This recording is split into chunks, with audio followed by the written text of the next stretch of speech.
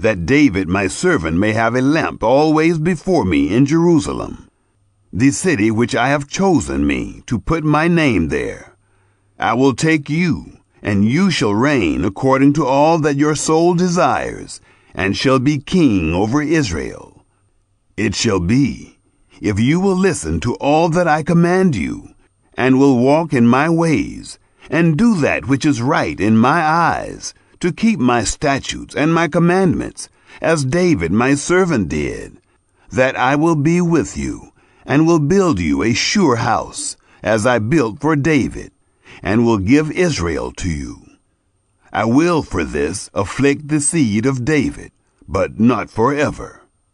Solomon sought therefore to kill Jeroboam.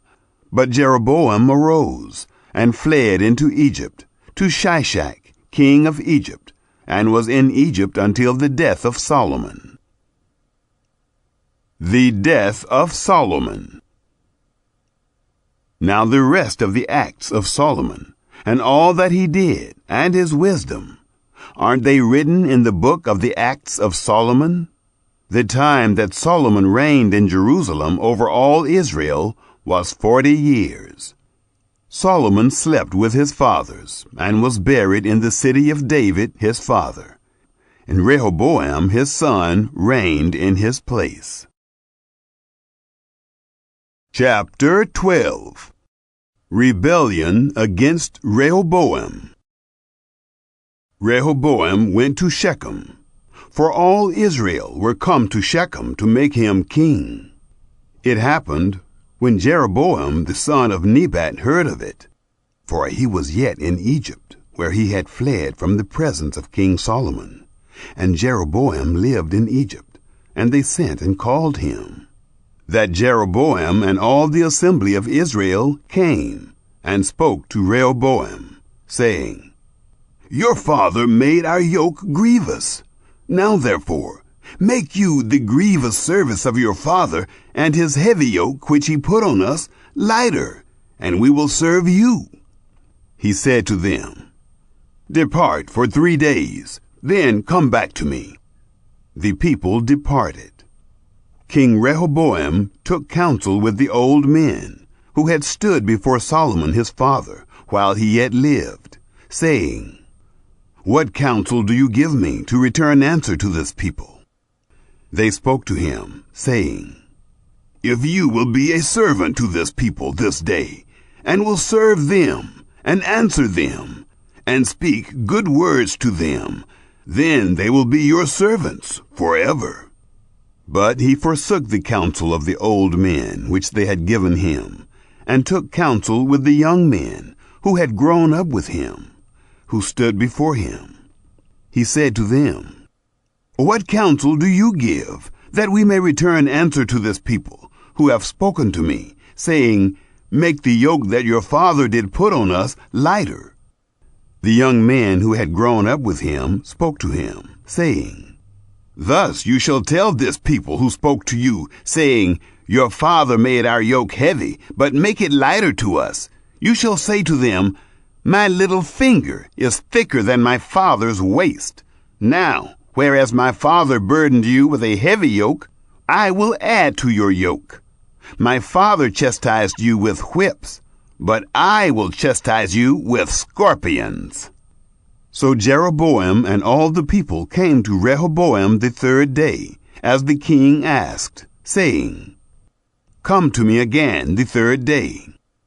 The king answered the people roughly, and forsook the counsel of the old men which they had given him, and spoke to them according to the counsel of the young men, saying, My father made your yoke heavy, but I will add to your yoke. My father chastised you with whips, but I will chastise you with scorpions.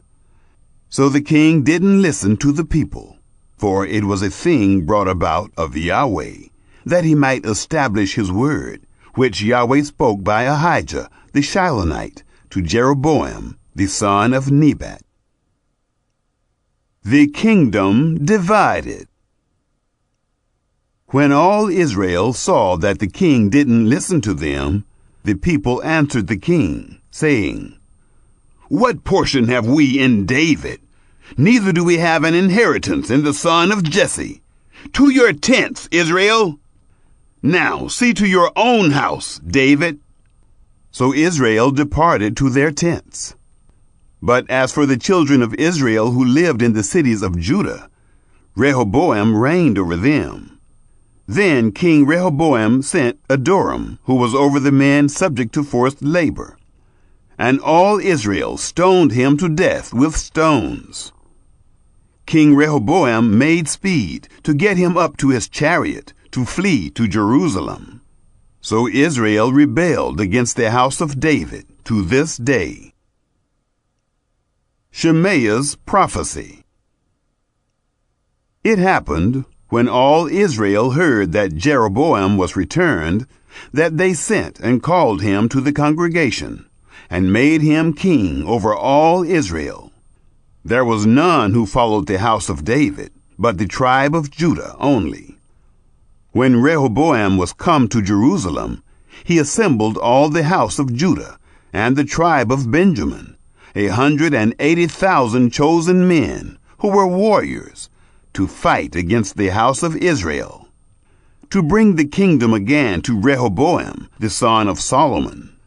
But the word of God came to Shemaiah, the man of God, saying, Speak to Rehoboam, the son of Solomon, king of Judah, and to all the house of Judah and Benjamin, and to the rest of the people, saying, Thus says Yahweh, You shall not go up, nor fight against your brothers, the children of Israel.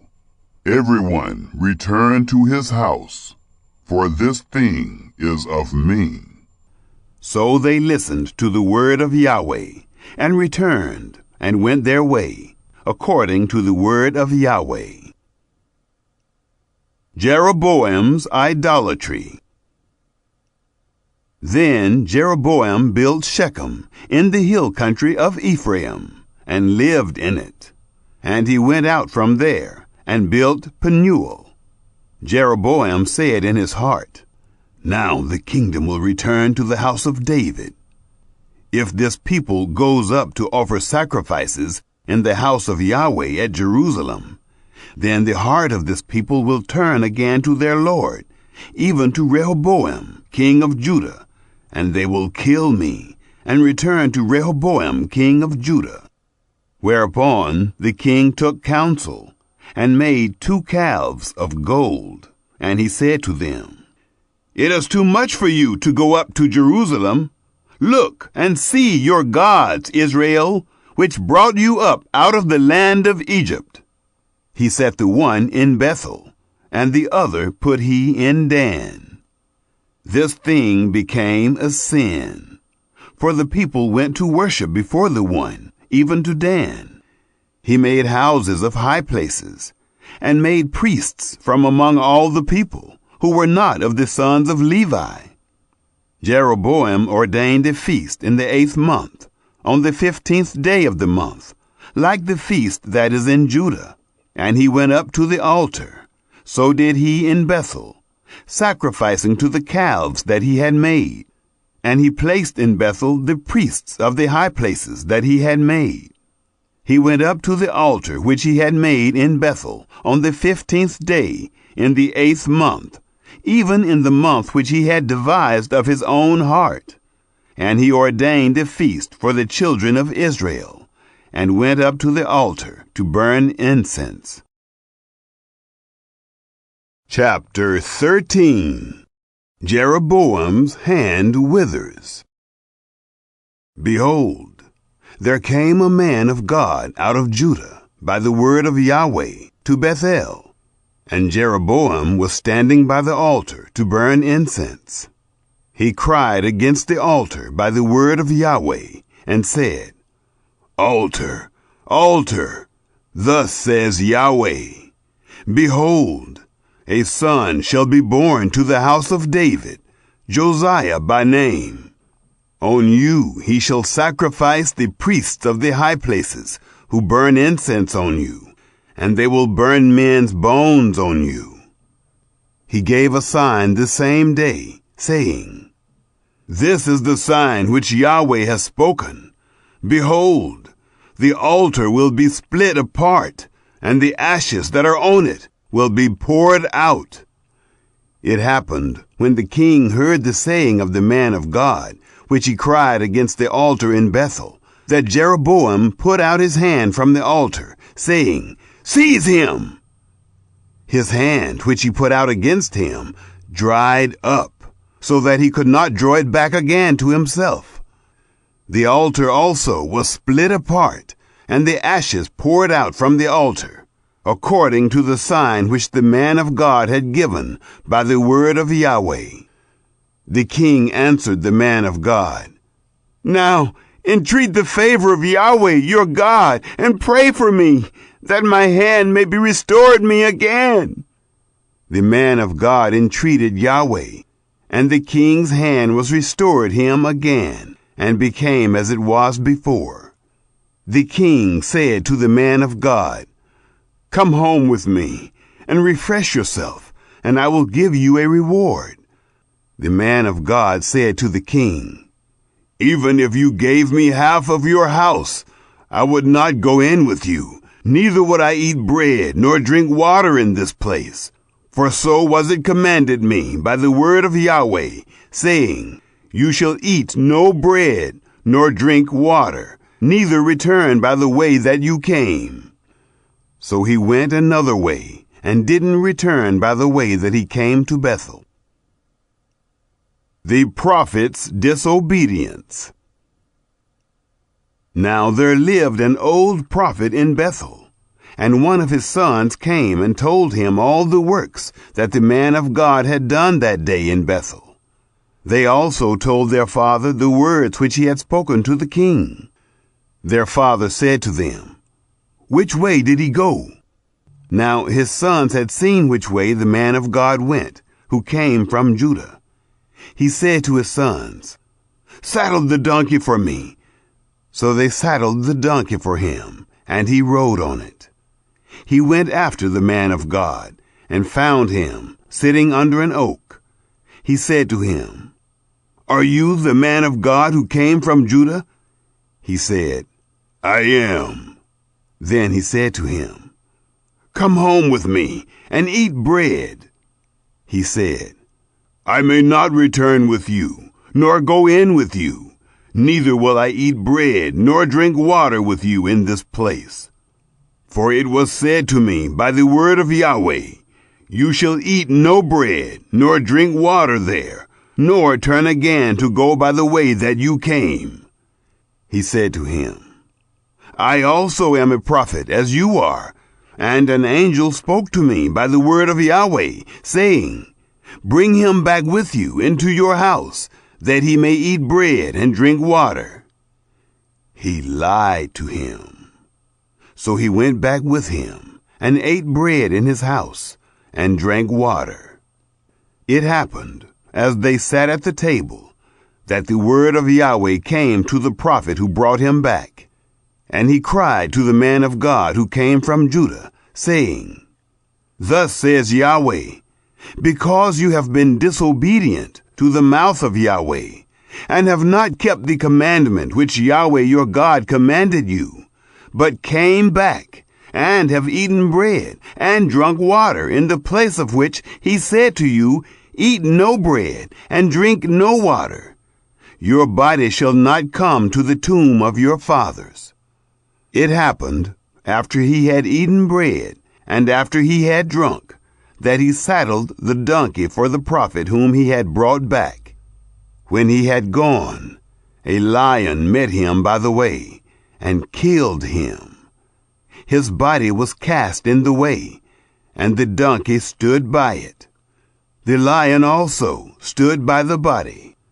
Behold, men passed by, and saw the body cast in the way, and the lion standing by the body. And they came and told it in the city where the old prophet lived. When the prophet who brought him back from the way heard of it, he said, "It is the man of God who was disobedient to the mouth of Yahweh." Therefore Yahweh has delivered him to the lion, which has mauled him and slain him, according to the word of Yahweh, which he spoke to him. He spoke to his sons, saying, Saddle the donkey for me. They saddled it. He went and found his body cast in the way, and the donkey and the lion standing by the body. The lion had not eaten the body, nor mauled the donkey. The prophet took up the body of the man of God, and laid it on the donkey, and brought it back. He came to the city of the old prophet to mourn, and to bury him. He laid his body in his own grave, and they mourned over him, saying, Alas, my brother! It happened, after he had buried him, that he spoke to his sons, saying, When I am dead, then bury me in the tomb in which the man of God is buried. Lay my bones beside his bones. For the saying which he cried by the word of Yahweh against the altar in Bethel, and against all the houses of the high places which are in the cities of Samaria, will surely happen. After this thing, Jeroboam didn't return from his evil way, but again made priests of the high places from among all the people. Whoever wanted to, he consecrated him, that there might be priests of the high places. This thing became sin to the house of Jeroboam, even to cut it off, and to destroy it from off the surface of the earth. Chapter 14. Ahijah's prophecy against Jeroboam. At that time, Abijah, the son of Jeroboam, fell sick. Jeroboam said to his wife, Please, get up and disguise yourself, that you won't be recognized as the wife of Jeroboam. Go to Shiloh. Behold, there is Ahijah the prophet, who spoke concerning me that I should be king over this people. Take with you 10 loaves and cakes and a jar of honey, and go to him. He will tell you what will become of the child. Jeroboam's wife did so, and arose, and went to Shiloh, and came to the house of Ahijah. Now Ahijah could not see, for his eyes were set by reason of his age. Yahweh said to Ahijah, Behold, the wife of Jeroboam comes to inquire of you concerning her son, for he is sick. Thus and thus you shall tell her, for it will be, when she comes in, that she will pretend to be another woman. It was so, when Ahijah heard the sound of her feet, as she came in at the door, that he said, Come in, you wife of Jeroboam. Why do you pretend to be another? For I am sent to you with heavy news. Go, tell Jeroboam, Thus says Yahweh, the God of Israel, because I exalted you from among the people, and made you prince over my people Israel, and tore the kingdom away from the house of David, and gave it to you. And yet you have not been as my servant David, who kept my commandments, and who followed me with all his heart, to do that only which was right in my eyes, but have done evil above all who were before you, and have gone and made you other gods and molten images to provoke me to anger, and have cast me behind your back.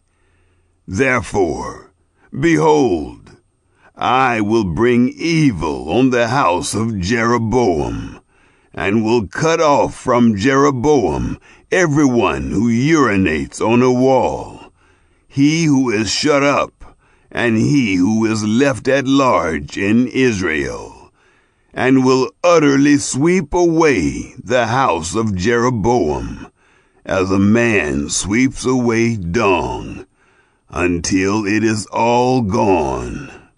He who dies of Jeroboam in the city shall the dogs eat, and he who dies in the field shall the birds of the sky eat.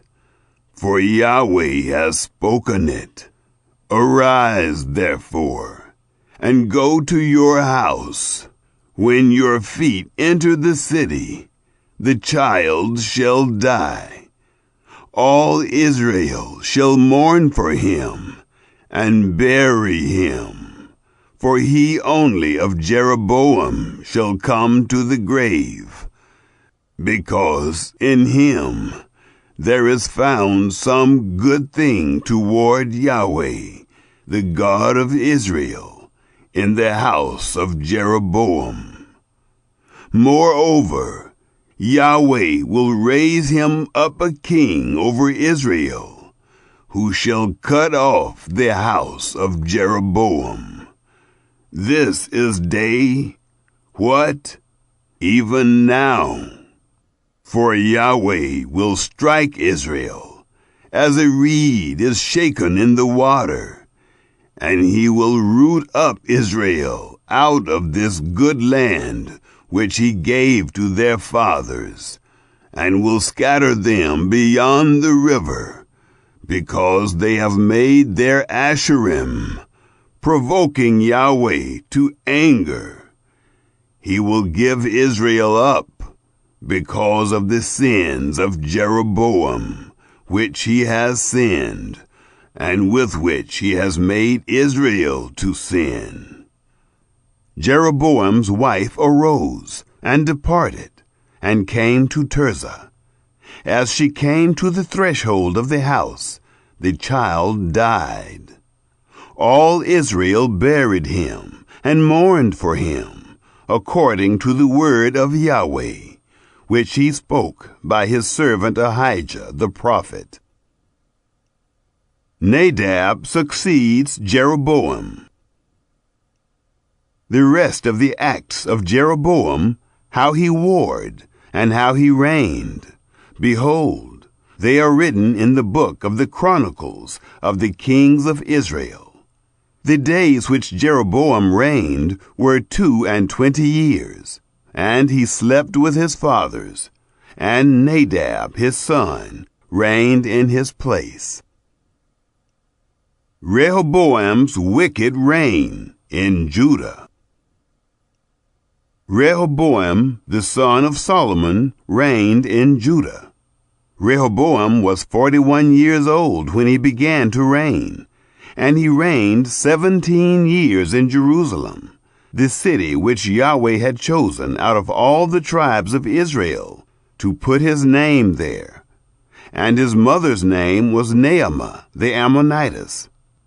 Judah did that which was evil in the sight of Yahweh, and they provoked him to jealousy with their sins which they committed, above all that their fathers had done. For they also built them high places, and pillars, and Asherim, on every high hill, and under every green tree. And there were also Sodomites in the land. They did according to all the abominations of the nations which Yahweh drove out before the children of Israel. Shishak raids Jerusalem. It happened in the 5th year of King Rehoboam that Shishak, king of Egypt, came up against Jerusalem. And he took away the treasures of the house of Yahweh, and the treasures of the king's house. He even took away all. And he took away all the shields of gold which Solomon had made. King Rehoboam made in their place shields of brass, and committed them to the hands of the captains of the guard, who kept the door of the king's house. It was so, that as often as the king went into the house of Yahweh, the guard bore them, and brought them back into the guard room. Now the rest of the acts of Rehoboam, and all that he did, Aren't they written in the book of the Chronicles of the kings of Judah? There was war between Rehoboam and Jeroboam continually. Rehoboam slept with his fathers, and was buried with his fathers in the city of David. And his mother's name was Naamah the Ammonitess. Abijam his son reigned in his place. Chapter 15. Abijam's wicked reign in Judah. Now in the 18th year of King Jeroboam, the son of Nebat, began Abijam to reign over Judah. 3 years reigned he in Jerusalem, and his mother's name was Maacah, the daughter of Abishalom. He walked in all the sins of his father, which he had done before him. And his heart was not perfect with Yahweh his God, as the heart of David his father. Nevertheless, for David's sake did Yahweh his God give him a lamp in Jerusalem, to set up his son after him, and to establish Jerusalem. Because David did that which was right in the eyes of Yahweh, and didn't turn aside from anything that he commanded him all the days of his life, except only in the matter of Uriah the Hittite. Now there was war between Rehoboam and Jeroboam all the days of his life. The rest of the acts of Abijam and all that he did, aren't they written in the book of the Chronicles of the kings of Judah? There was war between Abijam and Jeroboam. Abijam slept with his fathers, and they buried him in the city of David, and Asa his son reigned in his place. Asa's good reign in Judah. In the 20th year of Jeroboam, king of Israel, began Asa to reign over Judah. 41 years reigned he in Jerusalem, and his mother's name was Maacah, the daughter of Abishalom. Asa did that which was right in the eyes of Yahweh, as did David his father. He put away the Sodomites out of the land, and removed all the idols that his fathers had made. Also Maacah his mother he removed from being queen, because she had made an abominable image for an Asherah. And Asa cut down her image, and burnt it at the brook Kidron. But the high places were not taken away. Nevertheless, the heart of Asa was perfect with Yahweh all his days. He brought into the house of Yahweh the things that his father had dedicated, and the things that himself had dedicated, silver and gold and vessels. War between Asa and Baasha. There was war between Asa and Baasha, king of Israel, all their days. Baasha, king of Israel, went up against Judah, and built Ramah, that he might not allow anyone to go out or come in to Asa, king of Judah. Then Asa took all the silver and the gold that were left in the treasures of the house of Yahweh, and the treasures of the king's house, and delivered them into the hand of his servants. And King Asa sent them to Ben-Hadad, the son of Tabrimmon, the son of Hezion, king of Syria, who lived at Damascus, saying, There is a treaty between me and you, between my father and your father. Behold, I have sent to you a present of silver and gold. Go, break your treaty with Baasha, king of Israel, that he may depart from me.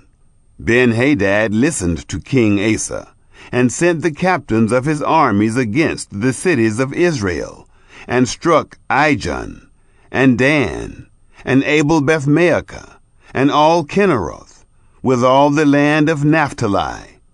It happened, when Baasha heard of it, that he left off building Ramah, and lived in Tirzah.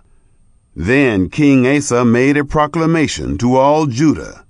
None was exempted. And they carried away the stones of Ramah and its timber, with which Baasha had built. And King Asa built therewith Geba of Benjamin and Mizpah. Jehoshaphat succeeds Asa. Now the rest of all the acts of Asa, and all his might, and all that he did, and the cities which he built, aren't they written in the book of the Chronicles of the kings of Judah? But in the time of his old age, he was diseased in his feet. Asa slept with his fathers, and was buried with his fathers in the city of David his father. And Jehoshaphat his son reigned in his place. Nadab's wicked reign in Israel. Nadab, the son of Jeroboam, began to reign over Israel in the 2nd year of Asa, king of Judah. And he reigned over Israel 2 years. He did that which was evil in the sight of Yahweh, and walked in the way of his father, and in his sin with which he made Israel to sin. Baasha, the son of Ahijah, of the house of Issachar, conspired against him. And Baasha struck him at Gibbethon, which belonged to the Philistines. For Nadab and all Israel were laying siege to Gibbethon. Even in the 3rd year of Asa, king of Judah, did Baasha kill him, and reign in his place. It happened that, as soon as he was king, he struck all the house of Jeroboam.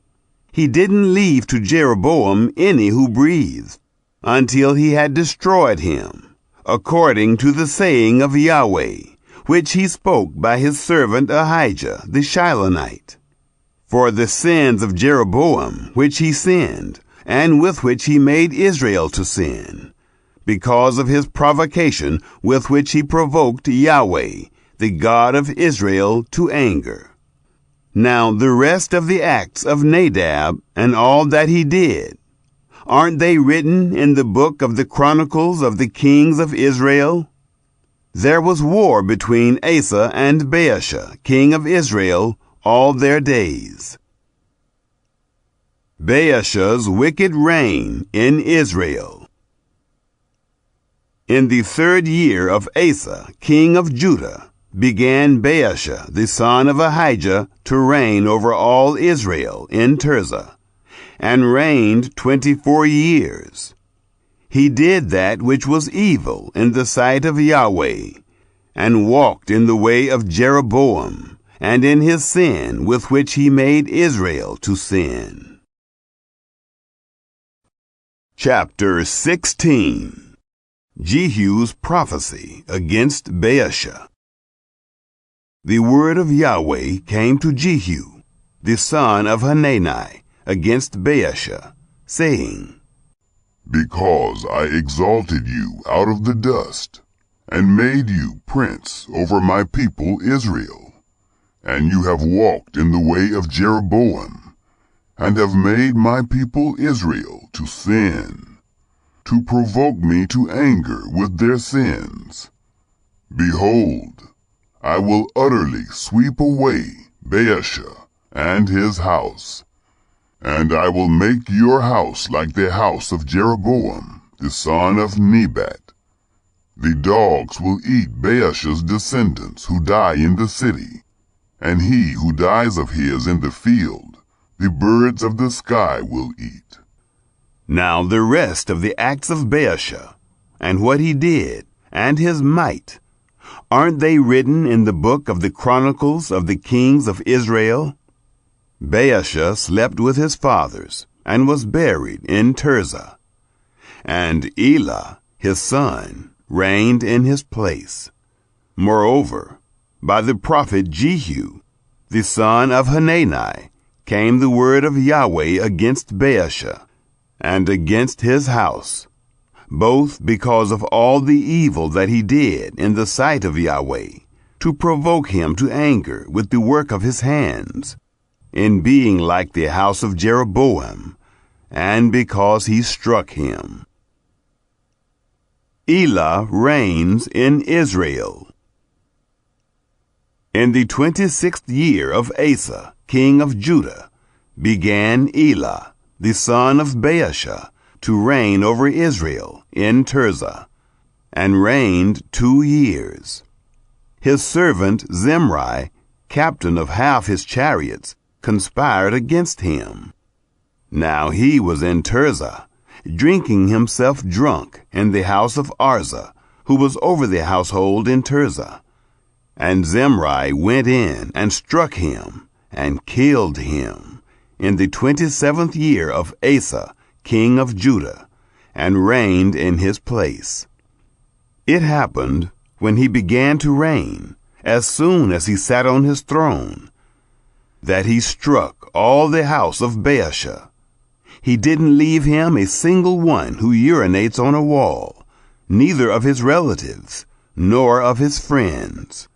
Thus Zimri destroyed all the house of Baasha, according to the word of Yahweh, which he spoke against Baasha by Jehu the prophet, for all the sins of Baasha, and the sins of Elah his son, which they sinned, and with which they made Israel to sin, to provoke Yahweh, the God of Israel, to anger with their vanities.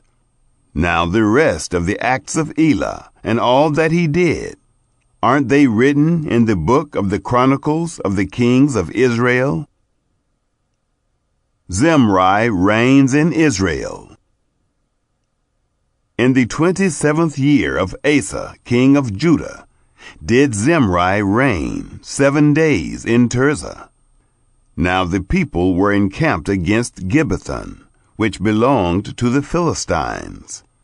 The people who were encamped heard say, Zimri has conspired, and has also struck the king. Therefore all Israel made Omri, the captain of the army, king over Israel that day in the camp. Omri went up from Gibbethon, and all Israel with him, and they besieged Tirzah. It happened, when Zimri saw that the city was taken, that he went into the castle of the king's house, and burnt the king's house over him with fire, and died. For his sins which he sinned in doing that which was evil in the sight of Yahweh, in walking in the way of Jeroboam, and in his sin which he did, to make Israel to sin. Now the rest of the acts of Zimri, and his treason that he did, aren't they written in the book of the Chronicles of the Kings of Israel? Omri reigns in Israel. Then were the people of Israel divided into 2 parts. Half of the people followed Tibni, the son of Ginath, to make him king, and half followed Omri. But the people who followed Omri prevailed against the people who followed Tibni, the son of Ginath. So Tibni died, and Omri reigned. In the 31st year of Asa, king of Judah, began Omri to reign over Israel, and reigned 12 years. 6 years reigned he in Tirzah.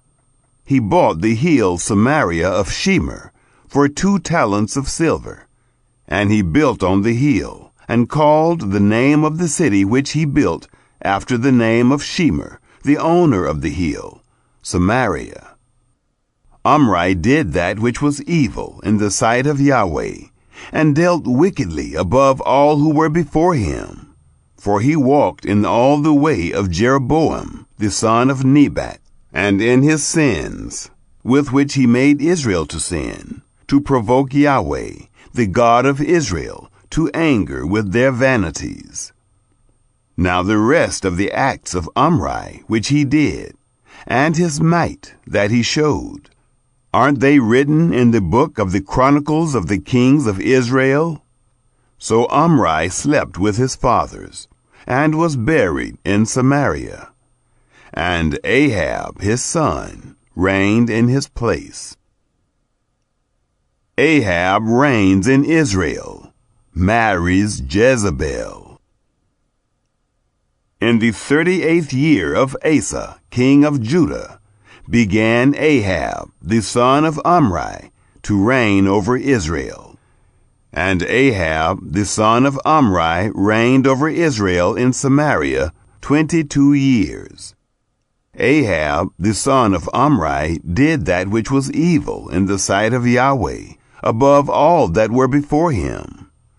It happened, as if it had been a light thing for him to walk in the sins of Jeroboam, the son of Nebat, that he took as wife Jezebel, the daughter of Ethbaal, king of the Sidonians, and went and served Baal, and worshipped him.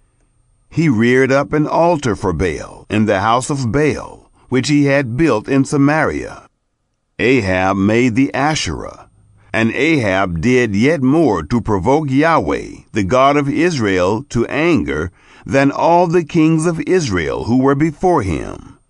In his days did Hiel, the Bethelite, build Jericho. He laid its foundation with the loss of Abiram, his firstborn, and set up its gates with the loss of his youngest son, Segub, according to the word of Yahweh, which he spoke by Joshua, the son of Nun. Chapter 17. Ravens feed Elijah.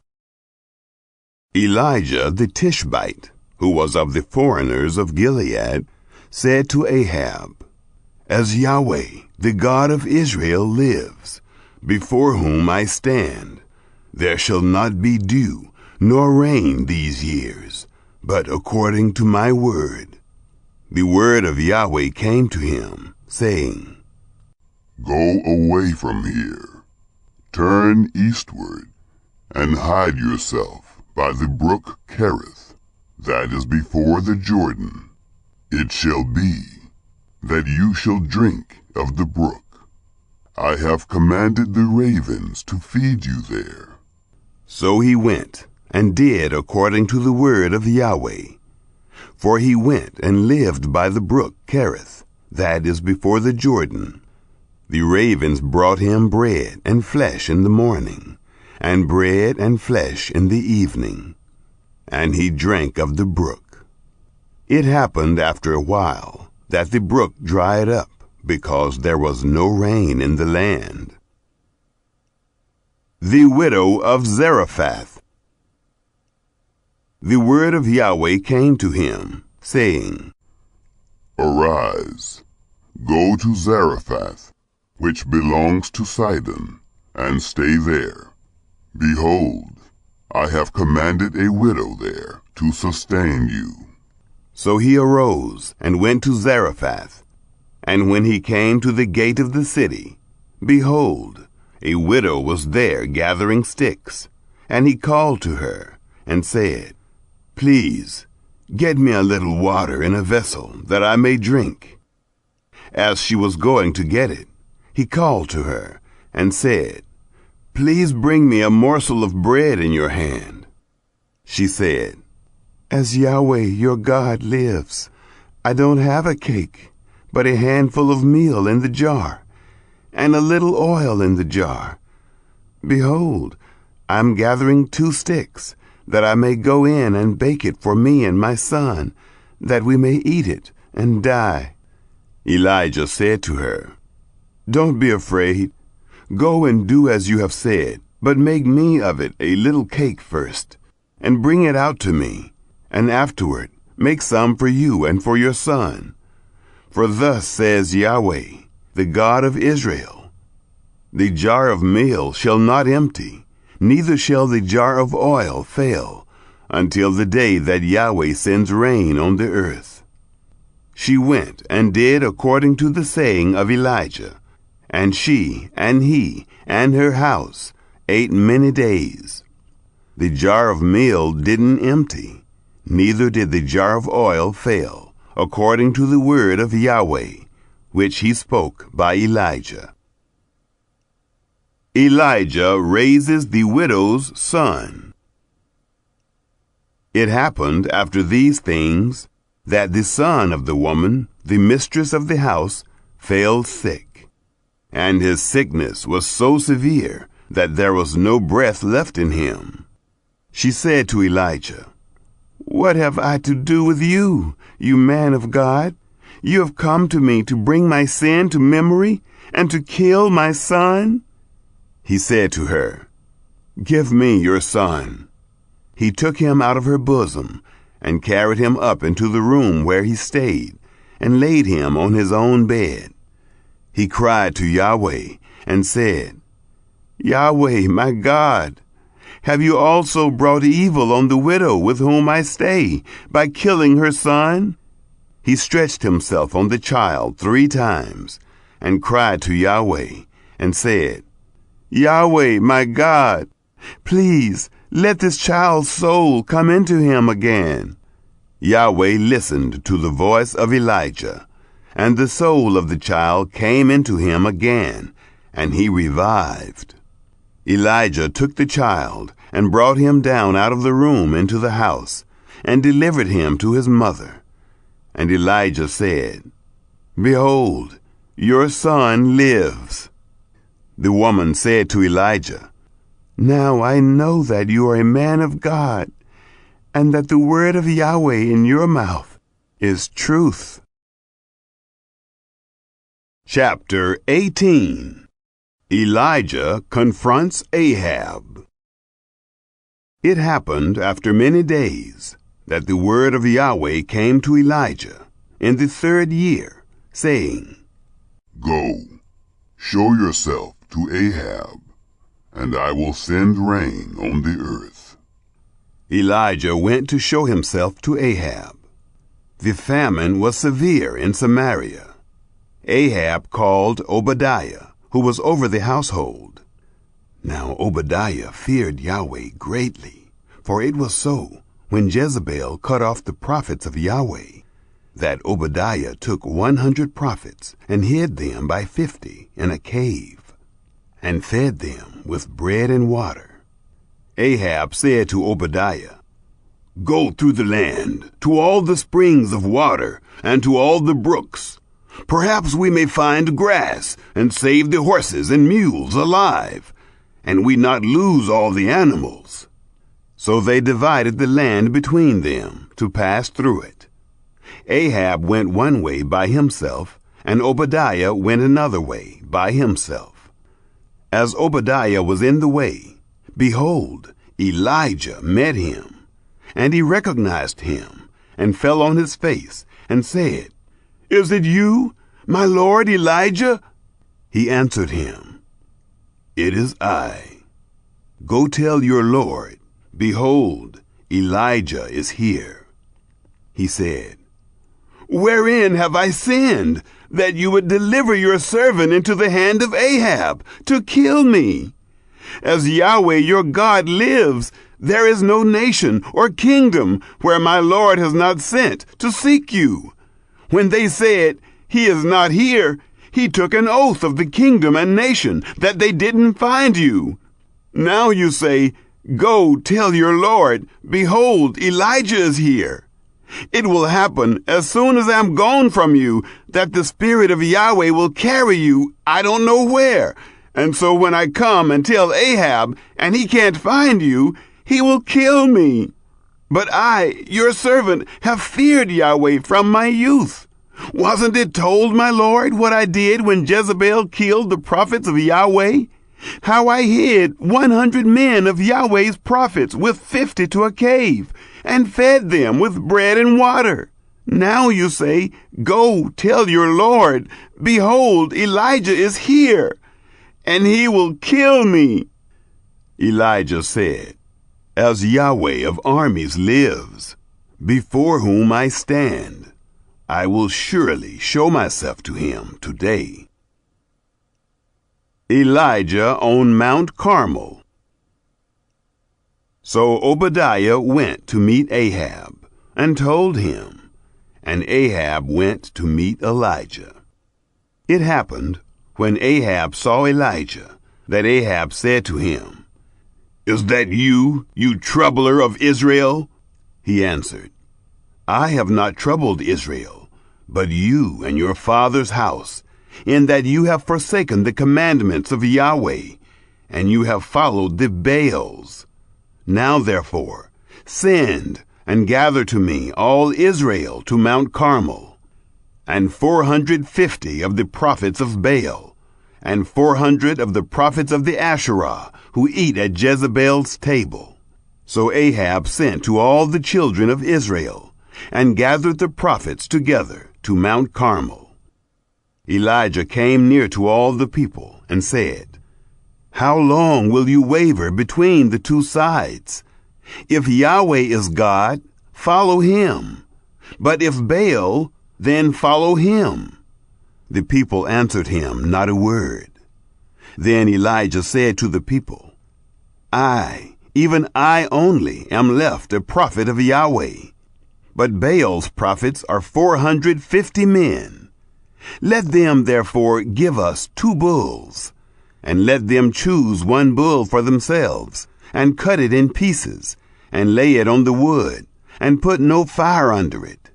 And I will dress the other bull, and lay it on the wood, and put no fire under it. You call on the name of your God, and I will call on the name of Yahweh. The God who answers by fire, let him be God. All the people answered, It is well said. Elijah said to the prophets of Baal, Choose 1 bull for yourselves, and dress it first, for you are many, and call on the name of your God, but put no fire under it. They took the bull which was given them, and they dressed it, and called on the name of Baal from morning even until noon, saying, Baal, hear us. But there was no voice, nor any who answered. They leaped about the altar which was made. It happened at noon that Elijah mocked them, and said, Cry aloud, for he is a god. Either he is musing, or he has gone aside, or he is on a journey, or perhaps he sleeps and must be awakened. They cried aloud and cut themselves in their way with knives and lances, until the blood gushed out on them. It was so, when midday was past, that they prophesied until the time of the offering of the oblation. But there was neither voice, nor any to answer, nor any who regarded. Elijah said to all the people, Come near to me. And all the people came near to him. He repaired the altar of Yahweh that was thrown down. Elijah took 12 stones, according to the number of the tribes of the sons of Jacob, to whom the word of Yahweh came, saying, Israel shall be your name. With the stones he built an altar in the name of Yahweh. He made a trench around the altar, large enough to contain 2 measures of seed. He put the wood in order, and cut the bull in pieces, and laid it on the wood. He said, Fill 4 jars with water, and pour it on the burnt offering and on the wood. He said, Do it a second time. And they did it the second time. He said, Do it a third time. And they did it the third time. The water ran around the altar, and he also filled the trench with water. Elijah's prayer. It happened at the time of the offering of the oblation that Elijah the prophet came near and said, Yahweh, the God of Abraham, of Isaac, and of Israel, let it be known this day that you are God in Israel, and that I am your servant, and that I have done all these things at your word. Hear me, Yahweh, hear me, that this people may know that you, Yahweh, are God, and that you have turned their heart back again. Then the fire of Yahweh fell, and consumed the burnt offering, and the wood, and the stones, and the dust, and licked up the water that was in the trench. When all the people saw it, they fell on their faces. They said, Yahweh, He is God! Yahweh, He is God!" Elijah said to them, "Seize the prophets of Baal. Don't let one of them escape." They seized them. Elijah brought them down to the brook Kishon and killed them there. The Lord sends rain. Elijah said to Ahab, "Get up, eat and drink, for there is the sound of abundance of rain." So Ahab went up to eat and to drink. Elijah went up to the top of Carmel, and he bowed himself down on the earth, and put his face between his knees. He said to his servant, "Go up now, look toward the sea." He went up and looked, and said, "There is nothing." He said, "Go again 7 times." It happened at the 7th time that he said, "Behold, a small cloud, like a man's hand, is rising out of the sea." He said, "Go up, tell Ahab, get ready and go down, so that the rain doesn't stop you." It happened in a little while that the sky grew black with clouds and wind, and there was a great rain. Ahab rode and went to Jezreel. The hand of Yahweh was on Elijah, and he tucked his cloak into his belt and ran before Ahab to the entrance of Jezreel. Chapter 19. Elijah flees Jezebel. Ahab told Jezebel all that Elijah had done, and how he had killed all the prophets with the sword. Then Jezebel sent a messenger to Elijah, saying, "So let the gods do to me, and more also, if I don't make your life as the life of one of them by tomorrow about this time." When he saw that, he arose and went for his life, and came to Beersheba, which belongs to Judah, and left his servant there. But he himself went a day's journey into the wilderness, and came and sat down under a juniper tree.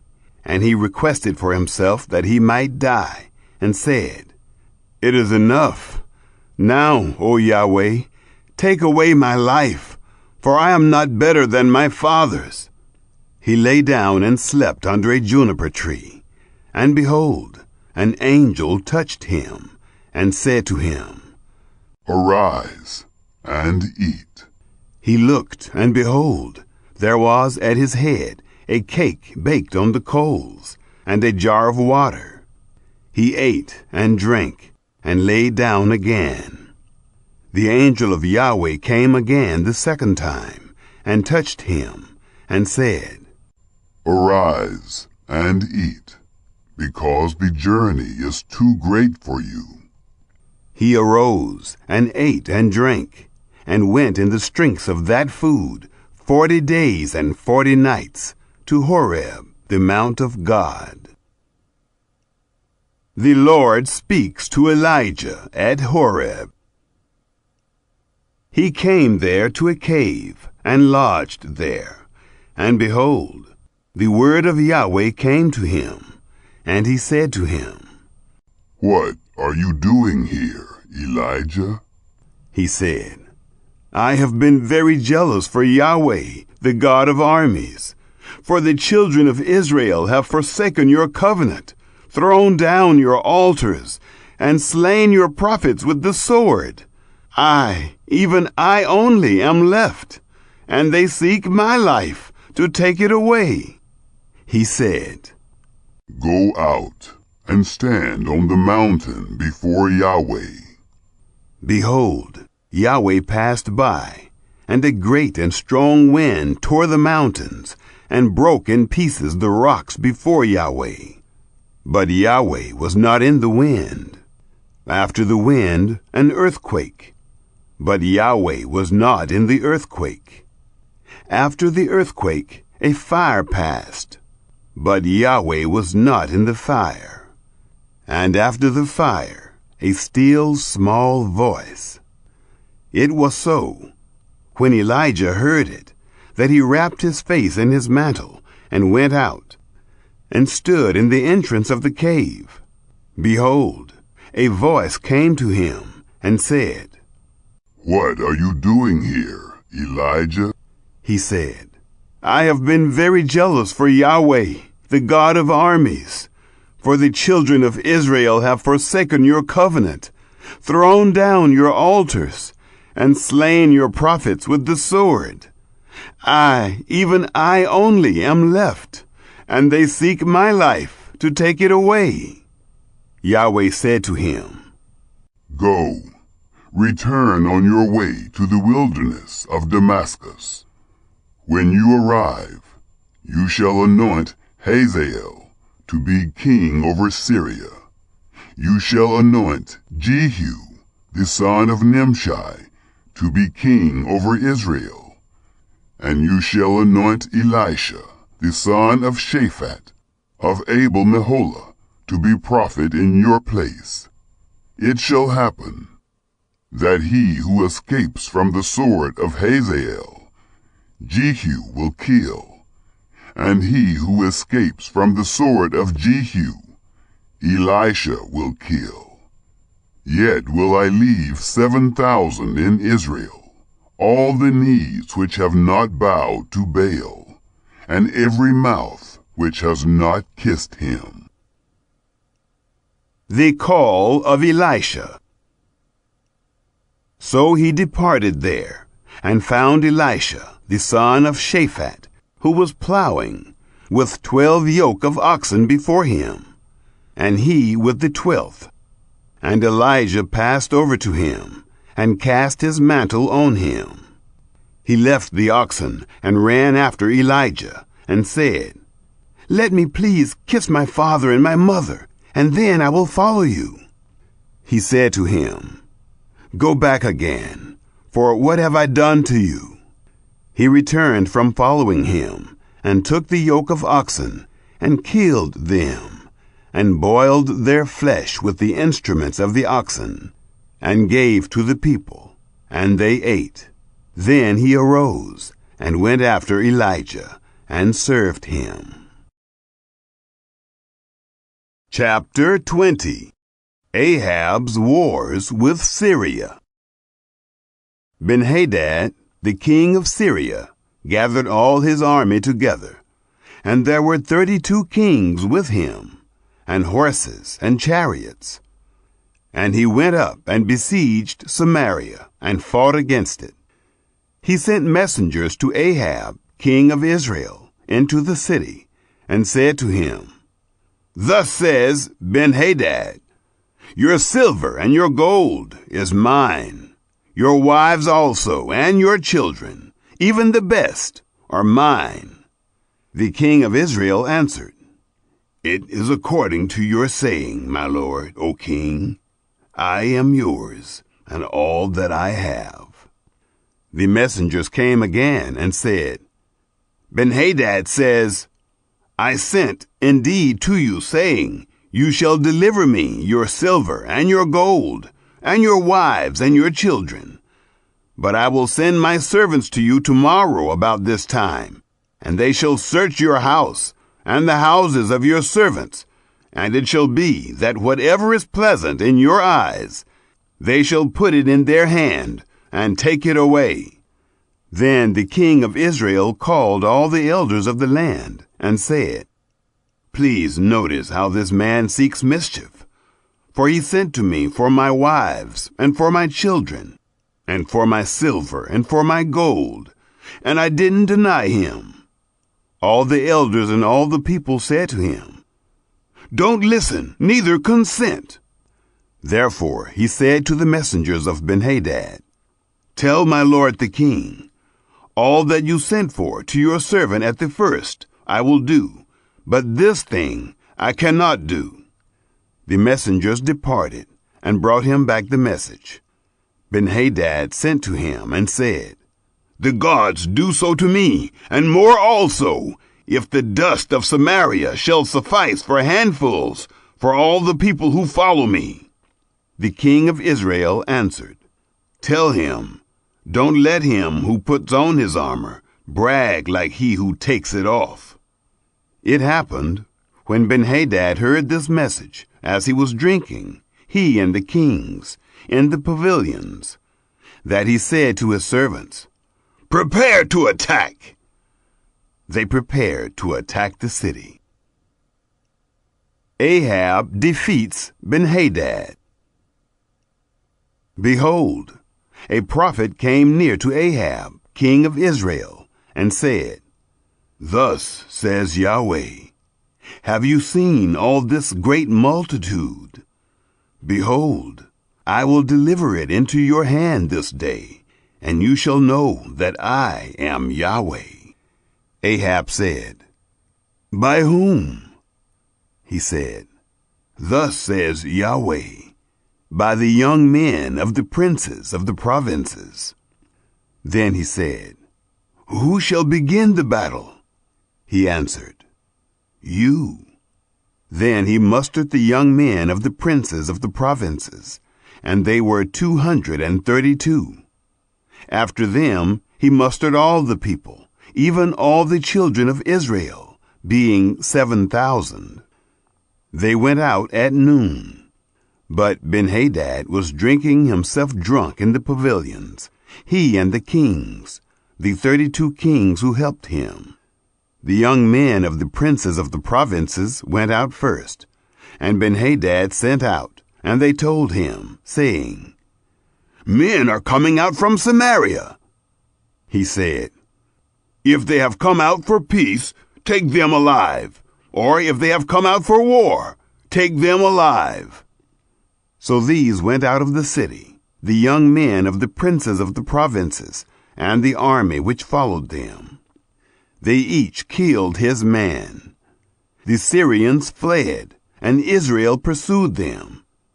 Benhadad, the king of Syria, escaped on a horse with horsemen. The king of Israel went out and struck the horses and chariots, and killed the Syrians with a great slaughter. The prophet came near to the king of Israel and said to him, "Go, strengthen yourself, and mark, and see what you do. For at the return of the year, the king of Syria will come up against you." The servants of the king of Syria said to him, "Their God is a God of the hills. Therefore they were stronger than we. But let us fight against them in the plain, and surely we shall be stronger than they.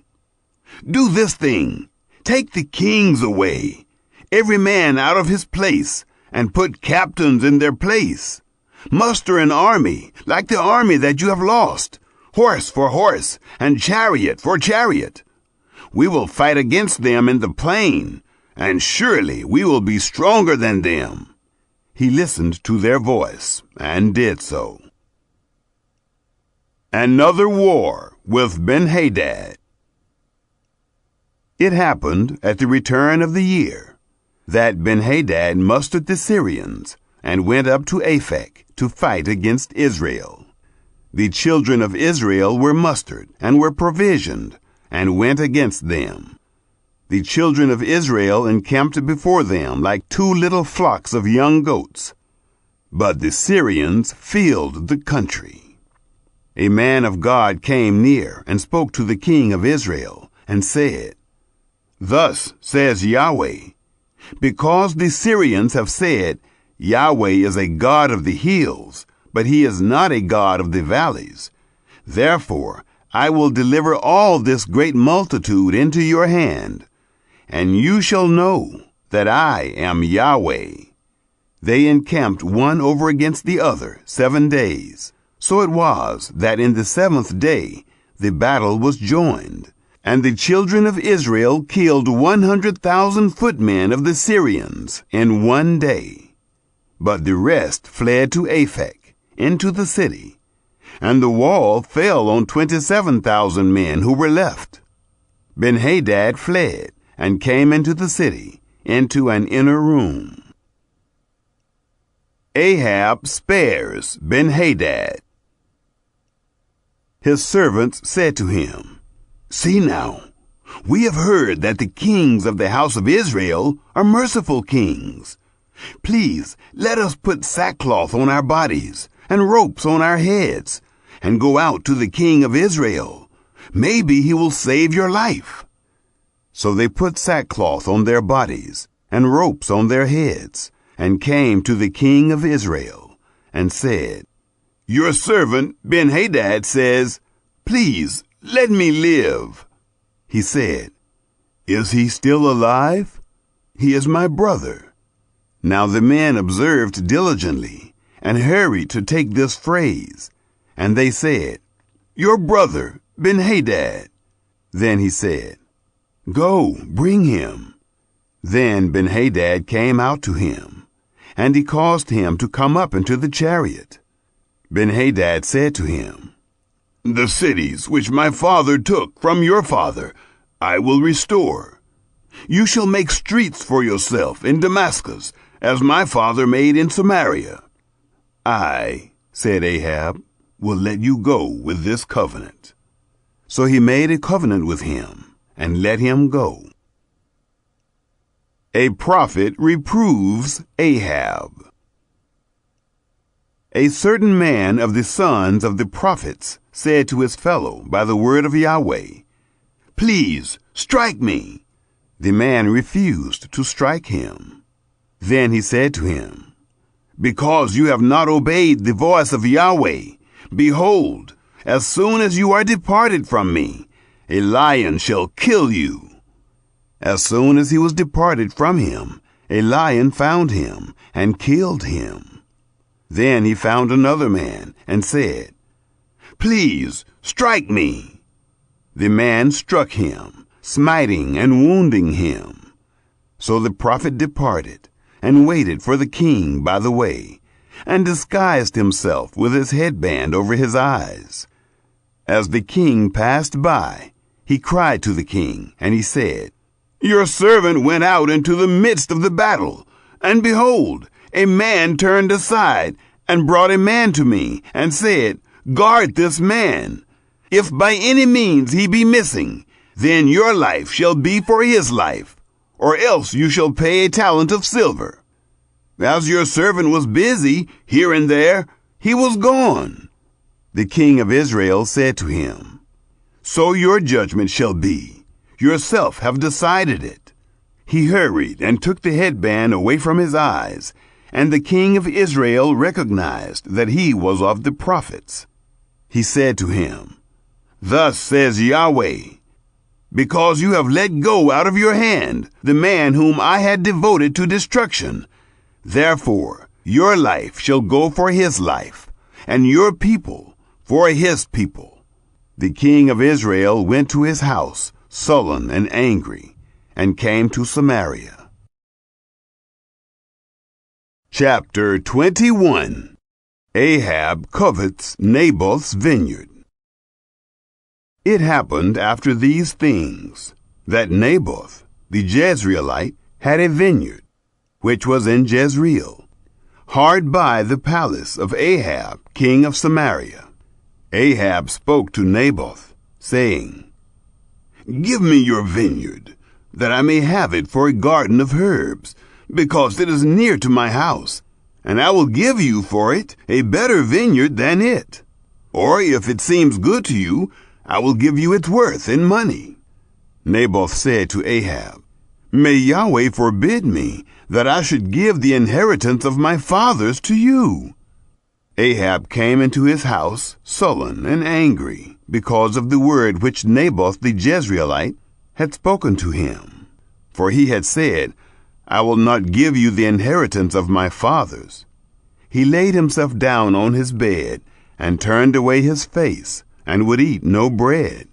But Jezebel, his wife, came to him and said to him, "Why is your spirit so sad that you eat no bread?" He said to her, "Because I spoke to Naboth the Jezreelite, and said to him, 'Give me your vineyard for money, or else, if it pleases you, I will give you another vineyard for it.' He answered, 'I will not give you my vineyard.' Jezebel his wife said to him, 'Do you now govern the kingdom of Israel?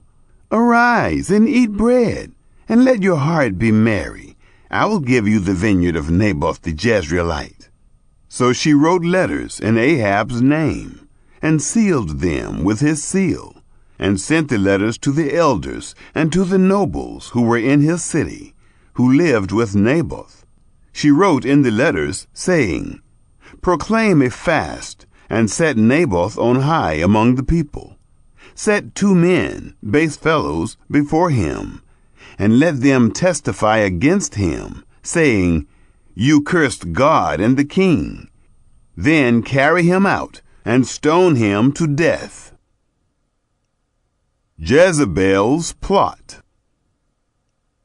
The men of his city, even the elders and the nobles who lived in his city, did as Jezebel had sent to them, according as it was written in the letters which she had sent to them. They proclaimed a fast, and set Naboth on high among the people. The 2 men, the base fellows, came in and sat before him. The base fellows testified against him, even against Naboth, in the presence of the people, saying, Naboth cursed God and the king. Then they carried him out of the city, and stoned him to death with stones. Then they sent to Jezebel, saying, Naboth has been stoned, and is dead.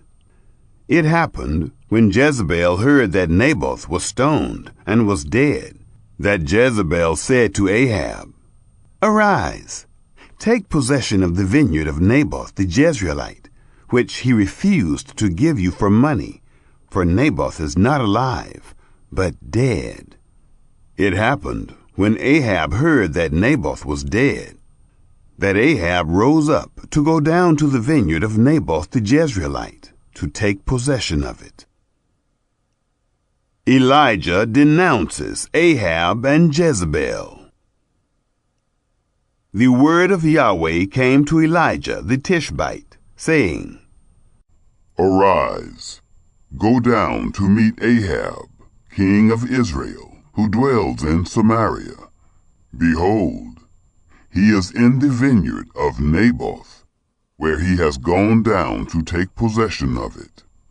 You shall speak to him, saying, Thus says Yahweh, Have you killed and also taken possession?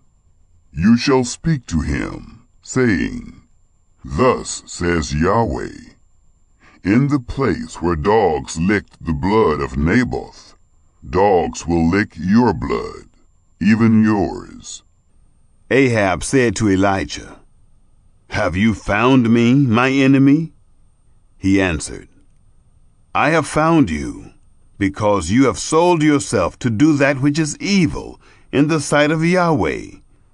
Behold, I will bring evil on you, and will utterly sweep you away, and will cut off from Ahab everyone who urinates against a wall, and him who is shut up, and him who is left at large in Israel. I will make your house like the house of Jeroboam, the son of Nebat, and like the house of Baasha, the son of Ahijah, for the provocation with which you have provoked me to anger, and have made Israel to sin. Yahweh also spoke of Jezebel, saying, The dogs shall eat Jezebel by the rampart of Jezreel. The dogs will eat he who dies of Ahab in the city, and the birds of the sky will eat he who dies in the field. Ahab's repentance. But there was none like Ahab, who sold himself to do that which was evil in the sight of Yahweh, whom Jezebel his wife stirred up. He did very abominably in following idols, according to all that the Amorites did, whom Yahweh cast out before the children of Israel.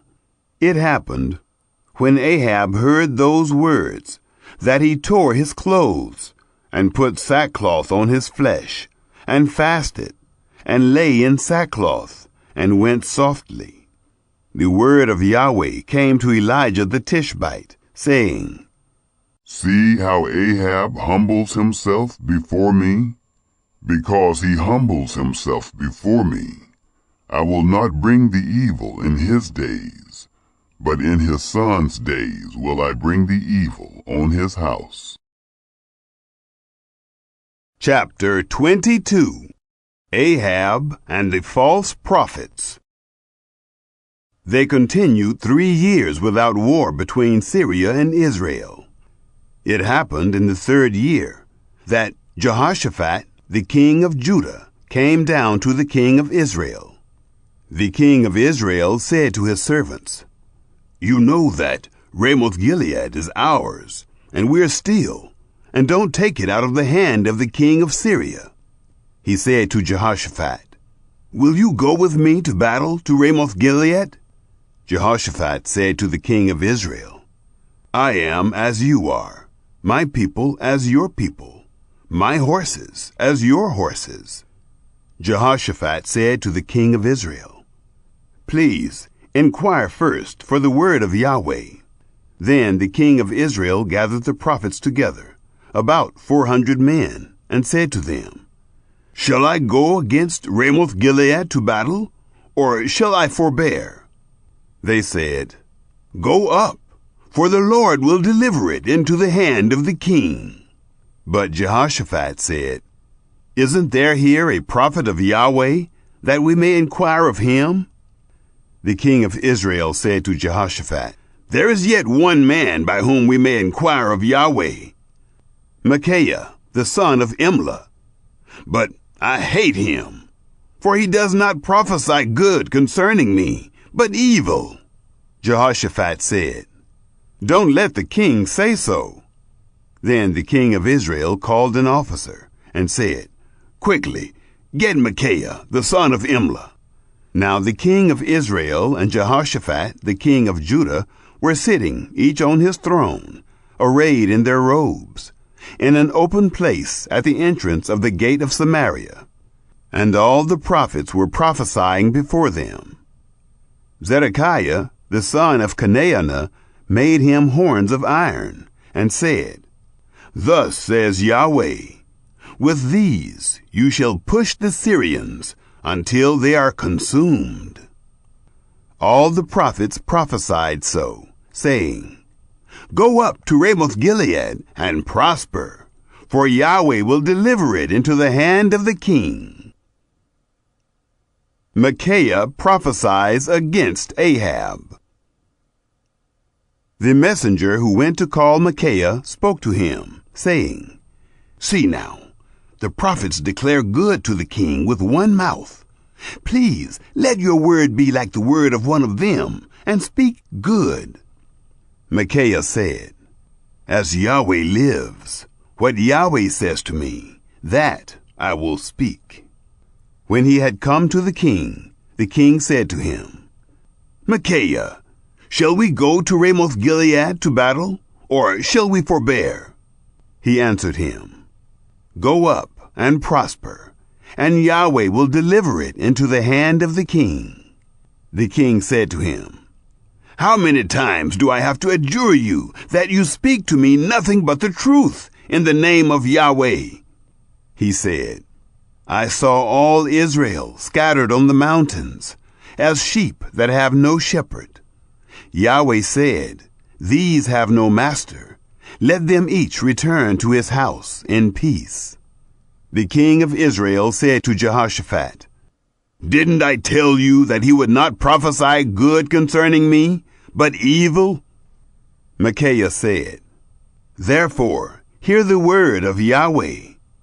I saw Yahweh sitting on his throne, and all the army of heaven standing by him, on his right hand and on his left. Yahweh said, Who shall entice Ahab, that he may go up and fall at Ramoth-Gilead? One said one thing, and another said another.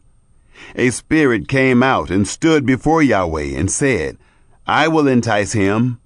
Yahweh said to him, How? He said, I will go out and will be a lying spirit in the mouth of all his prophets.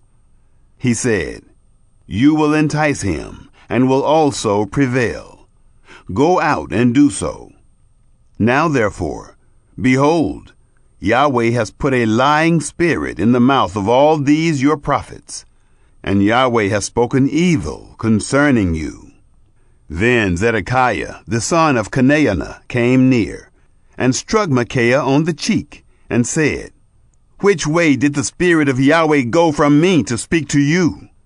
Micaiah said, "Behold, you will see on that day when you go into an inner room to hide yourself."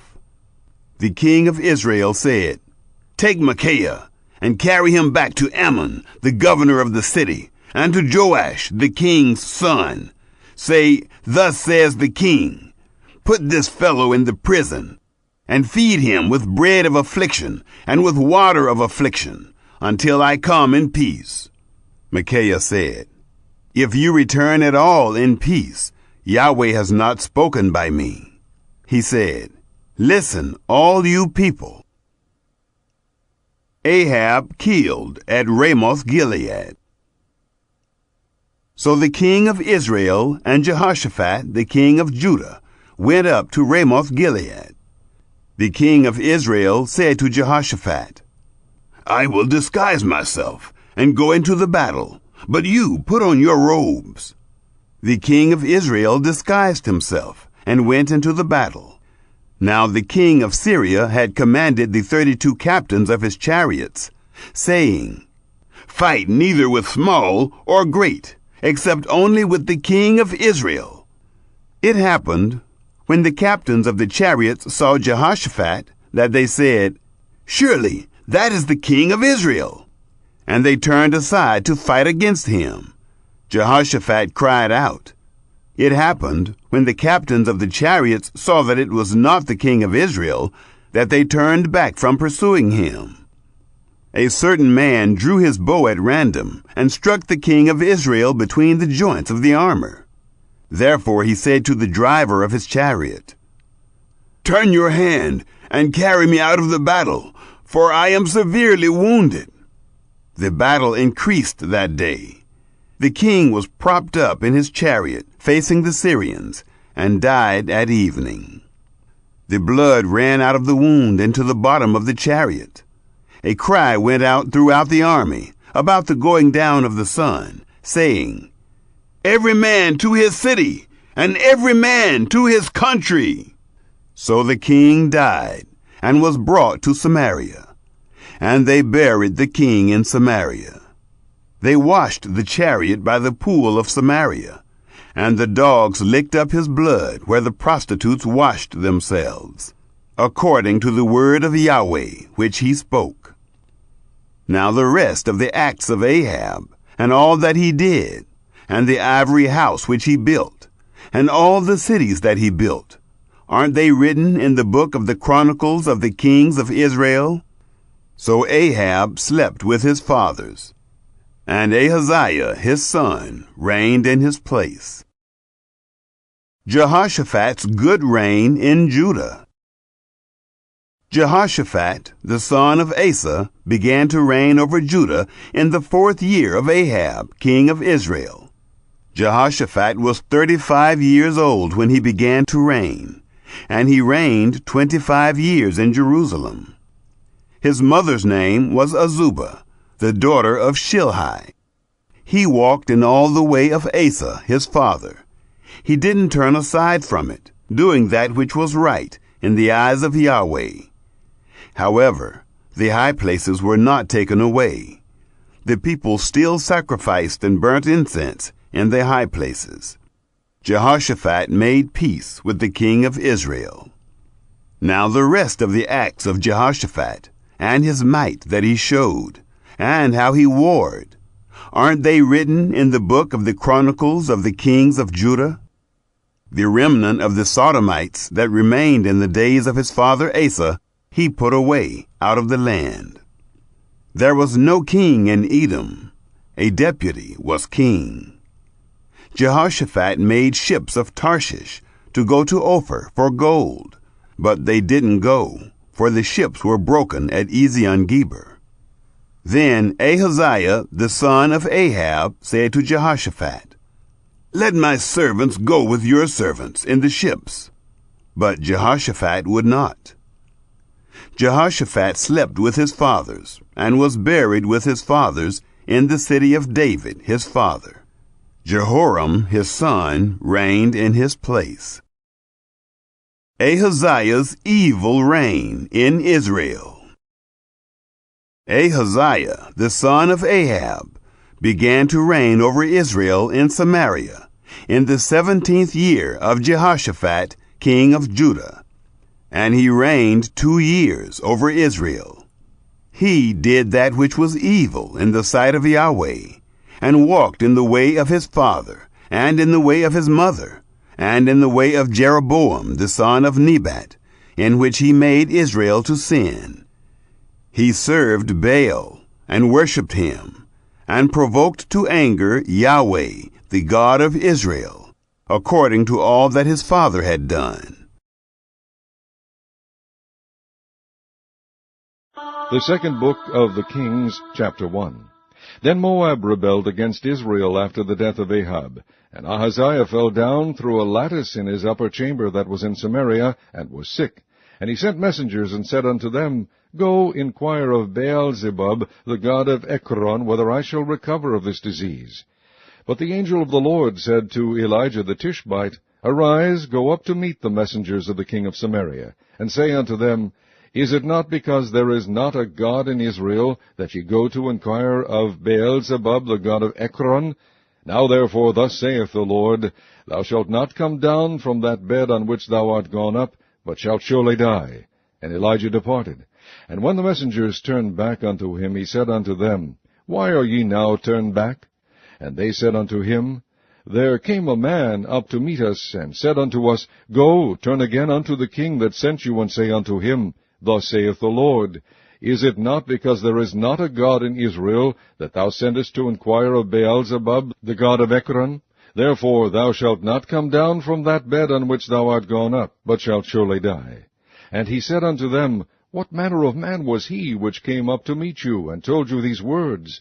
And they answered him, He was an hairy man, and girt with a girdle of leather about his loins. And he said, It is Elijah the Tishbite. Then the king sent unto him a captain of 50 with his 50, and went up to him. And behold, he sat on the top of an hill. And he spake unto him, Thou man of God, the king hath said, Come down. And Elijah answered and said to the captain of 50, If I be a man of God, then let fire come down from heaven, and consume thee and thy 50. And there came down fire from heaven, and consumed him and his 50. Again also he sent unto him another captain of 50 with his 50.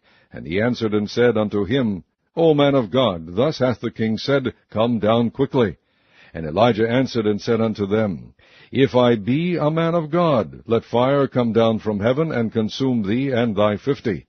And the fire of God came down from heaven, and consumed him and his 50. And he sent again a captain of the third 50 with his 50. And the third captain of 50 went up, and came and fell on his knees before Elijah, and besought him, and said unto him, O man of God, I pray thee, let my life and the life of these 50 thy servants be precious in thy sight. Behold, there came fire down from heaven, and burnt up the 2 captains of the former 50s with their 50s. Therefore let my life now be precious in thy sight. And the angel of the Lord said unto Elijah, Go down with him, be not afraid of him. And he arose and went down with him unto the king.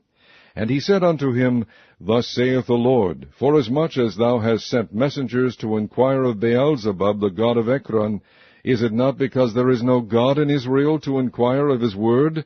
Therefore thou shalt not come down off that bed on which thou art gone up, but shalt surely die. So he died according to the word of the Lord which Elijah had spoken. And Jehoram reigned in his stead in the 2nd year of Jehoram the son of Jehoshaphat king of Judah, because he had no son. Now the rest of the acts of Ahaziah, which he did, are they not written in the book of the Chronicles of the kings of Israel? Chapter 2. And it came to pass, when the Lord would take up Elijah into heaven by a whirlwind, that Elijah went with Elisha from Gilgal. And Elijah said unto Elisha, Tarry here, I pray thee, for the Lord hath sent me to Bethel. And Elisha said unto him, As the Lord liveth, and as thy soul liveth, I will not leave thee. So they went down to Bethel. And the sons of the prophets that were at Bethel came forth to Elisha, and said unto him, Knowest thou that the Lord will take away thy master from thy head today? And he said, Yea, I know it. Hold ye your peace. And Elijah said unto him, Elisha, tarry here, I pray thee, for the Lord hath sent me to Jericho. And he said, As the Lord liveth, and as thy soul liveth, I will not leave thee. So they came to Jericho. And the sons of the prophets that were at Jericho came to Elisha, and said unto him, Knowest thou that the Lord will take away thy master from thy head today? And he answered, Yea, I know it. Hold ye your peace. And Elijah said unto him, Tarry, I pray thee here, for the Lord hath sent me to Jordan. And he said, As the Lord liveth, and as thy soul liveth, I will not leave thee. And they too went on. And 50 men of the sons of the prophets went and stood to view afar off, and they too stood by Jordan. And Elijah took his mantle, and wrapped it together, and smote the waters, and they were divided hither and thither, so that they too went over on dry ground. And it came to pass, when they were gone over, that Elijah said unto Elisha, Ask what I shall do for thee, before I be taken away from thee. And Elisha said, I pray thee, let a double portion of thy spirit be upon me. And he said, Thou hast asked a hard thing. Nevertheless, if thou see me when I am taken from thee, it shall be so unto thee. But if not, it shall not be so. And it came to pass, as they still went on and talked, that, behold, there appeared a chariot of fire, and horses of fire, and parted them both asunder. And Elijah went up by a whirlwind into heaven. And Elisha saw it, and he cried, My father, the chariot of Israel, and the horsemen thereof. And he saw him no more. And he took hold of his own clothes, and rent them in 2 pieces. He took up also the mantle of Elijah that fell from him, and went back and stood by the bank of Jordan. And he took the mantle of Elijah that fell from him, and smote the waters, and said, Where is the Lord God of Elijah? And when he also had smitten the waters, they parted hither and thither, and Elijah went over. And when the sons of the prophets which were to view at Jericho saw him, they said, The spirit of Elijah doth rest on Elisha. And they came to meet him, and bowed themselves to the ground before him. And they said unto him, Behold, now there be with thy servants 50 strong men. Let them go, we pray thee, and seek thy master, lest peradventure the Spirit of the Lord hath taken him up, and cast him upon some mountain, or into some valley. And he said, Ye shall not send. And when they argued him till he was ashamed, he said, Send. They sent therefore 50 men, and they sought 3 days, but found him not. And when they came again to him, for he tarried at Jericho, he said unto them, Did I not say unto you, Go not? And the men of the city said unto Elisha, Behold, I pray thee, the situation of this city is pleasant, as my Lord seeth, but the water is naught, and the ground barren. And he said, Bring me a new cruse, and put salt therein. And they brought it to him. And he went forth unto the spring of the waters, and cast the salt in there, and said, Thus saith the Lord, I have healed these waters. There shall not be from thence any more death or barren land. So the waters were healed unto this day, according to the saying of Elisha, which he spake. And he went up from thence unto Bethel, and as he was going up by the way, there came forth little children out of the city, and mocked him, and said unto him, Go up, thou bald head, go up, thou bald head. And he turned back and looked on them, and cursed them in the name of the Lord. And there came forth 2 she-bears out of the wood, and tare 42 children of them. And he went from thence to Mount Carmel, and from thence he returned to Samaria. Chapter 3. Now Jehoram the son of Ahab began to reign over Israel and Samaria the 18th year of Jehoshaphat king of Judah, and reigned 12 years. And he wrought evil in the sight of the Lord, but not like his father, and like his mother, for he put away the image of Baal that his father had made. Nevertheless he cleaved unto the sins of Jeroboam the son of Nebat, which made Israel to sin. He departed not therefrom. And Mesha king of Moab was a sheepmaster, and rendered unto the king of Israel 100,000 lambs, and 100,000 rams with the wool. But it came to pass, when Ahab was dead, that the king of Moab rebelled against the king of Israel. And King Jehoram went out of Samaria the same time, and numbered all Israel. And he went and sent to Jehoshaphat the king of Judah, saying, The king of Moab hath rebelled against me. Wilt thou go with me against Moab to battle? And he said, I will go up. I am as thou art, my people as thy people, and my horses as thy horses. And he said, Which way shall we go up? And he answered, The way through the wilderness of Edom.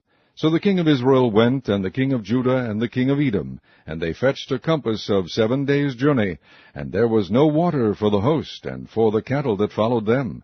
And the king of Israel said, Alas, that the Lord hath called these 3 kings together to deliver them into the hand of Moab. But Jehoshaphat said, Is there not here a prophet of the Lord, that we may inquire of the Lord by him? And one of the king of Israel's servants answered and said, Here is Elisha the son of Shaphat, which poured water on the hands of Elijah. And Jehoshaphat said, The word of the Lord is with him. So the king of Israel and Jehoshaphat and the king of Edom went down to him. And Elisha said unto the king of Israel, What have I to do with thee? Get thee to the prophets of thy father, and to the prophets of thy mother. And the king of Israel said unto him, Nay, for the Lord hath called these 3 kings together to deliver them into the hand of Moab. And Elisha said, As the Lord of hosts liveth, before whom I stand, surely, were it not that I regard the presence of Jehoshaphat the king of Judah, I would not look toward thee, nor see thee. But now bring me a minstrel. And it came to pass, when the minstrel played, that the hand of the Lord came upon him. And he said, Thus saith the Lord, Make this valley full of ditches. For thus saith the Lord, Ye shall not see wind, neither shall ye see rain, yet that valley shall be filled with water, that ye may drink both ye, and your cattle, and your beasts. And this is but a light thing in the sight of the Lord. He will deliver the Moabites also into your hand. And ye shall smite every fenced city, and every choice city, and shall fell every good tree, and stop all wells of water, and mar every good piece of land with stones. And it came to pass in the morning, when the meat offering was offered, that, behold, there came water by the way of Edom, and the country was filled with water. And when all the Moabites heard that the kings were come up to fight against them, they gathered all that were able to put on armor, and upward, and stood in the border. And they rose up early in the morning, and the sun shone upon the water. And the Moabites saw the water on the other side as red as blood. And they said, This is blood. The kings are surely slain, and they have smitten one another. Now therefore, Moab, to the spoil. And when they came to the camp of Israel, the Israelites rose up and smote the Moabites, so that they fled before them. But they went forward, smiting the Moabites even in their country. And they beat down the cities, and on every good piece of land cast every man his stone, and filled it. And they stopped all the wells of water, and felled all the good trees. Only in Kirharaseth left they the stones thereof, howbeit the slingers went about it, and smote it. And when the king of Moab saw that the battle was too sore for him, he took with him 700 men that drew swords, to break through even unto the king of Edom, but they could not. Then he took his eldest son, that should have reigned in his stead, and offered him for a burnt offering upon the wall. And there was great indignation against Israel, and they departed from him, and returned to their own land. Chapter 4. Now there cried a certain woman of the wives of the sons of the prophets unto Elisha, saying, Thy servant my husband is dead, and thou knowest that thy servant did fear the Lord, and the creditor is come to take unto him my 2 sons to be bondmen. And Elisha said unto her, What shall I do for thee? Tell me, what hast thou in the house? And she said, Thine handmaid hath not anything in the house save a pot of oil. Then he said, Go, borrow thee vessels abroad of all thy neighbors, even empty vessels, borrow not a few. And when thou art come in, thou shalt shut the door upon thee and upon thy sons, and shalt pour out into all those vessels, and thou shalt set aside that which is full. So she went from him, and shut the door upon her, and upon her sons, who brought the vessels to her, and she poured out. And it came to pass, when the vessels were full, that she said unto her son, Bring me yet a vessel. And he said unto her, There is not a vessel more. And the oil stayed. Then she came and told the man of God, and he said, Go, sell the oil, and pay thy debt, and live thou and thy children of the rest. And it fell on a day that Elisha passed to Shunem, where was a great woman, and she constrained him to eat bread. And so it was, that as oft as he passed by, he turned in thither to eat bread. And she said unto her husband, Behold now, I perceive that this is an holy man of God, which passeth by us continually. Let us make a little chamber, I pray thee, on the wall, and let us set for him there a bed, and a table, and a stool, and a candlestick. And it shall be, when he cometh to us, that he shall turn in thither. And it fell on a day that he came thither, and he turned into the chamber, and lay there. And he said to Gehazi his servant, Call this Shunammite. And when he had called her, she stood before him.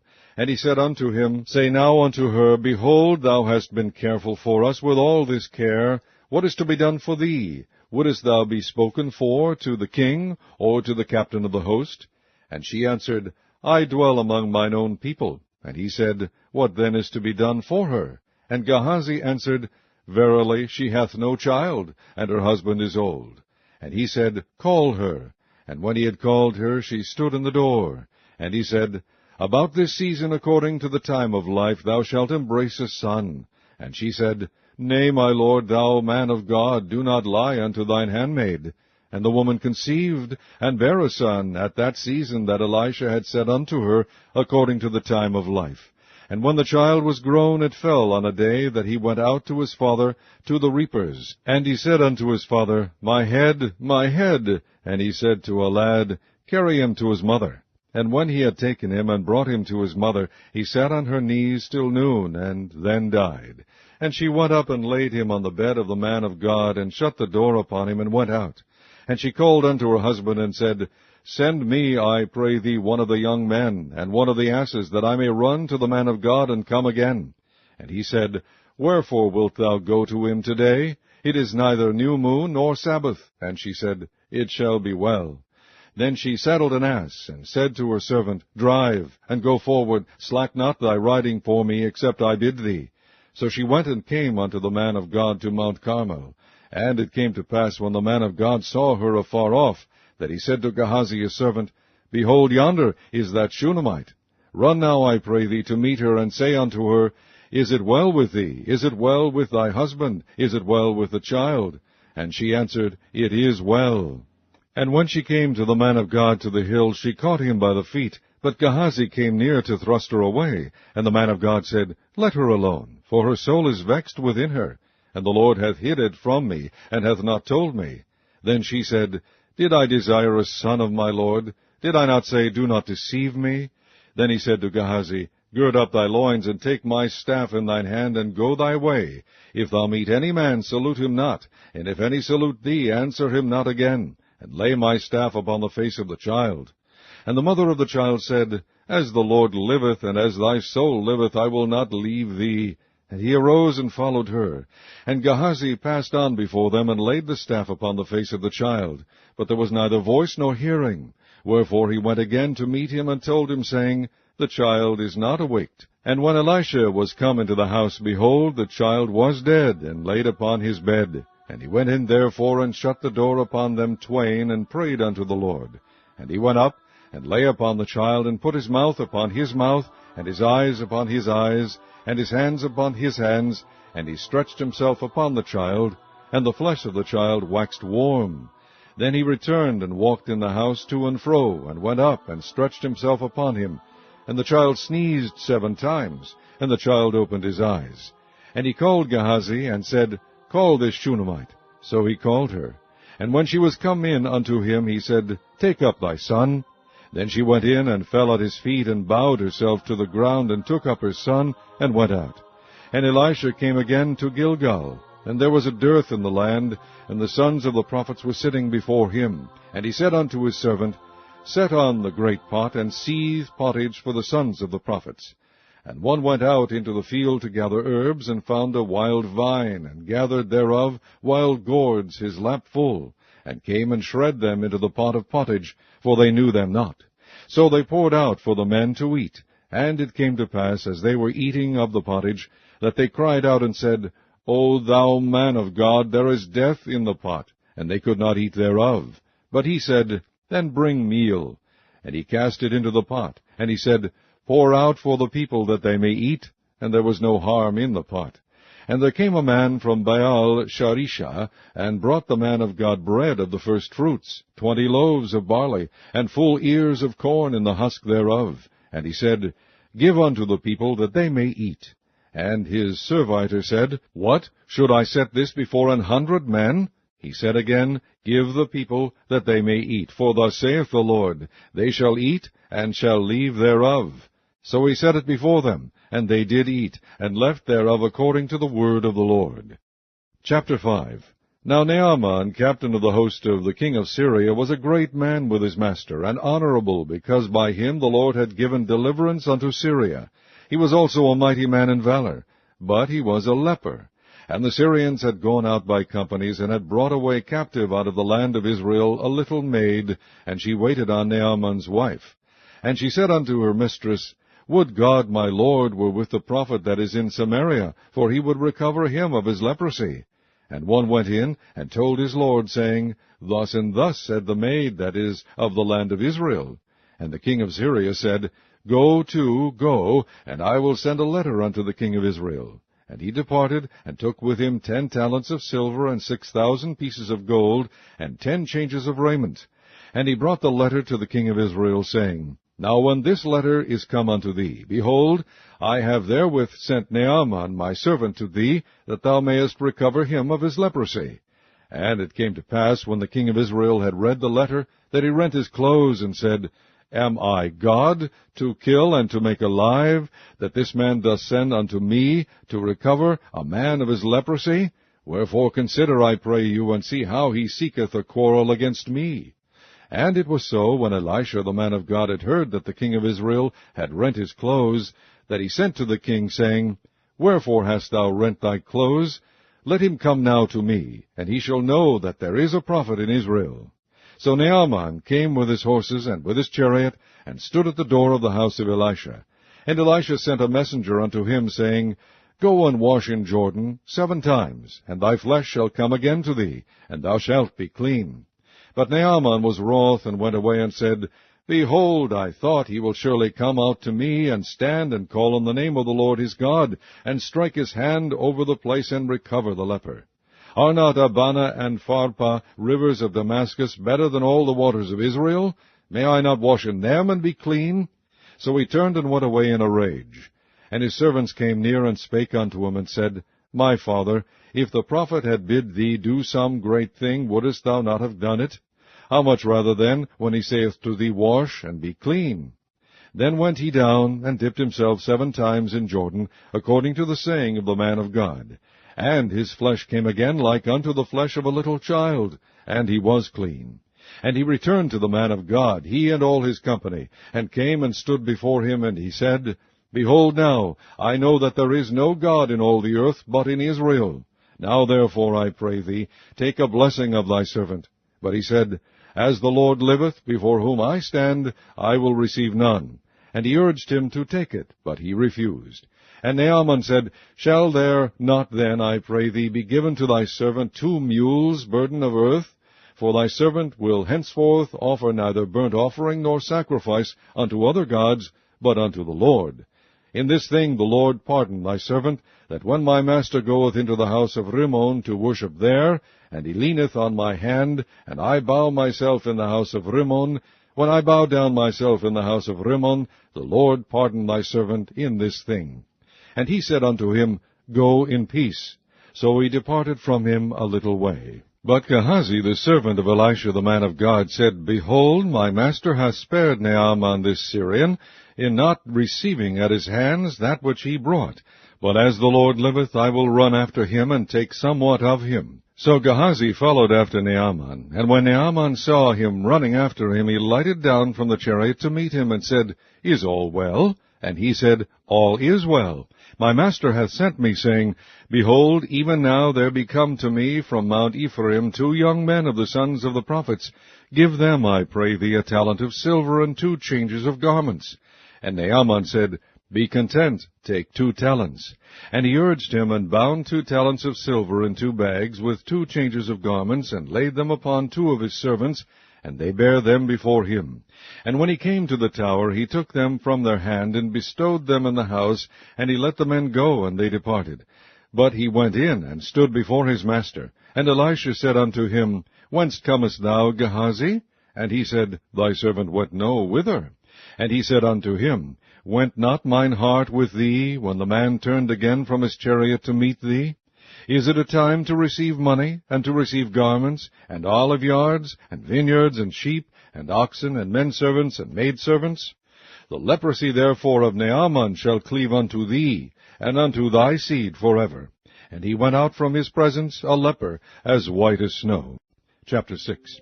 And the sons of the prophets said unto Elisha, Behold now, the place where we dwell with thee is too strait for us. Let us go, we pray thee, unto Jordan, and take thence every man a beam, and let us make us a place there, where we may dwell. And he answered, Go ye. And one said, Be content, I pray thee, and go with thy servants. And he answered, I will go. So he went with them. And when they came to Jordan, they cut down wood. But as one was felling a beam, the axe head fell into the water, and he cried and said, Alas, master, for it was borrowed. And the man of God said, Where fell it? And he shewed him the place. And he cut down a stick, and cast it in thither, and the iron did swim. Therefore said he, Take it up to thee. And he put it on his hand, and took it. Then the king of Syria warred against Israel, and took counsel with his servants, saying, In such and such a place shall be my camp. And the man of God said unto the king of Israel, saying, Beware that thou pass not such a place, for thither the Syrians are come down. And the king of Israel sent to the place which the man of God told him, and warned him of, and saved himself there, not once nor twice. Therefore the heart of the king of Syria was sore troubled for this thing. And he called his servants, and said unto them, Will ye not shew me which of us is for the king of Israel? And one of his servants said, None, my lord, O king. But Elisha the prophet that is in Israel telleth the king of Israel the words that thou speakest in thy bedchamber. And he said, Go and spy where he is, that I may send and fetch him. And it was told him, saying, Behold, he is in Dothan. Therefore sent he thither horses and chariots, and a great host, and they came by night, and compassed the city about. And when the servant of the man of God was risen early, and gone forth, behold, an host compassed the city, both with horses and chariots. And his servant said unto him, Alas, my master, how shall we do? And he answered, Fear not, for they that be with us are more than they that be with them. And Elisha prayed and said, Lord, I pray thee, open his eyes, that he may see. And the Lord opened the eyes of the young man, and he saw. And behold, the mountain was full of horses and chariots of fire round about Elisha. And when they came down to him, Elisha prayed unto the Lord, and said, Smite this people, I pray thee, with blindness. And he smote them with blindness, according to the word of Elisha. And Elisha said unto them, This is not the way, neither is this the city. Follow me, and I will bring you to the man whom ye seek. But he led them to Samaria. And it came to pass, when they were come into Samaria, that Elisha said, Lord, open the eyes of these men, that they may see. And the Lord opened their eyes, and they saw. And behold, they were in the midst of Samaria. And the king of Israel said unto Elisha, when he saw them, My father, shall I smite them? Shall I smite them? And he answered, Thou shalt not smite them. Wouldest thou smite those whom thou hast taken captive with thy sword and with thy bow? Set bread and water before them, that they may eat and drink, and go to their master. And he prepared great provision for them. And when they had eaten and drunk, he sent them away, and they went to their master. So the bands of Syria came no more into the land of Israel. And it came to pass after this, that Ben-Hadad king of Syria gathered all his host, and went up, and besieged Samaria. And there was a great famine in Samaria, and behold, they besieged it, until an ass's head was sold for 80 pieces of water, and the 4th part of a cab of dove's dung for 5 pieces of silver. And as the king of Israel was passing by upon the wall, there cried a woman unto him, saying, Help, my lord, O king. And he said, If the Lord do not help thee, whence shall I help thee? Out of the barn floor, or out of the winepress? And the king said unto her, What aileth thee? And she answered, This woman said unto me, Give thy son, that we may eat him today, and we will eat my son tomorrow. So we boiled my son, and did eat him. And I said unto her on the next day, Give thy son, that we may eat him. And she hath hid her son. And it came to pass, when the king heard the words of the woman, that he rent his clothes, and he passed by upon the wall. And the people looked, and behold, he had sackcloth within upon his flesh. Then he said, God do so and more also to me, if the head of Elisha the son of Shaphat shall stand on him this day. But Elisha sat in his house, and the elders sat with him, and the king sent a man from before him. But ere the messenger came to him, he said to the elders, See ye how this son of a murderer hath sent to take away mine head? Look, when the messenger cometh, shut the door, and hold him fast at the door. Is not the sound of his master's feet behind him? And while he yet talked with them, behold, the messenger came down unto him. And he said, Behold, this evil is of the Lord. What should I wait for the Lord any longer? Chapter 7. Then Elisha said, Hear ye the word of the Lord. Thus saith the Lord, Tomorrow about this time shall a measure of fine flour be sold for a shekel, and 2 measures of barley for a shekel in the gate of Samaria. Then a Lord, on whose hand the king leaned, answered the man of God, and said, Behold, if the Lord would make windows in heaven, might this thing be? And he said, Behold, thou shalt see it with thine eyes, but shalt not eat thereof. And there were 4 leprous men at the entering in of the gate, and they said one to another, Why sit we here until we die? If we say, We will enter into the city, then the famine is in the city, and we shall die there. And if we sit still here, we die also. Now therefore come, and let us fall unto the host of the Syrians. If they save us alive, we shall live, and if they kill us, we shall but die. And they rose up in the twilight to go unto the camp of the Syrians. And when they were come to the uttermost part of the camp of Syria, behold, there was no man there. For the Lord had made the host of the Syrians to hear a noise of chariots, and a noise of horses, even the noise of a great host. And they said one to another, Lo, the king of Israel hath hired against us the king of the Hittites, and the kings of the Egyptians to come upon us. Wherefore they arose and fled in the twilight, and left their tents, and their horses, and their asses, even the camp as it was, and fled for their life. And when these lepers came to the uttermost part of the camp, they went into one tent, and did eat and drink, and carried thence silver and gold and raiment, and went and hid it, and came again and entered into another tent, and carried thence also, and went and hid it. Then they said one to another, We do not well. This day is a day of good tidings, and we hold our peace. If we tarry till the morning light, some mischief will come upon us. Now therefore come, that we may go and tell the king's household. So they came and called upon the porter of the city, and they told them, saying, We came to the camp of the Syrians, and behold, there was no man there, neither voice of man, but horses tied, and asses tied, and the tents as they were. And he called the porters, and they told it to the king's house within. And the king arose in the night, and said unto his servants, I will now shew you what the Syrians have done to us. They know that we be hungry, therefore are they gone out of the camp to hide themselves in the field, saying, When they come out of the city, we shall catch them alive, and get into the city. And one of his servants answered and said, Let some take, I pray thee, 5 of the horses that remain, which are left in the city. Behold, they are as all the multitude of Israel that are left in it. Behold, I say, they are even as all the multitude of the Israelites that are consumed. And let us send and see. They took therefore 2 chariot horses, and the king sent after the host of the Syrians, saying, Go and see. And they went after them unto Jordan, and lo, all the way was full of garments and vessels, which the Syrians had cast away in their haste. And the messengers returned and told the king. And the people went out, and spoiled the tents of the Syrians. So a measure of fine flour was sold for a shekel, and 2 measures of barley for a shekel, according to the word of the Lord. And the king appointed the Lord, on whose hand he leaned, to have the charge of the gate. And the people trode upon him in the gate, and he died, as the man of God had said, who spake when the king came down to him. And it came to pass, as the man of God had spoken to the king, saying, 2 measures of barley for a shekel, and a measure of fine flour for a shekel, shall be tomorrow about this time in the gate of Samaria. And that Lord answered the man of God, and said, Now behold, if the Lord should make windows in heaven, might such a thing be? And he said, Behold, thou shalt see it with thine eyes, but shalt not eat thereof. And so it fell out unto him, for the people trode upon him in the gate, and he died. Chapter 8. Then spake Elisha unto the woman, whose son he had restored to life, saying, Arise, and go thou and thine household, and sojourn wheresoever thou canst sojourn.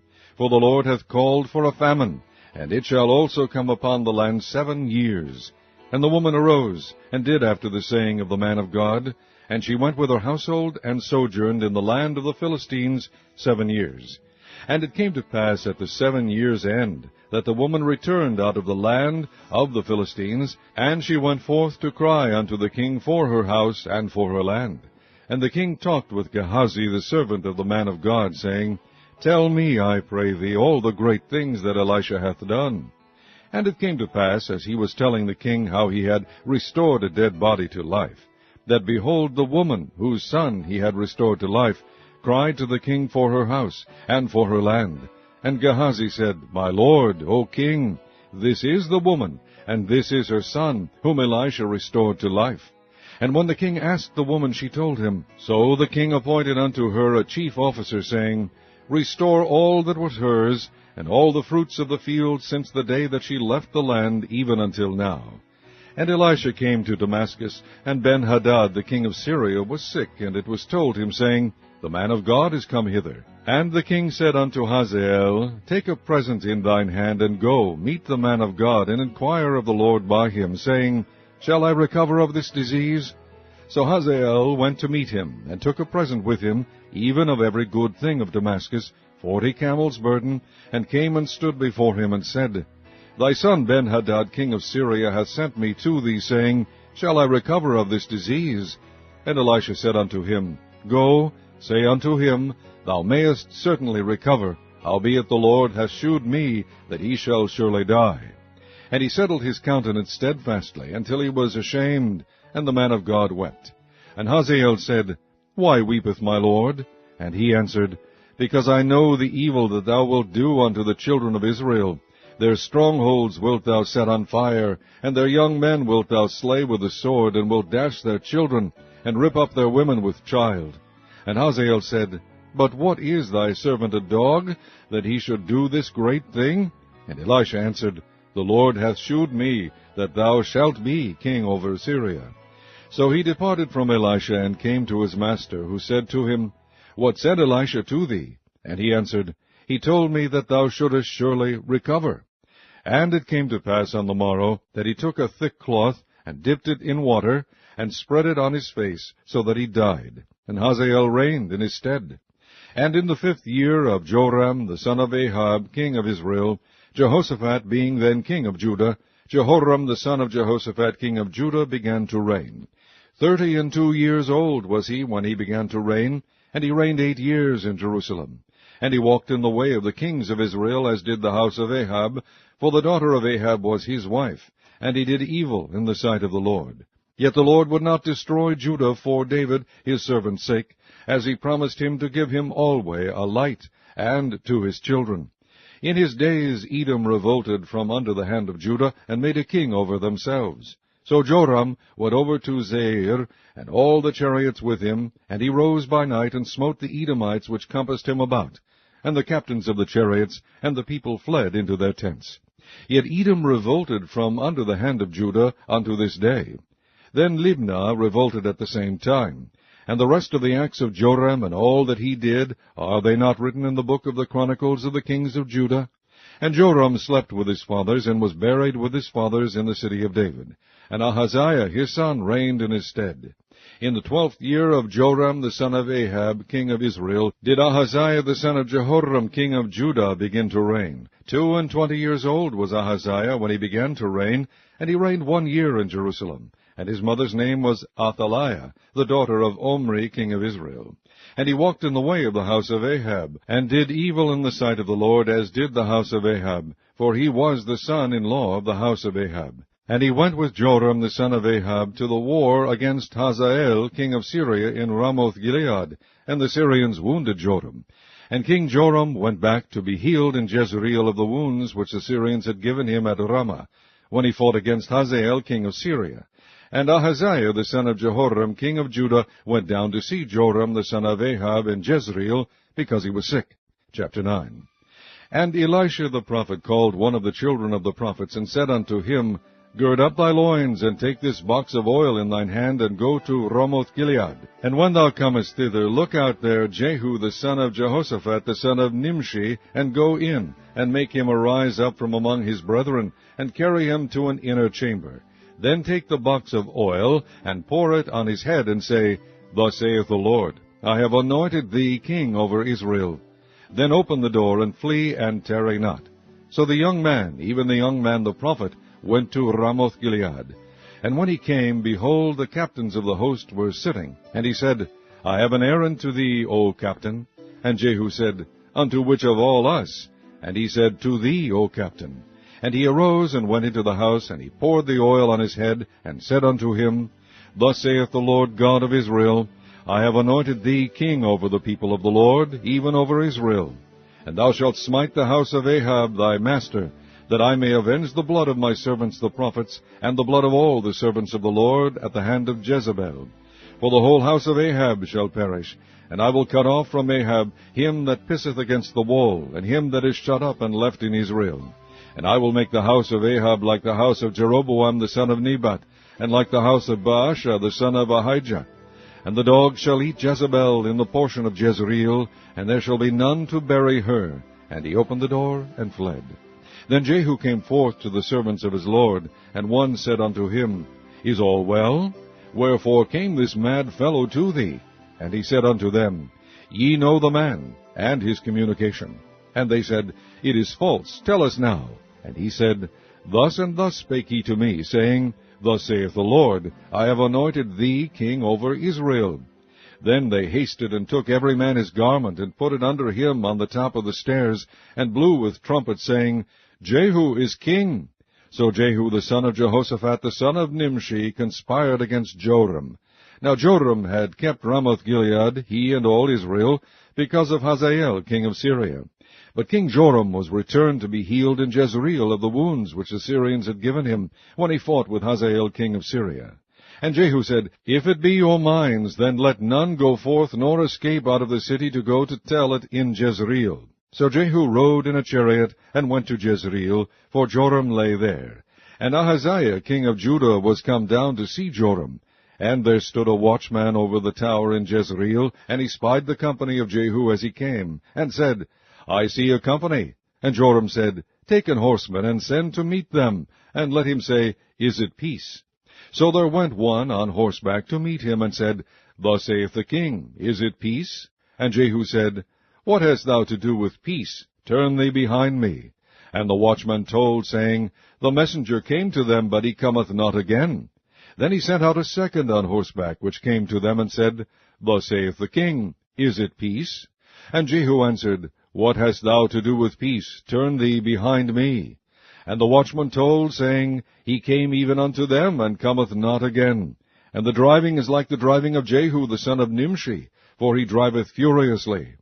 And Joram said, Make ready. And his chariot was made ready. And Joram king of Israel and Ahaziah king of Judah went out, each in his chariot. And they went out against Jehu, and met him in the portion of Naboth the Jezreelite. And it came to pass, when Joram saw Jehu, that he said, Is it peace, Jehu? And he answered, What peace, so long as the whoredoms of thy mother Jezebel and her witchcrafts are so many? And Joram turned his hands and fled, and said to Ahaziah, There is treachery, O Ahaziah. And Jehu drew a bow with his full length, and smote Jehoram between his arms, and the arrow went out at his heart, and he sunk down in his chariot. Then said Jehu to Bidkar his captain, Take up and cast him in the portion of the field of Naboth the Jezreelite. For remember how that, when I and thou rode together after Ahab his father, the Lord laid this burden upon him. Surely I have seen yesterday the blood of Naboth, and the blood of his sons, saith the Lord, and I will requite thee in this plat, saith the Lord. Now therefore take and cast him into the plat of ground, according to the word of the Lord. But when Ahaziah the king of Judah saw this, he fled by the way of the garden house.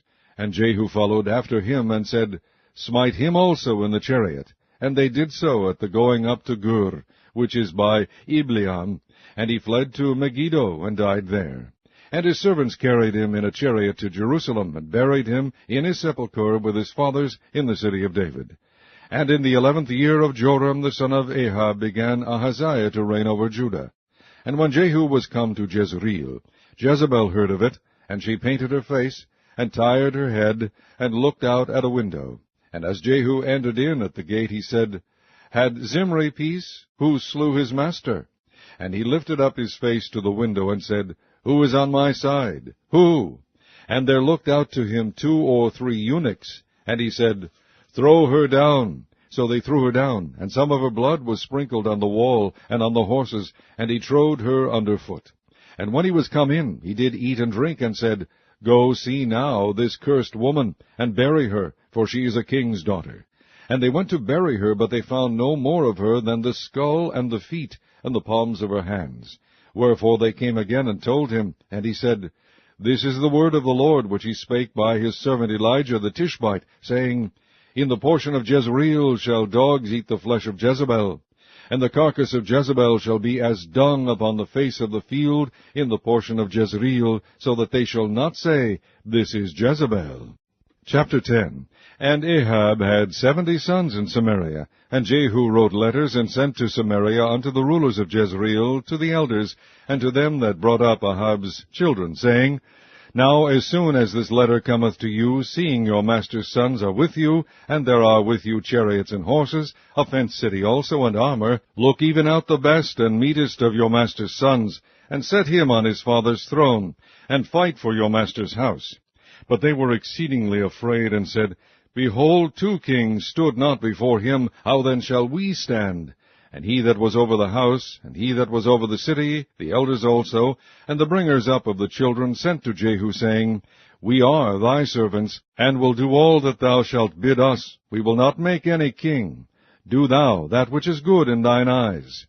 Then he wrote a letter the second time to them, saying, If ye be mine, and if ye will hearken unto my voice, take ye the heads of the men your master's sons, and come to me to Jezreel by tomorrow this time. Now the king's sons, being 70 persons, were with the great men of the city, which brought them up. And it came to pass, when the letter came to them, that they took the king's sons, and slew 70 persons, and put their heads in baskets, and sent them to Jezreel. And there came a messenger, and told him, saying, They have brought the heads of the king's sons. And he said, Lay ye them in 2 heaps at the entering in of the gate until the morning. And it came to pass in the morning that he went out, and stood, and said to all the people, Ye be righteous. Behold, I conspired against my master, and slew him. But who slew all these? Know now that there shall fall unto the earth nothing of the word of the Lord, which the Lord spake concerning the house of Ahab. For the Lord hath done that which he spake by his servant Elijah. So Jehu slew all that remained of the house of Ahab in Jezreel, and all his great men, and his kinsfolk, and his priests, until he left none remaining. And he arose and departed, and came to Samaria.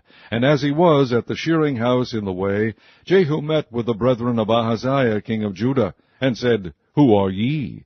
And they answered, We are the brethren of Ahaziah, and we go down to salute the children of the king and the children of the queen.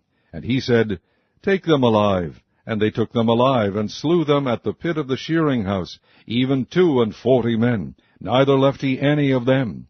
And when he was departed thence, he lighted on Jehonadab, the son of Rechab, coming to meet him. And he saluted him, and said to him, Is thine heart right, as my heart is with thy heart? And Jehonadab answered, It is. If it be, give me thine hand. And he gave him his hand, and he took him up to him into the chariot. And he said, Come with me, and see my zeal for the Lord. So they made him ride in his chariot. And when he came to Samaria, he slew all that remained unto Ahab in Samaria, till he had destroyed him, according to the saying of the Lord, which he spake to Elijah. And Jehu gathered all the people together, and said unto them, Ahab served Baal a little, but Jehu shall serve him much. Now therefore call unto me all the prophets of Baal, all his servants, and all his priests, let none be wanting, for I have a great sacrifice to do to Baal. Whosoever shall be wanting, he shall not live. But Jehu did it in subtlety, to the intent that he might destroy the worshippers of Baal. And Jehu said, Proclaim a solemn assembly for Baal. And they proclaimed it. And Jehu sent through all Israel, and all the worshippers of Baal came, so that there was not a man left that came not. And they came into the house of Baal, and the house of Baal was full from one end to another. And he said unto him that was over the vestry, Bring forth vestments for all the worshippers of Baal. And he brought them forth vestments. And Jehu went, and Jehonadab the son of Rechab, into the house of Baal, and said unto the worshippers of Baal, Search, and look that there be here with you none of the servants of the Lord, but the worshippers of Baal only. And when they went in to offer sacrifices and burnt offerings, Jehu appointed 80 men without, and said, If any of the men whom I have brought into your hands escape, he that letteth him go, his life shall be for the life of him.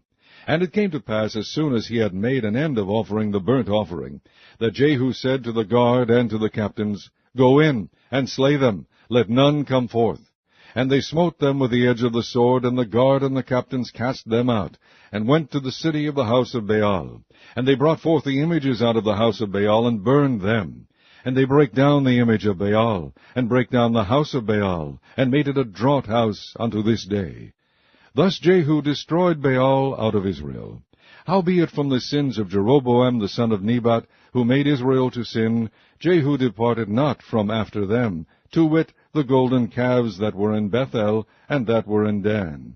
And the Lord said unto Jehu, Because thou hast done well in executing that which is right in mine eyes, and hast done unto the house of Ahab according to all that was in mine heart, thy children of the 4th generation shall sit on the throne of Israel. But Jehu took no heed to walk in the law of the Lord God of Israel with all his heart, for he departed not from the sins of Jeroboam, which made Israel to sin. In those days the Lord began to cut Israel short, and Hazael smote them in all the coasts of Israel. From Jordan eastward, all the land of Gilead, the Gadites, and the Reubenites, and the Manasseites, from Aroer, which is by the river Arnon, even Gilead and Bashan. Now the rest of the acts of Jehu, and all that he did, and all his might, are they not written in the book of the Chronicles of the kings of Israel? And Jehu slept with his fathers, and they buried him in Samaria. And Jehoahaz his son reigned in his stead. And the time that Jehu reigned over Israel in Samaria was 28 years. Chapter 11. And when Athaliah, the mother of Ahaziah, saw that her son was dead, she arose and destroyed all the seed royal. But Jehosheba, the daughter of King Joram, sister of Ahaziah, took Joash the son of Ahaziah, and stole him from among the king's sons which were slain. And they hid him, even him and his nurse, in the bedchamber from Athaliah, so that he was not slain. And he was with her hid in the house of the Lord 6 years. And Athaliah did reign over the land. And the 7th year Jehoiada sent and fetched the rulers over hundreds, with the captains and the guard, and brought them to him into the house of the Lord, and made a covenant with them, and took an oath of them in the house of the Lord, and shewed them the king's son. And he commanded them, saying, This is the thing that ye shall do. A 3rd part of you that enter in on the Sabbath shall even be keepers of the watch of the king's house. And a 3rd part shall be at the gate of Sur, and a 3rd part at the gate behind the guard. So shall ye keep the watch of the house, that it be not broken down. And 2 parts of all you that go forth on the Sabbath, even they shall keep the watch of the house of the Lord about the king. And ye shall compass the king round about, every man with his weapons in his hand. And he that cometh within the ranges, let him be slain. And be ye with the king as he goeth out, and as he cometh in. And the captains over the hundreds did according to all things that Jehoiada the priest commanded. And they took every man his men that were to come in on the Sabbath, with them that should go out on the Sabbath, and came to Jehoiada the priest. And to the captains over hundreds did the priest give King David spears and shields that were in the temple of the Lord. And the guards stood, every man with his weapons in his hand, round about the king, from the right corner of the temple to the left corner of the temple, along by the altar and the temple. And he brought forth the king's son, and put the crown upon him, and gave him the testimony. And they made him king, and anointed him. And they clapped their hands, and said, God save the king. And when Athaliah heard the noise of the guard and of the people, she came to the people into the temple of the Lord. And when she looked, behold, the king stood by a pillar, as the manner was, and the princes and the trumpeters by the king. And all the people of the land rejoiced and blew with trumpets. And Athaliah rent her clothes, and cried, Treason! Treason! But Jehoiada the priest commanded the captains of the hundreds, the officers of the host, and said unto them, Have her forth without the ranges, and him that followeth her kill with the sword. For the priest had said, Let her not be slain in the house of the Lord. And they laid hands on her, and she went by the way by which the horses came into the king's house, and there was she slain. And Jehoiada made a covenant between the Lord and the king and the people, that they should be the Lord's people, between the king also and the people. And all the people of the land went into the house of Baal, and brake it down. His altars and his images brake they in pieces thoroughly, and slew Mattan the priest of Baal before the altars. And the priest appointed officers over the house of the Lord. And he took the rulers over hundreds, and the captains, and the guard, and all the people of the land. And they brought down the king from the house of the Lord, and came by the way of the gate of the guard to the king's house. And he sat on the throne of the kings. And all the people of the land rejoiced, and the city was in quiet, and they slew Athaliah with the sword beside the king's house. 7 years old was Jehoash when he began to reign. Chapter 12. In the 7th year of Jehu, Jehoash began to reign, and 40 years reigned he in Jerusalem. And his mother's name was Zibiah of Beersheba. And Jehoash did that which was right in the sight of the Lord all his days, wherein Jehoiada the priest instructed him. But the high places were not taken away. The people still sacrificed and burnt incense in the high places. And Jehoash said to the priests, All the money of the dedicated things that is brought into the house of the Lord, even the money of every one that passeth the account, the money that every man is set at, and all the money that cometh into any man's heart to bring into the house of the Lord, let the priest take it to them, every man of his acquaintance, and let them repair the breaches of the house, wheresoever any breach shall be found. But it was so that in the 23 year of King Jehoash, the priest had not repaired the breaches of the house. Then King Jehoash called for Jehoiada the priest, and the other priests, and said unto them, Why repair ye not the breaches of the house? Now therefore receive no more money of your acquaintance, but deliver it for the breaches of the house. And the priests consented to receive no more money of the people, neither to repair the breaches of the house. But Jehoiada the priest took a chest, and bored a hole in the lid of it, and set it beside the altar, on the right side as one cometh into the house of the Lord. And the priest that kept the door put therein all the money that was brought into the house of the Lord. And it was so, when they saw that there was much money in the chest, that the king's scribe and the high priest came up, and they put up in bags, and told the money that was found in the house of the Lord. And they gave the money, being told, into the hands of them that did the work, that had the oversight of the house of the Lord. And they laid it out to the carpenters and builders that wrought upon the house of the Lord, and to masons and hewers of stone, and to buy timber and hewed stone to repair the breaches of the house of the Lord, and for all that was laid out for the house to repair it. Howbeit there was not made for the house of the Lord bowls of silver, snuffers, basins, trumpets, any vessels of gold or vessels of silver, of the money that was brought into the house of the Lord. Moreover, they reckoned not with the men, into whose hand they delivered the money to be bestowed on workmen, for they dealt faithfully. The trespass money and sin money was not brought into the house of the Lord, it was the priests. Then Hazael king of Syria went up and fought against Gath, and took it, and Hazael set his face to go up to Jerusalem.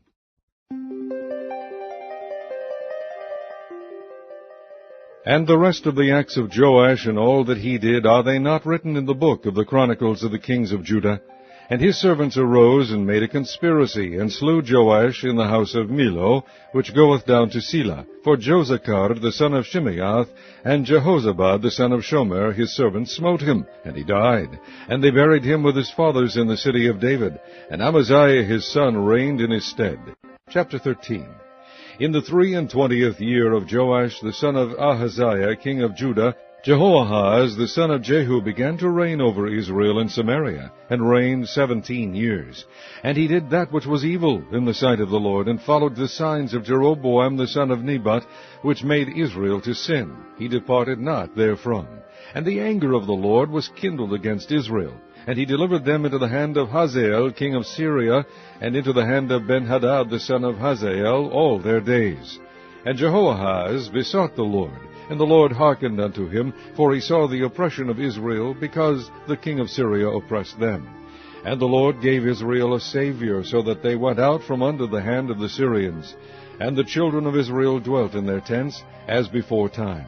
Nevertheless, they departed not from the sins of the house of Jeroboam, who made Israel sin, but walked therein. And there remained the grove also in Samaria. Neither did he leave of the people of Jehoahaz but 50 horsemen, and 10 chariots, and 10,000 footmen, for the king of Syria had destroyed them, and had made them like the dust by threshing. Now the rest of the acts of Jehoahaz, and all that he did, and his might, are they not written in the book of the Chronicles of the kings of Israel? And Jehoahaz slept with his fathers, and they buried him in Samaria. And Joash his son reigned in his stead. In the 37th year of Joash king of Judah began Jehoash the son of Jehoahaz to reign over Israel in Samaria, and reigned 16 years.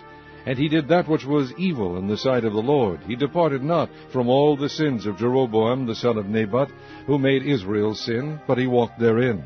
And the rest of the acts of Joash, and all that he did, and his might wherewith he fought against Amaziah king of Judah, are they not written in the book of the Chronicles of the kings of Israel? And Joash slept with his fathers, and Jeroboam sat upon his throne, and Joash was buried in Samaria with the kings of Israel. Now Elisha was fallen sick of his sickness whereof he died, and Joash the king of Israel came down unto him, and wept over his face, and said, O my father, the chariot of Israel, and the horsemen thereof. And Elisha said unto him, Take bow and arrows. And he took unto him bow and arrows. And he said to the king of Israel, Put thine hand upon the bow. And he put his hand upon it. And Elisha put his hands upon the king's hands, and he said, Open the window eastward. And he opened it.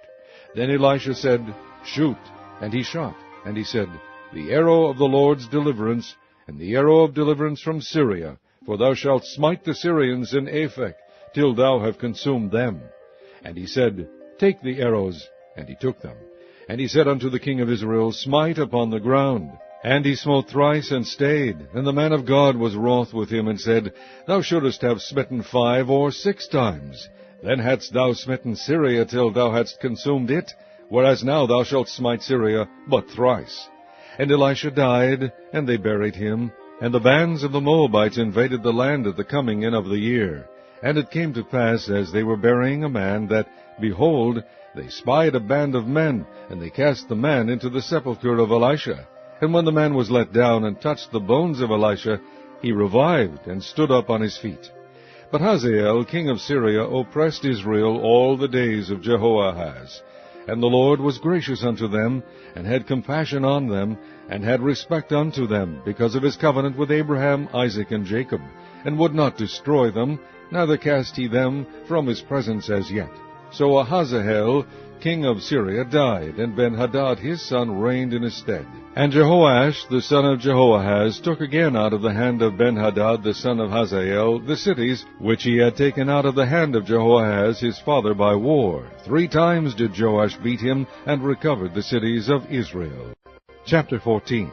In the 2nd year of Joash son of Jehoahaz king of Israel reigned Amaziah the son of Joash king of Judah.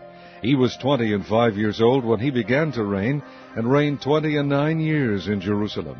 And his mother's name was Jehoadan of Jerusalem. And he did that which was right in the sight of the Lord, yet not like David his father. He did according to all things as Joash his father did. Howbeit the high places were not taken away. And yet the people did sacrifice and burnt incense on the high places. And it came to pass, as soon as the kingdom was confirmed in his hand, that he slew his servants, which had slain the king his father.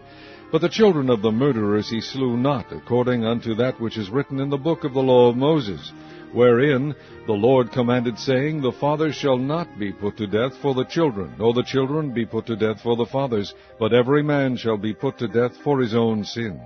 He slew of Edom in the valley of Salt 10,000, and took Selah by war, and called the name of it Joktheel unto this day.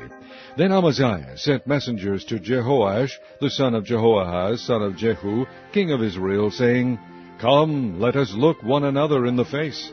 And Jehoash the king of Israel sent to Amaziah king of Judah, saying, The thistle that was in Lebanon sent to the cedar that was in Lebanon, saying, Give thy daughter to my son to wife. And there passed by a wild beast that was in Lebanon, and trode down the thistle.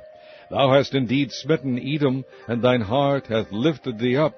Glory of this, and tarry at home. For why shouldest thou meddle to thy hurt, that thou shouldest fall, even thou, and Judah with thee?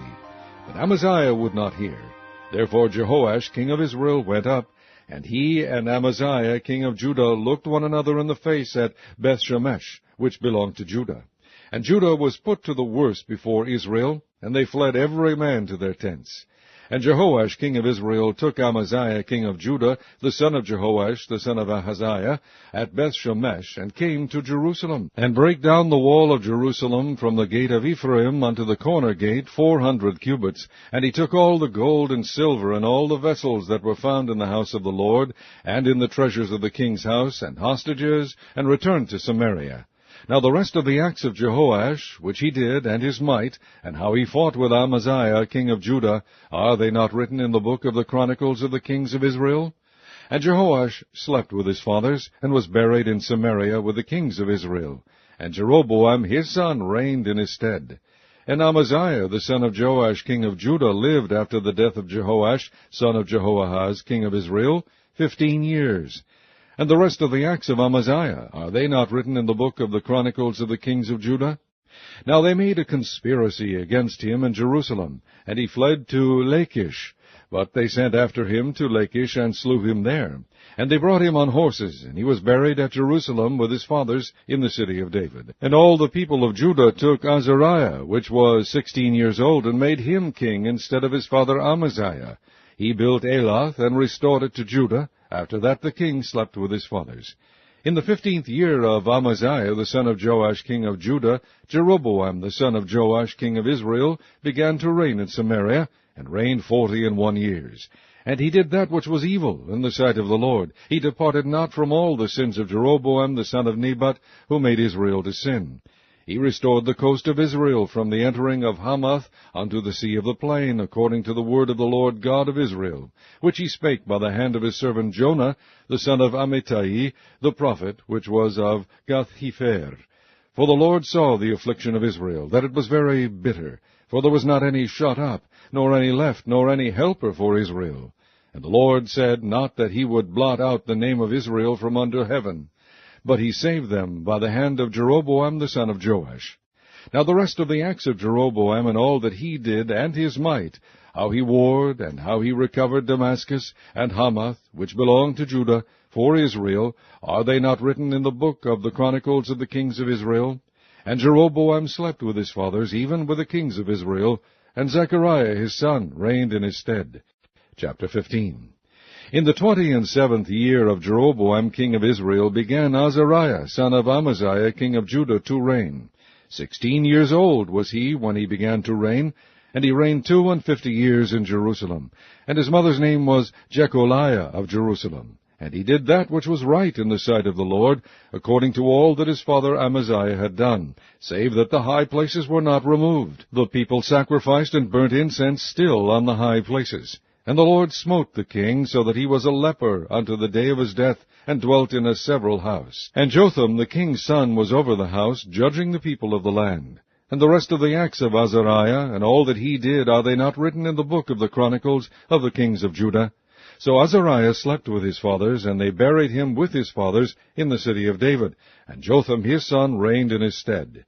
In the 38th year of Azariah king of Judah did Zechariah the son of Jeroboam reign over Israel in Samaria 6 months. And he did that which was evil in the sight of the Lord, as his fathers had done. He departed not from the sins of Jeroboam the son of Nebat, who made Israel to sin. And Shallum the son of Jabesh conspired against him, and smote him before the people, and slew him, and reigned in his stead. And the rest of the acts of Zechariah, behold, they are written in the book of the Chronicles of the kings of Israel. This was the word of the Lord which he spake unto Jehu, saying, Thy sons shall sit on the throne of Israel unto the 4th generation. And so it came to pass. Shallum the son of Jabesh began to reign in the 39th year of Uzziah king of Judah, and he reigned a full month in Samaria. For Menahem the son of Gedi went up from Tirzah, and came to Samaria, and smote Shallum the son of Jabesh in Samaria, and slew him, and reigned in his stead. And the rest of the acts of Shallum, and his conspiracy which he made, behold, they are written in the book of the Chronicles of the kings of Israel. Then Menahem smote Tiphsah, and all that were therein, and the coast thereof from Tirzah, because they opened not to him. Therefore he smote it, and all the women therein that were with child he ripped up. In the 39th year of Azariah king of Judah began Menahem the son of Gedi to reign over Israel, and reigned 10 years in Samaria. And he did that which was evil in the sight of the Lord. He departed not all his days from the sins of Jeroboam the son of Nebat, who made Israel to sin. And Pul the king of Assyria came against the land, and Menahem gave Pul 1,000 talents of silver, that his hand might be with him to confirm the kingdom in his hand. And Menahem exacted the money of Israel, even of all the mighty men of wealth, of each man 50 shekels of silver, to give to the king of Assyria. So the king of Assyria turned back, and stayed not there in the land. And the rest of the acts of Menahem, and all that he did, are they not written in the book of the Chronicles of the kings of Israel? And Menahem slept with his fathers, and Pekahiah his son reigned in his stead. In the 50th year of Azariah king of Judah, Pekahiah the son of Menahem began to reign over Israel in Samaria, and reigned 2 years. And he did that which was evil in the sight of the Lord. He departed not from the sins of Jeroboam the son of Nebat, who made Israel to sin. But Pekah the son of Remaliah, a captain of his, conspired against him, and smote him in Samaria, in the place of the king's house, with Argob and Aryeh, and with him 50 men of the Gileadites, and he killed him, and reigned in his room. And the rest of the acts of Pekahiah, and all that he did, behold, they are written in the book of the Chronicles of the kings of Israel. In the 52nd year of Azariah king of Judah, Pekah the son of Remaliah began to reign over Israel in Samaria, and reigned 20 years. And he did that which was evil in the sight of the Lord. He departed not from the sins of Jeroboam the son of Nebat, who made Israel to sin. In the days of Pekah king of Israel came Tiglath-Pileser king of Assyria, and took Ijon, and Abel-Beth-Maacah, and Janoah, and Kadesh, and Hazor, and Gilead, and Galilee, all the land of Naphtali, and carried them captive to Assyria. And Hoshea the son of Elah made a conspiracy against Pekah the son of Remaliah, and smote him, and slew him, and reigned in his stead, in the 20th year of Jotham the son of Uzziah. And the rest of the acts of Pekah, and all that he did, behold, they are written in the book of the Chronicles of the kings of Israel. In the 2nd year of Pekah the son of Remaliah king of Israel began Jotham the son of Uzziah king of Judah to reign. 25 years old was he when he began to reign, and he reigned 16 years in Jerusalem. And his mother's name was Jerusha, the daughter of Zadok. And he did that which was right in the sight of the Lord. He did according to all that his father Uzziah had done. Howbeit the high places were not removed. The people sacrificed and burned incense still in the high places. He built the higher gate of the house of the Lord. Now the rest of the acts of Jotham, and all that he did, are they not written in the book of the Chronicles of the kings of Judah? In those days the Lord began to send against Judah Rezin the king of Syria, and Pekah the son of Remaliah. And Jotham slept with his fathers, and was buried with his fathers in the city of David his father. And Ahaz his son reigned in his stead. Chapter 16. In the 17th year of Pekah the son of Remaliah, Ahaz the son of Jotham king of Judah began to reign. 20 years old was Ahaz when he began to reign, and reigned 16 years in Jerusalem, and did not that which was right in the sight of the Lord his God, like David his father. But he walked in the way of the kings of Israel, yea, and made his son to pass through the fire according to the abominations of the heathen, whom the Lord cast out from before the children of Israel. And he sacrificed and burnt incense in the high places, and on the hills, and under every green tree. Then Rezin king of Syria, and Pekah son of Remaliah king of Israel, came up to Jerusalem to war, and they besieged Ahaz, but could not overcome him. At that time Rezin king of Syria recovered Elath to Syria, and drave the Jews from Elath. And the Syrians came to Elath, and dwelt there unto this day. So Ahaz sent messengers to Tiglath-Pileser king of Assyria, saying, I am thy servant and thy son. Come up and save me out of the hand of the king of Syria, and out of the hand of the king of Israel, which rise up against me. And Ahaz took the silver and gold that was found in the house of the Lord, and in the treasures of the king's house, and sent it for a present to the king of Assyria. And the king of Assyria hearkened unto him, for the king of Assyria went up against Damascus, and took it, and carried the people of it captive to Kir, and slew Rezin. And King Ahaz went to Damascus to meet Tiglath-Pileser, king of Assyria, and saw an altar that was at Damascus. And King Ahaz sent to Urijah the priest the fashion of the altar, and the pattern of it, according to all the workmanship thereof. And Urijah the priest built an altar according to all that King Ahaz had sent from Damascus. So Urijah the priest made it against King Ahaz came from Damascus. And when the king was come from Damascus, the king saw the altar. And the king approached to the altar, and offered thereon. And he burnt his burnt offering, and his meat offering, and poured his drink offering, and sprinkled the blood of his peace offerings upon the altar. And he brought also the brazen altar, which was before the Lord, from the forefront of the house, from between the altar and the house of the Lord, and put it on the north side of the altar. And King Ahaz commanded Urijah the priest, saying, Upon the great altar burn the morning burnt offering, and the evening meat offering, and the king's burnt sacrifice, and his meat offering, with the burnt offering of all the people of the land. and their meat offering, and their drink offerings, and sprinkle upon it all the blood of the burnt offering, and all the blood of the sacrifice, and the brazen altar shall be for me to inquire by. Thus did Urijah the priest, according to all that King Ahaz commanded. And King Ahaz cut off the borders of the bases, and removed the laver from off them, and took down the sea from off the brazen oxen that were under it, and put it upon a pavement of stones. And the covert for the Sabbath that they had built in the house, and the king's entry without, turned he from the house of the Lord for the king of Assyria. Now the rest of the acts of Ahaz which he did, are they not written in the book of the Chronicles of the kings of Judah? And Ahaz slept with his fathers, and was buried with his fathers in the city of David, and Hezekiah his son reigned in his stead. Chapter 17. In the 12th year of Ahaz king of Judah began Hoshea the son of Elah to reign in Samaria over Israel 9 years. And he did that which was evil in the sight of the Lord, but not as the kings of Israel that were before him. Against him came up Shalmaneser king of Assyria, and Hoshea became his servant, and gave him presents. And the king of Assyria found conspiracy in Hoshea, for he had sent messengers to So king of Egypt, and brought no present to the king of Assyria, as he had done year by year. Therefore the king of Assyria shut him up, and bound him in prison. Then the king of Assyria came up throughout all the land, and went up to Samaria, and besieged it 3 years. In the 9th year of Hoshea the king of Assyria took Samaria, and carried Israel away into Assyria, and placed them in Halah, and in Habor by the river of Gozan, and in the cities of the Medes.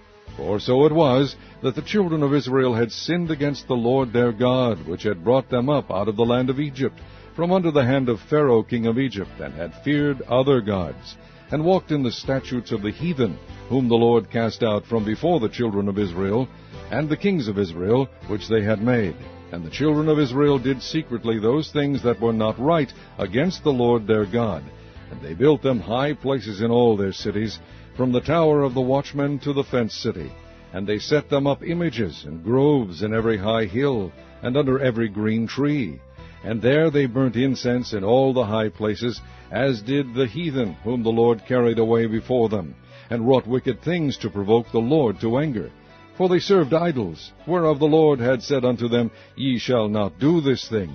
Yet the Lord testified against Israel and against Judah by all the prophets and by all the seers, saying, Turn ye from your evil ways, and keep my commandments and my statutes, according to all the laws which I commanded your fathers, and which I sent to you by my servants the prophets. Notwithstanding they would not hear, but hardened their necks, like to the neck of their fathers, that did not believe in the Lord their God. And they rejected his statutes, and his covenant that he made with their fathers, and his testimonies which he testified against them. And they followed vanity, and became vain, and went after the heathen that were round about them, concerning whom the Lord had charged them, that they should not do like them. And they left all the commandments of the Lord their God, and made them molten images, even 2 calves, and made a grove, and worshipped all the host of heaven, and served Baal. And they caused their sons and their daughters to pass through the fire, and used divination and enchantments, and sold themselves to do evil in the sight of the Lord, to provoke him to anger. Therefore the Lord was very angry with Israel, and removed them out of his sight. There was none left but the tribe of Judah only. Also Judah kept not the commandments of the Lord their God, but walked in the statutes of Israel which they made. And the Lord rejected all the seed of Israel, and afflicted them, and delivered them into the hand of spoilers, until he had cast them out of his sight. For he rent Israel from the house of David, and they made Jeroboam the son of Nebat king. And Jeroboam drave Israel from following the Lord, and made them sin a great sin. For the children of Israel walked in all the sins of Jeroboam which he did. They departed not from them, until the Lord removed Israel out of his sight, as he had said by all his servants the prophets. So was Israel carried away out of their own land to Assyria unto this day. And the king of Assyria brought men from Babylon, and from Cutha, and from Ava, and from Hamath, and from Sepharvaim, and placed them in the cities of Samaria instead of the children of Israel. And they possessed Samaria, and dwelt in the cities thereof. And so it was at the beginning of their dwelling there, that they feared not the Lord. Therefore the Lord sent lions among them, which slew some of them.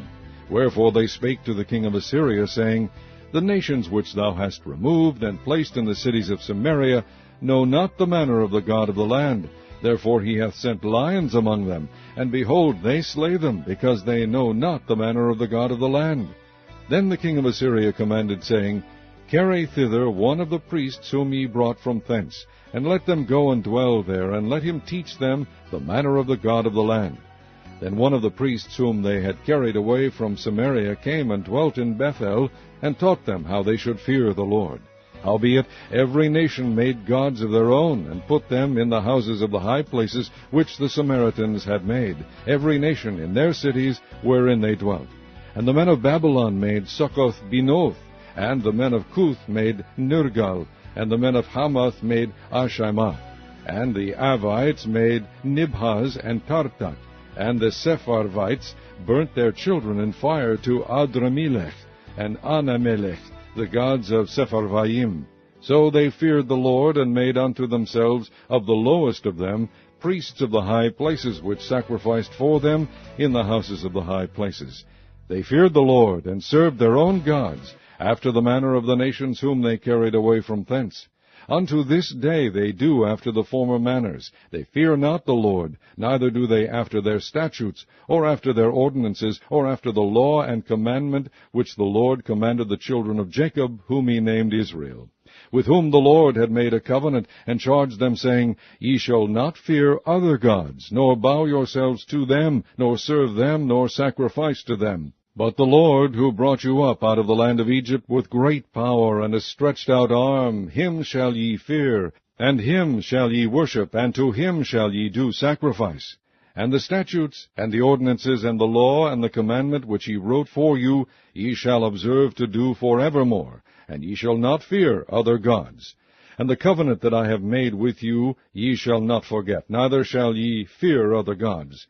But the Lord your God ye shall fear, and he shall deliver you out of the hand of all your enemies. Howbeit they did not hearken, but they did after their former manner.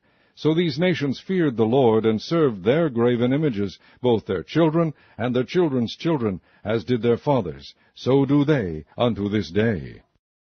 Chapter 18. Now it came to pass in the 3rd year of Hoshea, son of Elah, king of Israel, that Hezekiah the son of Ahaz, king of Judah, began to reign. 25 years old was he when he began to reign, and he reigned 29 years in Jerusalem. His mother's name was Abi, the daughter of Zechariah. And he did that which was right in the sight of the Lord, according to all that David his father did. He removed the high places, and brake the images, and cut down the groves, and brake in pieces the brazen serpent that Moses had made. For unto those days the children of Israel did burn incense to it, and he called it Nehushtan. He trusted in the Lord God of Israel, so that after him was none like him among all the nations of Judah, nor any that were before him. For he clave to the Lord, and departed not from following him, but kept his commandments, which the Lord commanded Moses. And the Lord was with him, and he prospered whithersoever he went forth. And he rebelled against the king of Assyria, and served him not. He smote the Philistines even unto Gaza, and the borders thereof, from the tower of the watchman to the fenced city. And it came to pass in the 4th year of King Hezekiah, which was the 7th year of Hoshea, son of Elah, king of Israel, that Shalmaneser, king of Assyria, came up against Samaria, and besieged it. And at the end of 3 years they took it, even in the 6th year of Hezekiah, that is the 9th year of Hoshea, king of Israel, Samaria was taken. And the king of Assyria did carry away Israel unto Assyria, and put them in Hala, and in Habor by the river of Gozan, and in the cities of the Medes, because they obeyed not the voice of the Lord their God, but transgressed his covenant, and all that Moses the servant of the Lord commanded, and would not hear them, nor do them. Now in the 14th year of King Hezekiah did Sennacherib, king of Assyria, come up against all the fenced cities of Judah, and took them. And Hezekiah, king of Judah, sent to the king of Assyria to Lachish, saying, I have offended. Return from me. That which thou puttest on me will I bear. And the king of Assyria appointed unto Hezekiah, king of Judah, 300 talents of silver, and 30 talents of gold. And Hezekiah gave him all the silver that was found in the house of the Lord, and in the treasures of the king's house. At that time did Hezekiah cut off the gold from the doors of the temple of the Lord, and from the pillars which Hezekiah king of Judah had overlaid, and gave it to the king of Assyria. And the king of Assyria sent Tartan and Rabsaris and Rabshakeh from Lachish to King Hezekiah with a great host against Jerusalem. And they went up and came to Jerusalem, and when they were come up, they came and stood by the conduit of the upper pool, which is in the highway of the fuller's field.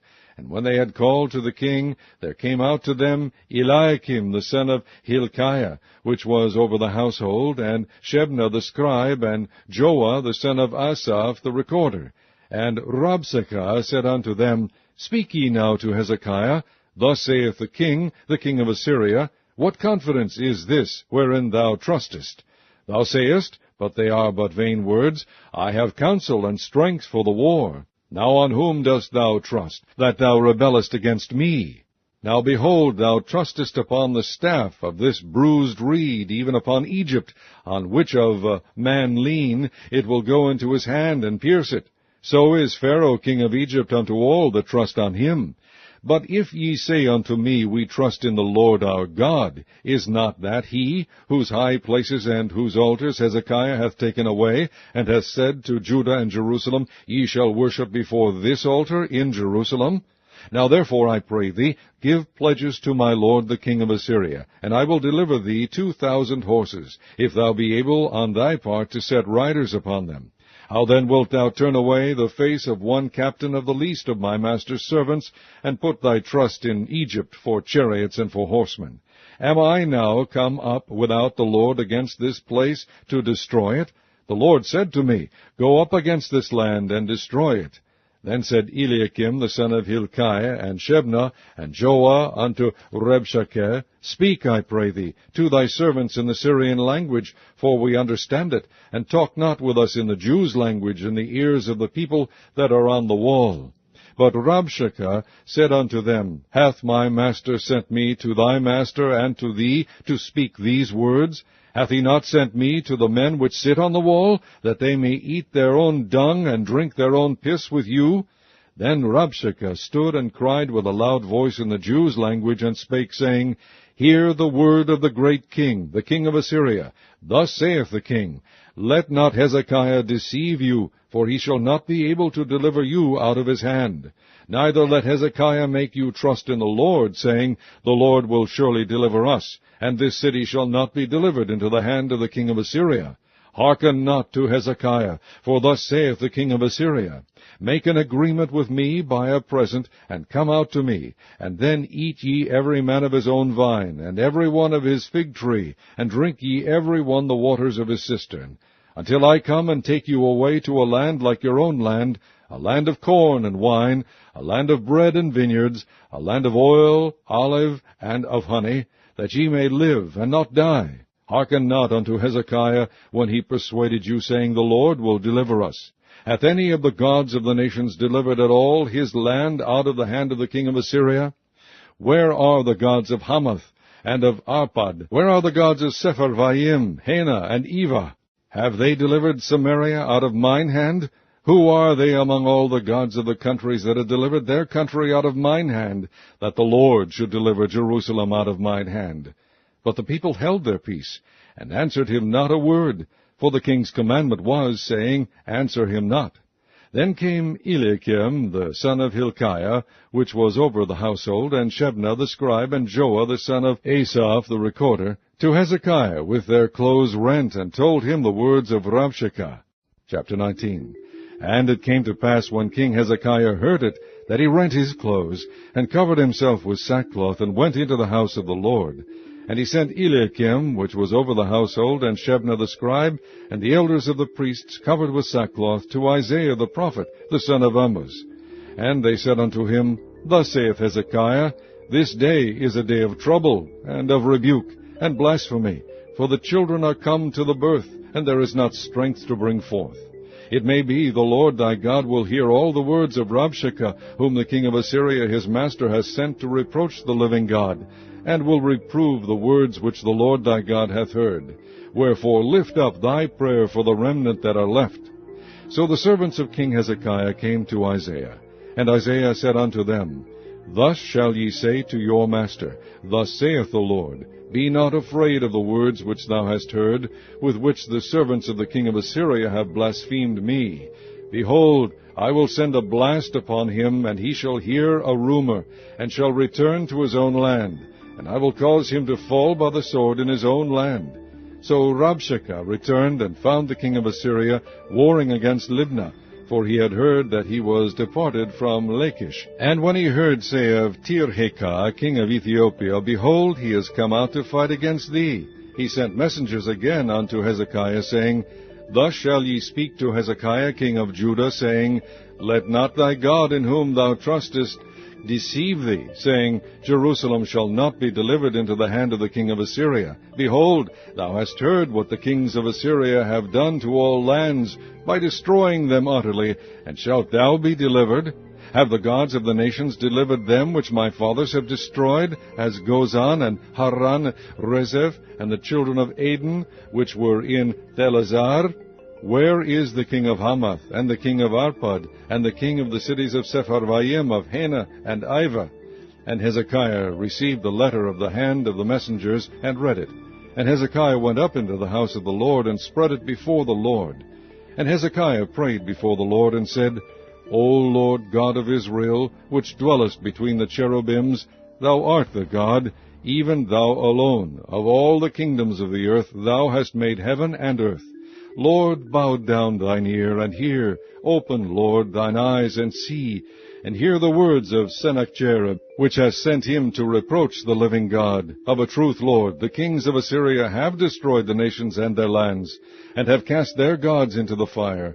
For they were no gods, but the work of men's hands, wood and stone. Therefore they have destroyed them.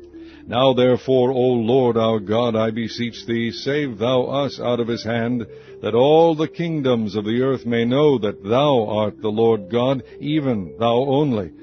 Then Isaiah the son of Amoz sent to Hezekiah, saying, Thus saith the Lord God of Israel, That which thou hast prayed to me against Sennacherib, king of Assyria, I have heard. This is the word that the Lord hath spoken concerning him. The virgin, the daughter of Zion, hath despised thee, and laughed thee to scorn. The daughter of Jerusalem hath shaken her head at thee. Whom hast thou reproached and blasphemed? And against whom hast thou exalted thy voice, and lifted up thine eyes on high, even against the Holy One of Israel? By thy messengers thou hast reproached the Lord, and hast said, With the multitude of my chariots I am come up to the height of the mountains, to the sides of Lebanon, and will cut down the tall cedar trees thereof, and the choice fir trees thereof, and I will enter into the lodgings of his borders, and into the forest of his Carmel. I have digged and drunk strange waters, and with the sole of my feet have I dried up all the rivers of besieged places. Hast thou not heard long ago how I have done it, and of ancient times that I have formed it? Now have I brought it to pass, that thou shouldest be to lay waste fenced cities into ruinous heaps. Therefore their inhabitants were of small power. They were dismayed and confounded. They were as the grass of the field, and as the green herb, as the grass on the housetops, and as corn blasted before it be grown up. But I know thy abode, and thy going out, and thy coming in, and thy rage against me, because thy rage against me, and thy tumult is come up into mine ears. Therefore I will put my hook in thy nose, and my bridle in thy lips, and I will turn thee back by the way which thou camest. And this shall be a sign unto thee. Ye shall eat this year such things as grow of themselves, and in the second year that which springeth of the same. And in the third year sow ye, and reap, and plant vineyards, and eat the fruits thereof. And the remnant that is escaped of the house of Judah shall yet again take root downward, and bear fruit upward.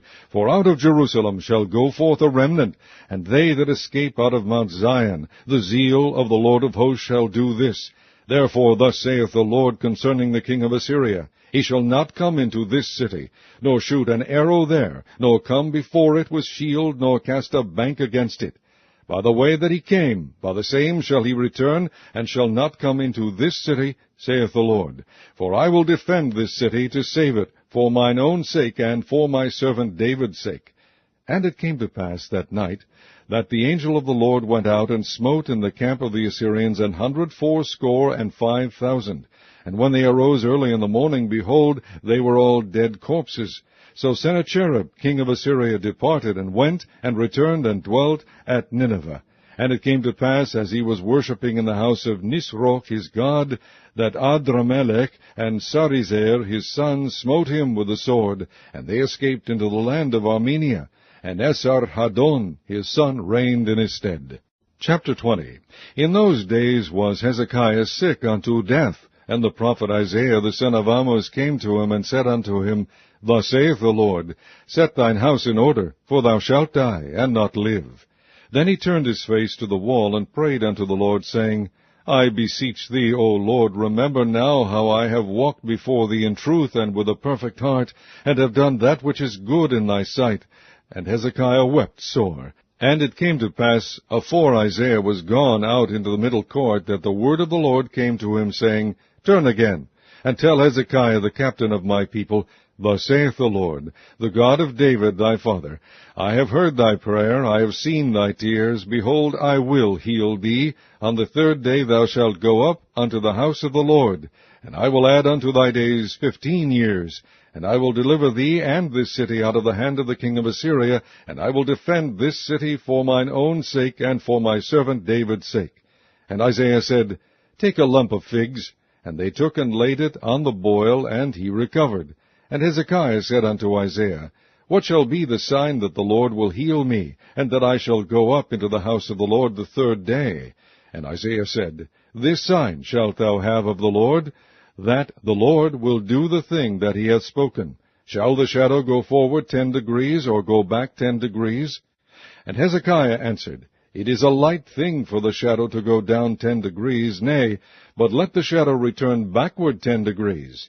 And Isaiah the prophet cried unto the Lord, and he brought the shadow 10 degrees backward, by which it had gone down in the dial of Ahaz. At that time Berodach Baladan, the son of Baladan, king of Babylon, sent letters and a present unto Hezekiah, for he had heard that Hezekiah had been sick.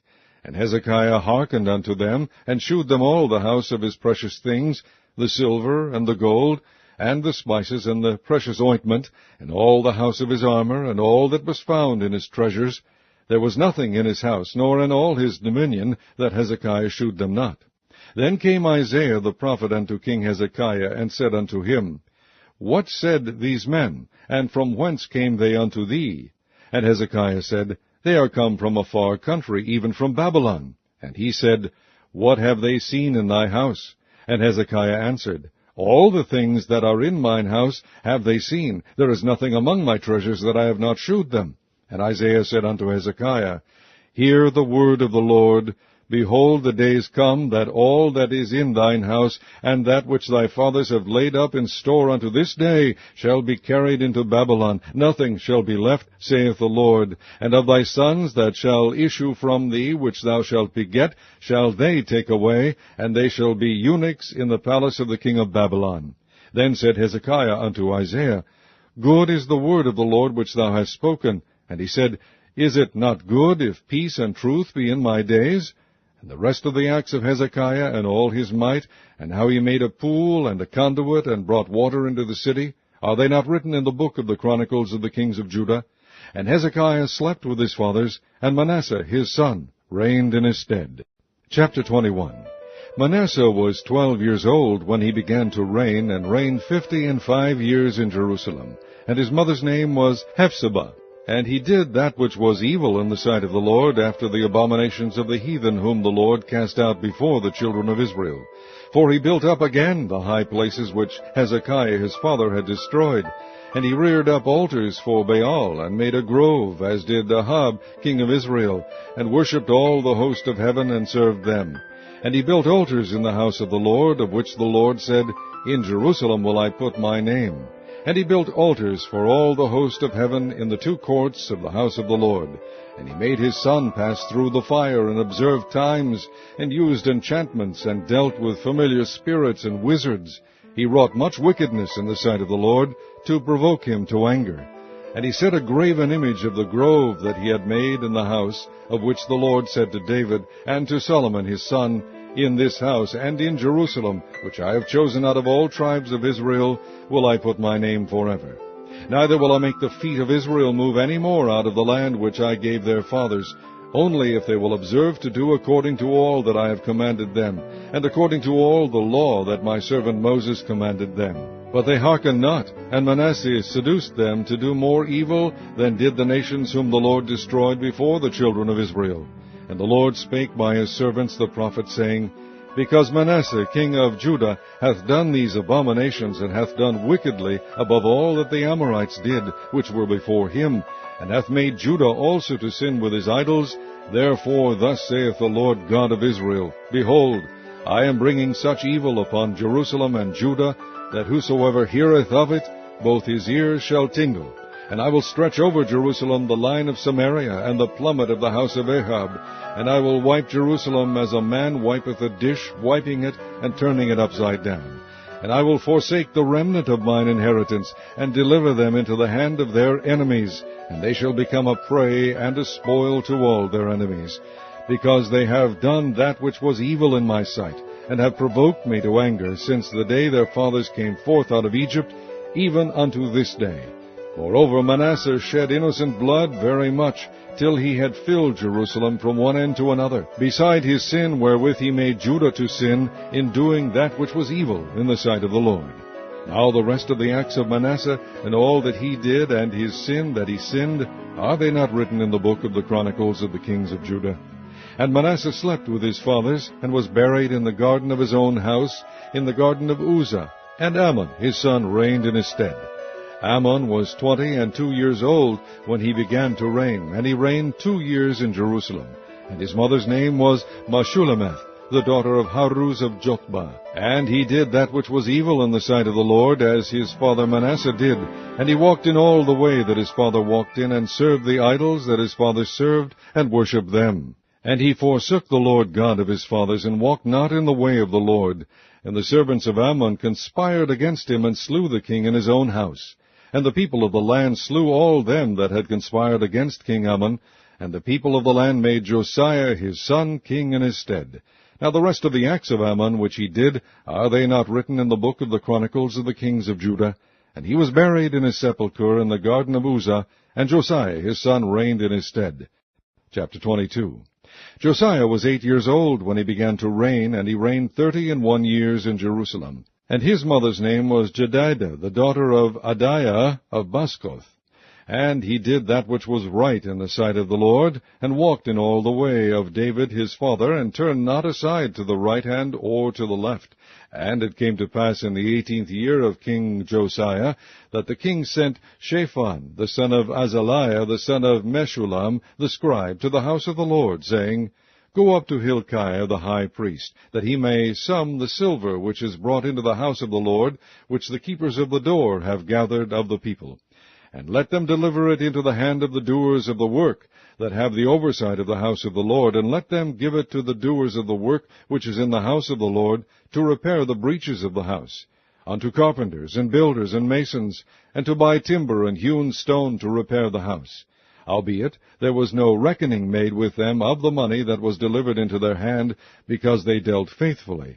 And Hilkiah the high priest said unto Shaphan the scribe, I have found the book of the law in the house of the Lord. And Hilkiah gave the book to Shaphan, and he read it. And Shaphan the scribe came to the king, and brought the king word again, and said, Thy servants have gathered the money that was found in the house, and have delivered it into the hand of them that do the work, that have the oversight of the house of the Lord. And Shaphan the scribe shewed the king, saying, Hilkiah the priest hath delivered me a book. And Shaphan read it before the king. And it came to pass, when the king had heard the words of the book of the law, that he rent his clothes. And the king commanded Hilkiah the priest, and Ahikam the son of Shaphan, and Achbor the son of Milchiah, and Shaphan the scribe, and Azahiah the servant of the king, saying, Go ye, inquire of the Lord for me, and for the people, and for all Judah, concerning the words of this book that is found. For great is the wrath of the Lord that is kindled against us, because our fathers have not hearkened unto the words of this book, to do according unto all that which is written concerning us. So Hilkiah the priest, and Ahikam, and Achbor, and Shaphan, and Azahiah went unto Huldah the prophetess, the wife of Shallum, the son of Tikvah, the son of Harhas, keeper of the wardrobe. Now she dwelt in Jerusalem in the college, and they communed with her. And she said unto them, Thus saith the Lord God of Israel, Tell the man that sent you to me, Thus saith the Lord, Behold, I will bring evil upon this place and upon the inhabitants thereof, even all the words of the book which the king of Judah hath read, because they have forsaken me, and have burned incense unto other gods, that they might provoke me to anger with all the works of their hands. Therefore my wrath shall be kindled against this place, and shall not be quenched.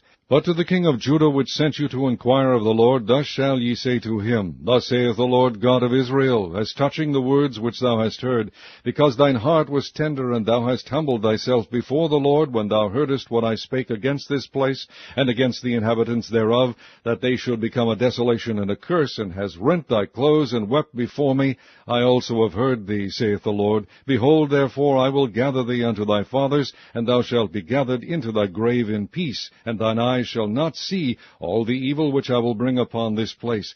And they brought the king word again. Chapter 23.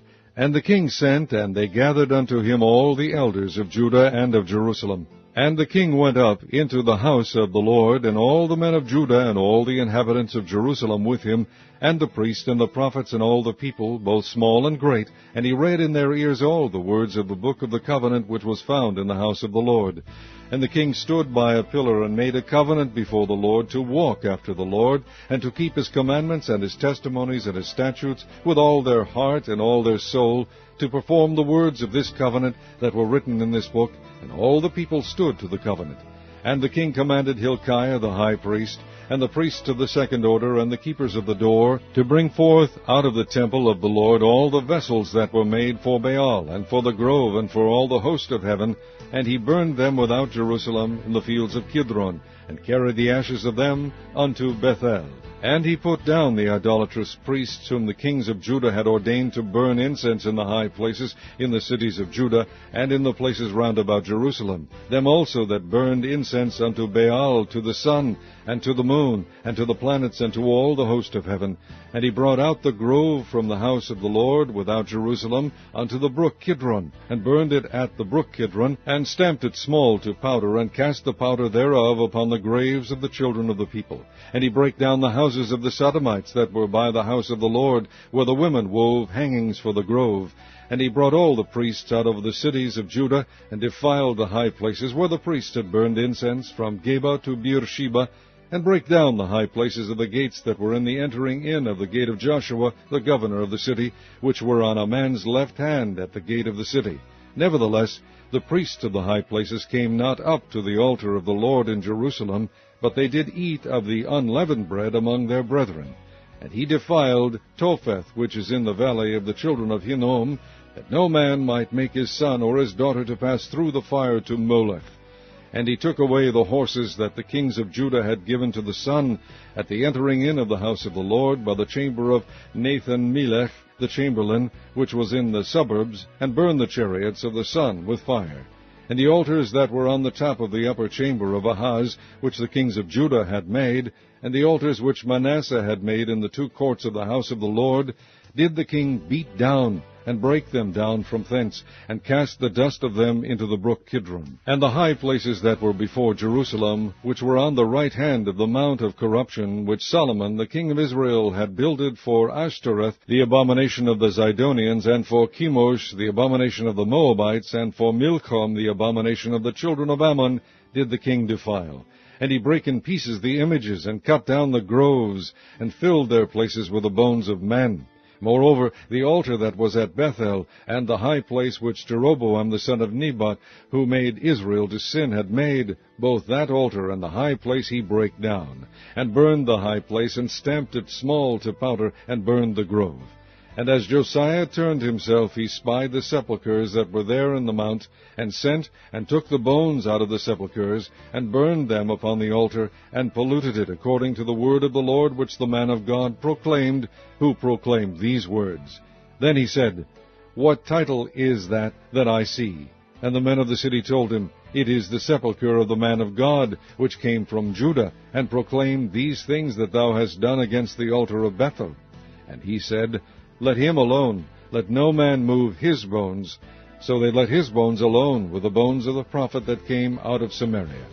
And all the houses also of the high places that were in the cities of Samaria, which the kings of Israel had made to provoke the Lord to anger, Josiah took away, and did to them according to all the acts that he had done in Bethel. And he slew all the priests of the high places that were there upon the altars, and burned men's bones upon them, and returned to Jerusalem. And the king commanded all the people, saying, Keep the Passover unto the Lord your God, as it is written in the book of this covenant.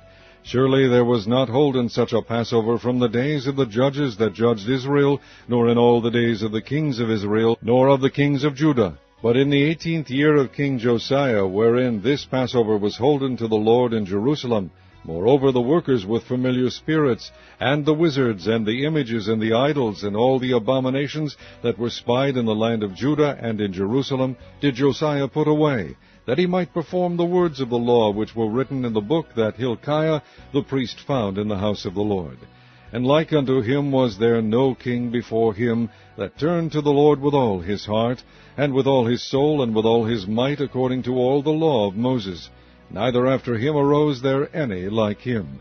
Notwithstanding the Lord turned not from the fierceness of his great wrath, wherewith his anger was kindled against Judah, because of all the provocations that Manasseh had provoked him withal. And the Lord said, I will remove Judah also out of my sight, as I have removed Israel, and will cast off this city Jerusalem which I have chosen, and the house of which I said, My name shall be there. Now the rest of the acts of Josiah, and all that he did, are they not written in the book of the Chronicles of the kings of Judah? In his days Pharaoh Necho, king of Egypt, went up against the king of Assyria to the river Euphrates, and King Josiah went against him, and he slew him at Megiddo, when he had seen him. And his servants carried him in a chariot dead from Megiddo, and brought him to Jerusalem, and buried him in his own sepulchre. And the people of the land took Jehoahaz, the son of Josiah, and anointed him, and made him king in his father's stead. And Jehoahaz was 23 years old when he began to reign, and he reigned 3 months in Jerusalem. And his mother's name was Hamutal, the daughter of Jeremiah of Libnah. And he did that which was evil in the sight of the Lord, according to all that his fathers had done. And Pharaoh Necho put him in bands at Riblah in the land of Hamath, that he might not reign in Jerusalem, and put the land to a tribute of 100 talents of silver, and a talent of gold. And Pharaoh Necho made Eliakim, the son of Josiah, king in the room of Josiah his father, and turned his name to Jehoiakim, and took Jehoahaz away, and he came to Egypt and died there. And Jehoiakim gave the silver and the gold to Pharaoh, but he taxed the land to give the money according to the commandment of Pharaoh. He exacted the silver and the gold of the people of the land, of every one according to his taxation, to give it unto Pharaoh Necho. And Jehoiakim was 25 years old when he began to reign, and he reigned 11 years in Jerusalem. And his mother's name was Zebudah, the daughter of Pedaiah of Rumah. And he did that which was evil in the sight of the Lord, according to all that his fathers had done. Chapter 24. In his days Nebuchadnezzar king of Babylon came up, and Jehoiakim became his servant 3 years. Then he turned and rebelled against him. And the Lord sent against him bands of the Chaldees, and bands of the Syrians, and bands of the Moabites, and bands of the children of Ammon, and sent them against Judah to destroy it, according to the word of the Lord which he spake by his servants the prophets. Surely at the commandment of the Lord came this upon Judah, to remove them out of his sight, for the sins of Manasseh, according to all that he did, and for the innocent blood that he shed, for he filled Jerusalem with innocent blood, which the Lord would not pardon. Now the rest of the acts of Jehoiakim and all that he did, are they not written in the book of the Chronicles of the kings of Judah? So Jehoiakim slept with his fathers, and Jehoiakim his son reigned in his stead.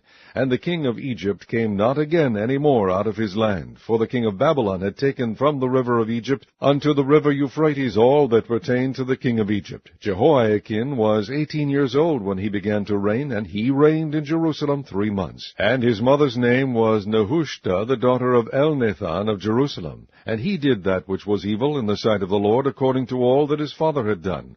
At that time the servants of Nebuchadnezzar king of Babylon came up against Jerusalem, and the city was besieged. And Nebuchadnezzar king of Babylon came against the city, and his servants did besiege it. And Jehoiakim the king of Judah went out to the king of Babylon, he and his mother, and his servants, and his princes, and his officers. And the king of Babylon took him in the 8th year of his reign. And he carried out thence all the treasures of the house of the Lord, and the treasures of the king's house, and cut in pieces all the vessels of gold which Solomon king of Israel had made in the temple of the Lord, as the Lord had said. And he carried away all Jerusalem, and all the princes, and all the mighty men of valor, even 10,000 captives, and all the craftsmen and smiths. None remained, save the poorest sort of the people of the land.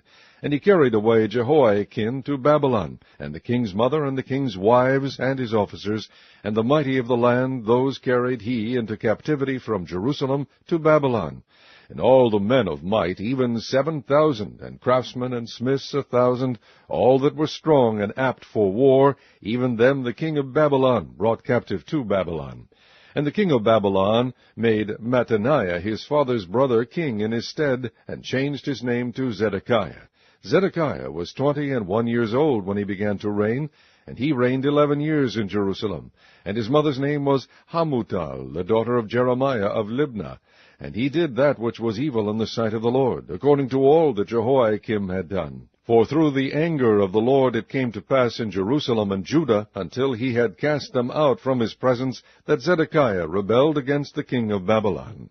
Chapter 25. And it came to pass in the 9th year of his reign, in the 10th month, in the 10th day of the month, that Nebuchadnezzar king of Babylon came, he and all his host, against Jerusalem, and pitched against it, and they built forts against it round about. And the city was besieged unto the 11th year of King Zedekiah. And on the 9th day of the 4th month the famine prevailed in the city, and there was no bread for the people of the land. And the city was broken up, and all the men of war fled by night by the way of the gate between 2 walls, which is by the king's garden. Now the Chaldees were against the city round about, and the king went the way toward the plain. And the army of the Chaldees pursued after the king, and overtook him in the plains of Jericho. And all his army were scattered from him. So they took the king, and brought him up to the king of Babylon to Riblah, and they gave judgment upon him. And they slew the sons of Zedekiah before his eyes, and put out the eyes of Zedekiah, and bound him with fetters of brass, and carried him to Babylon. And in the 5th month, on the 7th day of the month, which is the 19th year of King Nebuchadnezzar, king of Babylon, came Nebuzaradan, captain of the guard, a servant of the king of Babylon, unto Jerusalem. And he burnt the house of the Lord, and the king's house, and all the houses of Jerusalem, and every great man's house burnt he with fire. And all the army of the Chaldees that were with the captain of the guard brake down the walls of Jerusalem round about. Now the rest of the people that were left in the city, and the fugitives that fell away to the king of Babylon, with the remnant of the multitude, did Nebuzaradan, the captain of the guard, carry away. But the captain of the guard left of the poor of the land to be vine-dressers and husbandmen. And the pillars of brass that were in the house of the Lord, and the bases, and the brazen sea that was in the house of the Lord, did the Chaldees break in pieces, and carried the brass of them to Babylon. And the pots, and the shovels, and the snuffers, and the spoons, and all the vessels of brass wherewith they ministered, took they away. And the firepans, and the bowls, and such things as were of gold, in gold, and of silver, in silver, the captain of the guard took away. The 2 pillars, 1 sea, and the bases which Solomon had made for the house of the Lord, the brass of all these vessels was without weight. The height of the 1 pillar was 18 cubits, and the chapiter upon it was brass, and the height of the chapiter 3 cubits, and the wreathen work and pomegranates upon the chapiter round about, all of brass. And like unto these had the 2nd pillar with wreathen work. And the captain of the guard took Seraiah the chief priest, and Zephaniah the 2nd priest, and the 3 keepers of the door. And out of the city he took an officer that was set over the men of war, and 5 men of them that were in the king's presence, which were found in the city, and the principal scribe of the host, which mustered the people of the land, and 60 men of the people of the land that were found in the city. And Nebuzaradan, captain of the guard, took these, and brought them to the king of Babylon to Riblah. And the king of Babylon smote them, and slew them at Riblah in the land of Hamath. So Judah was carried away out of their land.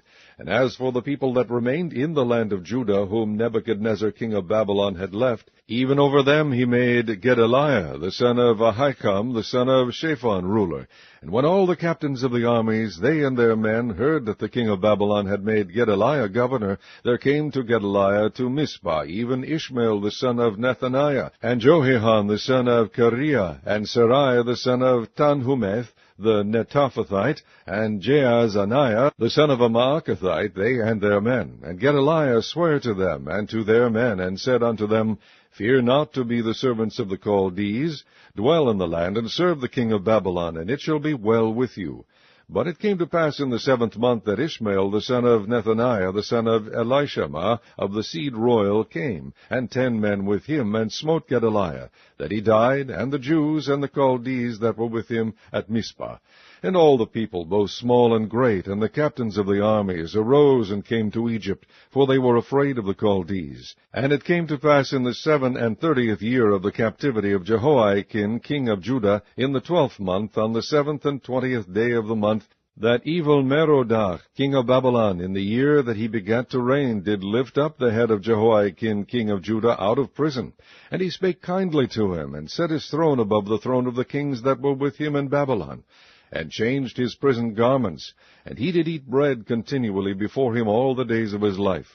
And his allowance was a continual allowance given him of the king, a daily rate for every day, all the days of his life.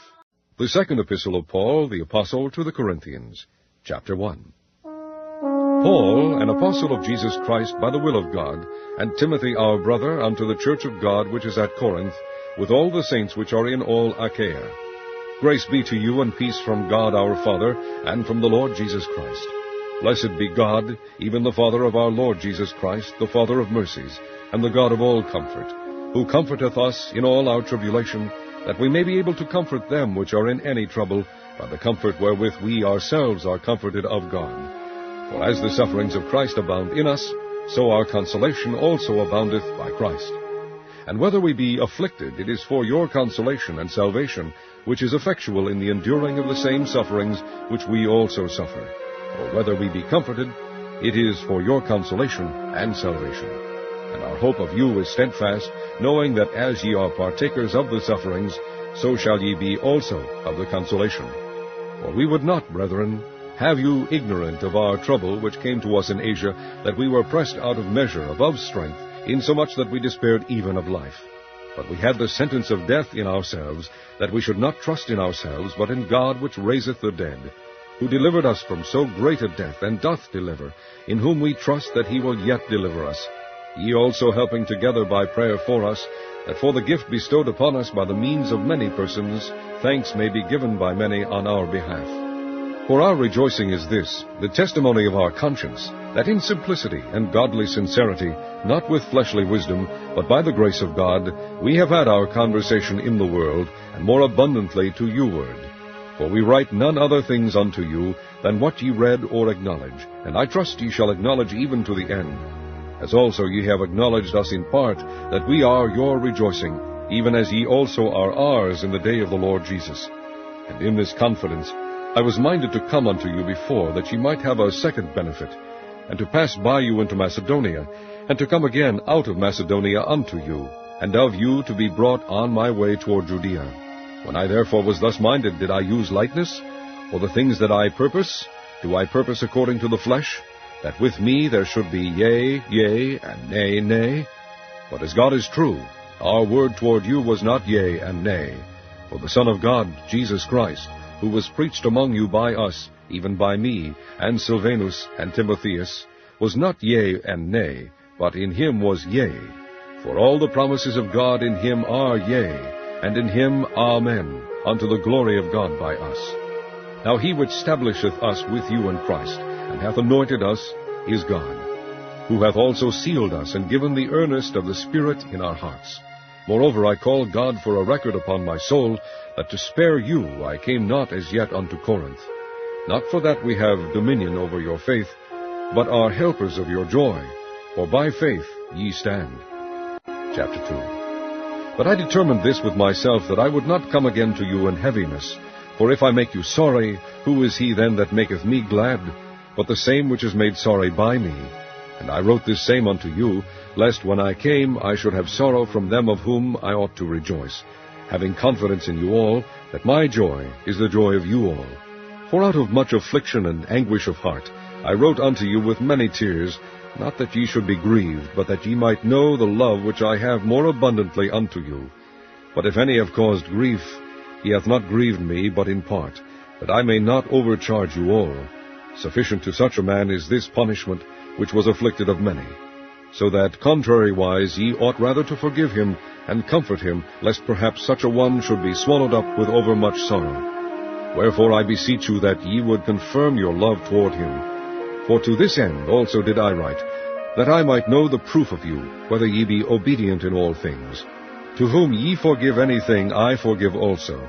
For if I forgave anything, to whom I forgave it, for your sakes forgave I it in the person of Christ, lest Satan should get an advantage of us, for we are not ignorant of his devices. Furthermore, when I came to Troas to preach Christ's gospel, and a door was opened unto me of the Lord, I had no rest in my spirit, because I found not Titus my brother. But taking my leave of them, I went from thence into Macedonia. Now thanks be unto God, which always causeth us to triumph in Christ, and maketh manifest the Saviour of his knowledge by us in every place. For we are unto God a sweet savour of Christ, in them that are saved, and in them that perish. To the one we are the Saviour of death unto death, and to the other the Saviour of life unto life. And who is sufficient for these things? For we are not as many which corrupt the word of God, but as of sincerity, but as of God, in the sight of God, speak we in Christ. Chapter 3. Do we begin again to commend ourselves? Or need we, as some others, epistles of commendation to you, or letters of commendation from you? Ye are our epistles, written in our hearts, known and read of all men. For as much as ye are manifestly declared to be the epistle of Christ, ministered by us, written not with ink, but with the Spirit of the living God, not in tables of stone, but in fleshly tables of the heart. And such trust have we through Christ to Godward. Not that we are sufficient of ourselves to think anything as of ourselves, but our sufficiency is of God, who also hath made us able ministers of the New Testament, not of the letter, but of the Spirit. For the letter killeth, but the Spirit giveth life. But if the ministration of death, written and engraven in stones, was glorious, so that the children of Israel could not steadfastly behold the face of Moses for the glory of his countenance, which glory was to be done away, how shall not the ministration of the Spirit be rather glorious? For if the ministration of condemnation be glory, much more doth the ministration of righteousness exceed in glory. For even that which was made glorious had no glory in this respect, by reason of the glory that excelleth. For if that which is done away was glorious, much more that which remaineth is glorious.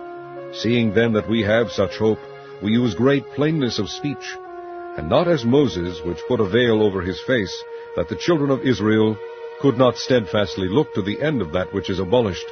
But their minds were blinded, for until this day remaineth the same veil untaken away in the reading of the Old Testament, which veil is done away in Christ. But even unto this day, when Moses is read, the veil is upon their heart. Nevertheless, when it shall turn to the Lord, the veil shall be taken away. Now the Lord is that Spirit, and where the Spirit of the Lord is, there is liberty. But we all, with open face beholding as in a glass the glory of the Lord, are changed into the same image from glory to glory, even as by the Spirit of the Lord. Chapter 4. Therefore, seeing we have this ministry, as we have received mercy, we faint not, but have renounced the hidden things of dishonesty, not walking in craftiness, nor handling the word of God deceitfully, but by manifestation of the truth, commending ourselves to every man's conscience in the sight of God. But if our gospel be hid, it is hid to them that are lost, in whom the God of this world hath blinded the minds of them which believe not, lest the light of the glorious gospel of Christ, who is the image of God, should shine unto them. For we preach not ourselves, but Christ Jesus the Lord, and ourselves your servants for Jesus' sake. For God, who commanded the light to shine out of darkness, hath shined in our hearts, to give the light of the knowledge of the glory of God in the face of Jesus Christ. But we have this treasure in earthen vessels, that the excellency of the power may be of God, and not of us. We are troubled on every side, yet not distressed, We are perplexed, but not in despair, persecuted, but not forsaken, cast down, but not destroyed, always bearing about in the body the dying of the Lord Jesus, that the life also of Jesus might be made manifest in our body. For we which live are always delivered unto death for Jesus' sake, that the life also of Jesus might be made manifest in our mortal flesh. So then death worketh in us, but life in you. We have the same spirit of faith, according as it is written, I believed, and therefore have I spoken. We also believe, and therefore speak, knowing that he which raised up the Lord Jesus shall raise up us also by Jesus, and shall present us with you. For all things are for your sakes, that the abundant grace might through the thanksgiving of many redound to the glory of God. For which cause we faint not, but though our outward man perish, yet the inward man is renewed day by day. For our light affliction, which is but for a moment, worketh for us a far more exceeding and eternal weight of glory, while we look not at the things which are seen, but at the things which are not seen. For the things which are seen are temporal, but the things which are not seen are eternal. Chapter 5. For we know that if our earthly house of this tabernacle were dissolved, we have a building of God, an house not made with hands, eternal in the heavens. For in this we groan, earnestly desiring to be clothed upon with our house, which is from heaven. If so be that being clothed we shall not be found naked. For we that are in this tabernacle do groan, being burdened, not for that we would be unclothed, but clothed upon, that mortality might be swallowed up of life. Now he that hath wrought us for the selfsame thing is God, who also hath given unto us the earnest of the Spirit. Therefore we are always confident, knowing that whilst we are at home in the body, we are absent from the Lord. For we walk by faith, not by sight. We are confident, I say, and willing rather to be absent from the body, and to be present with the Lord. Wherefore we labor, that whether present or absent, we may be accepted of him. For we must all appear before the judgment seat of Christ, that every one may receive the things done in his body, according to that he hath done, whether it be good or bad. Knowing therefore the terror of the Lord, we persuade men, but we are made manifest unto God, and I trust also are made manifest in your consciences. For we commend not ourselves again unto you, but give you occasion to glory on our behalf, that ye may have somewhat to answer them which glory in appearance, and not in heart. For whether we be beside ourselves, it is to God, or whether we be sober, it is for your cause.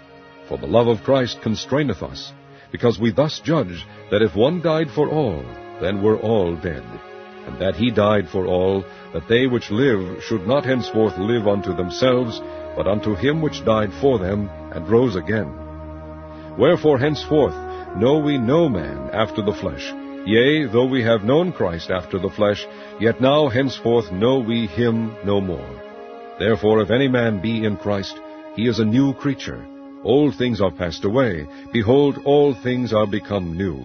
And all things are of God, who hath reconciled us to himself by Jesus Christ, and hath given to us the ministry of reconciliation, to wit, that God was in Christ, reconciling the world unto himself, not imputing their trespasses unto them, and hath committed unto us the word of reconciliation. Now then we are ambassadors for Christ, as though God did beseech you by us.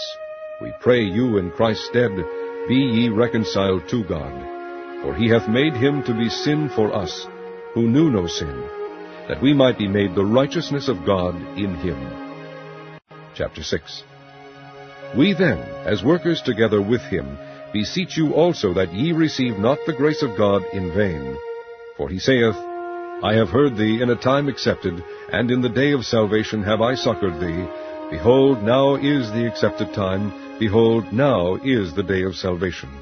Giving no offense in anything, that the ministry be not blamed, but in all things approving ourselves as the ministers of God, in much patience, in afflictions, in necessities, in distresses, in stripes, in imprisonments, in tumults, in labors, in watchings, in fastings, by pureness, by knowledge, by long-suffering, by kindness, by the Holy Ghost, by love unfeigned, by the word of truth, by the power of God, by the armor of righteousness on the right hand and on the left, by honor and dishonor, by evil report and good report, as deceivers and yet true, as unknown and yet well known, as dying and, behold, we live, as chastened and not killed, as sorrowful yet alway rejoicing, as poor yet making many rich, as having nothing and yet possessing all things.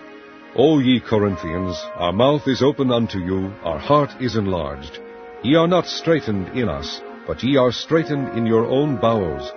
Now for a recompense in the same, I speak as unto my children, be ye also enlarged. Be ye not unequally yoked together with unbelievers, for what fellowship hath righteousness with unrighteousness? And what communion hath light with darkness? And what concord hath Christ with Belial? Or what part hath he that believeth with an infidel? And what agreement hath the temple of God with idols? For ye are the temple of the living God, as God hath said, I will dwell in them, and walk in them, and I will be their God, and they shall be my people.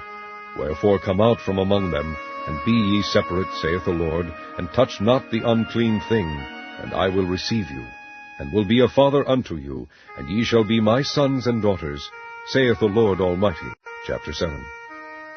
Having therefore these promises, dearly beloved, let us cleanse ourselves from all filthiness of the flesh and spirit, perfecting holiness in the fear of God.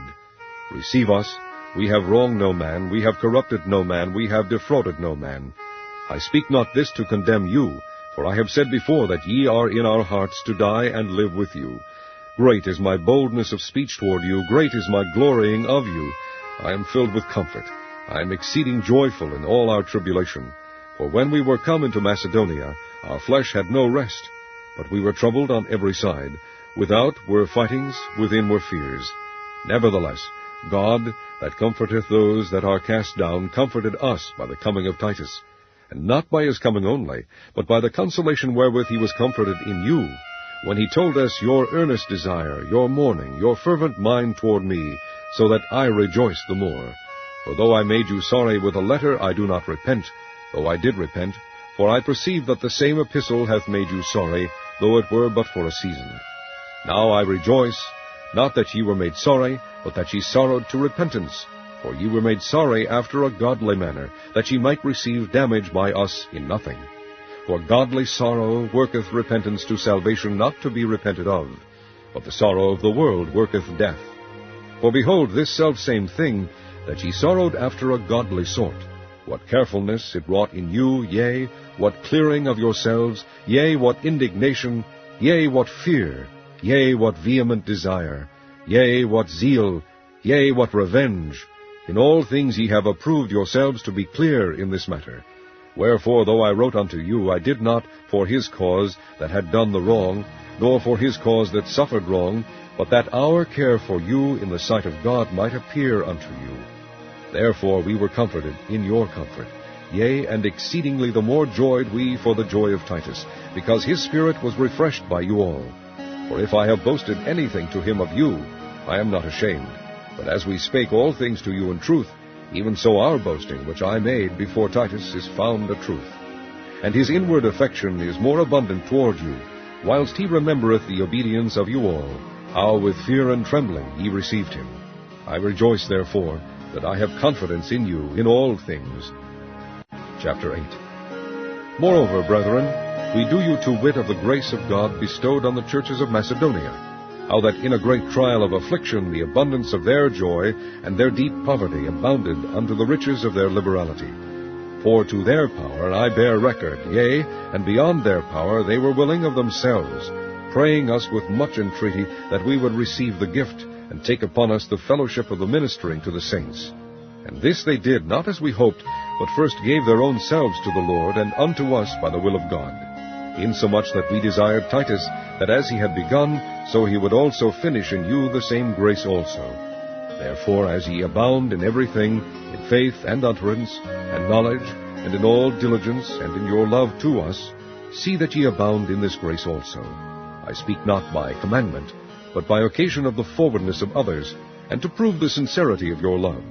For ye know the grace of our Lord Jesus Christ, that though he was rich, yet for your sakes he became poor, that ye through his poverty might be rich. And herein I give my advice, for this is expedient for you. who have begun before, not only to do, but also to be forward a year ago. Now therefore perform the doing of it, that as there was a readiness to will, so there may be a performance also out of that which ye have. For if there be first a willing mind, it is accepted according to that a man hath, and not according to that he hath not. For I mean not that other men be eased, and ye burdened, but by an equality, that now at this time your abundance may be a supply for their want, that their abundance also may be a supply for your want, that there may be equality. As it is written, He that had gathered much had nothing over, and he that had gathered little had no lack. But thanks be to God, which put the same earnest care into the heart of Titus for you. For indeed he accepted the exhortation, but being more forward, of his own accord he went unto you. And we have sent with him the brother, whose praise is in the gospel throughout all the churches. And not that only, but who was also chosen of the churches to travel with us with this grace, which is administered by us to the glory of the same Lord, and declaration of your ready mind, avoiding this, that no man should blame us in this abundance which is administered by us, providing for honest things, not only in the sight of the Lord, but also in the sight of men. And we have sent with them our brother, whom we have oftentimes proved diligent in many things, but now much more diligent upon the great confidence which I have in you. Whether any do inquire of Titus, he is my partner and fellow helper concerning you. For our brethren be inquired of, they are the messengers of the churches, and the glory of Christ. Wherefore shew ye to them, and before the churches, the proof of your love, and of our boasting on your behalf. Chapter 9. For as touching the ministering to the saints, it is superfluous for me to write to you. For I know the forwardness of your mind, for which I boast of you to them of Macedonia, that Achaia was ready a year ago, and your zeal hath provoked very many. Yet have I sent the brethren, lest our boasting of you should be in vain in this behalf, that, as I said, ye may be ready. Lest haply, if they of Macedonia come with me, and find you unprepared, we, that we say not ye, should be ashamed in this same confident boasting. Therefore I thought it necessary to exhort the brethren, that they would go before unto you, and make up beforehand your bounty, whereof ye had notice before, that the same might be ready, as a matter of bounty, and not as of covetousness. But this I say, he which soweth sparingly shall reap also sparingly, and he which soweth bountifully shall reap also bountifully. Every man according as he purposeth in his heart, so let him give, not grudgingly, or of necessity, for God loveth a cheerful giver. And God is able to make all grace abound toward you, that ye, always having all sufficiency in all things, may abound to every good work. As it is written, He hath dispersed abroad, He hath given to the poor, His righteousness remaineth forever. Now he that ministereth seed to the sower both minister bread for your food, and multiply your seed sown, and increase the fruits of your righteousness, being enriched in everything to all bountifulness, which causeth through us thanksgiving to God. For the administration of this service not only supplieth the want of the saints, but is abundant also by many thanksgivings unto God, whiles by the experiment of this ministration they glorify God for your professed subjection unto the gospel of Christ, and for your liberal distribution unto them and unto all men, and by their prayer for you, which long after you for the exceeding grace of God in you. Thanks be unto God for His unspeakable gift. Chapter 10. Now I, Paul, myself beseech you by the meekness and gentleness of Christ, who in presence am base among you, but being absent am bold toward you. But I beseech you, that I may not be bold when I am present with that confidence, wherewith I think to be bold against some, which think of us as if we walked according to the flesh. For though we walk in the flesh, we do not war after the flesh.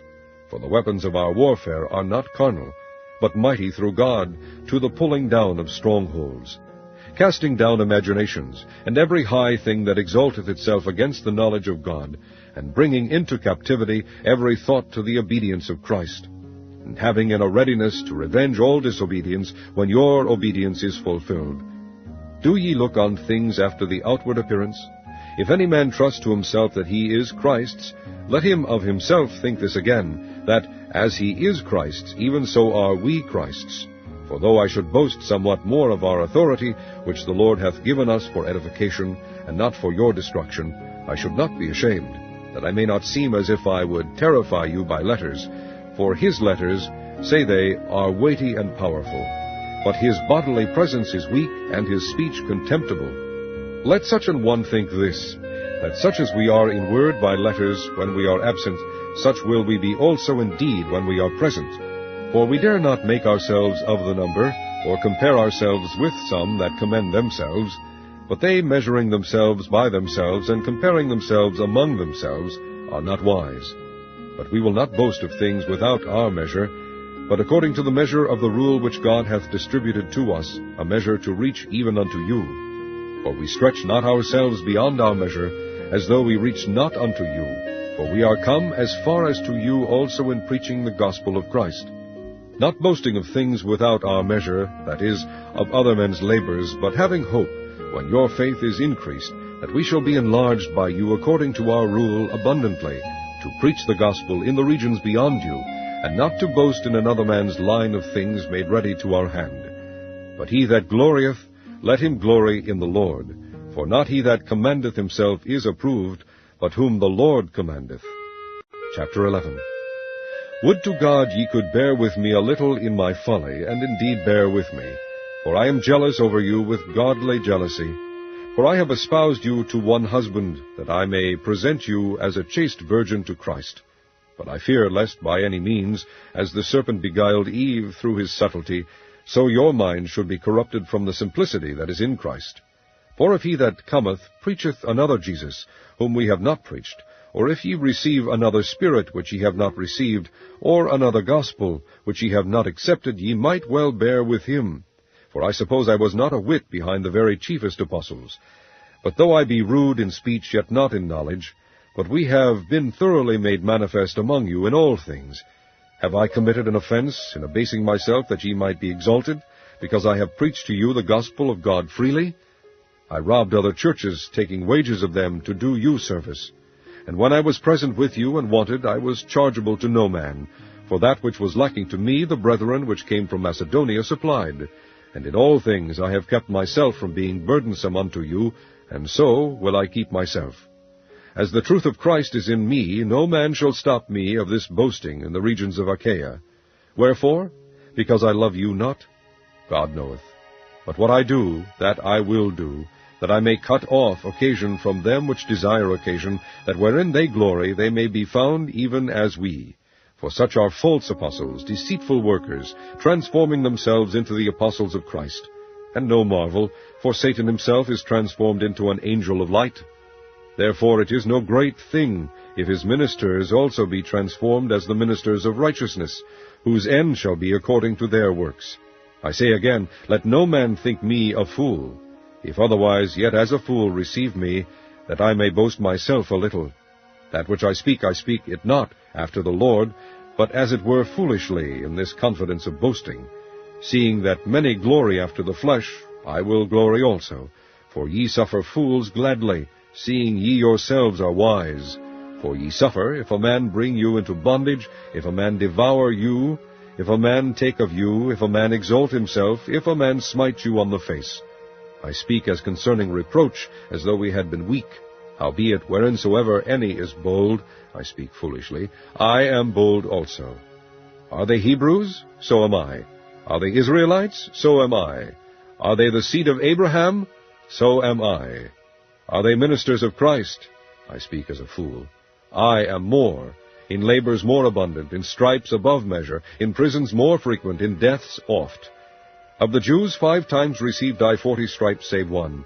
Thrice was I beaten with rods, once was I stoned, thrice I suffered shipwreck. A night and a day I have been in the deep, in journeyings often, in perils of waters, in perils of robbers, in perils by mine own countrymen, in perils by the heathen, in perils in the city, in perils in the wilderness, in perils in the sea, in perils among false brethren, in weariness and painfulness, in watchings often, in hunger and thirst, in fastings often, in cold and nakedness. Beside those things that are without, that which cometh upon me daily, the care of all the churches. Who is weak, and I am not weak? Who is offended, and I burn not? If I must needs glory, I will glory of the things which concern mine infirmities. The God and Father of our Lord Jesus Christ, which is blessed for evermore, knoweth that I lie not. In Damascus, the governor under Aretas the king kept the city of the Damascenes with a garrison, desirous to apprehend me. And through a window in a basket was I let down by the wall, and escaped his hands. Chapter 12. It is not expedient for me, doubtless, to glory. I will come to visions and revelations of the Lord. I knew a man in Christ above 14 years ago, whether in the body I cannot tell, or whether out of the body I cannot tell, God knoweth. Such an one caught up to the third heaven. And I knew such a man, whether in the body or out of the body I cannot tell, God knoweth, how that he was caught up into paradise, and heard unspeakable words, which it is not lawful for a man to utter. Of such an one will I glory. Yet of myself I will not glory, but in mine infirmities. For though I would desire to glory, I shall not be a fool. For I will say the truth. But now I forbear, lest any man should think of me above that which he seeth me to be, or that he heareth of me.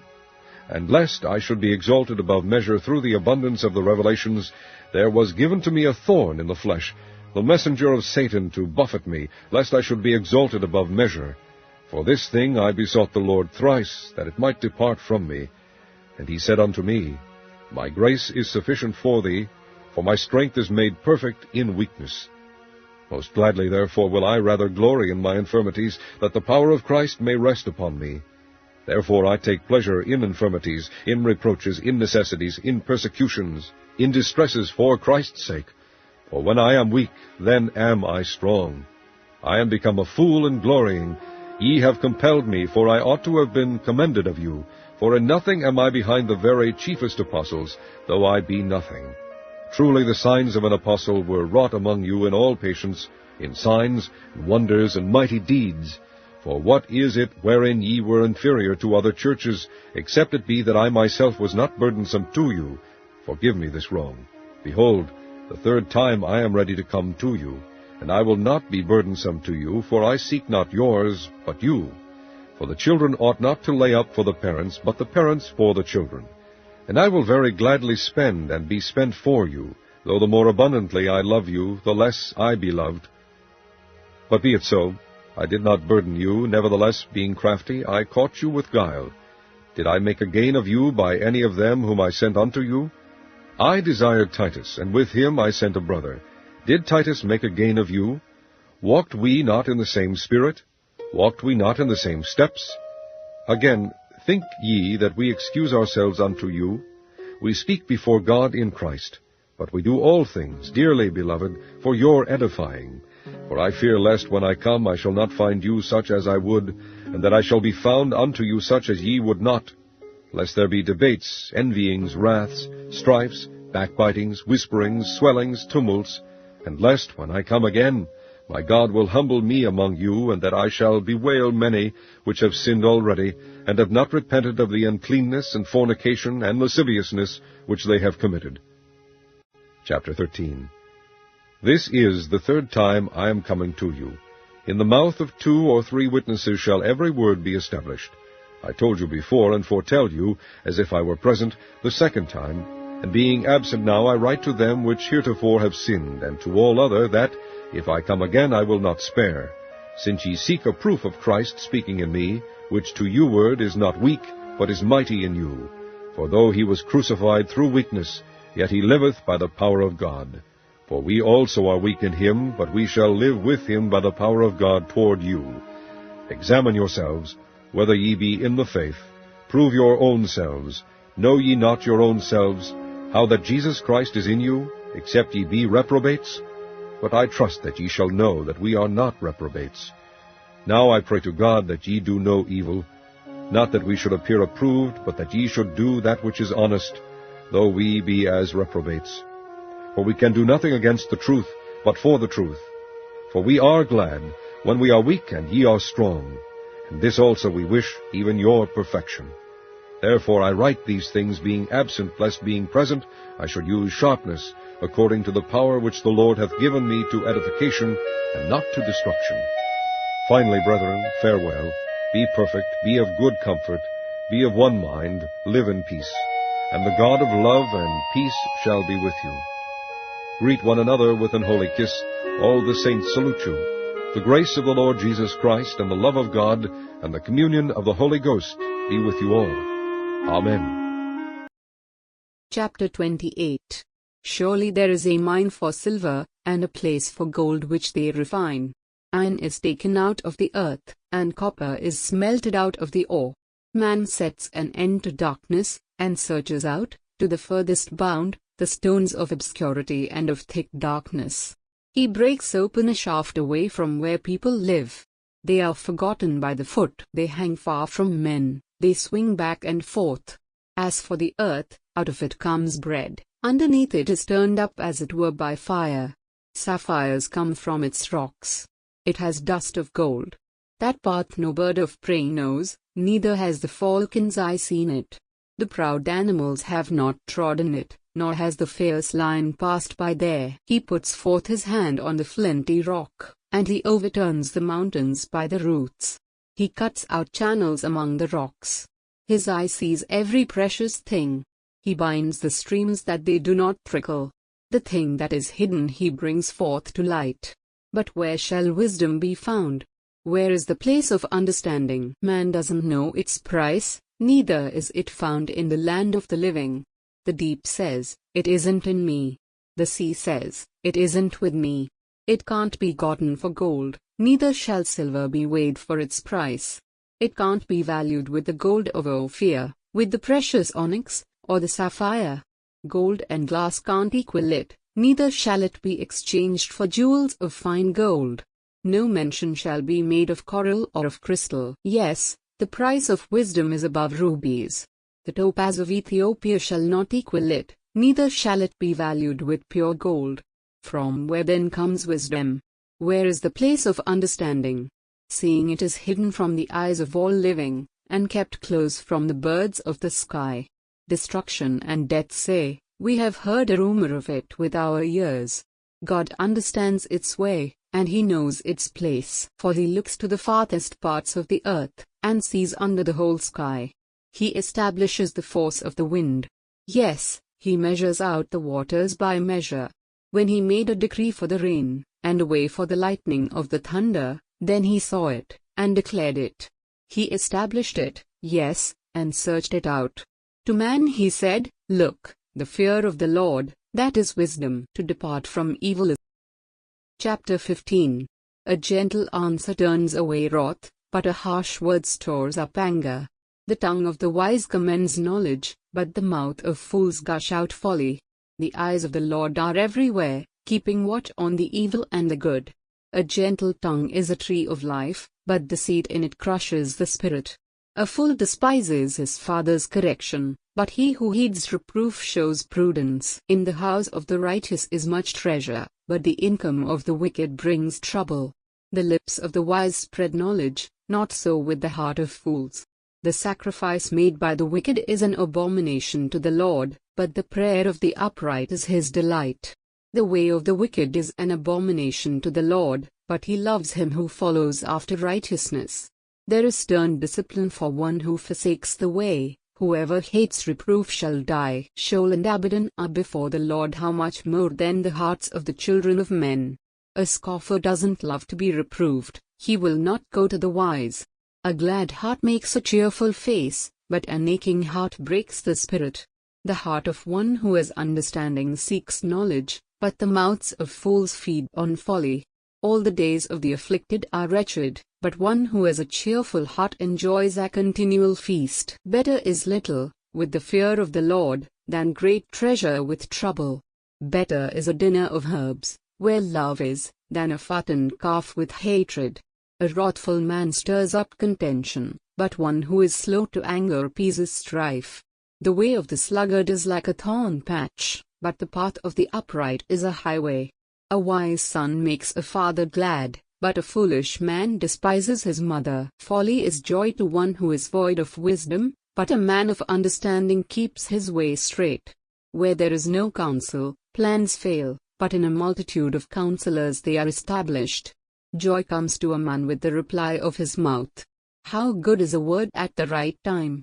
The path of life leads upward for the wise, to keep him from going downward to Sheol. The Lord will uproot the house of the proud, but he will keep the widow's borders intact. The Lord detests the thoughts of the wicked, but the thoughts of the pure are pleasing. He who is greedy for gain troubles his own house, but he who hates bribes will live. The heart of the righteous weighs answers, but the mouth of the wicked gushes out evil. The Lord is far from the wicked, but he hears the prayer of the righteous. The light of the eyes rejoices the heart. Good news gives health to the bones. The ear that listens to reproof lives, and will be at home among the wise. He who refuses correction despises his own soul, but he who listens to reproof gets understanding. The fear of the Lord teaches wisdom. Before honor. Habakkuk, chapter 1. The burden which Habakkuk the prophet did see. O Lord, how long shall I cry, and thou wilt not hear, even cry out unto thee of violence, and thou wilt not save? Why dost thou show me iniquity, and cause me to behold grievance? For spoiling and violence are before me, and there are that rise up strife and contention. Therefore the law is slacked, and judgment never goeth forth. For the wicked doth compass about the righteous, therefore wrong judgment proceedeth. Behold ye among the heathen, and regard, and work marvelously. For I will work a work in your days, which ye will not believe, though it be told you. For lo, I raise up the Chaldeans, that bitter and hasty nation, which shall march through the breadth of the land, to possess the dwelling places that are not theirs. They are terrible and dreadful. Their judgment and their dignity shall proceed of themselves.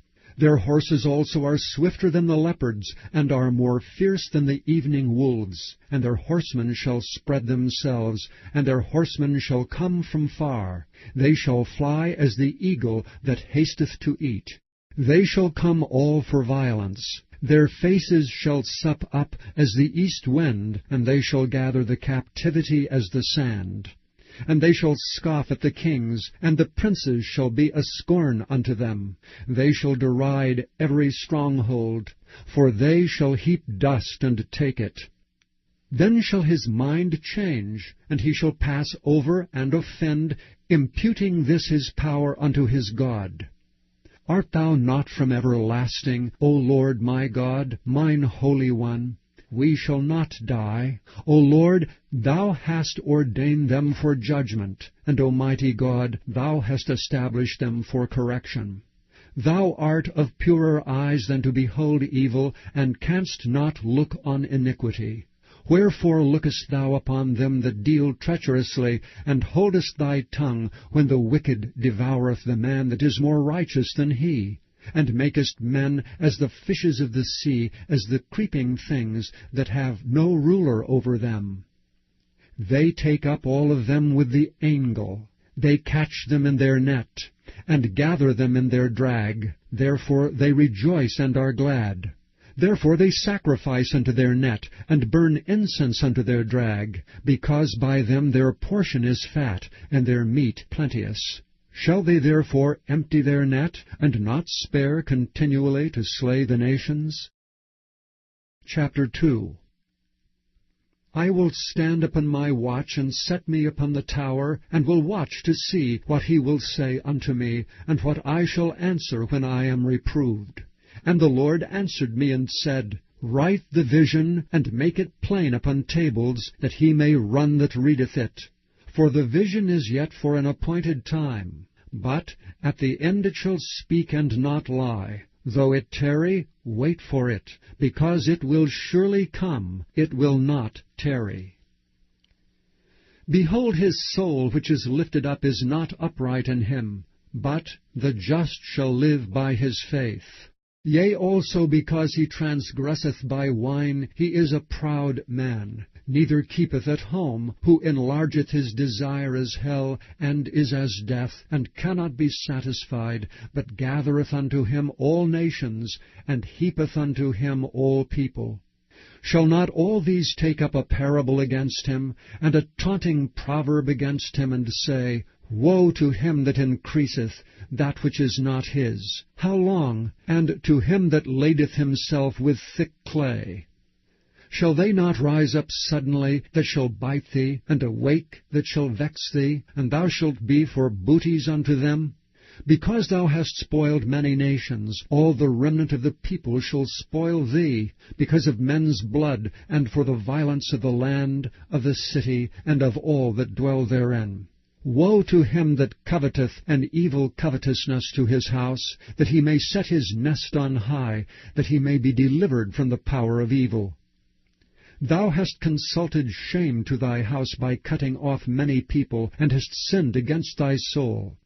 For the stone shall cry out of the wall, and the beam out of the timber shall answer it.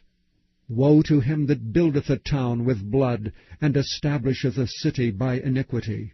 Behold, is it not of the Lord of hosts, that the people shall labor in the very fire, and the people shall weary themselves for very vanity? For the earth shall be filled with the knowledge of the glory of the Lord, as the waters cover the sea. Woe unto him that giveth his neighbor drink, that puttest thy bottle to him, and makest him drunken also, that thou mayest look on their nakedness. Thou art filled with shame for glory. Drink thou also, and let thy foreskin be uncovered. The cup of the Lord's right hand shall be turned unto thee, and shameful spewing shall be on thy glory. For the violence of Lebanon shall cover thee, and the spoil of beasts, which made them afraid, because of men's blood, and for the violence of the land, of the city, and of all that dwell therein. What profiteth the graven image, that the maker thereof hath graven it? The molten image, and a teacher of lies, that the maker of his work trusteth therein, to make dumb idols? Woe unto him that saith to the wood, Awake! To the dumb stone, Arise, it shall teach. Behold, it is laid over with gold and silver, and there is no breath at all in the midst of it. But the Lord is in his holy temple. Let all the earth keep silence before him. Chapter 3. A prayer of Habakkuk the prophet. Upon Shigionoth. O Lord, I have heard thy speech and was afraid. O Lord, revive thy work in the midst of the years. In the midst of the years make known. In wrath remember mercy. God came from Teman, and the Holy One from Mount Paran, Selah. His glory covered the heavens, and the earth was full of his praise. And his brightness was as the light. He had horns coming out of his hand, and there was the hiding of his power. Before him went the pestilence, and burning coals went forth at his feet. He stood and measured the earth. He beheld and drove asunder the nations, and the everlasting mountains were scattered. The perpetual hills did bow. His ways are everlasting. I saw the tents of Cushan in affliction, and the curtains of the land of Midian did tremble. Was the Lord displeased against the rivers? Was thine anger against the rivers? Was thy wrath against the sea, that thou didst ride upon thine horses, and thy chariots of salvation? Thy bow was made quite naked according to the oaths of the tribes, even thy word, Selah. Thou didst cleave the earth with rivers. The mountains saw thee, and they trembled. The overflowing of the water passed by. The deep uttered his voice, and lifted up his hands on high. The sun and moon stood still in their habitation.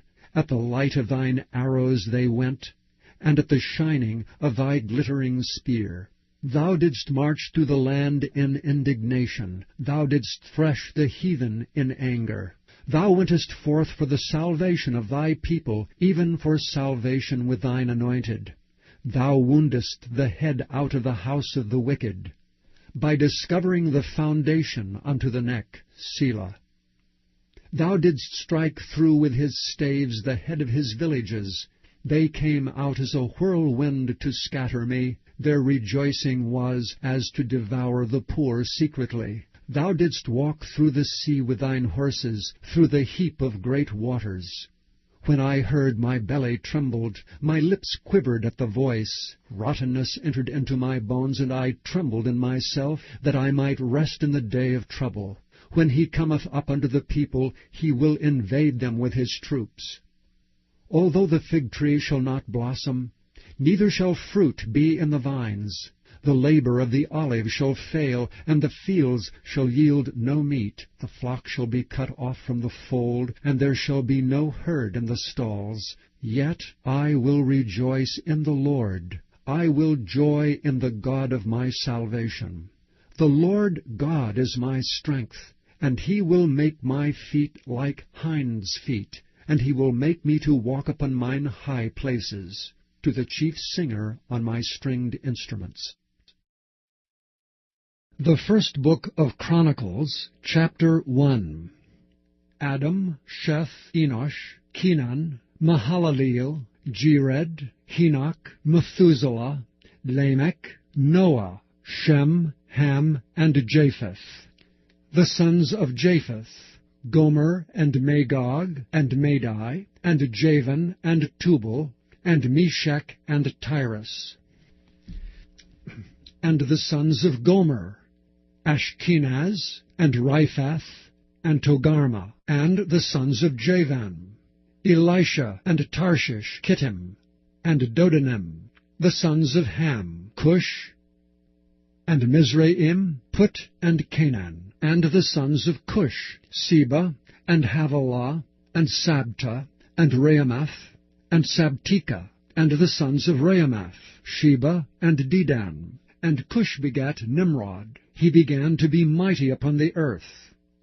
And Mizraim begat Ludim, and Anamim, and Lehabim, and Naphtuhim, and Pathrusim, and Casluhim, of whom came the Philistines, and Caphthorim. And Canaan begat Zidon, his firstborn, and Heth, the Jebusite also, and the Amorite, and the Girgashite, and the Hivite, and the Archite, and the Sinite, and the Arvadite, and the Zimmerite, and the Hamathite. The sons of Shem, Elam, and Asher, and Arphaxad, and Lud, and Aram, and Uz, and Hul, and Gether, and Meshech.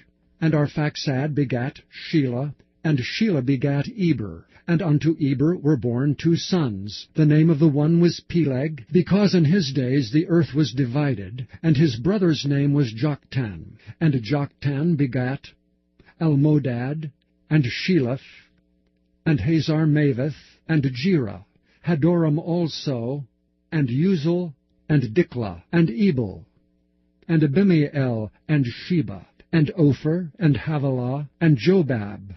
All these were the sons of Joktan. Shem, Arphaxad, Shelah, Eber, Peleg, Reu, Serug, Nahor, Terah, Abram. The same is Abraham. The sons of Abraham, Isaac, and Ishmael. These are their generations. The firstborn of Ishmael, Nebaioth, then Kedar, and Adbeel, and Midsam, Mishma, and Duma, Masma, Hadad, and Tema, Jeter, Naphish, and Kedemah. These are the sons of Ishmael. Now the sons of Keturah, Abraham's concubine. She bare Zimran, and Jokshan, and Medan, and Midian, and Ishbak, and Shua. And the sons of Jokshan, Sheba, and Dedan. And the sons of Midian, Ephah, and Epher, and Henoch, and Abida, and Eldaah. All these are the sons of Keturah. And Abraham begat Isaac. The sons of Isaac, Esau, and Israel. The sons of Esau, Eliphaz, Reuel, and Jeush, and Jaalim, and Korah. The sons of Eliphaz, Teman, and Omar, Zephi, and Gatam, Kenaz, and Timnah, and Amalek. The sons of Reuel, Nahath, Zerah, Shammah, and Mizah. And sons of Seir, Lotan, and Shobal, and Zibeon, and Anah, and Dishon, and Ezer, and Dishon. And the sons of Lotan, Horai, and Homam, and Timnah was Lotan's sister. The sons of Shobal, Alian, and Manahath, and Ebal, Shephi, and Onam. And the sons of Zibeon, Aiah, and Anah. The sons of Anah, Dishon. And the sons of Dishon, Amram, and Eshban, and Ithran, and Kiran. The sons of Ezer, Bilhan, and Zavan, and Jachan. The sons of Dishan, Uz, and Aaron. Now these are the kings that reigned in the land of Edom before any king reigned over the children of Israel. Bela the son of Beor, and the name of his city was Dinhabah. And when Bela was dead, Jobab the son of Zerah of Bozrah reigned in his stead. And when Jobab was dead, Husham of the land of the Temathites reigned in his stead. And when Husham was dead, Hadad the son of Bedad, which smote Midian in the field of Moab, reigned in his stead. And the name of his city was Avith. And when Hadad was dead, Samlah of Masrekah reigned in his stead. And when Samlah was dead, Shaul of Rehoboth by the river reigned in his stead. And when Shaul was dead, Baal-Hanan the son of Achbor reigned in his stead. And when Baal-Hanan was dead, Hadad reigned in his stead. And the name of his city was Pai, and his wife's name was Mehetabel, the daughter of Matred, the daughter of Mezahab.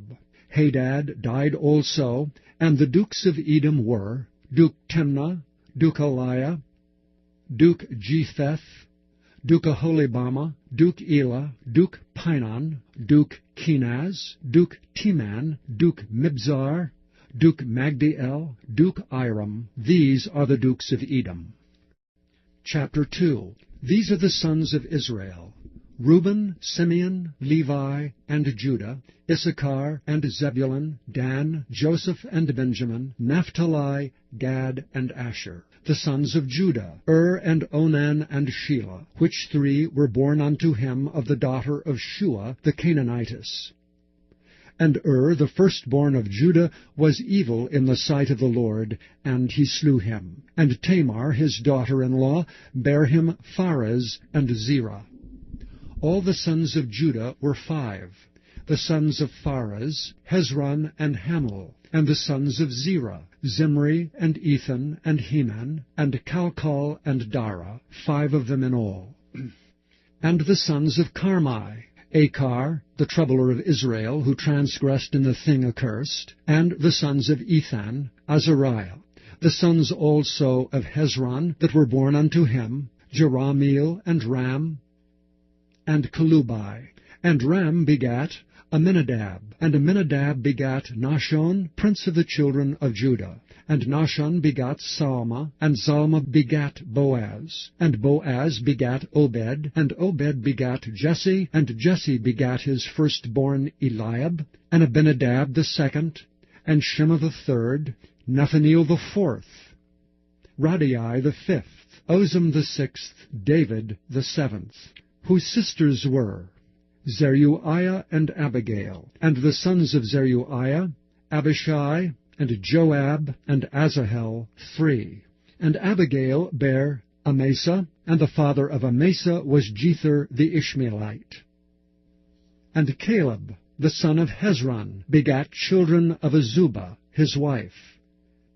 And of Jerioth, her sons are these, Jesher, and Shobab, and Arden. And when Azubah was dead, Caleb took unto him Ephrath, which bare him Hur. And Hur begat Uri, and Uri begat Bezaleel. And afterward Hezron went into the daughter of Machir, the father of Gilead, whom he married when he was 80 years old, and she bare him Segub. And Segub begat Jair, who had 23 cities in the land of Gilead.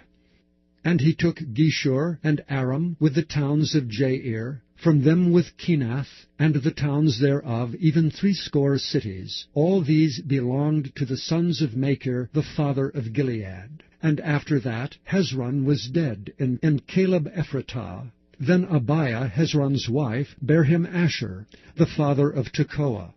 And the sons of Jerahmeel, the firstborn of Hezron, were Ram the firstborn, and Bunah, and Oram, and Ozem, and Ahijah. Jerahmeel had also another wife, whose name was Atterah. She was the mother of Onam. And the sons of Ram the firstborn of Jerahmeel were Maaz, and Jamin, and Eker. And the sons of Onam were Shammai and Jada. And the sons of Shammai, Nadab, and Abishur.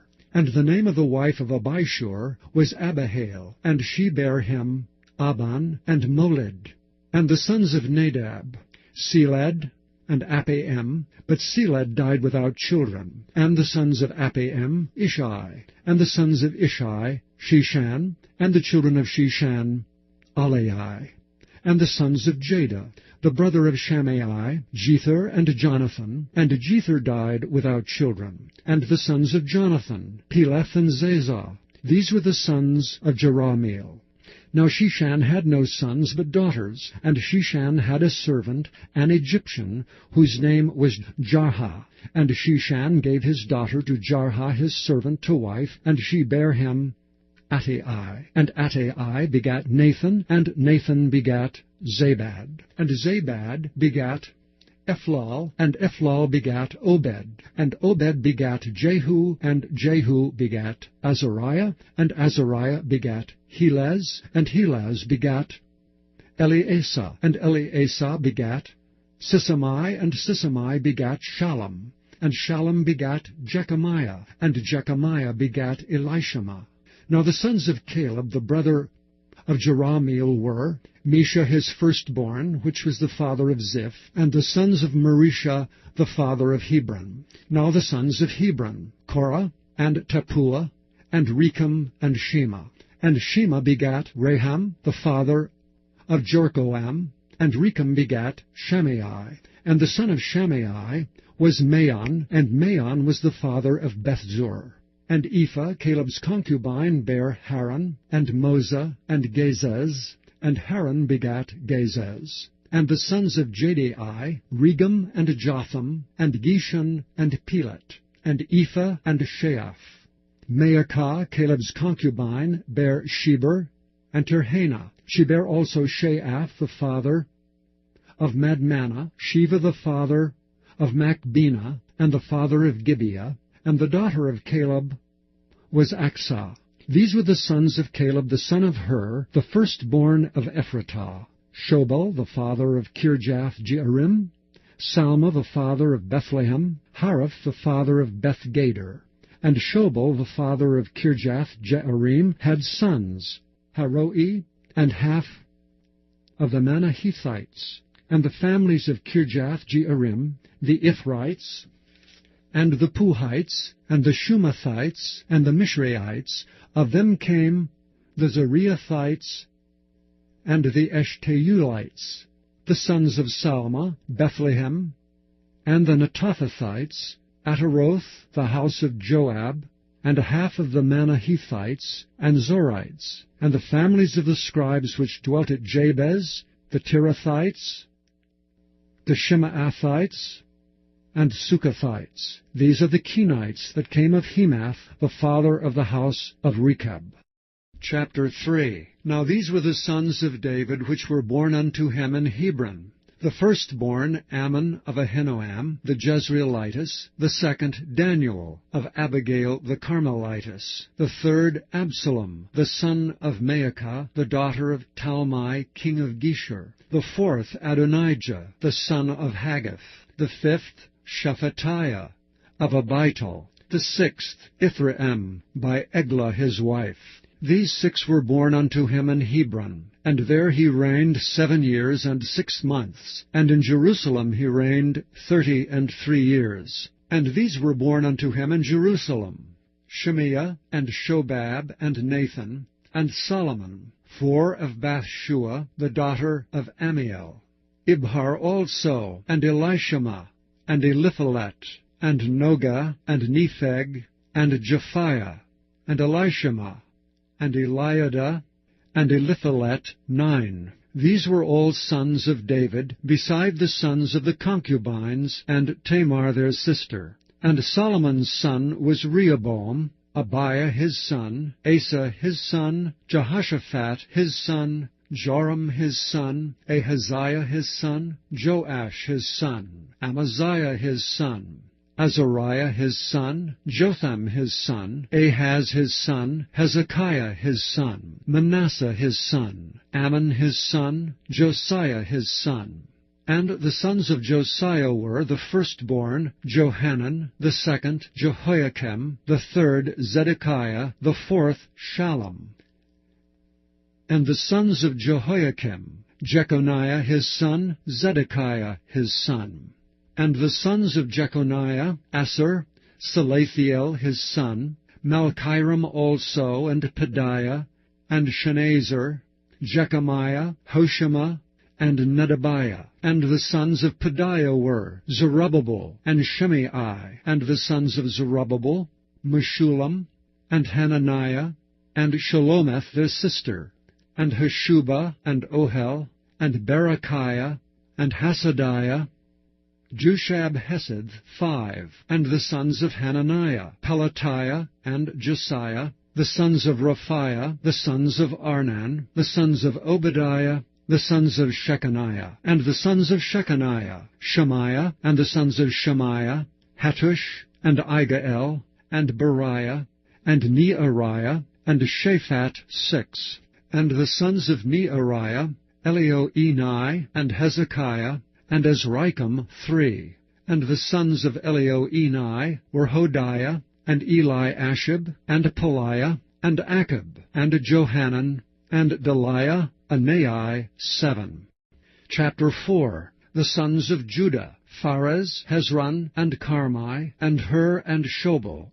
And Reiah, the son of Shobal, begat Jahath, and Jahath begat Ahumai, and Lahad. These are the families of the Zorathites. And these were the father of Etam, Jezreel, and Ishma, and Idbash. And the name of their sister was Hazel-Elponai. And Penuel the father of Gedor, and Ezer the father of Husha. These are the sons of Hur, the firstborn of Ephratah, the father of Bethlehem. And Asher the father of Tekoa had 2 wives, Helah and Naarah. And Naarah bare him Ahuzam, and Hepher, and Temani, and Haahashterai. These were the sons of Naarah. And the sons of Helah were Zereth, and Jezoar, and Ethnan. And Koz begat Anab, and Zobiah, and the families of Aharhel, the son of Haram. And Jabez was more honorable than his brethren, and his mother called his name Jabez, saying, Because I bare him with sorrow. And Jabez called on the God of Israel, saying, O that thou wouldest bless me indeed, and enlarge my coast, and that thine hand might be with me, and that thou wouldest keep me from evil, that it may not grieve me. And God granted him that which he requested. And Caleb, the brother of Shua, begat Mehir, which was the father of Eshton. And Eshton begot Bethrapha, and Paseah, and Tehinnah, Irnahash. These are the men of Rechah. And the sons of Kenaz, Othniel, and Sariah, and the sons of Othniel, Hahath. And Meonothai begat Ophrah, and Sariah begat Joab, the father of the valley of Karashim, for they were craftsmen. And the sons of Caleb, the son of Jephunneh, Iru, Elah, and Nahum. And the sons of Elah, even Kenaz. And the sons of Jehalaleel, Ziph, and Ziphah, Tiraah, and Azareel. And the sons of Ezra were Jether, and Mered, and Epher, and Jalon. And she bare Miriam, and Shammai, and Ishbah, the father of Eshtemoa. And his wife Jehudijah bare Jered, the father of Gedor, and Heber, the father of Soko, and Jekuthiel, the father of Zanoah. And these are the sons of Bithiah, the daughter of Pharaoh, which Mered took. And the sons of his wife, Hodiah, the sister of Naaman, the father of Keilah, the Garmite, and Eshtemoa, the Maacathite. And the sons of Shimon were Ammon, and Renah, Ben-Hanan, and Tilon. And the sons of Ishi were Zoheth, and Ben-Zoheth. The sons of Shelah, the son of Judah, were the father of Lekah, and Laadah, the father of Marisha, and the families of the house of them that wrought fine linen of the house of Ashbea. And Jocham, and the men of Kozeba, and Joash, and Saraph, who had the dominion in Moab, and Jeshubaleam. And these are ancient kings. These were the potters, and those that dwelt among plants and hedges. There they dwelt with the king for his work. The sons of Simeon were Nemuel, and Jamin, Jareb, Zerah, and Shael. Shalem his son, Mibsam his son, Mishma his son. And the sons of Mishma, Hamuel his son, Zachor his son, Shimei his son. And Shimei had 16 sons and 6 daughters. But his brethren had not many children, neither did all their family multiply like the children of Judah. And they dwelt at Beersheba, and Moladah, and Hazar-Shual, and at Bilhah, and at Ezem, and at Tolad, and at Bethuel, and at Hormah, and at Ziklag, Beth-Markaboth, and at Hazar-Shusim, and at Beth-Biri, and at Shearaim. These were their cities unto the reign of David. And their villages were Etam, and Ain, Rimmon, and Token, and Ashan, 5 cities, and all their villages that were round about the same cities unto Baal. These were their habitations and their genealogy. And Meshobab, and Jamlech, and Josa the son of Amaziah, and Joel, and Jehu the son of Josabiah, the son of Sariah, the son of Aziel, and Elioenai, and Jacoba, and Jeshoiah, and Asaiah, and Adiel, and Jesimiel, and Benaiah, and Ziza, the son of Shiphi, the son of Alon, the son of Jediah, the son of Shimri, the son of Shemaiah. These mentioned by their names were princes in their families, and the house of their fathers increased greatly. And they went to the entrance of Gedor, even unto the east side of the valley, to seek pasture for their flocks. And they found fat pasture and good, and the land was wide and quiet and peaceable, for they of Ham had dwelt there of old. And these written by name came in the days of Hezekiah king of Judah, and smote their tents, and the habitations that were found there, and destroyed them utterly unto this day, and dwelt in their rooms, because there was pasture there for their flocks. And some of them, even the sons of Simeon, 500 men, went to Mount Seir, having for their captains Pelatiah, and Neariah, and Rephiah, and Uzziel the sons of Ishi. And they smote the rest of the Amalekites that were escaped, and dwelt there unto this day. Chapter 5. Now the sons of Reuben, the firstborn of Israel, for he was the firstborn, but forasmuch as he defiled his father's bed, his birthright was given unto the sons of Joseph, the son of Israel, and the genealogy is not to be reckoned after the birthright. For Judah prevailed above his brethren, and of him came the chief ruler, but the birthright was Joseph's. The sons, I say, of Reuben, the firstborn of Israel, were Hanok, and Palu, Hezron, and Carmi. The sons of Joel, Shemaiah his son, Gog his son, Shimei his son, Micah his son, Reiah his son, Baal his son, Bera his son, whom Tiglath-Pileser king of Assyria carried away captive. He was prince of the Reubenites. And his brethren by their families, when the genealogy of their generations was reckoned, were the chief, Jeiel, and Zechariah, and Bela, the son of Azaz, the son of Shema, the son of Joel, who dwelt in Aroer, even unto Nebo, Baal-Meon. And eastward he inhabited unto the entering in of the wilderness from the river Euphrates, because their cattle were multiplied in the land of Gilead. And in the days of Saul they made war with the Hagarites who fell by their hand, and they dwelt in their tents throughout all the east land of Gilead. And the children of Gad dwelt over against them in the land of Bashan unto Salcah, Joel the chief, and Shapham the next, and Jaani and Shaphat in Bashan. And their brethren of the house of their fathers were Michael, and Meshullam, and Sheba, and Jorai, and Jachin, and Ziah, and Heber, 7. These are the children of Abihail the son of Huri, the son of Jeroah, the son of Gilead, the son of Michael, the son of Jeshishai, the son of Jado, the son of Buz. Ahi, the son of Abdiel, the son of Gunai, chief of the house of their fathers. And they dwelt in Gilead in Bashan, and in her towns, and in all the suburbs of Sharon, upon their borders. All these were reckoned by genealogies in the days of Jotham king of Judah, and in the days of Jeroboam king of Israel. The sons of Reuben, and the Gadites, and half the tribe of Manasseh, of valiant men, men able to bear buckler and sword, and to shoot with bow, and skillful in war, were 44,760 that went out to the war. And they made war with the Hagarites, with Jeter, and Nephish, and Nodab.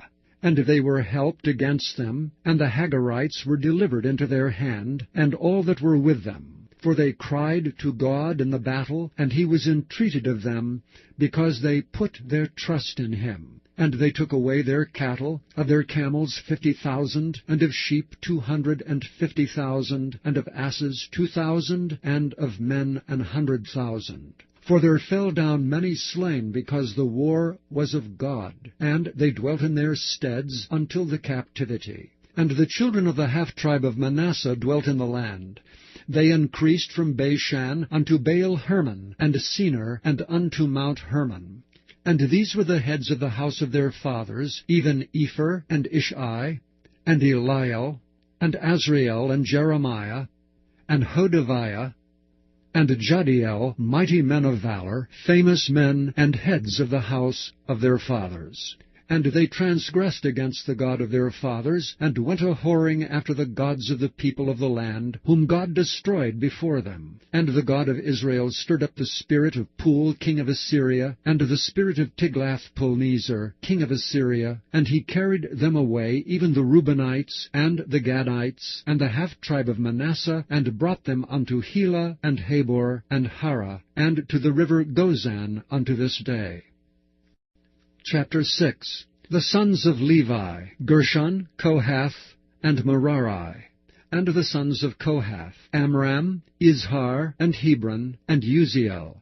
And the children of Amram, Aaron, and Moses, and Miriam. The sons also of Aaron, Nadab, and Abihu, Eleazar, and Ithamar. Eleazar begat Phinehas, Phinehas begat Abishua, and Abishua begat Bukai, and Bukai begat Uzai, and Uzai begat Zerahiah, and Zerahiah begat Marioth. Marioth begat Amariah, and Amariah begat Ahitub, and Ahitub begat Zadok, and Zadok begat Ahimaaz, and Ahimaaz begat Azariah, and Azariah begat Johanan, and Johanan begat Azariah. He it is that executed the priest's office in the temple that Solomon built in Jerusalem. And Azariah begat Amariah, and Amariah begat Ahitub, and Ahitub begat Zadok, and Zadok begat Shallum, and Shallum begat Hilkiah, and Hilkiah begat Azariah,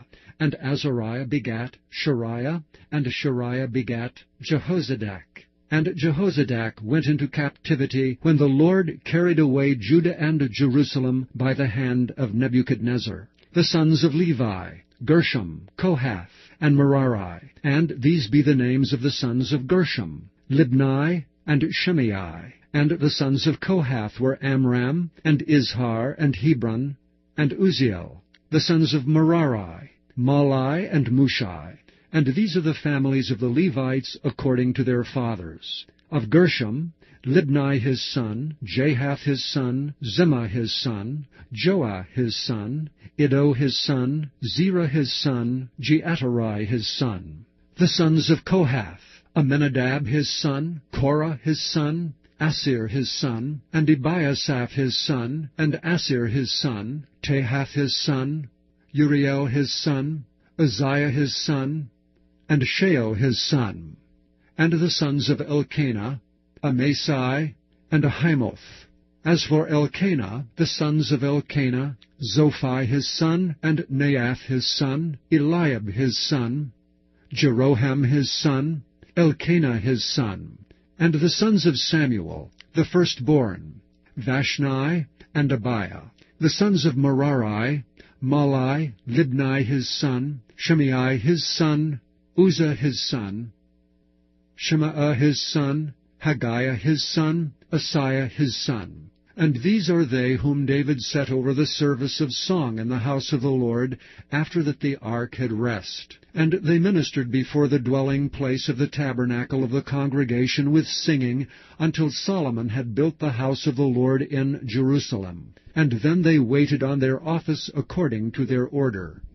And these are they that waited with their children. Of the sons of the Kohathites, Heman a singer, the son of Joel, the son of Shemuel, the son of Elkanah, the son of Jeroham, the son of Eliel, the son of Toah, the son of Zuph, the son of Elkanah, the son of Mahath, the son of Amasai, the son of Elkanah, the son of Joel, the son of Azariah, the son of Zephaniah, the son of Tahath, the son of Asir, the son of Ebiasaph, the son of Korah, the son of Izhar, the son of Kohath, the son of Levi, the son of Israel.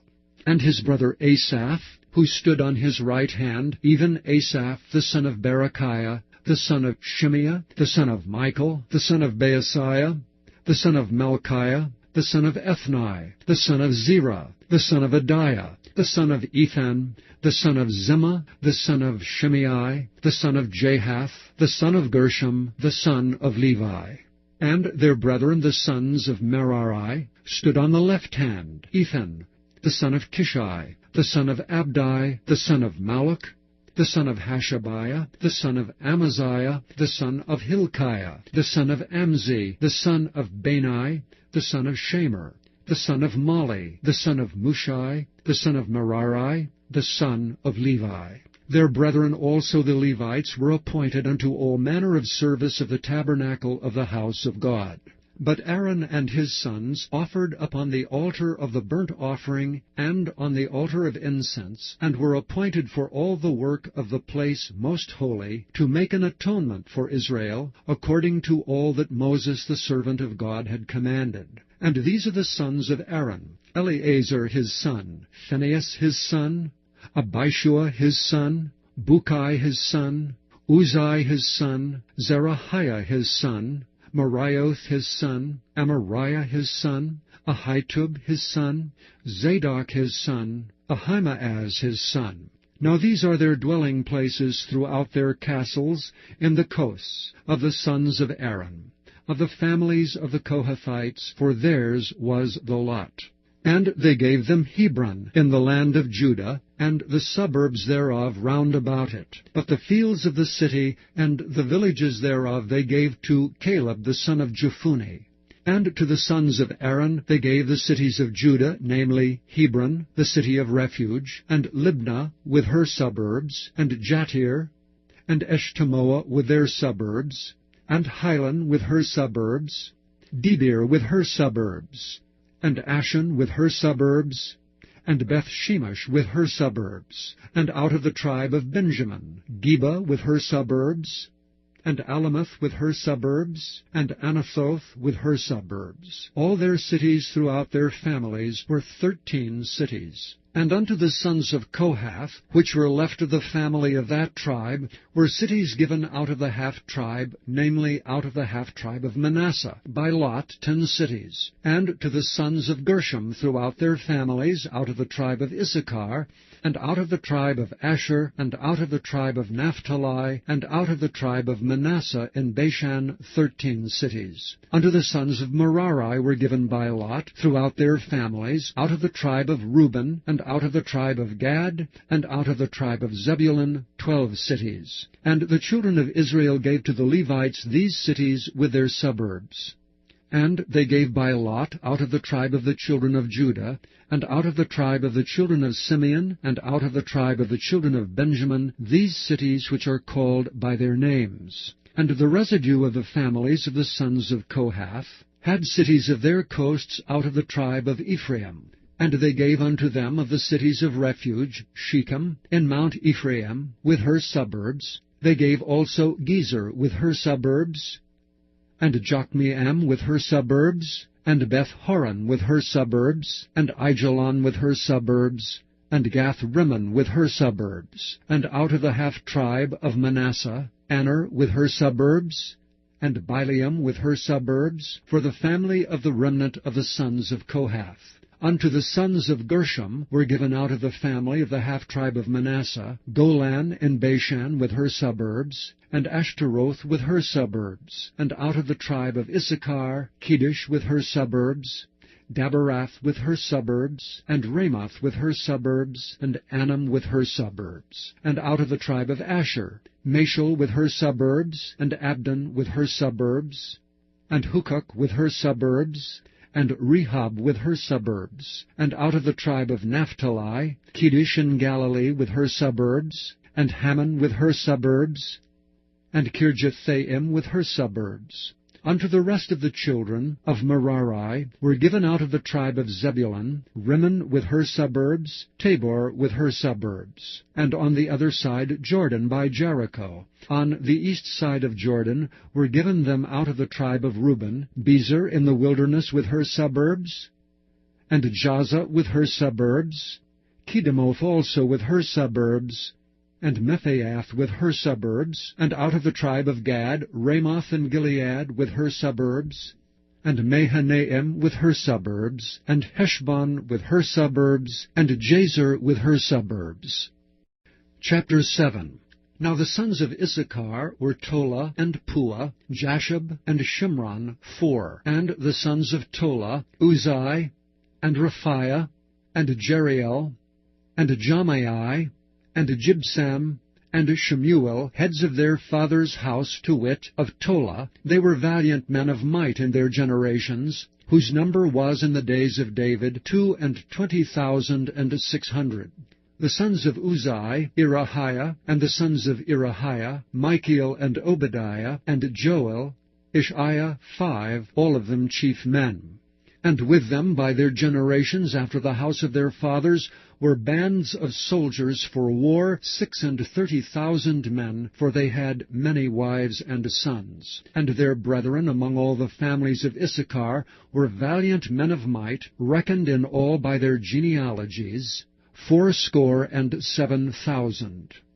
The sons of Benjamin, Bela, and Becher, Jedael, 3. And the sons of Bela, Esban, and Uzai, and Uziel, and Jeremoth, and Iri, 5, heads of the house of their fathers, mighty men of valor, and were reckoned by their genealogies 20,034. And the sons of Becher, Zemira, and Joash, and Eliezer, and Elioenai, and Omri, and Jeremoth, and Abiah, and Anathoth, and Alameth. All these are the sons of Becher. And the number of them after their genealogy by their generations, heads of the house of their fathers, mighty men of valor, was 20,200. The sons also of Jedael, Bilhan, and the sons of Bilhan, Jeush, and Benjamin, and Ehud, and Canaanah, and Zethan, and Tharshish, and Ahishaar. All these the sons of Jedael, by the heads of their fathers, mighty men of valor, were 17,200 soldiers, fit to go out for war and battle. Shuppim also, and Huppim, the children of Ir, and Husham, the sons of Aher. The sons of Naphtali, Jaziel, and Gunai, and Jezer, and Shallum, the sons of Bilhah. The sons of Manasseh, Ashriel, whom she bare, but his concubine, the Aramitess, bare Machir the father of Gilead. And Machir took to wife the sister of Huppim, and Shuppim, whose sister's name was Maacah, and the name of the second was Zelophehad. And Zelophehad had daughters. And Maacah the wife of Machir bare a son, and she called his name Peresh. And the name of his brother was Sheresh, and his sons were Ulam and Racham. And the sons of Ulam, Bedan. These were the sons of Gilead, the son of Machir, the son of Manasseh. And his sister Hamothleketh bare Ishad, and Abiezer, and Mahalah. And the sons of Shemida were Ahian, and Shechem, and Likhai, and Aniam. And the sons of Ephraim, Shuthelah, and Bered his son, and Tahath his son, and Eladah his son, and Taath his son, and Zabad his son. and Shuthelah his son, and Ezer, and Elead, whom the men of Gath that were born in that land slew, because they came down to take away their cattle. And Ephraim their father mourned many days, and his brethren came to comfort him. And when he went in to his wife, she conceived and bare a son, and he called his name Beriah, because it went evil with his house. And his daughter was Shirah, who built Beth-horon the nether, and the upper, and Uzan-Shirah. And Repha was his son, also Resheph, and Telah his son, and Tahan his son, Laadan his son, Amenahud his son, Elishama his son, Non his son, Jehoshua his son. And their possessions and habitations were Bethel and the towns thereof, and eastward Naaran, and westward Gezer, and the towns thereof, Shechem also, and the towns thereof, and Gaza, and the towns thereof. And by the borders of the children of Manasseh, Bethshean and her towns, Taanach and her towns, Megiddo and her towns, Dor and her towns. In these dwelt the children of Joseph the son of Israel, the sons of Asher, Imnah, and Ishua, and Ishuai, and Beriah, and Serah their sister. And the sons of Beriah, Heber, and Malchiel, who is the father of Birzavith. And Heber begat Japhlet, and Shomer, and Hotham, and Shua their sister. And the sons of Japhlet, Pesach, and Bimhal, and Ashvath. These are the children of Japhlet. And the sons of Shamer, Ahi, and Roga, Jehubbah, and Aram. And the sons of his brother Helam, Zophah, and Imnah, and Shelesh, and Amal. The sons of Zophah, Sua, and Harnepher, and Shual, and Beri, and Imrah, Bezer, and Had, and Shammah, and Shilshah, and Ithran, and Bera. And the sons of Jether, Jephuni, and Pispa, and Ara. And the sons of Ulah, Ara, and Haniel, and Riziah. All these were the children of Asher, heads of their father's house, choice and mighty men of valor, chief of the princes. And the number throughout the genealogy of them that were apt to the war and to battle was 26,000 men. Chapter 8. Now Benjamin begat Bela his firstborn, Ashbel the second, and Ahara the third, Noha the fourth, and Rapha the fifth. And the sons of Bela were Adar, and Gera, and Abihud, and Abishua, and Naaman, and Ahoah, and Gera, and Shephuphan, and Huram. And these are the sons of Ehud. These are the heads of the fathers of the inhabitants of Geba, and they removed them to Manahath. And Naaman, and Ahiah, and Gera, he removed them, and begat Uzzah. And Ahihud and Sheharaim begat children in the country of Moab, after he had sent them away. Hushim and Beerah were his wives. And he begat of Hodesh his wife Jobab, and Zibaah, and Misha, and Malcolm, and Jeuz, and Shekiah, and Mirma. These were his sons, heads of the fathers. And of Hushim he begat Abitub, and Elpaal, the sons of Elpaal, Eber, and Misham, and Shamed, who built Ono, and Lod, with the towns thereof. Beriah also, and Shema, who were heads of the fathers of the inhabitants of Aijalon, who drove away the inhabitants of Gath.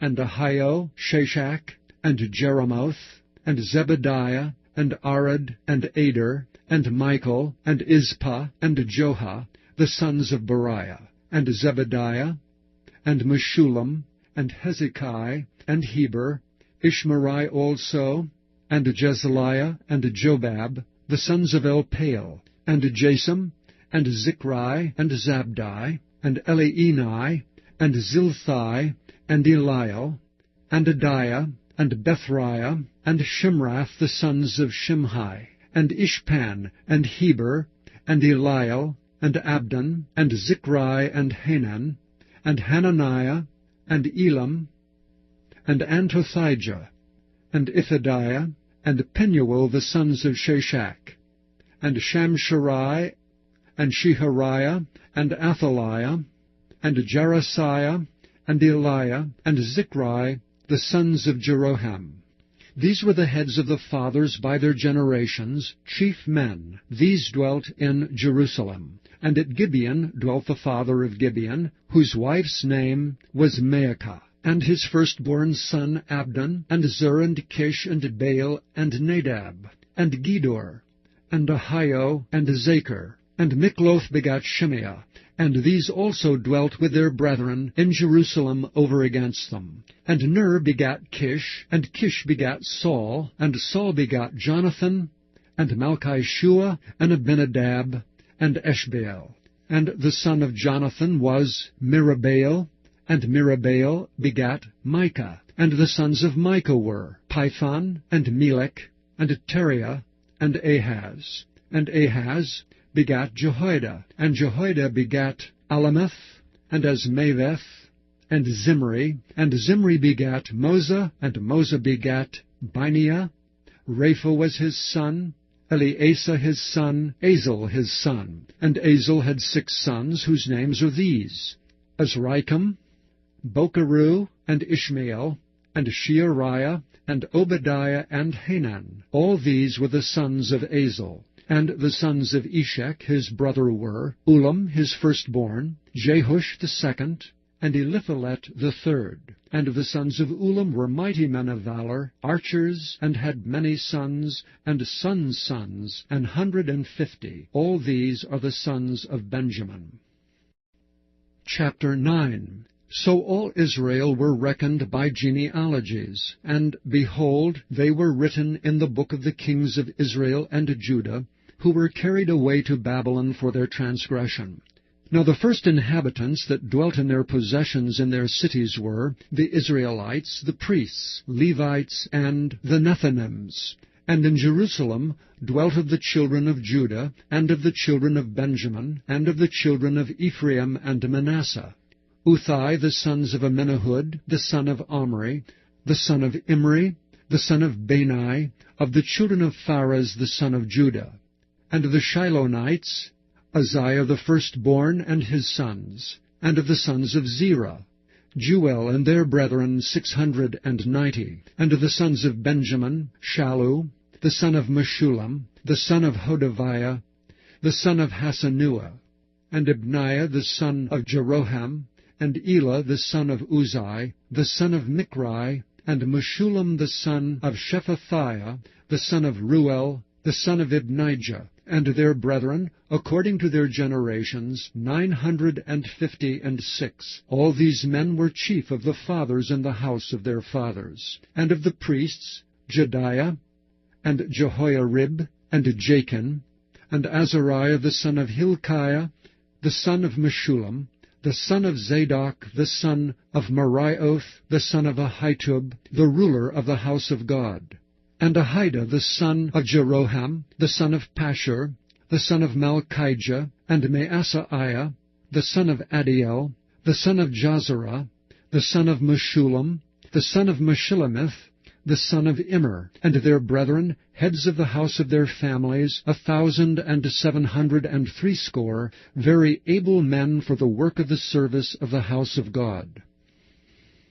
And of the Levites, Shemaiah, the son of Hashab, the son of Azrikam, the son of Hashabiah, of the sons of Merari, and Bakbakkar, Heresh, and Galal, and Mattaniah, the son of Micah, the son of Zichri, the son of Asaph, and Obadiah, the son of Shemaiah, the son of Galal, the son of Jeduthun, and Berechiah, the son of Asa, the son of Elkanah, that dwelt in the villages of the Nephtophithites. And the porters were Shallum, and Achab, and Talmon, and Ahiman, and their brethren. Shallum was the chief, who hitherto waited in the king's gate eastward. They were porters in the companies of the children of Levi. And Shallum the son of Kori, the son of Abiasaph, the son of Korah, and his brethren, of the house of his father the Korahites, were over the work of the service, keepers of the gates of the tabernacle. And their fathers, being over the host of the Lord, were keepers of the entry. And Phinehas the son of Eleazar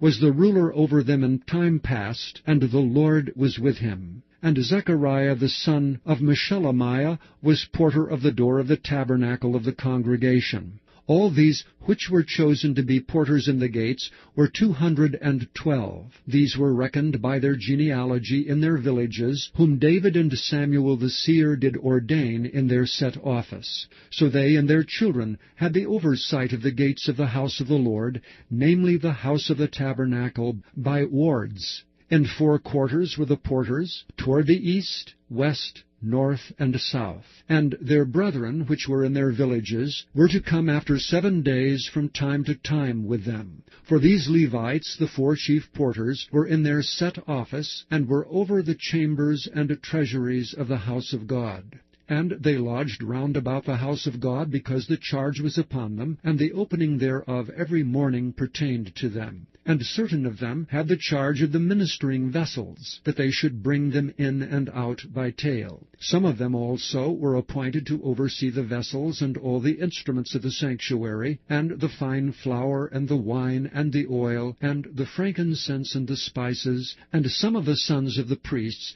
made the ointment of the spices.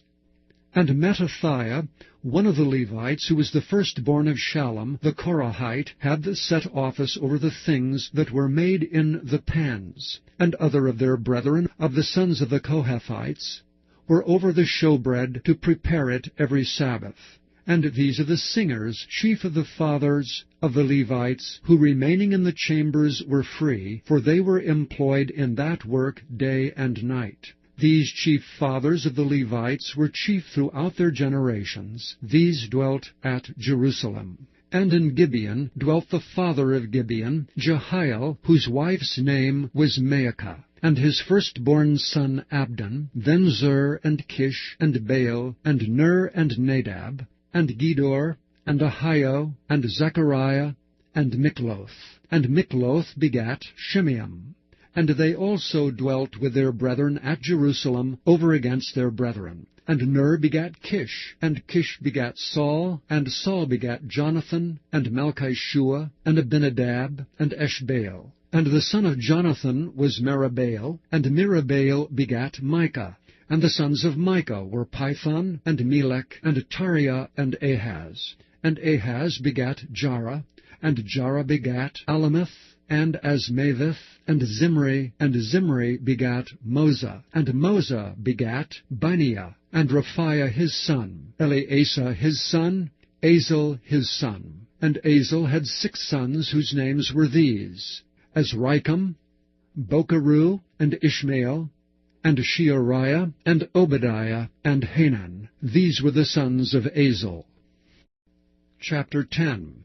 Now the Philistines fought against Israel, and the men of Israel fled from before the Philistines, and fell down slain in Mount Gilboa. And the Philistines followed hard after Saul, and after his sons, and the Philistines slew Jonathan, and Abinadab, and Malchishua, the sons of Saul. And the battle went sore against Saul, and the archers hit him, and he was wounded of the archers. Then said Saul to his armor-bearer, Draw thy sword, and thrust me through therewith, lest these uncircumcised come and abuse me. But his armor-bearer would not, for he was sore afraid. So Saul took a sword, and fell upon it. And when his armor-bearer saw that Saul was dead, he fell likewise on the sword, and died. So Saul died, and his 3 sons, and all his house died together. And when all the men of Israel that were in the valley saw that they fled, and that Saul and his sons were dead, then they forsook their cities and fled. And the Philistines came and dwelt in them. And it came to pass on the morrow, when the Philistines came to strip the slain, that they found Saul and his sons fallen in Mount Gilboa. And when they had stripped him, they took his head and his armor, and sent into the land of the Philistines round about, to carry tidings unto their idols and to the people. And they put his armor in the house of their gods, and fastened his head in the temple of Dagon. And when all Jabesh-Gilead heard all that the Philistines had done to Saul, they arose, all the valiant men, and took away the body of Saul, and the bodies of his sons, and brought them to Jabesh, and buried their bones under the oak of Jabesh, and fasted 7 days. So Saul died for his transgression, which he committed against the Lord, even against the word of the Lord, which he kept not, and also for asking counsel of one that had a familiar spirit to inquire of it, and inquired not of the Lord. Therefore he slew him, and turned the kingdom unto David, the son of Jesse.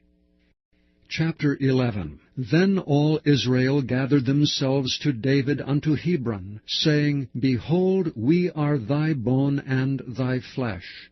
And moreover in time past, even when Saul was king, thou wast he that leddest out and broughtest in Israel. And the Lord thy God said unto thee, Thou shalt feed my people Israel, and thou shalt be ruler over my people Israel.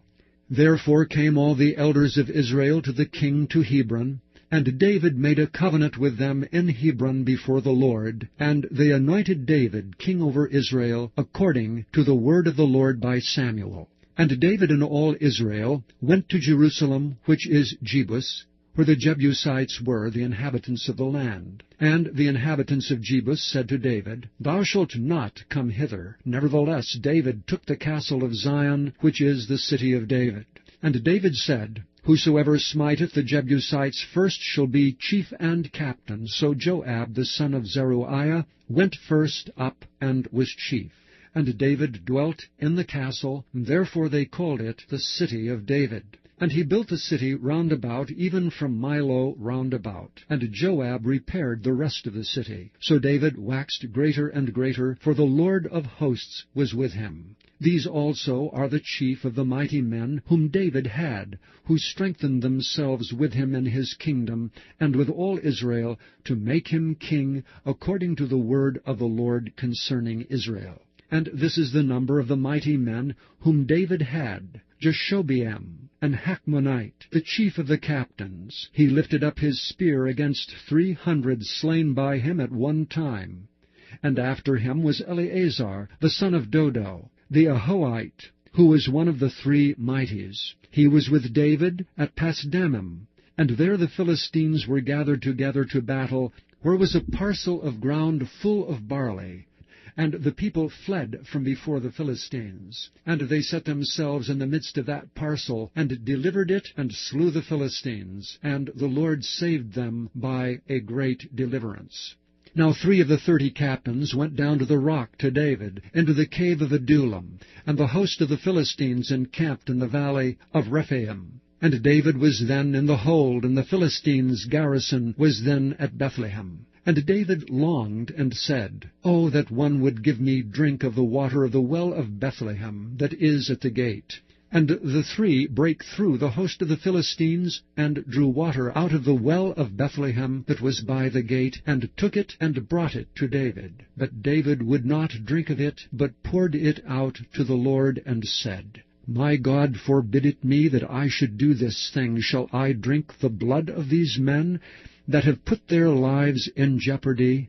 For with the jeopardy of their lives they brought it. Therefore he would not drink it. These things did these 3 mightiest. And Abishai, the brother of Joab, he was chief of the 3, for lifting up his spear against 300 he slew them, and had a name among the 3. Of the 3, he was more honorable than the 2, for he was their captain. Howbeit he attained not to the first 3. Benaiah the son of Jehoiada, the son of a valiant man of Kabzeel, who had done many acts, he slew 2 lion-like men of Moab. Also he went down and slew a lion in a pit in a snowy day. And he slew an Egyptian, a man of great stature, 5 cubits high. And in the Egyptian's hand was a spear like a weaver's beam. And he went down to him with a staff, and plucked the spear out of the Egyptian's hand, and slew him with his own spear. These things did Benaiah the son of Jehoiada, and had the name among the 3 mighties.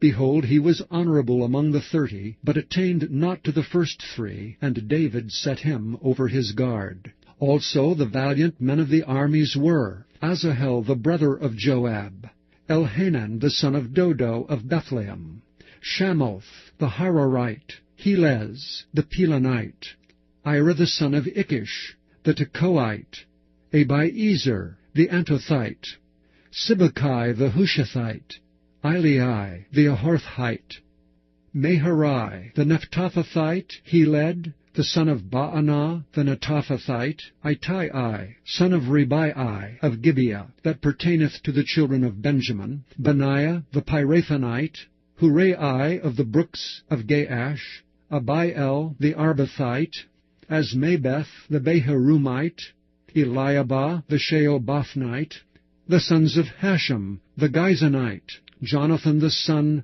of Shagi the Hararite, Ahiam the son of Sakar the Hararite, Eliphel the son of Hefer the Mechirathite, Ahijah the Pelonite, Hezro the Carmelite, Nearai the son of Ezbai, Joel the brother of Nathan, Mibhar the son of Hagirai, Zelek the Ammonite, Naharai the Berothite, the armor-bearer of Joab, the son of Zeruiah, Ira the Ithrite, Gareb the Ithrite, Uriah the Hittite, Zabab the son of Aliai, Adonah the son of Shiza the Reubenite, a captain of the Reubenites, and 30 with him, Hanan the son of Maacah, and Joshaphat the Mithnite, Uzziah the Ashterathite, Shema and Jehiel the sons of Hothan the Arorite, Jedaiel the son of Shimri, and Joha his brother the Tizite,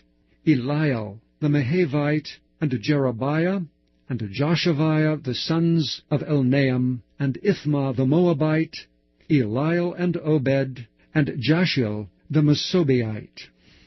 Chapter 12. Now these are they that came to David to Ziklag, while he yet kept himself close because of Saul the son of Kish, and they were among the mighty men, helpers of the war. They were armed with bows, and could use both the right hand and the left in hurling stones, and shooting arrows out of a bow, even of Saul's brethren of Benjamin.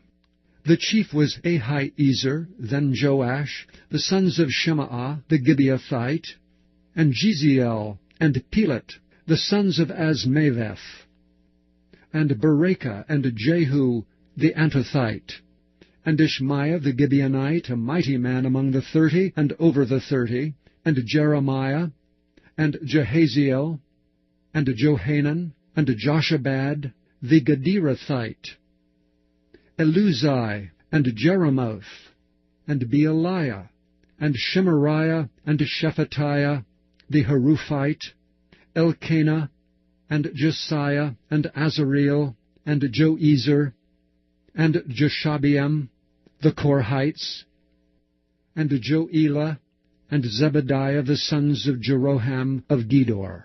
And of the Gadites there separated themselves unto David into the hold to the wilderness men of might, and men of war fit for the battle, that could handle shield and buckler, whose faces were like the faces of lions, and were as swift as the roes upon the mountains. Ezer the first, Obadiah the second, Eliab the third, Mishmannah the fourth, Jeremiah the fifth, Attai the sixth, Eliel the seventh, Johanan the eighth, Elzabad the ninth, Jeremiah the 10th, Machbani the 11th. These were of the sons of Gad, captains of the host. One of the least was over 100, and the greatest over 1,000. These are they that went over Jordan in the first month, when it had overflown all his banks, and they put to flight all them of the valleys, both toward the east and toward the west. And there came of the children of Benjamin and Judah to the hold unto David. And David went out to meet them, and answered and said unto them, If ye be come peaceably unto me to help me, mine heart shall be knit unto you. But if ye be come to betray me to mine enemies, seeing there is no wrong in mine hands, the God of our fathers look thereon and rebuke it. Then the Spirit came upon Amasai, who was chief of the captains, and he said, Thine are we, David, and on thy side, thou son of Jesse. Peace, peace be unto thee, and peace be to thine helpers, for thy God helpeth thee. Then David received them, and made them captains of the band.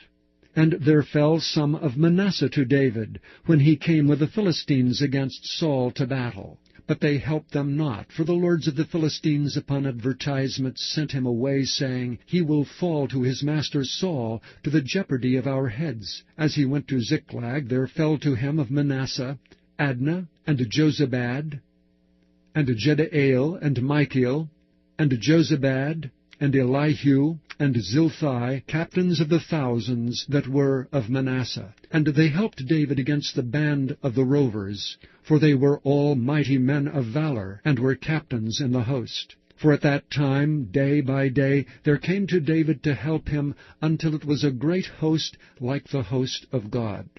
And these are the numbers of the bands that were ready armed to the war, and came to David to Hebron, to turn the kingdom of Saul to him, according to the word of the Lord. The children of Judah that bare shield and spear were 6,800 ready armed to the war. Of the children of Simeon, mighty men of valor for the war, 7,100. Of the children of Levi, 4,600.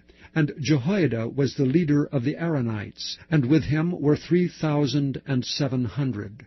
And Zadok, a young man mighty of valor, and of his father's house 22 captains. And the children of Benjamin, the kindred of Saul, 3,000. For hitherto the greatest part of them had kept the ward of the house of Saul.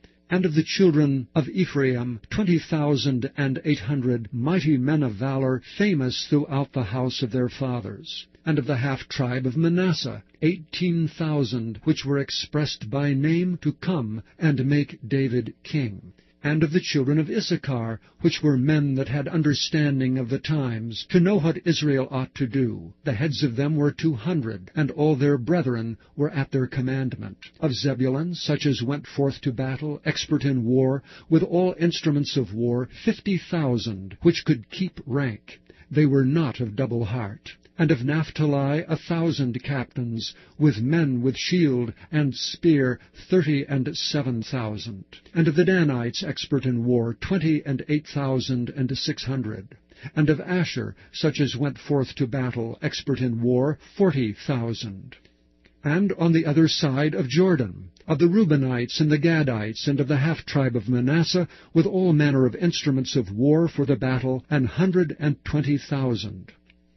All these men of war that could keep rank came with a perfect heart to Hebron to make David king over all Israel. And all the rest also of Israel were of one heart to make David king. And there they were with David 3 days, eating and drinking, for their brethren had prepared for them. Moreover, they that were nigh them, even unto Issachar and Zebulun and Naphtali, brought bread on asses, and on camels, and on mules, and on oxen, and meat, meal, cakes of figs, and bunches of raisins, and wine, and oil, and oxen, and sheep abundantly, for there was joy in Israel.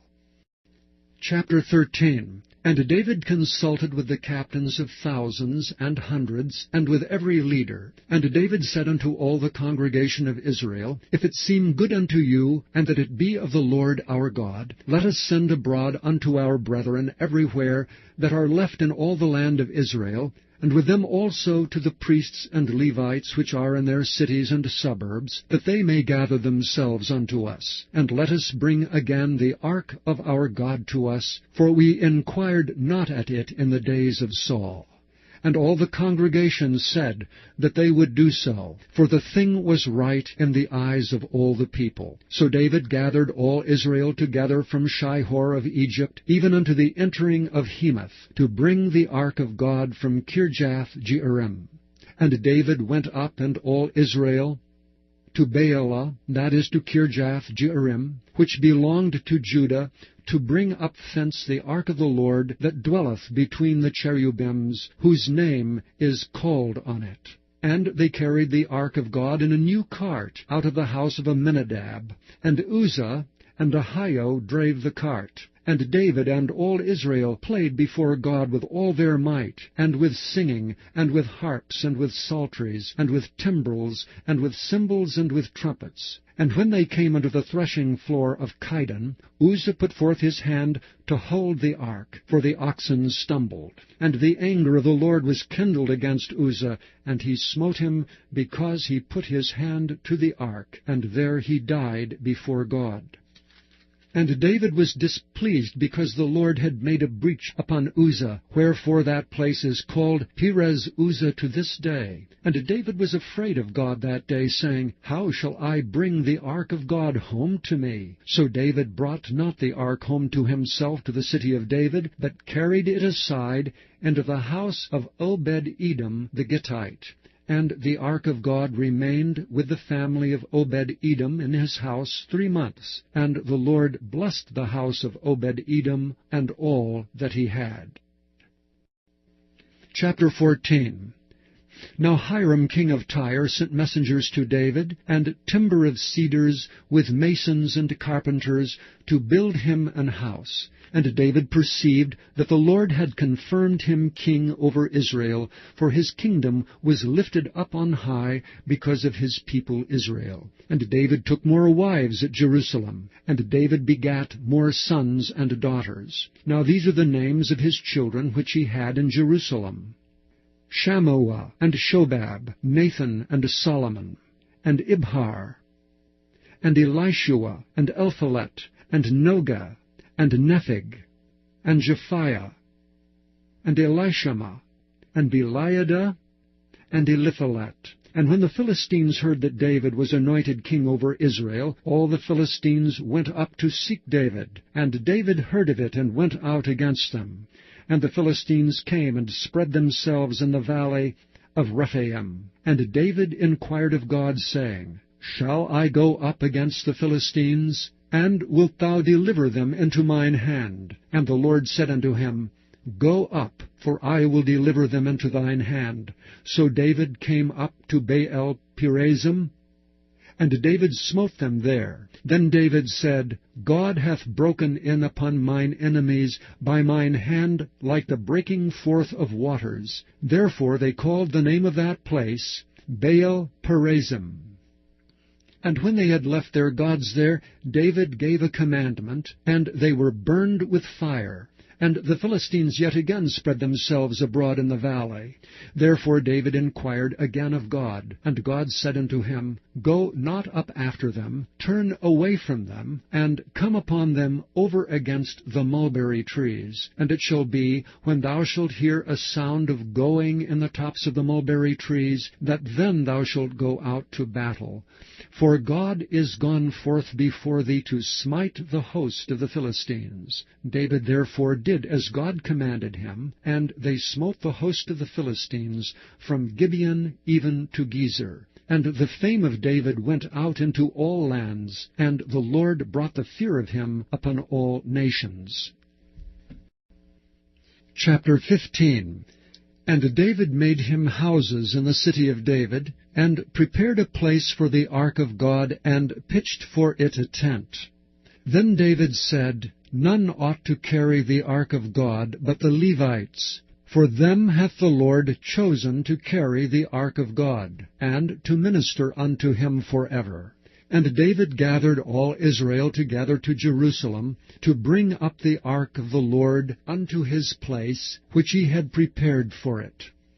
And David assembled the children of Aaron and the Levites, of the sons of Kohath, Uriel the chief and his brethren 120, of the sons of Merari, Uzziah the chief and his brethren 220, of the sons of Gershom, Joel the chief and his brethren 130, of the sons of Elizaphan, Shemaiah the chief and his brethren 200, of the sons of Hebron, Eliel the chief and his brethren 80, of the sons of Uzziel, Amminadab the chief and his brethren 112, And David called for Zadok and Abiathar the priests, and for the Levites, for Uriel, Asaiah and Joel, Shemaiah, and Eliel and Aminadab, and said unto them,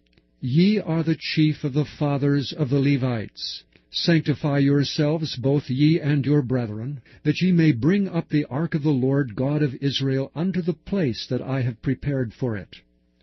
For because ye did it not at the first, the Lord our God made a breach upon us, for that we sought him not after the due order. So the priests and the Levites sanctified themselves to bring up the ark of the Lord God of Israel. And the children of the Levites bare the ark of God upon their shoulders, with the staves thereon, as Moses commanded according to the word of the Lord. And David spake to the chief of the Levites to appoint their brethren to be the singers with instruments of music, psalteries and harps and cymbals, sounding by lifting up the voice with joy.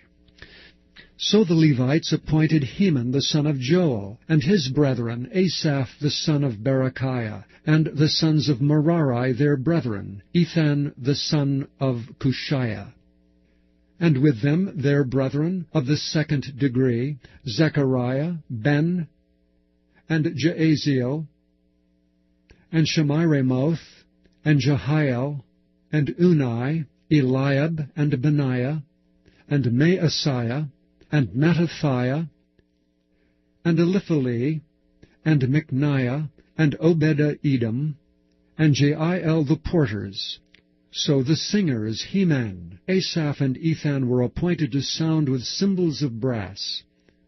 And Zechariah, and Aziel, and Shemiramoth, and Jehiel, and Unai, and Eliab, and Maaseiah, and Benaiah with psalteries on Alamoth, and Mattithiah, and Elipheleh, and Micniah, and Obed-Edom, and Jeiel, and Azariah with harps on the Sheminith to excel. And Kenaniah, chief of the Levites, was for song. He instructed about the song, because he was skillful. And Berechiah and Elkanah were doorkeepers for the ark. And Shebaniah, and Jehoshaphat, and Nethaneel, and Amasai, and Zechariah, and Benaiah, and Eleazar the priests did blow with the trumpets before the ark of God. And Obed-Edom and Jehiah were doorkeepers for the ark. So David and the elders of Israel and the captains over thousands went to bring up the ark of the covenant of the Lord out of the house of Obed-Edom with joy. And it came to pass, when God helped the Levites that bare the ark of the covenant of the Lord, that they offered 7 bullocks and 7 rams. And David was clothed with a robe of fine linen. And all the Levites that bare the ark, and the singers, and Kenaniah the master of the song with the singers, David also had upon him an ephod of linen. Thus all Israel brought up the ark of the covenant of the Lord with shouting, and with sound of the cornet, and with trumpets, and with cymbals, making a noise with psalteries and harps. And it came to pass, as the ark of the covenant of the Lord came to the city of David, that Michal, the daughter of Saul, looking out at a window, saw King David dancing and playing, and she despised him in her heart. Chapter 16. So they brought the ark of God, and set it in the midst of the tent that David had pitched for it. And they offered burnt sacrifices and peace offerings before God. And when David had made an end of offering, the burnt offerings and the peace offerings, he blessed the people in the name of the Lord. And he dealt to every one of Israel, both man and woman, to every one a loaf of bread, and a good piece of flesh, and a flagon of wine. And he appointed certain of the Levites to minister before the ark of the Lord, and to record and to thank and praise the Lord God of Israel. Asaph the chief, and next to him Zechariah, Jeiel, and Shemiramoth, and Jehiel, and Mattithiah, and Eliab, and Benaiah, and Obed-Edom, and Jeiel, with psalteries and with harps. But Asaph made a sound with cymbals. Benaiah also, and Jehaziel the priests with trumpets continually before the ark of the covenant of God. Then on that day David delivered first this psalm to thank the Lord into the hand of Asaph and his brethren. Give thanks unto the Lord, call upon his name, make known his deeds among the people. Sing unto him, sing psalms unto him, talk ye of all his wondrous works. Glory ye in his holy name. Let the heart of them rejoice that seek the Lord. Seek the Lord and his strength, seek his face continually. Remember his marvelous works that he hath done, his wonders, and the judgments of his mouth. O ye seed of Israel his servants, ye children of Jacob his chosen ones. He is the Lord our God, his judgments are in all the earth. Be ye mindful always of his covenant, the word which he commanded to 1,000 generations, even of the covenant which he made with Abraham, and of his oath unto Isaac, and hath confirmed the same to Jacob for a law, and to Israel for an everlasting covenant, saying, Unto thee will I give the land of Canaan, the lot of your inheritance, when ye were but few, even a few and strangers in it. And when they went from nation to nation, and from one kingdom to another people, he suffered no man to do them wrong, yea, he reproved kings for their sakes, saying, Touch not mine anointed, and do my prophets no harm. Sing unto the Lord all the earth, show forth from day to day his salvation. Declare his glory among the heathen, his marvelous works among all nations. For great is the Lord, and greatly to be praised. He also is to be feared above all gods. For all the gods of the people are idols, but the Lord made the heavens. Glory and honor are in his presence, strength and gladness are in his place. Give unto the Lord, ye kindreds of the people, give unto the Lord glory and strength. Give unto the Lord the glory due unto his name. Bring an offering, and come before him. Worship the Lord in the beauty of holiness. Fear before him all the earth. The world also shall be stable, that it be not moved. Let the heavens be glad, and let the earth rejoice, and let men say among the nations, The Lord reigneth. Let the sea roar, and the fullness thereof. Let the fields rejoice, and all that is therein. Then shall the trees of the wood sing out at the presence of the Lord, because he cometh to judge the earth. O give thanks unto the Lord, for he is good, for his mercy endureth for ever. And say ye, Save us, O God of our salvation, and gather us together, and deliver us from the heathen, that we may give thanks to thy holy name, and glory in thy praise. Blessed be the Lord God of Israel for ever and ever. And all the people said, Amen, and praised the Lord. So he left there before the ark of the covenant of the Lord Asaph and his brethren, to minister before the ark continually, as every day's work required. And Obed-Edom with their brethren 68. Obed-Edom also the son of Jeduthun, and Hosah to be porters, and Zadok the priest and his brethren the priests, before the tabernacle of the Lord in the high place that was at Gibeon, to offer burnt offerings unto the Lord upon the altar of the burnt offering continually, morning and evening, and to do according to all that is written in the law of the Lord which he commanded Israel. And with them Heman, and Jeduthun, and the rest that were chosen, who were expressed by name, to give thanks to the Lord, because his mercy endureth for ever. And with them Heman and Jeduthun with trumpets and cymbals, for those that should make a sound, and with musical instruments of God.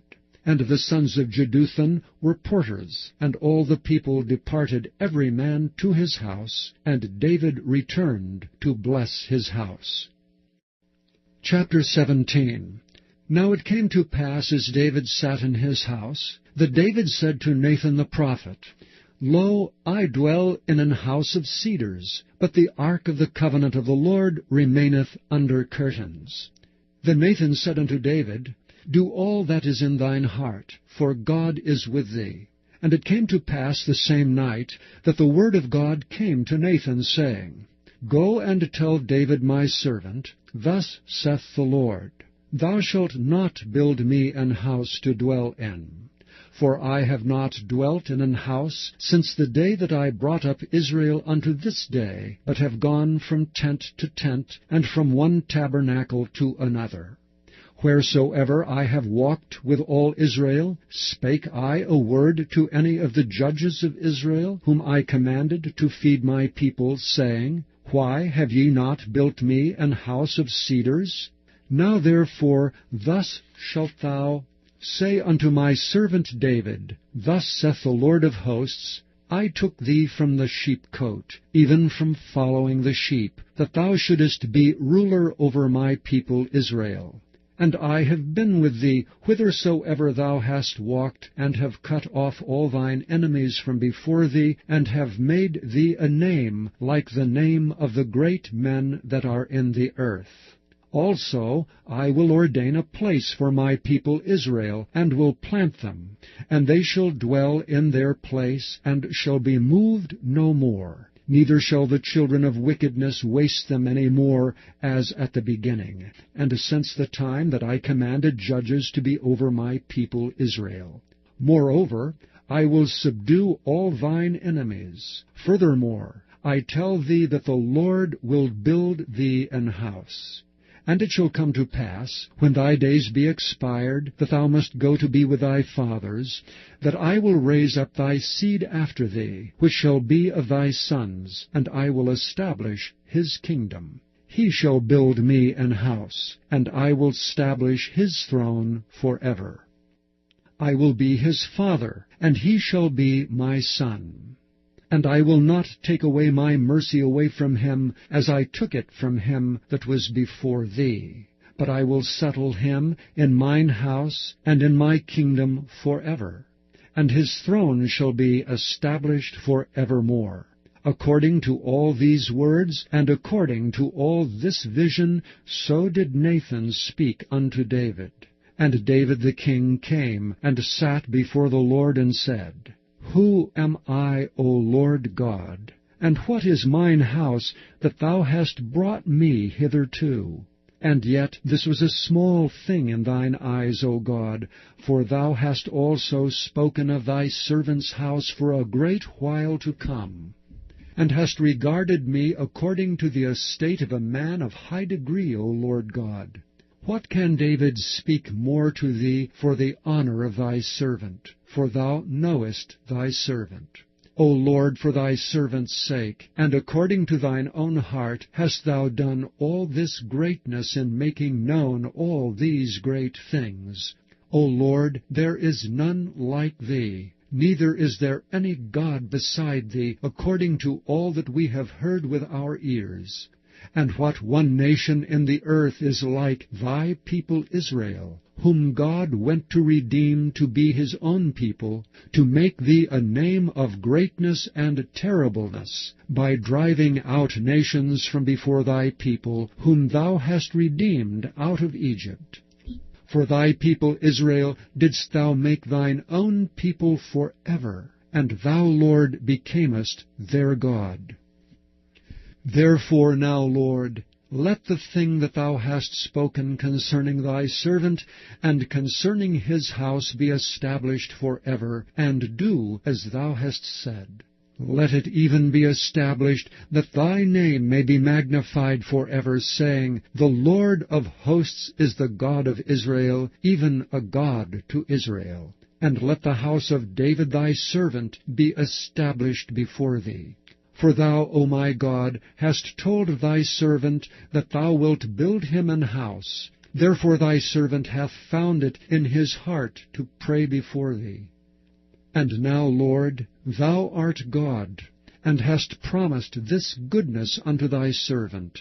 Now therefore let it please thee to bless the house of thy servant, that it may be before thee forever. For thou blessest, O Lord, and it shall be blessed forever.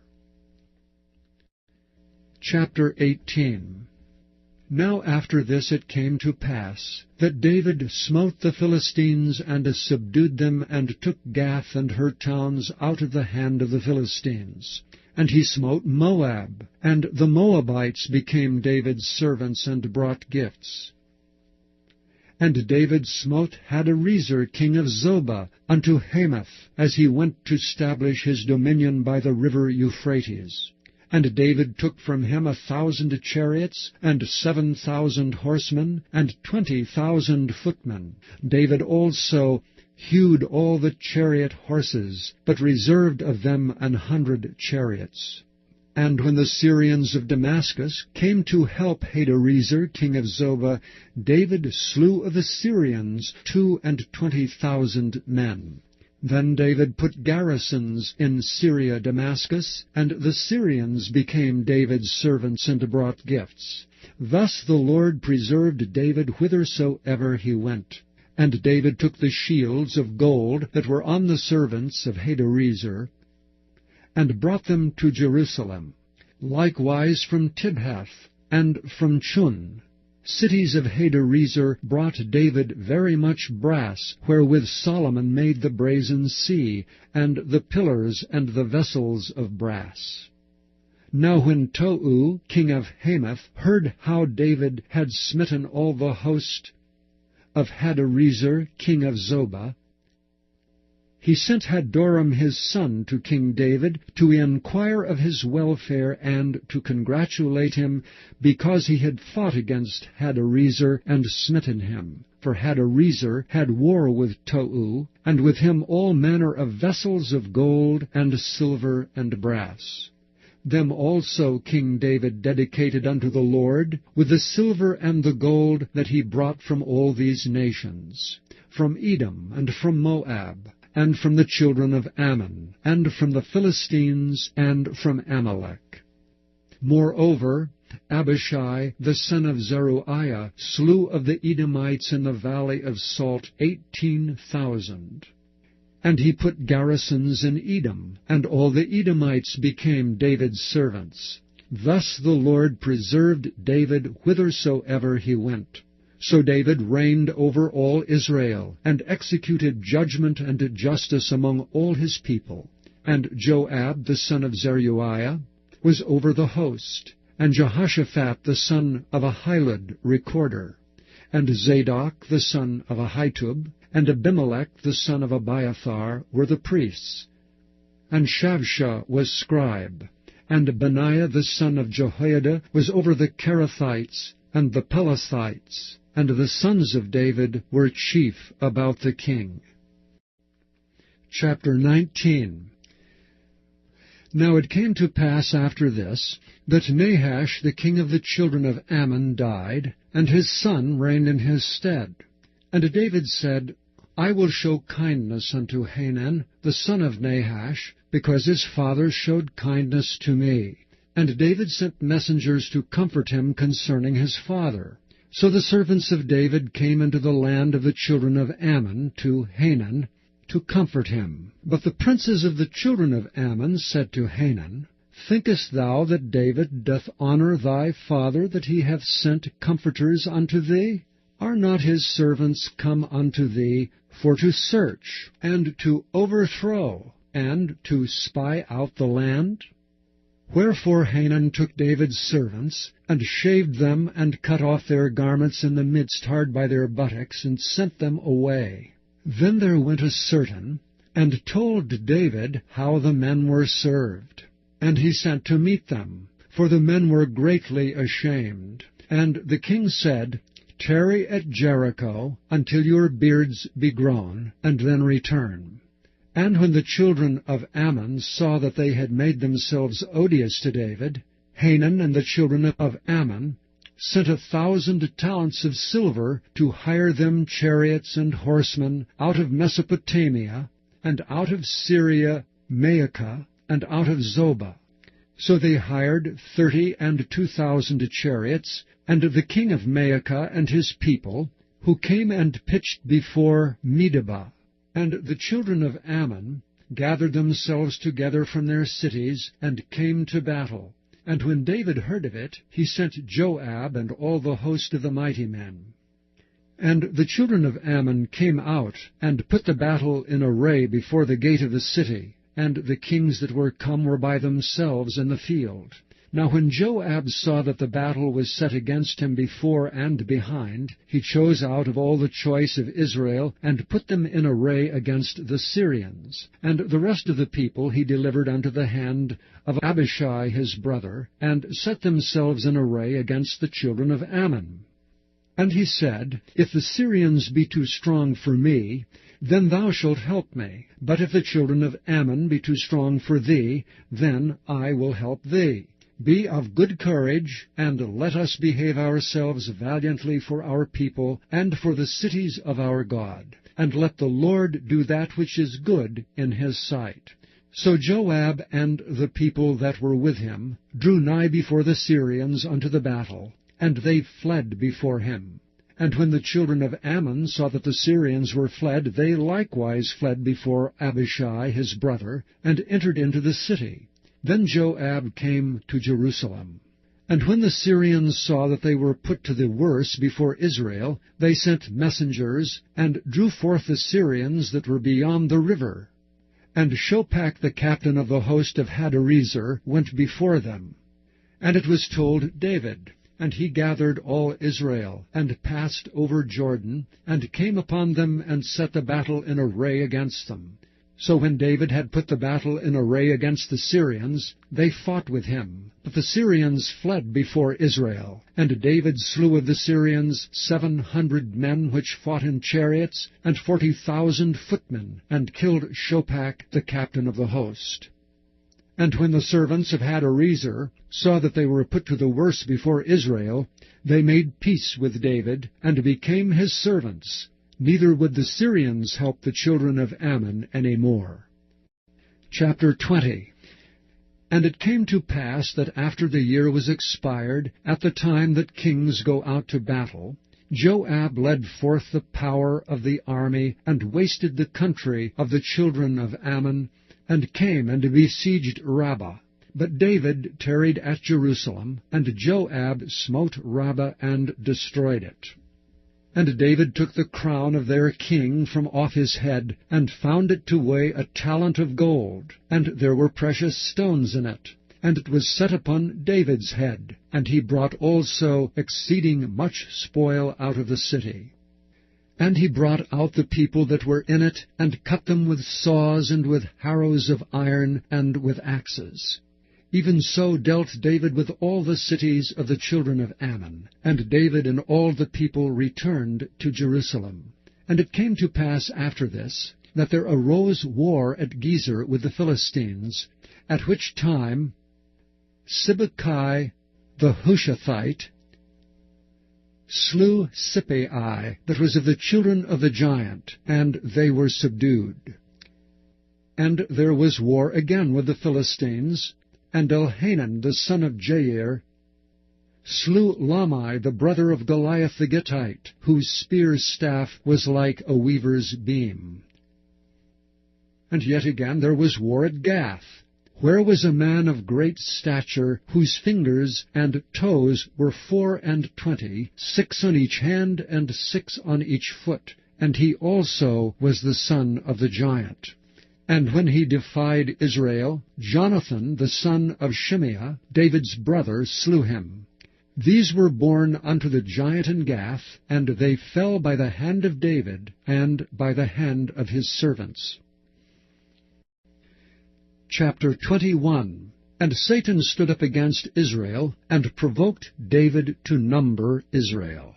And David said to Joab, and to the rulers of the people, Go, number Israel from Beersheba even to Dan, and bring the number of them to me, that I may know it.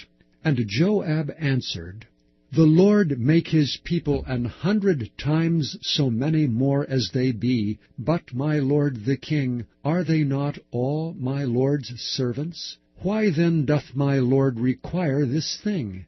Why will he be a cause of trespass to Israel?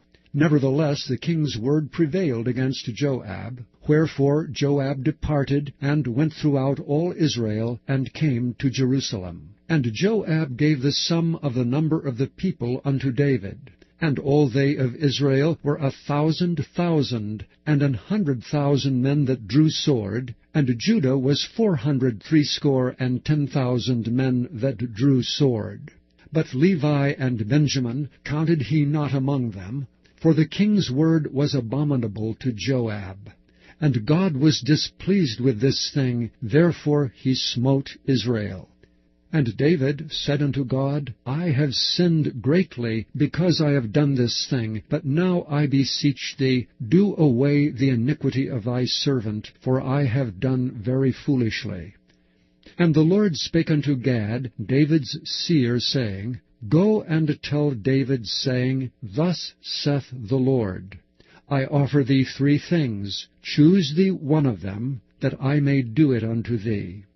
So Gad came to David, and said unto him, Thus saith the Lord, Choose thee either 3 years' famine, or 3 months to be destroyed before thy foes, while that the sword of thine enemies overtaketh thee, or else 3 days the sword of the Lord, even the pestilence in the land, and the angel of the Lord destroying throughout all the coasts of Israel. Now therefore advise thyself what word I shall bring again to him that sent me. And David said unto Gad, I am in a great strait. Let me fall now into the hand of the Lord, for very great are his mercies, and let me not fall into the hand of man. So the Lord sent pestilence upon Israel, and there fell of Israel 70,000 men. And God sent an angel unto Jerusalem to destroy it. And as he was destroying, the Lord beheld, and he repented him of the evil, and said to the angel that destroyed, It is enough, stay now thine hand. And the angel of the Lord stood by the threshing floor of Ornan the Jebusite. And David lifted up his eyes, and saw the angel of the Lord stand between the earth and the heaven, having a drawn sword in his hand stretched out over Jerusalem. And David and the elders of Israel, who were clothed in sackcloth, fell upon their faces. And David said unto God, Is it not I that commanded the people to be numbered? Even I it is that have sinned, and done evil indeed. But as for these sheep, what have they done? Let thine hand, I pray thee, O Lord my God, be on me, and on my father's house, but not on thy people, that they should be plagued. Then the angel of the Lord commanded Gad to say to David, that David should go up, and set up an altar unto the Lord in the threshing floor of Ornan the Jebusite. And David went up at the saying of Gad, which he spake in the name of the Lord. And Ornan turned back and saw the angel, and his 4 sons with him hid themselves. Now Ornan was threshing wheat. And as David came to Ornan, Ornan looked and saw David, and went out of the threshing floor, and bowed himself to David with his face to the ground. Then David said to Ornan, Grant me the place of this threshing floor, that I may build an altar therein unto the Lord. Thou shalt grant it me for the full price, that the plague may be stayed from the people. And Ornan said unto David, Take it to thee, and let my lord the king do that which is good in his eyes. Lo, I give thee the oxen also for burnt offerings, and the threshing instruments for wood, and the wheat for the meat offering. I give it all. And King David said to Ornan, Nay, but I will verily buy it for the full price, for I will not take that which is thine for the Lord, nor offer burnt offerings without cost. So David gave to Ornan for the place 600 shekels of gold by weight. And David built there an altar unto the Lord, and offered burnt offerings and peace offerings, and called upon the Lord. And he answered him from heaven by fire upon the altar of burnt offering. And David commanded the angel, and he put up his sword again into the sheath thereof. At that time when David saw that the Lord had answered him in the threshing floor of Ornan the Jebusite, then he sacrificed there. For the tabernacle of the Lord, which Moses made in the wilderness, and the altar of the burnt offering, were at that season in the high place at Gibeon. But David could not go before it to inquire of God, for he was afraid because of the sword of the angel of the Lord. Chapter 22. Then David said, This is the house of the Lord God, and this is the altar of the burnt offering for Israel. And David commanded to gather together the strangers that were in the land of Israel, and he set masons to hew wrought stones to build the house of God. And David prepared iron in abundance for the nails for the doors of the gates, and for the joinings, and brass in abundance without weight, also cedar trees in abundance. For the Sidonians and they of Tyre brought much cedar wood to David.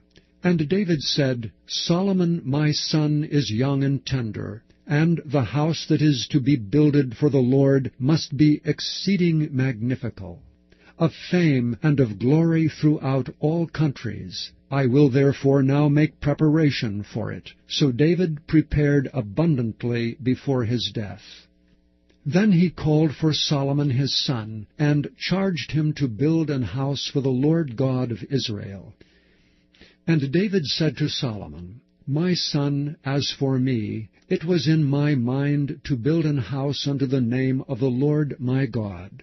But the word of the Lord came to me, saying, Thou hast shed blood abundantly, and hast made great wars. Thou shalt not build an house unto my name, because thou hast shed much blood upon the earth in my sight. Behold, a son shall be born to thee, who shall be a man of rest. And I will give him rest from all his enemies round about, for his name shall be Solomon. And I will give peace and quietness unto Israel in his days. He shall build an house for my name, and he shall be my son, and I will be his father, and I will establish the throne of his kingdom over Israel forever. Now, my son, the Lord be with thee, and prosper thou, and build the house of the Lord thy God, as he hath said of thee. Only the Lord give thee wisdom and understanding, and give thee charge concerning Israel, that thou mayest keep the law of the Lord thy God. Then shalt thou prosper, if thou takest heed to fulfill the statutes and judgments which the Lord charged Moses with concerning Israel. Be strong and of good courage. Dread not, nor be dismayed. Now behold, in my trouble I have prepared for the house of the Lord 100,000 talents of gold, and 1,000,000 talents of silver, and of brass and iron without weight, for it is in abundance. Timber also and stone have I prepared, and thou mayest add thereto. Moreover, there are workmen with thee in abundance, hewers and workers of stone and timber, and all manner of cunning men for every manner of work. Of the gold, the silver, and the brass, and the iron, there is no number. Arise therefore, and be doing, and the Lord be with thee. David also commanded all the princes of Israel to help Solomon his son, saying, Is not the Lord your God with you? And hath he not given you rest on every side? For he hath given the inhabitants of the land into mine hand, and the land is subdued before the Lord and before his people. Now set your heart and your soul to seek the Lord your God. Arise therefore, and build ye the sanctuary of the Lord God, to bring the ark of the covenant of the Lord, and the holy vessels of God, into the house that is to be built in the name of the Lord. Chapter 23. So when David was old and full of days, he made Solomon his son king over Israel. And he gathered together all the princes of Israel with the priests and the Levites. Now the Levites were numbered from the age of 30 years and upward, and their number by their polls, man by man, was 38,000, of which 24,000 were to set forward the work of the house of the Lord, and 6,000 were officers and judges. Moreover, 4,000 were porters, and 4,000 praised the Lord with the instruments which I made, said David, to praise therewith. And David divided them into courses among the sons of Levi, namely Gershon, Kohath, and Merari. Of the Gershonites were Laadan and Shimei. The sons of Laadan, the chief was Jehiel, and Zetham and Joel, 3. The sons of Shimei, Shelomith, and Haziel, and Haran, 3. These were the chief of the fathers of Laadan. And the sons of Shimei were Jahath, Ziah, and Jeush, and Beriah. These 4 were the sons of Shimei. And Jahath was the chief, and Ziza the second. But Jeush and Beriah had not many sons, therefore they were in one reckoning according to their father's house. The sons of Kohath, Amram, Izhar, Hebron, and Uzziel, 4. The sons of Amram, Aaron and Moses, and Aaron was separated that he should sanctify the most holy things, he and his sons forever, to burn incense before the Lord, to minister unto him, and to bless in his name forever.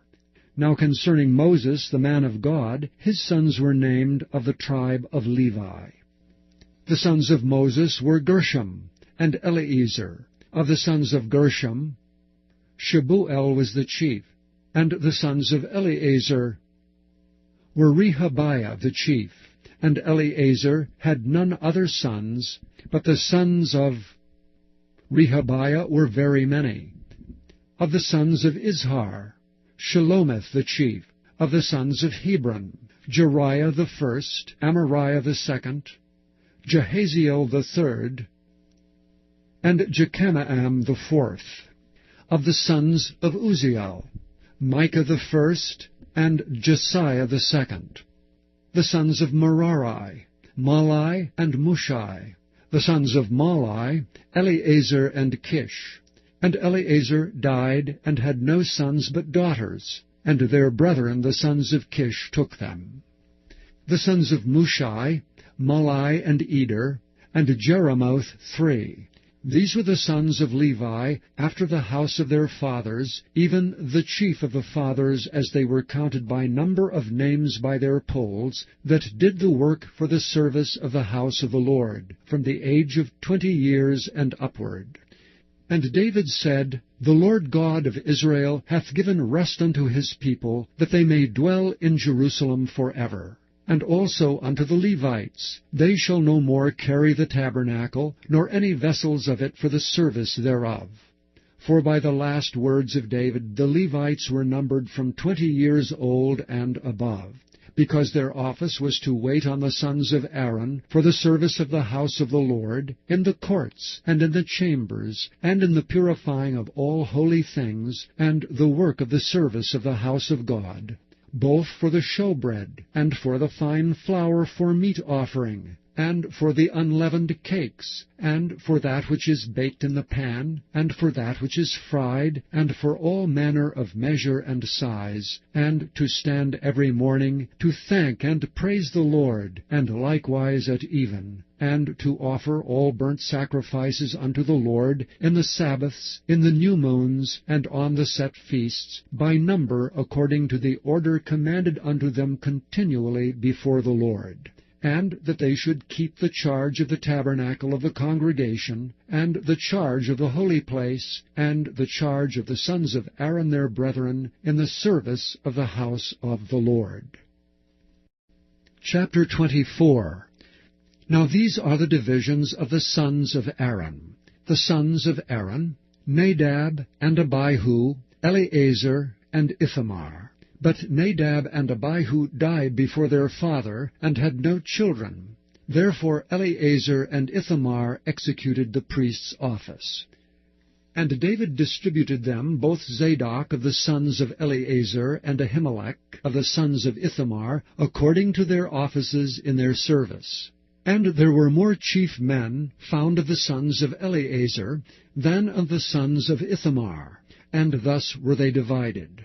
Among the sons of Eleazar there were 16 chief men of the house of their fathers, and 8 among the sons of Ithamar, according to the house of their fathers. Thus were they divided by lot, one sort with another. For the governors of the sanctuary and governors of the house of God were the sons of Eleazar and the sons of Ithamar. And Shemaiah the son of Nethaneel, the scribe, one of the Levites, wrote them before the king, and the princes, and Zadok the priest, and Ahimelech the son of Abiathar, and before the chief of the fathers of the priests and Levites, one principal household being taken for Eleazar, and one taken for Ithamar. Now the first lot came forth to Jehoiarib, the second to Jediah, the third to Haram, the fourth to Seoram, the fifth to Malchijah, the sixth to Mijamim, the seventh to Hakkoz, the eighth to Abijah, the ninth to Jeshua, the 10th to Shechaniah, the 11th to Eliashib, the 12th to Jachim, the 13th to Huppah, the 14th to Deshebeab, the 15th to Bilgah, the 16th to Immer, the 17th to Hezer, the 18th to Aphes, the 19th to Pethahiah, the 20th to Jehezekel, the 21st to Jachin, the 22nd to Gamal, the 23rd to Deliah, the 24th to Maaziah. These were the orderings of them in their service to come into the house of the Lord, according to their manner, under Aaron their father, as the Lord God of Israel had commanded him. And the rest of the sons of Levi were these: of the sons of Amram, Shubiel; of the sons of Shubiel, Jediah. Concerning Rehabiah, of the sons of Rehabiah, the first was Ishiah. Of the Izharites, Shelomoth; of the sons of Shelomoth, Jahath. And the sons of Hebron, Jeriah the first, Amariah the second, Jehaziel the third, Jechemiam the fourth. Of the sons of Uzziel, Micah; of the sons of Micah, Shemer. The brother of Micah was Ishiah; of the sons of Ishiah, Zechariah. The sons of Merari were Malai and Mushai. The sons of Jaaziah, Beno. The sons of Merari by Jaaziah, Beno, and Shoham, and Zachar, and Ibri. Of Malai came Eleazar, who had no sons. Concerning Kish, the son of Kish was Jerahmeel. The sons also of Mushai, Malai, and Eder, and Jeremoth. These were the sons of the Levites after the house of their fathers. These likewise cast lots over against their brethren the sons of Aaron in the presence of David the king, and Zadok and Ahimelech, and the chief of the fathers of the priests and Levites, even the principal fathers, over against their younger brethren. Chapter 25.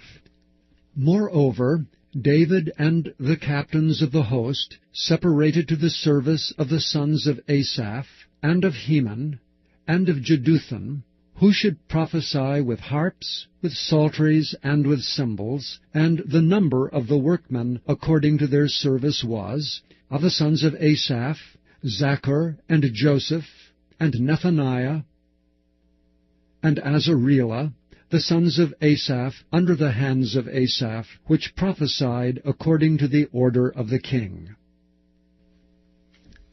Of Jeduthun, the sons of Jeduthun, Gedaliah, and Zeri, and Jeshiah, Hashabiah, and Mattathiah, 6 under the hands of their father Jeduthun, who prophesied with a harp, to give thanks and to praise the Lord.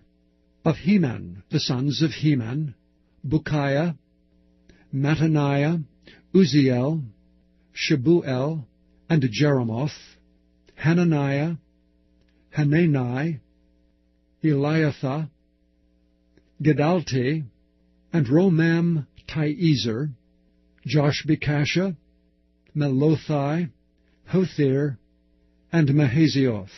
All these were the sons of Heman, the king's seer in the words of God, to lift up the horn. And God gave to Heman 14 sons and 3 daughters.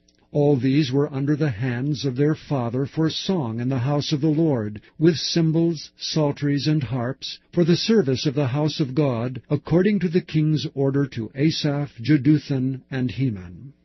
So the number of them with their brethren that were instructed in the songs of the Lord, even all that were cunning, was 268.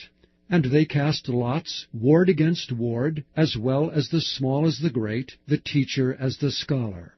Now the first lot came forth for Asaph to Joseph, the second to Gedaliah, who with his brethren and sons were 12, the third to Zachar, he, his sons, and his brethren were 12, the fourth to Izri, he, his sons, and his brethren were 12, the fifth to Nethaniah, he, his sons, and his brethren were 12, the sixth to Bukiah, he, his sons, and his brethren were 12, the seventh to Jeshariah, he, his sons, and his brethren were 12, the eighth to Jeshiah, he, his sons, and his brethren were 12, the ninth to Mattaniah, he, his sons, and his brethren were 12, the 10th to Shimei, he, his sons, and his brethren were 12, the 11th to Azareel, he, his sons, and his brethren were 12, the 12th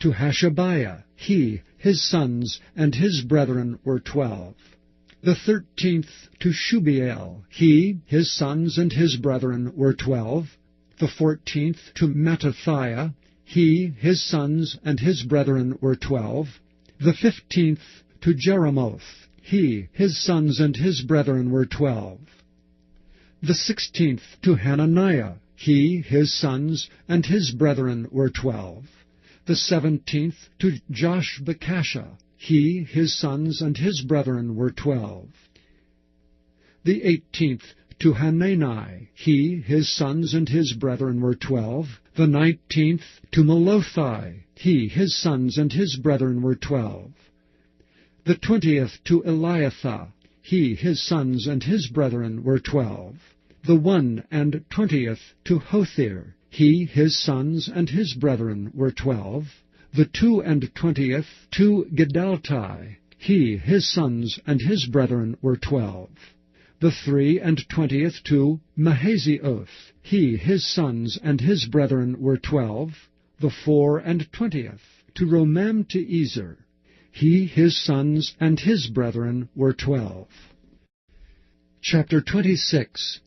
Concerning the divisions of the porters, of the Korhites was Meshelemiah, the son of Kori, of the sons of Asaph. And the sons of Meshelemiah were Zechariah the firstborn, Jediael the second, Zebediah the third, Jathniel the fourth, Elam the fifth, Jehohanan the sixth, Elioenai the seventh. Moreover, the sons of Obed-Edom were Shemaiah the firstborn, Jehozabad the second, Joah the third, and Sakar the fourth, and Nethaneel the fifth, Amiel the sixth, Issachar the seventh, Peulthai the eighth, for God blessed him. Also unto Shemaiah his son were sons born, that ruled throughout the house of their father, for they were mighty men of valor. The sons of Shemaiah, Othni, and Rephael, and Obed, Elzabad, whose brethren were strong men, Elihu, and Semachiah. All these of the sons of Obed-Edom, they and their sons and their brethren, able men for strength and for the service, were 62 of Obed-Edom. And Meshelemiah had sons and brethren, strong men 18. Also Hosah of the children of Merari had sons, Simri the chief, for though he was not the firstborn, yet his father made him the chief, Hilkiah the second, Tebaliah the third, Zechariah the fourth. All the sons and brethren of Hosah were 13. Among these were the divisions of the porters, even among the chief men, having wards one against another, to minister in the house of the Lord.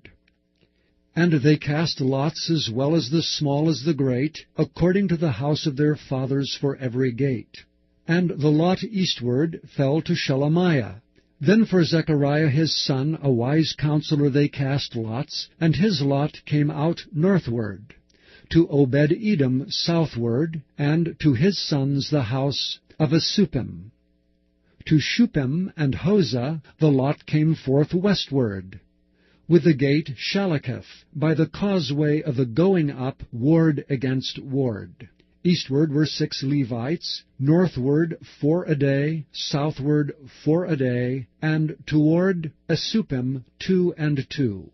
At Parbar westward 4 at the causeway, and 2 at Parbar. These are the divisions of the porters among the sons of Kori, and among the sons of Merari. And of the Levites Ahijah was over the treasures of the house of God, and over the treasures of the dedicated things. As concerning the sons of Laodin, the sons of the Gershonite Laodin, chief fathers, even of Laodin the Gershonite, were Jehieli. The sons of Jehieli, Zetham and Joel his brother, which were over the treasures of the house of the Lord. Of the Amramites, and the Izharites, and the Hebronites, and the Uzzielites, and Shebuel the son of Gershom, the son of Moses, was ruler of the treasures.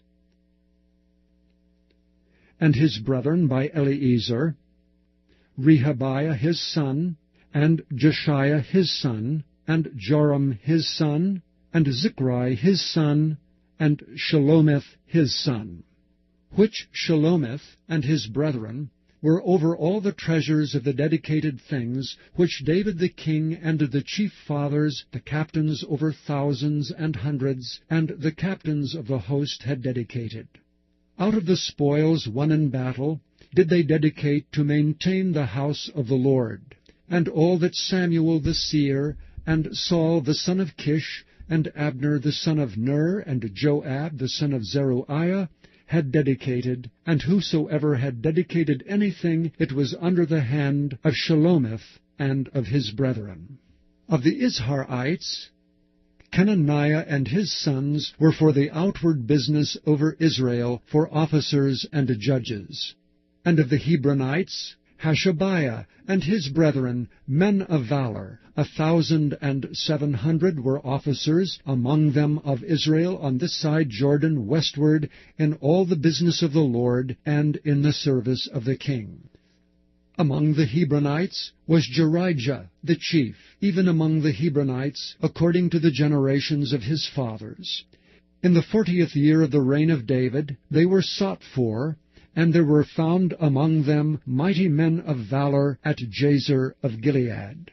And his brethren, men of valor, were 2,700 chief fathers, whom King David made rulers over the Reubenites, the Gadites, and the half-tribe of Manasseh, for every matter pertaining to God and affairs of the king.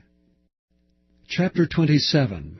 Now the children of Israel after their number, to wit, the chief fathers and captains of thousands and hundreds, and their officers that served the king in any matter of the courses, which came in and went out month by month throughout all the months of the year, of every course were 24,000. Over the first course for the first month was Jeshabeam, the son of Zabdiel, and in his course were 24,000.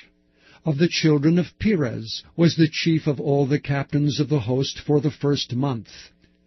And over the course of the second month was Dodai, an Ahohite, and of his course was Mikloth also the ruler. in his course likewise were 24,000. And the third captain of the host for the 3rd month was Benaiah, the son of Jehoiada, a chief priest, and in his course were 24,000. This is that Benaiah who was mighty among the 30, and above the 30, and in his course was Ammizabad his son. The 4th captain for the 4th month was Asahel, the brother of Joab, and Zebediah his son after him, and in his course were 24,000. The 5th captain for the 5th month was Shamhuth, the Izrahite, and in his course were 24,000. The 6th captain for the 6th month was Ira, the son of Ikesh, the Tekoite, and in his course were 24,000. The 7th captain for the 7th month was Helez, the Pelonite, of the children of Ephraim, and in his course were 24,000. The 8th captain for the 8th month was Sibbecai, the Hushathite, of the Zarhites, and in his course were 24,000. The 9th captain for the 9th month was Abiezer, the Anatothite, of the Benjamites, and in his course were 24,000. The 10th captain for the 10th month was Meharai, the Netophathite, of the Zarhites, and in his course were 24,000. The 11th captain for the 11th month was Benaiah, the Pirathonite, of the children of Ephraim, and in his course were 24,000. The 12th captain for the 12th month was Heldai, the Netophathite, of Othniel, and in his course were 24,000.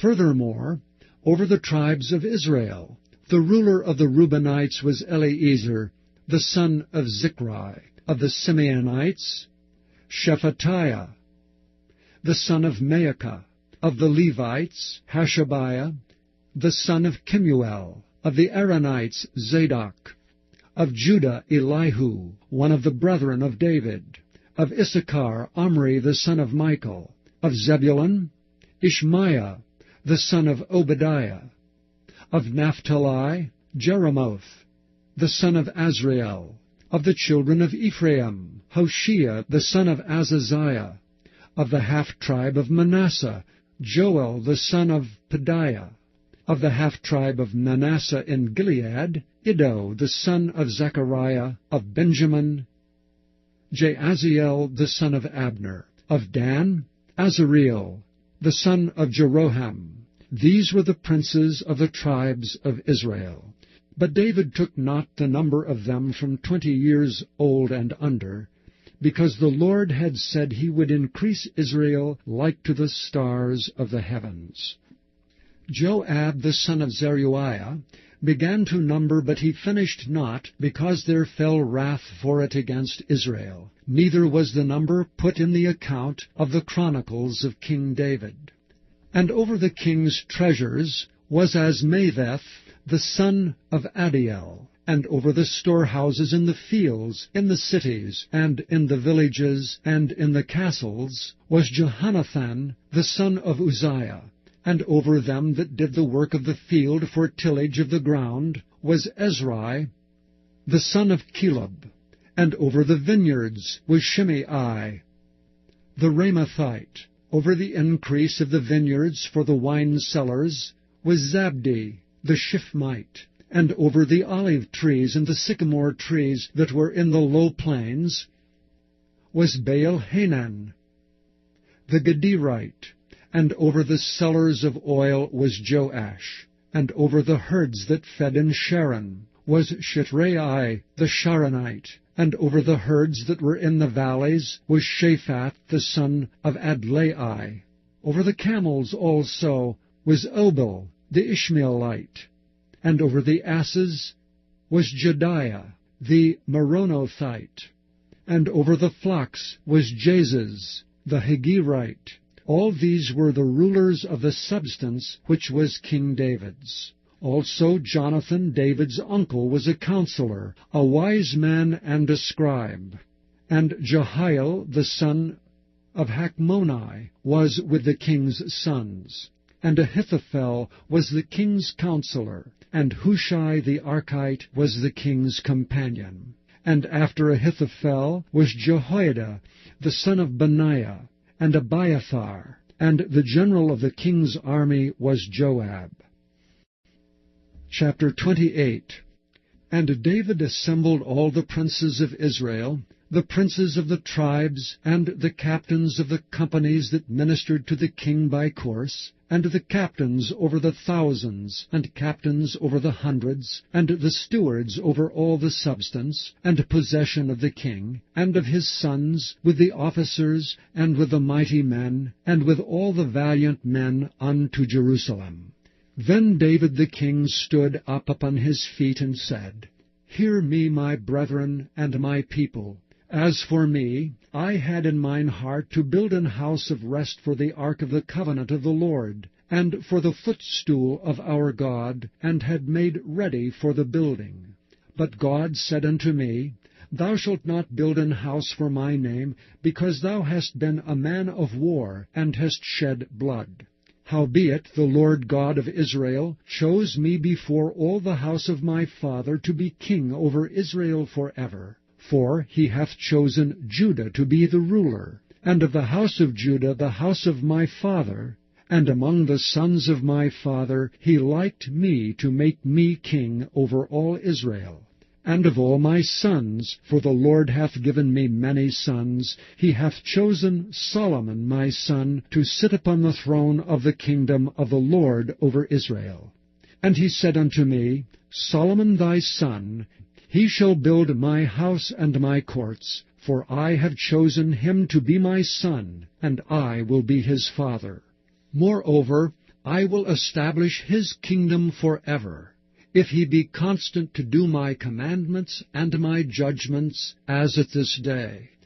Now therefore in the sight of all Israel, the congregation of the Lord, and in the audience of our God, keep and seek for all the commandments of the Lord your God, that ye may possess this good land, and leave it for an inheritance for your children after you forever. And thou, Solomon my son, know thou the God of thy father, and serve him with a perfect heart, and with a willing mind. For the Lord searcheth all hearts, and understandeth all the imaginations of the thoughts. If thou seek him, he will be found of thee. But if thou forsake him, he will cast thee off forever. Take heed now, for the Lord hath chosen thee to build an house for the sanctuary. Be strong, and do it.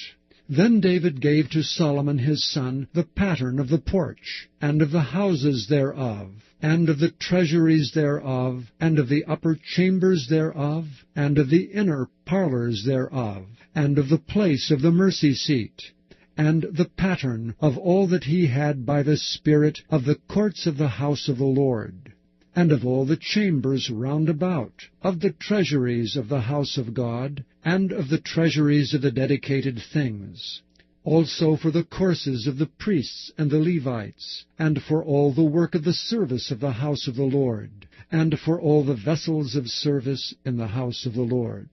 He gave of gold by weight for things of gold, for all instruments of all manner of service, silver also for all instruments of silver by weight, for all instruments of every kind of service, even the weight for the candlesticks of gold, and for their lamps of oil by weight for every candlestick, and for the lamps thereof, and for the candlesticks of silver by weight, both for the candlestick and also for the lamps thereof, according to the use of every candlestick. And by weight he gave gold for the tables of showbread, for every table, and likewise silver for the tables of silver. Also pure gold for the flesh hooks, and the bowls, and the cups. And for the golden basins he gave gold by weight for every basin, and likewise silver by weight for every basin of silver. and for the altar of incense refined gold by weight, and gold for the pattern of the chariot of the cherubims, that spread out their wings and covered the ark of the covenant of the Lord. All this, said David, the Lord made me understand in writing by his hand upon me, even all the works of this pattern. And David said to Solomon his son, Be strong and of good courage, and do it. Fear not, nor be dismayed, for the Lord God, even my God, will be with thee. He will not fail thee, nor forsake thee, until thou hast finished all the work for the service of the house of the Lord. And behold, the courses of the priests and the Levites, even they shall be with thee for all the service of the house of God. And there shall be with thee for all manner of workmanship every willing, skillful man, for any manner of service. Also the princes and all the people will be holy at thy commandment. Chapter 29. Furthermore David the king said unto all the congregation, Solomon my son, whom alone God hath chosen, is yet young and tender, and the work is great. For the palace is not for man, but for the Lord God. Now I have prepared with all my might for the house of my God, the gold for things to be made of gold, and the silver for things of silver, and the brass for things of brass, the iron for things of iron, and wood for things of wood, onyx stones and stones to be set, glistering stones, and of divers colors, and all manner of precious stones and marble stones in abundance.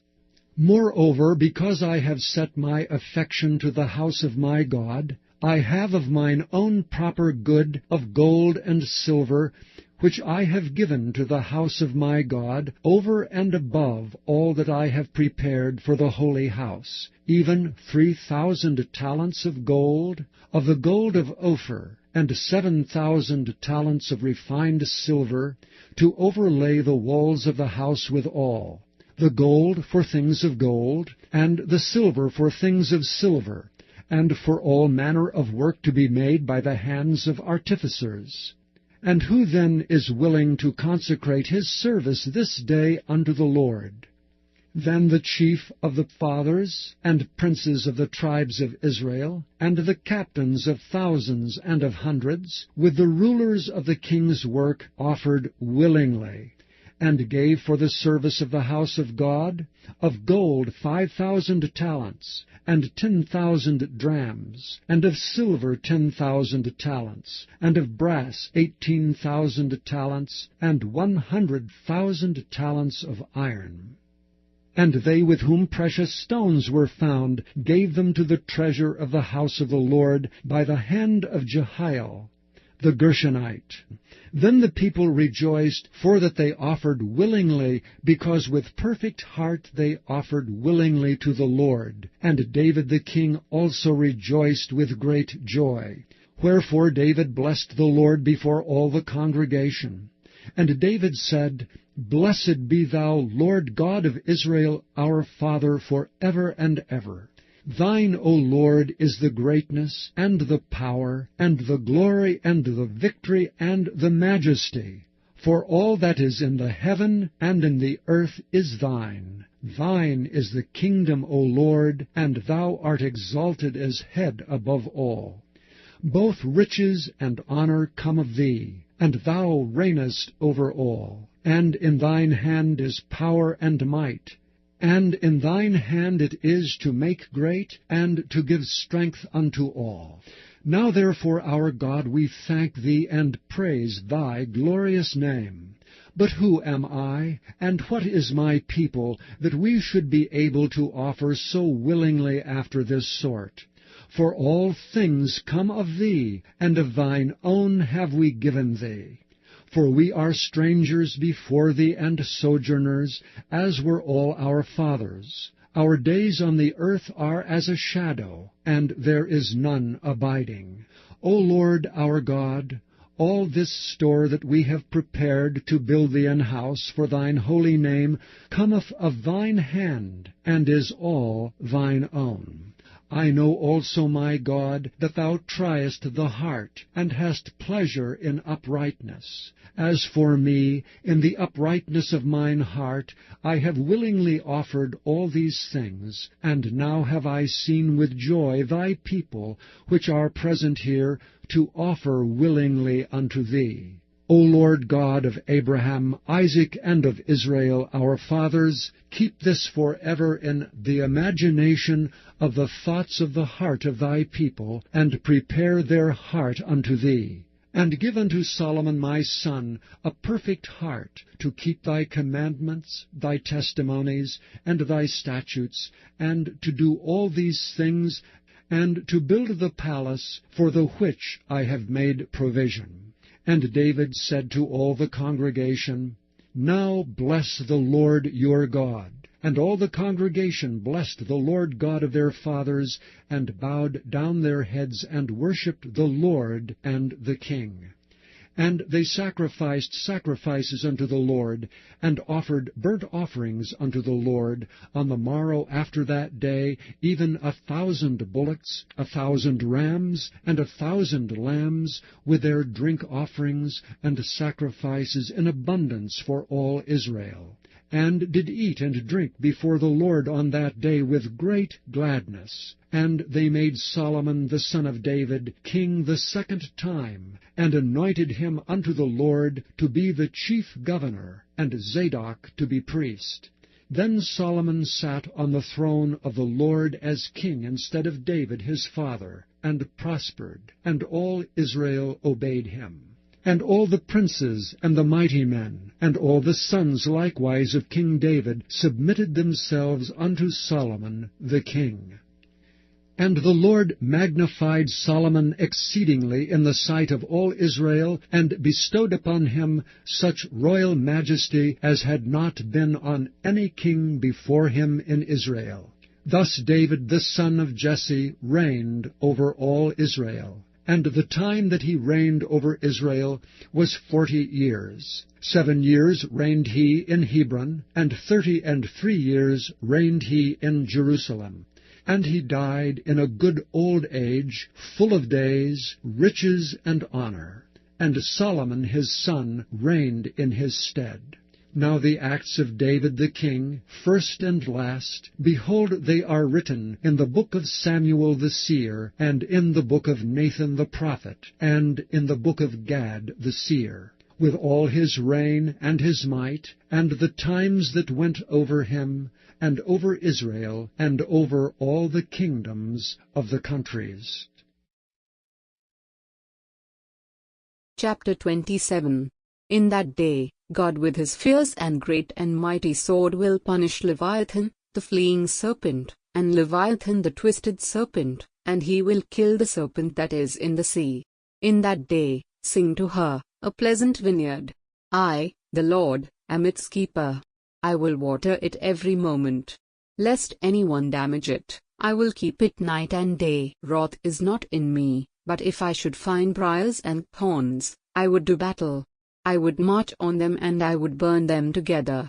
Or else let him take hold of my strength, that he may make peace with me. Let him make peace with me. In days to come, Jacob will take root. Israel will blossom and bud. They will fill the surface of the world with fruit. Has he struck them as he struck those who struck them? Or have they been killed as their killers were killed? In measure, when you send them away, you contend with them. He has removed them with his rough blast in the day of the east wind. Therefore, by this the iniquity of Jacob will be forgiven, and this is all the fruit of taking away his sin, that he makes all the stones of the altar as chalk stones that are beaten in pieces, so that the Asherim and the incense altars shall rise no more. For the fortified city is solitary, a habitation deserted and forsaken, like the wilderness. The calf will feed there, and there he will lie down, and consume its branches. When its boughs are withered, they will be broken off. The women will come and set them on fire, for they are a people of no understanding. Therefore he who made them will not have compassion on them, and he who formed them will show them no favor. It will happen in that day, that the Lord will thresh from the flowing stream of the Perit to the Wadi of Egypt, and you will be gathered one by one, children of Israel. It will happen in that day that a great trumpet will be blown, and those who were ready to perish in the land of Assyria, and those who were outcasts in the land of Egypt, shall come, and they will worship the Lord in the holy mountain. Deuteronomy 1. These are the words that Moses spoke to all Israel beyond the Jordan in the wilderness, in the Arabah opposite Suph, between Paran and Tophel, Laban, Hazeroth, and Dizahab. It is 11 days' journey from Horeb by the way of Mount Seir to Kadesh Barnea. In the 40th year, on the first day of the 11th month, Moses spoke to the people of Israel according to all that the Lord had given him in commandment to them, after he had defeated Sihon, the king of the Amorites, who lived in Heshbon, and Og, the king of Bashan, who lived in Ashtaroth and in Edrei. Beyond the Jordan, in the land of Moab, Moses undertook to explain this law, saying, The Lord our God said to us in Horeb, You have stayed long enough at this mountain. Turn and take your journey and go to the hill country of the Amorites, and to all their neighbors in the Arabah, in the hill country, and in the lowland, and in the Negeb, and by the seacoast, the land of the Canaanites, and Lebanon, as far as the great river, the river Euphrates. See, I have set the land before you. Go in and take possession of the land that the Lord swore to your fathers, to Abraham, to Isaac, and to Jacob, to give to them and to their offspring after them. At that time I said to you, I am not able to bear you by myself. The Lord your God has multiplied you, and behold, you are today as numerous as the stars of heaven. May the Lord, the God of your fathers, make you 1,000 times as many as you are, and bless you, as he has promised you. How can I bear by myself the weight and burden of you and your strife? Choose for your tribes wise, understanding, and experienced men, and I will appoint them as your heads. And you answered me, The thing that you have spoken is good for us to do. So I took the heads of your tribes, wise and experienced men, and set them as heads over you, commanders of thousands, commanders of hundreds, commanders of 50s, commanders of 10s, and officers throughout your tribes. And I charged your judges at that time, Hear the cases between your brothers, and judge righteously between a man and his brother, or the alien who is with him. You shall not be partial in judgment. You shall hear the small and the great alike. You shall not be intimidated by anyone, for the judgment is God's. And the case that is too hard for you, you shall bring to me, and I will hear it. And I commanded you at that time all the things that you should do.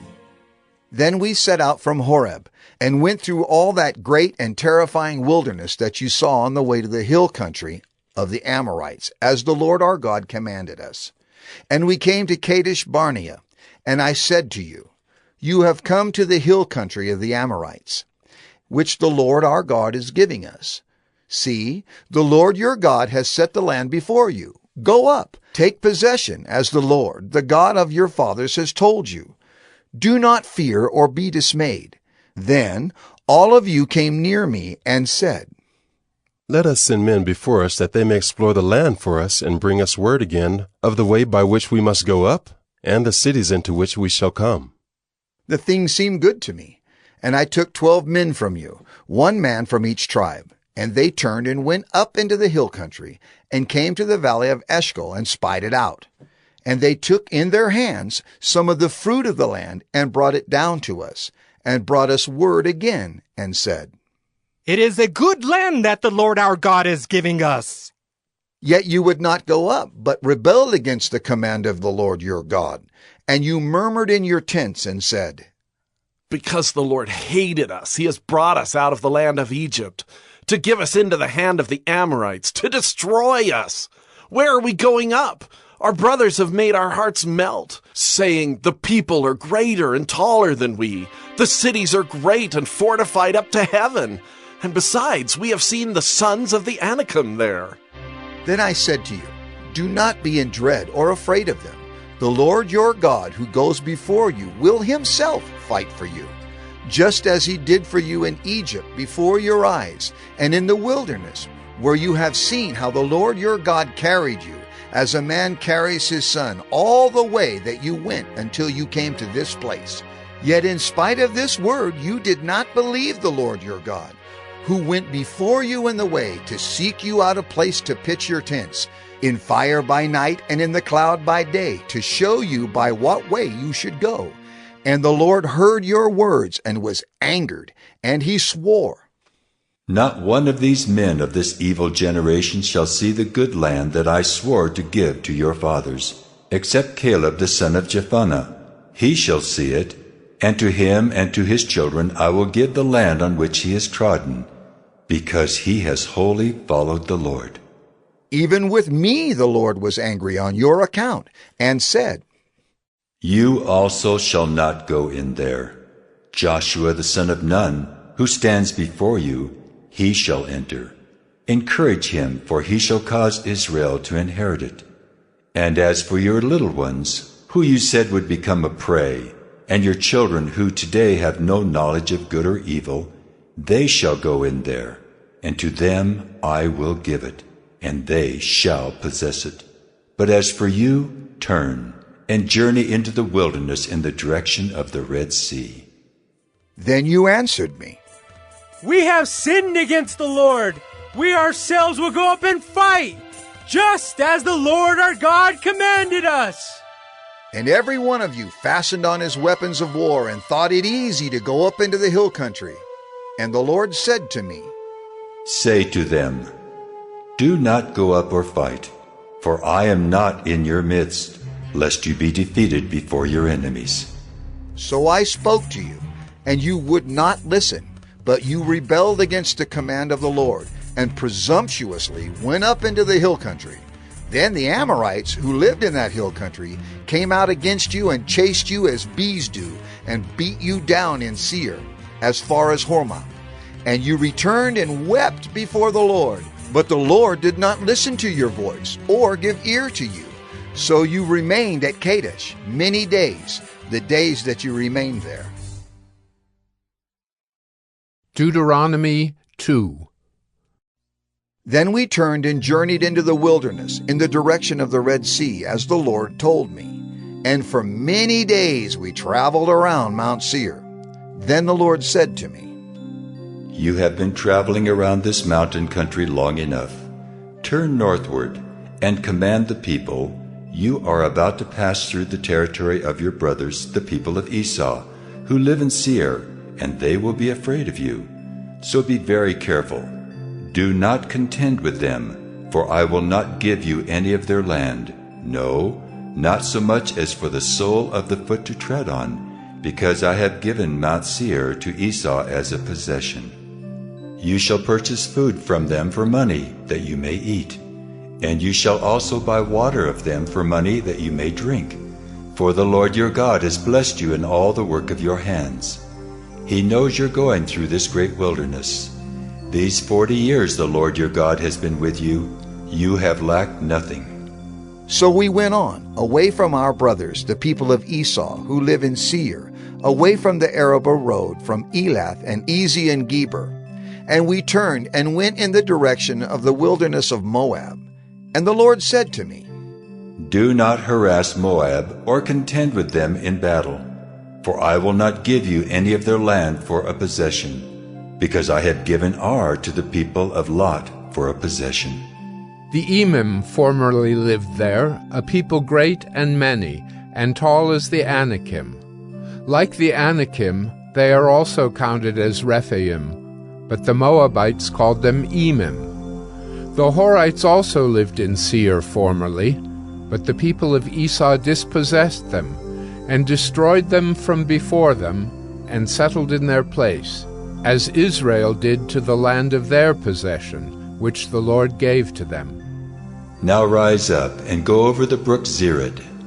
So we went over the brook Zered, and the time from our leaving Kadesh Barnea until we crossed the brook Zered was 38 years, until the entire generation, that is, the men of war, had perished from the camp, as the Lord had sworn to them. For indeed the hand of the Lord was against them, to destroy them from the camp, until they had perished. So as soon as all the men of war had perished and were dead from among the people, the Lord said to me, Today you are to cross the border of Moab at Ar. And when you approach the territory of the people of Ammon, do not harass them or contend with them, for I will not give you any of the land of the people of Ammon as a possession, because I have given it to the sons of Lot for a possession. It is also counted as a land of Rephaim. Rephaim formerly lived there, but the Ammonites called them Zamzumim, a people great and many and tall as the Anakim. But the Lord destroyed them before the Ammonites, and they dispossessed them and settled in their place, as he did for the people of Esau, who live in Seir, when he destroyed the Horites before them, and they dispossessed them and settled in their place even to this day. As for the Avim, who lived in villages as far as Gaza, the Caphtorim, who came from Caphtor, destroyed them and settled in their place. Rise up, set out on your journey, and go over the valley of the Arnon. Behold, I have given into your hand Sihon the Amorite, king of Heshbon and his land. Begin to take possession and contend with him in battle. This day I will begin to put the dread and fear of you on the peoples who are under the whole heaven, who shall hear the report of you and shall tremble, and be in anguish because of you. So I sent messengers from the wilderness of Kedemoth to Sihon, the king of Heshbon, with words of peace, saying, Let me pass through your land. I will go only by the road. I will turn aside neither to the right nor to the left. You shall sell me food for money that I may eat, and give me water for money that I may drink. Only let me pass through on foot, as the sons of Esau who live in Seir and the Moabites who live in Ar did for me, until I go over the Jordan into the land that the Lord our God is giving to us. But Sihon, the king of Heshbon, would not let us pass by him. For the Lord your God hardened his spirit, and made his heart obstinate, that he might give him into your hand as he is this day. And the Lord said to me, Behold, I have begun to give Sihon and his land over to you. Begin to take possession that you may occupy his land. Then Sihon came out against us, he and all his people, to battle at Jahaz. And the Lord our God gave him over to us, and we defeated him, and his sons, and all his people. And we captured all his cities at that time, and devoted to destruction every city, men, women, and children. We left no survivors. Only the livestock we took as spoil for ourselves, with the plunder of the cities that we captured. From Aurora, which is on the edge of the valley of the Arnon, and from the city that is in the valley, as far as Gilead, there was not a city too high for us. The Lord our God gave all into our hands. Only to the land of the sons of Ammon you did not draw near, that is, to all the banks of the river Jabbok and the cities of the hill country, whatever the Lord our God had forbidden us. Deuteronomy 3. Then we turned and went up the way to Bashan, and Og, the king of Bashan, came out against us, he and all his people, to battle at Edrei. But the Lord said to me, Do not fear him, for I have given him and all his people and his land into your hand. And you shall do to him as you did to Sihon, the king of the Amorites, who lived at Heshbon. So the Lord our God gave into our hand Og also, the king of Bashan, and all his people, and we struck him down until he had no survivor left. And we took all his cities at that time. There was not a city that we did not take from them. 60 cities, the whole region of Argob, the kingdom of Og in Bashan. All these were cities fortified with high walls, gates, and bars, besides very many unwalled villages. And we devoted them to destruction, as we did to Sihon, the king of Heshbon, devoting to destruction every city, men, women, and children. But all the livestock and the spoil of the cities we took as our plunder. So we took the land at that time out of the hand of the 2 kings of the Amorites, who were beyond the Jordan, from the valley of the Arnon to Mount Hermon. The Sidonians call Hermon Syrian, while the Amorites call it Senir. All the cities of the tableland, and all Gilead, and all Bashan, as far as Salakah and Edrei, cities of the kingdom of Og in Bashan. For only Og, the king of Bashan, was left of the remnant of the Rephaim. Behold, his bed was a bed of iron. Is it not in Rabbah of the Ammonites? 9 cubits was its length, and 4 cubits its breadth, according to the common cubit.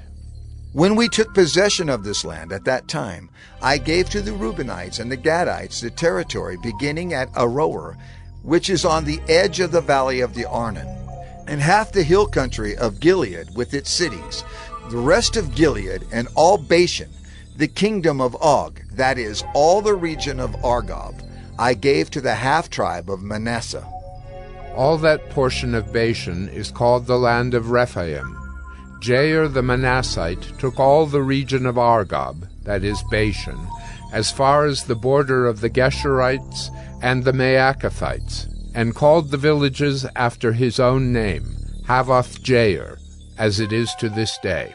To Machir I gave Gilead, and to the Reubenites and the Gadites I gave the territory from Gilead, as far as the valley of the Arnon, with the middle of the valley as a border, as far over as the river Jabbok, the border of the Ammonites, the Arabah also, with the Jordan as the border, from Kinnereth as far as the sea of the Arabah, the salt sea, under the slopes of Pisgah on the east.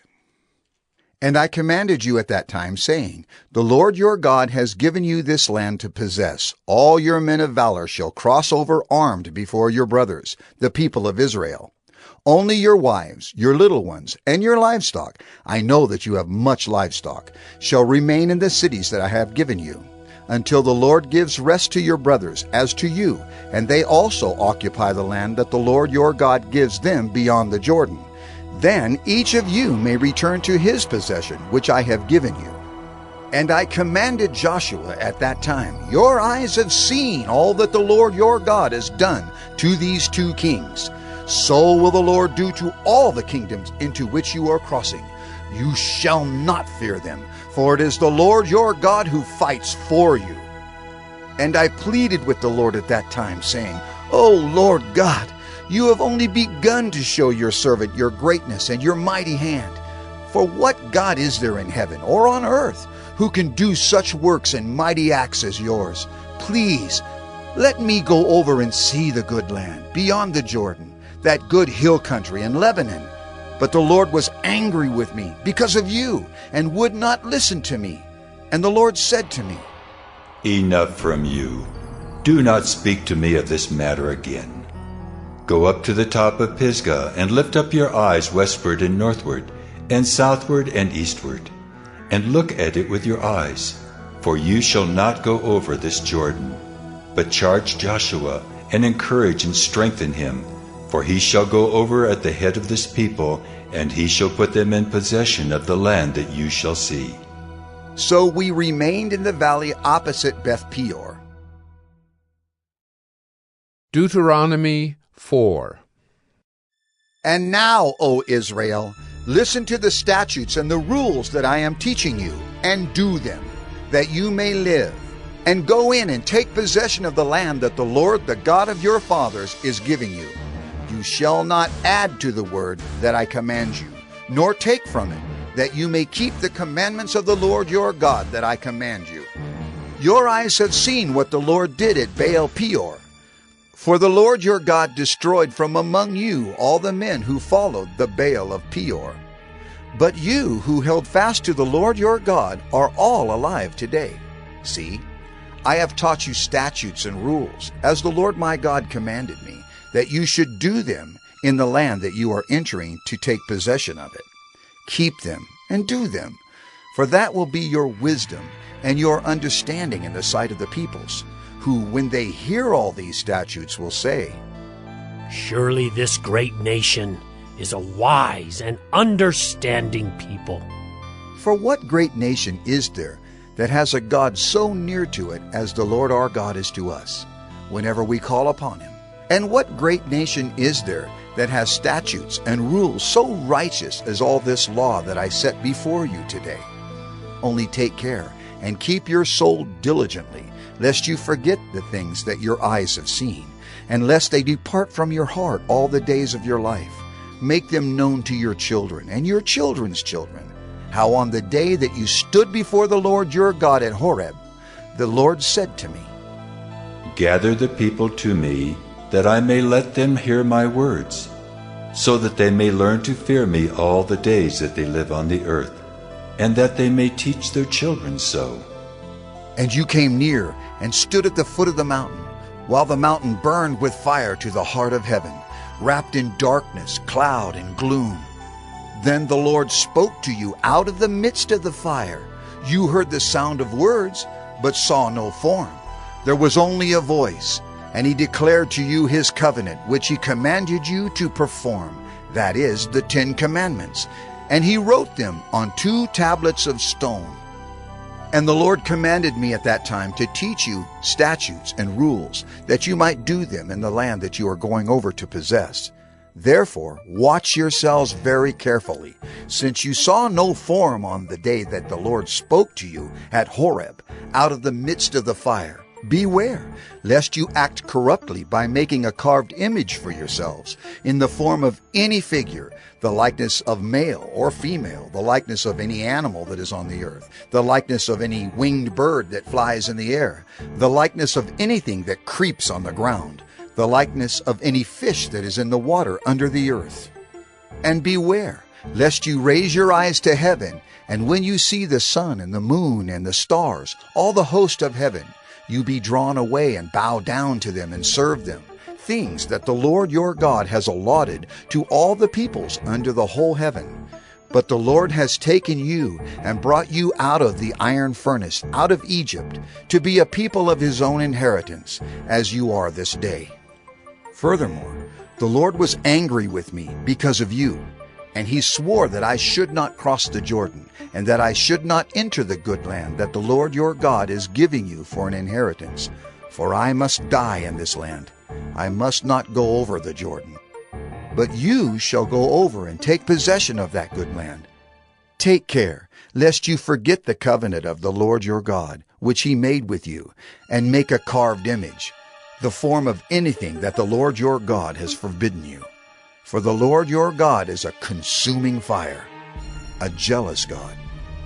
When you father children and children's children, and have grown old in the land, if you act corruptly by making a carved image in the form of anything, and by doing what is evil in the sight of the Lord your God, so as to provoke him to anger, I call heaven and earth to witness against you today, that you will soon utterly perish from the land that you are going over the Jordan to possess. You will not live long in it, but will be utterly destroyed. And the Lord will scatter you among the peoples, and you will be left few in number among the nations where the Lord will drive you. And there you will serve gods of wood and stone, the work of human hands, that neither see, nor hear, nor eat, nor smell. But from there you will seek the Lord your God, and you will find him, if you search after him with all your heart and with all your soul. When you are in tribulation, and all these things come upon you in the latter days, you will return to the Lord your God and obey his voice. For the Lord your God is a merciful God. He will not leave you or destroy you, or forget the covenant with your fathers that he swore to them. For ask now of the days that are past, which were before you, since the day that God created man on the earth, and ask from one end of heaven to the other, whether such a great thing as this has ever happened or was ever heard of. Did any people ever hear the voice of a God speaking out of the midst of the fire, as you have heard and still live? Or has any God ever attempted to go and take a nation for himself from the midst of another nation, by trials, by signs, by wonders, and by war, by a mighty hand and an outstretched arm, and by great deeds of terror, all of which the Lord your God did for you in Egypt, before your eyes? To you it was shown, that you might know that the Lord is God. There is no other besides him. Out of heaven he let you hear his voice, that he might discipline you. And on earth he let you see his great fire, and you heard his words out of the midst of the fire. And because he loved your fathers and chose their offspring after them, and brought you out of Egypt with his own presence by his great power, driving out before you nations greater and mightier than yourselves, to bring you in, to give you their land for an inheritance, as it is this day. Know therefore today, and lay it to your heart, that the Lord is God in heaven above and on the earth beneath. There is no other. Therefore you shall keep his statutes and his commandments which I command you today, that it may go well with you and with your children after you, and that you may prolong your days in the land that the Lord your God is giving you for all time. Then Moses set apart 3 cities in the east beyond the Jordan, that the manslayer might flee there, anyone who kills his neighbor unintentionally, without being at enmity with him in time past. He may flee to one of these cities and save his life. Bezer in the wilderness on the tableland for the Reubenites, Ramoth in Gilead for the Gadites, and Golan in Bashan for the Manassites. This is the law that Moses set before the people of Israel. These are the testimonies, the statutes, and the rules which Moses spoke to the people of Israel when they came out of Egypt, beyond the Jordan, in the valley opposite Beth Peor, in the land of Sihon the king of the Amorites, who lived at Heshbon, whom Moses and the people of Israel defeated when they came out of Egypt. And they took possession of his land and the land of Og the king of Bashan, the 2 kings of the Amorites, who lived to the east beyond the Jordan. From Aroer, which is on the edge of the valley of the Arnon, as far as Mount Sirion, that is Hermon, together with all the Arabah on the east side of the Jordan, as far as the sea of the Arabah, under the slopes of Pisgah.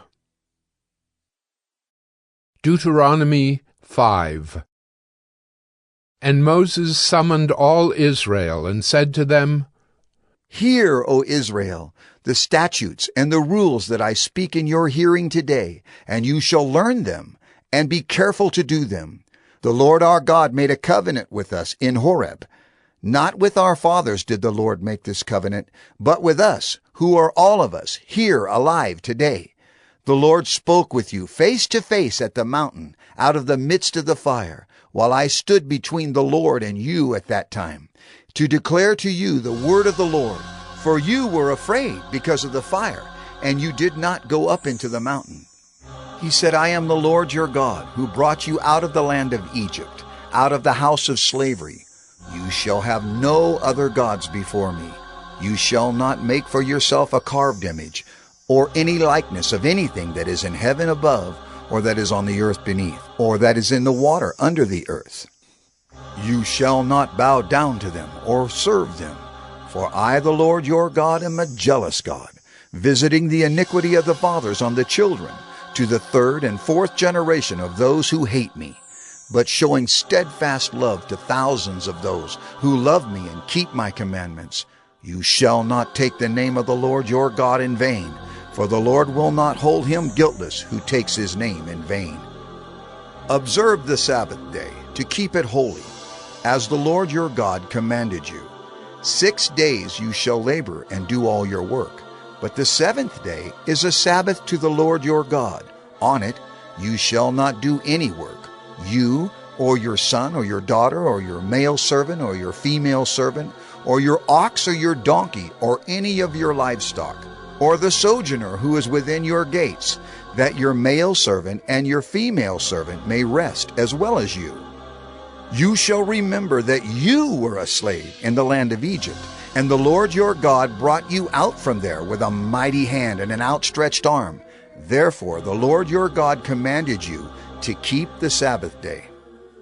Honor your father and your mother, as the Lord your God commanded you, that your days may be long, and that it may go well with you in the land that the Lord your God is giving you.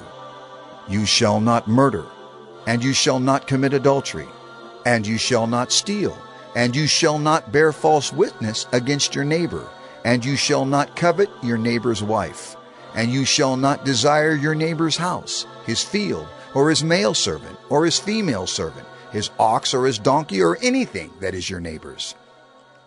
These words the Lord spoke to all your assembly at the mountain, out of the midst of the fire, the cloud, and the thick darkness, with a loud voice, and he added no more. And he wrote them on 2 tablets of stone, and gave them to me. And as soon as you heard the voice out of the midst of the darkness, while the mountain was burning with fire, you came near to me, all the heads of your tribes and your elders, and you said, Behold, the Lord our God has shown us his glory and greatness, and we have heard his voice out of the midst of the fire. This day we have seen God speak with man, and man still live. Now therefore, why should we die? For this great fire will consume us. If we hear the voice of the Lord our God any more, we shall die. For who is there of all flesh that has heard the voice of the living God speaking out of the midst of fire as we have, and has still lived? Go near and hear all that the Lord our God will say, and speak to us all that the Lord our God will speak to you, and we will hear and do it. And the Lord heard your words when you spoke to me. And the Lord said to me, I have heard the words of this people which they have spoken to you. They are right in all that they have spoken. Oh, that they had such a mind as this always, to fear me and to keep all my commandments, that it might go well with them and with their descendants forever. Go and say to them, Return to your tents, but you stand here by me, and I will tell you the whole commandment, and the statutes and the rules that you shall teach them, that they may do them in the land that I am giving them to possess. You shall be careful, therefore, to do as the Lord your God has commanded you. You shall not turn aside to the right hand or to the left. You shall walk in all the way that the Lord your God has commanded you, that you may live, and that it may go well with you, and that you may live long in the land that you shall possess. Deuteronomy 6. Now this is the commandment, the statutes and the rules that the Lord your God commanded me to teach you, that you may do them in the land to which you are going over to possess it, that you may fear the Lord your God, you and your son and your son's son, by keeping all his statutes and his commandments, which I command you, all the days of your life, and that your days may be long. Hear therefore, O Israel, and be careful to do them, that it may go well with you, and that you may multiply greatly, as the Lord, the God of your fathers, has promised you, in a land flowing with milk and honey. Hear, O Israel, the Lord our God, the Lord is one. You shall love the Lord your God with all your heart, and with all your soul, and with all your might. And these words that I command you today shall be on your heart. You shall teach them diligently to your children, and shall talk of them when you sit in your house, and when you walk by the way, and when you lie down, and when you rise. You shall bind them as a sign on your hand, and they shall be as frontlets between your eyes. You shall write them on the doorpost of your house, and on your gates. And when the Lord your God brings you into the land that he swore to your fathers, to Abraham, to Isaac, and to Jacob, to give you, with great and good cities that you did not build, and houses full of all good things that you did not fill, and cisterns that you did not dig, and vineyards and olive trees that you did not plant. And when you eat and are full, then take care lest you forget the Lord, who brought you out of the land of Egypt, out of the house of slavery. It is the Lord your God you shall fear. Him you shall serve, and by his name you shall swear. You shall not go after other gods, the gods of the peoples who are around you. For the Lord your God in your midst is a jealous God, lest the anger of the Lord your God be kindled against you, and he destroy you from off the face of the earth. You shall not put the Lord your God to the test, as you tested him at Massah. You shall diligently keep the commandments of the Lord your God, and his testimonies and his statutes, which he has commanded you. And you shall do what is right and good in the sight of the Lord, that it may go well with you, and that you may go in and take possession of the good land that the Lord swore to give to your fathers, by thrusting out all your enemies from before you, as the Lord has promised. When your son asks you in time to come, "What is the meaning of the testimonies and the statutes and the rules that the Lord our God has commanded you?" then you shall say to your son, "We were Pharaoh's slaves in Egypt, and the Lord brought us out of Egypt with a mighty hand.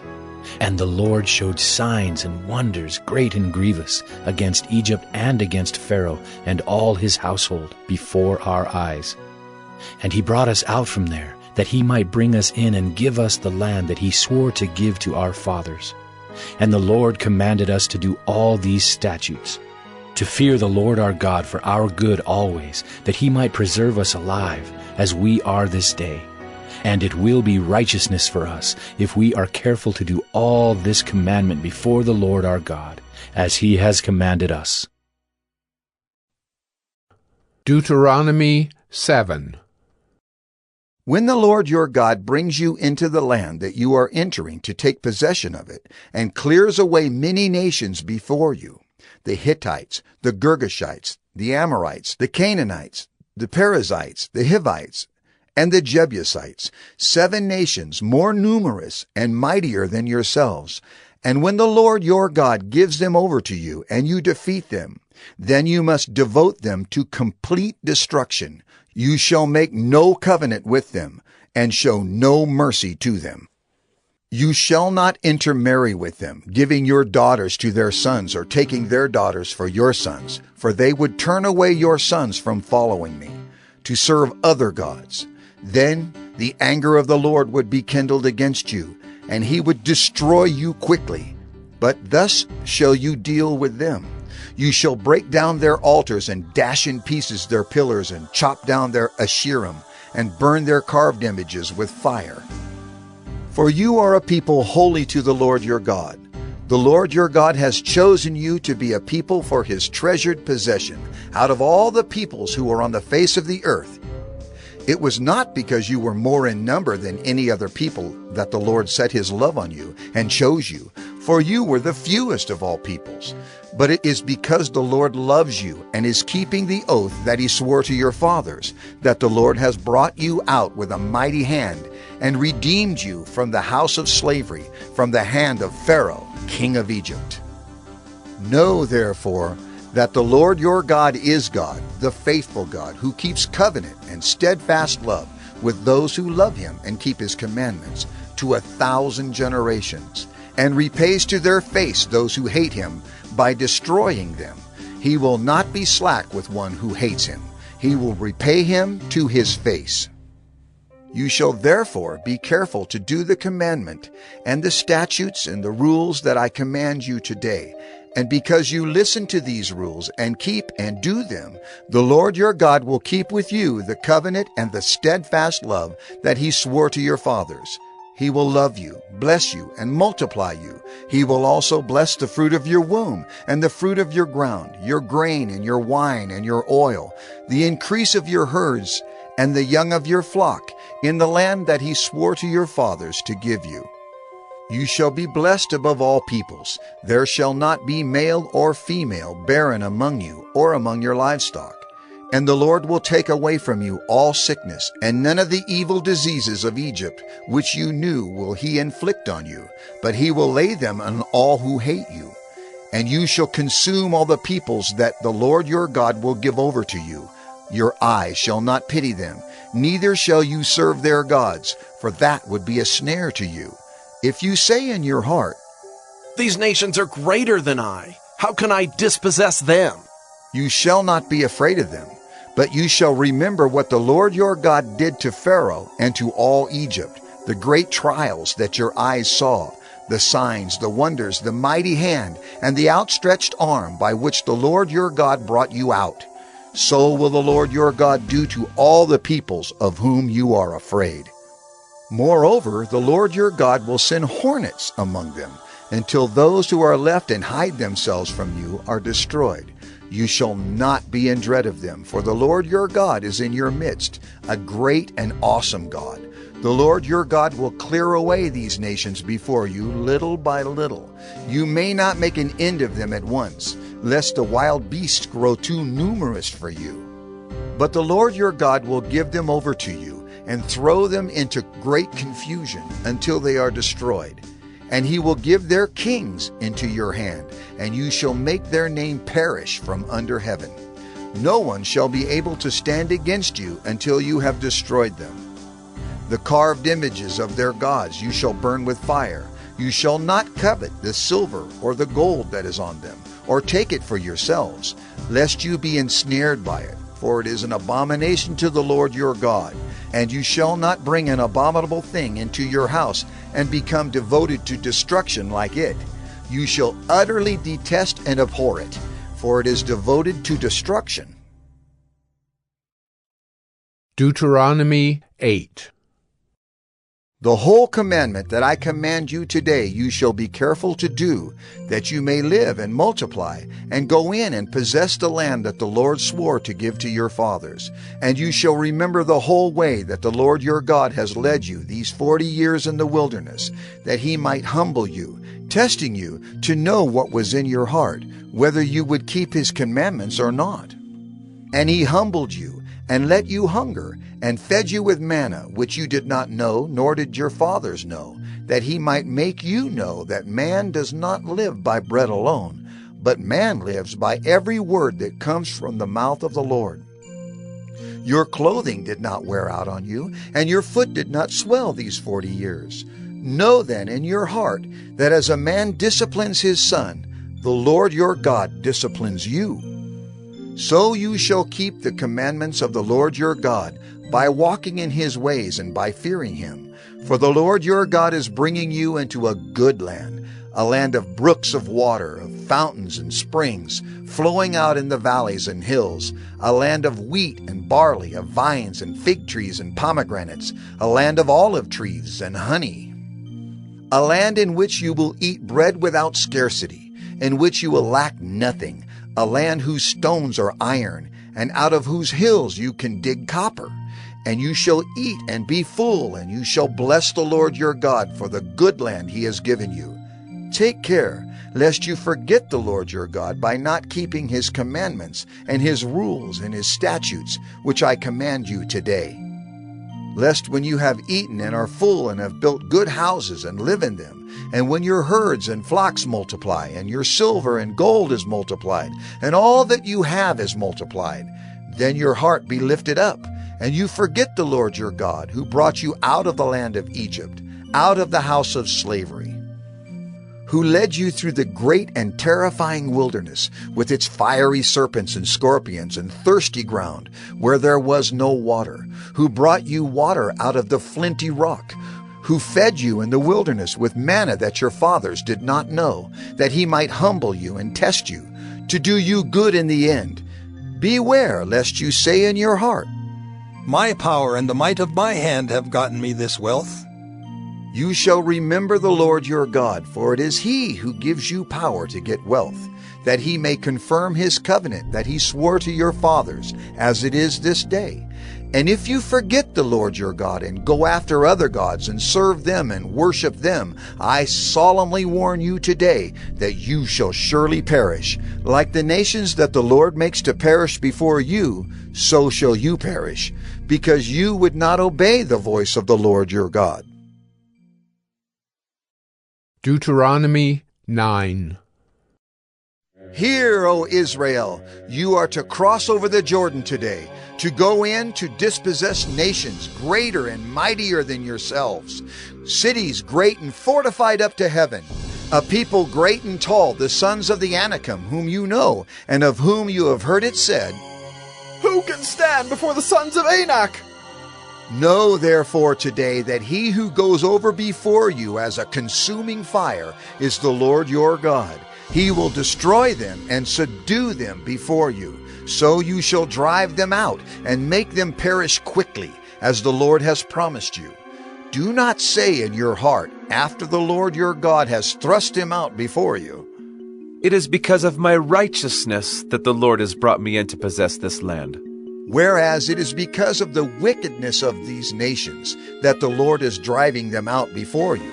Not because of your righteousness or the uprightness of your heart are you going in to possess their land, but because of the wickedness of these nations. The Lord your God is driving them out from before you, and that he may confirm the word that the Lord swore to your fathers, to Abraham, to Isaac, and to Jacob.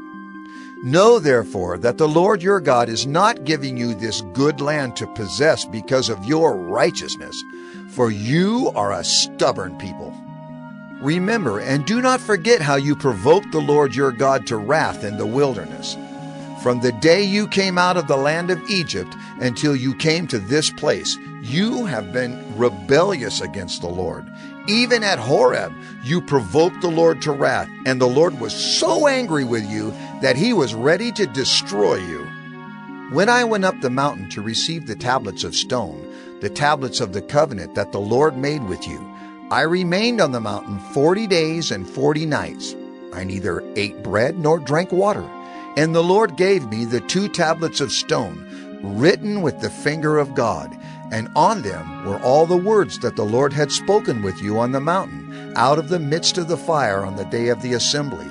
And at the end of 40 days and 40 nights the Lord gave me the 2 tablets of stone, the tablets of the covenant. Then the Lord said to me, Arise, go down quickly from here, for your people whom you have brought from Egypt have acted corruptly. They have turned aside quickly out of the way that I commanded them. They have made themselves a metal image. Furthermore, the Lord said to me, I have seen this people, and behold, it is a stubborn people. Let me alone, that I may destroy them and blot out their name from under heaven. And I will make of you a nation mightier and greater than they.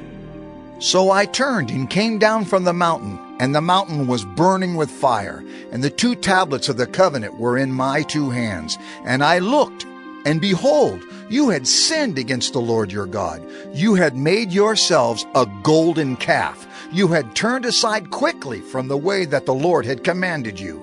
So I took hold of the 2 tablets and threw them out of my 2 hands and broke them before your eyes. Then I lay prostrate before the Lord as before, 40 days and 40 nights. I neither ate bread nor drank water, because of all the sin that you had committed in doing what was evil in the sight of the Lord, to provoke him to anger. For I was afraid of the anger and hot displeasure that the Lord bore against you, so that he was ready to destroy you. But the Lord listened to me that time also, and the Lord was so angry with Aaron that he was ready to destroy him. And I prayed for Aaron also at the same time. Then I took the sinful thing, the calf that you had made, and burned it with fire and crushed it, grinding it very small, until it was as fine as dust.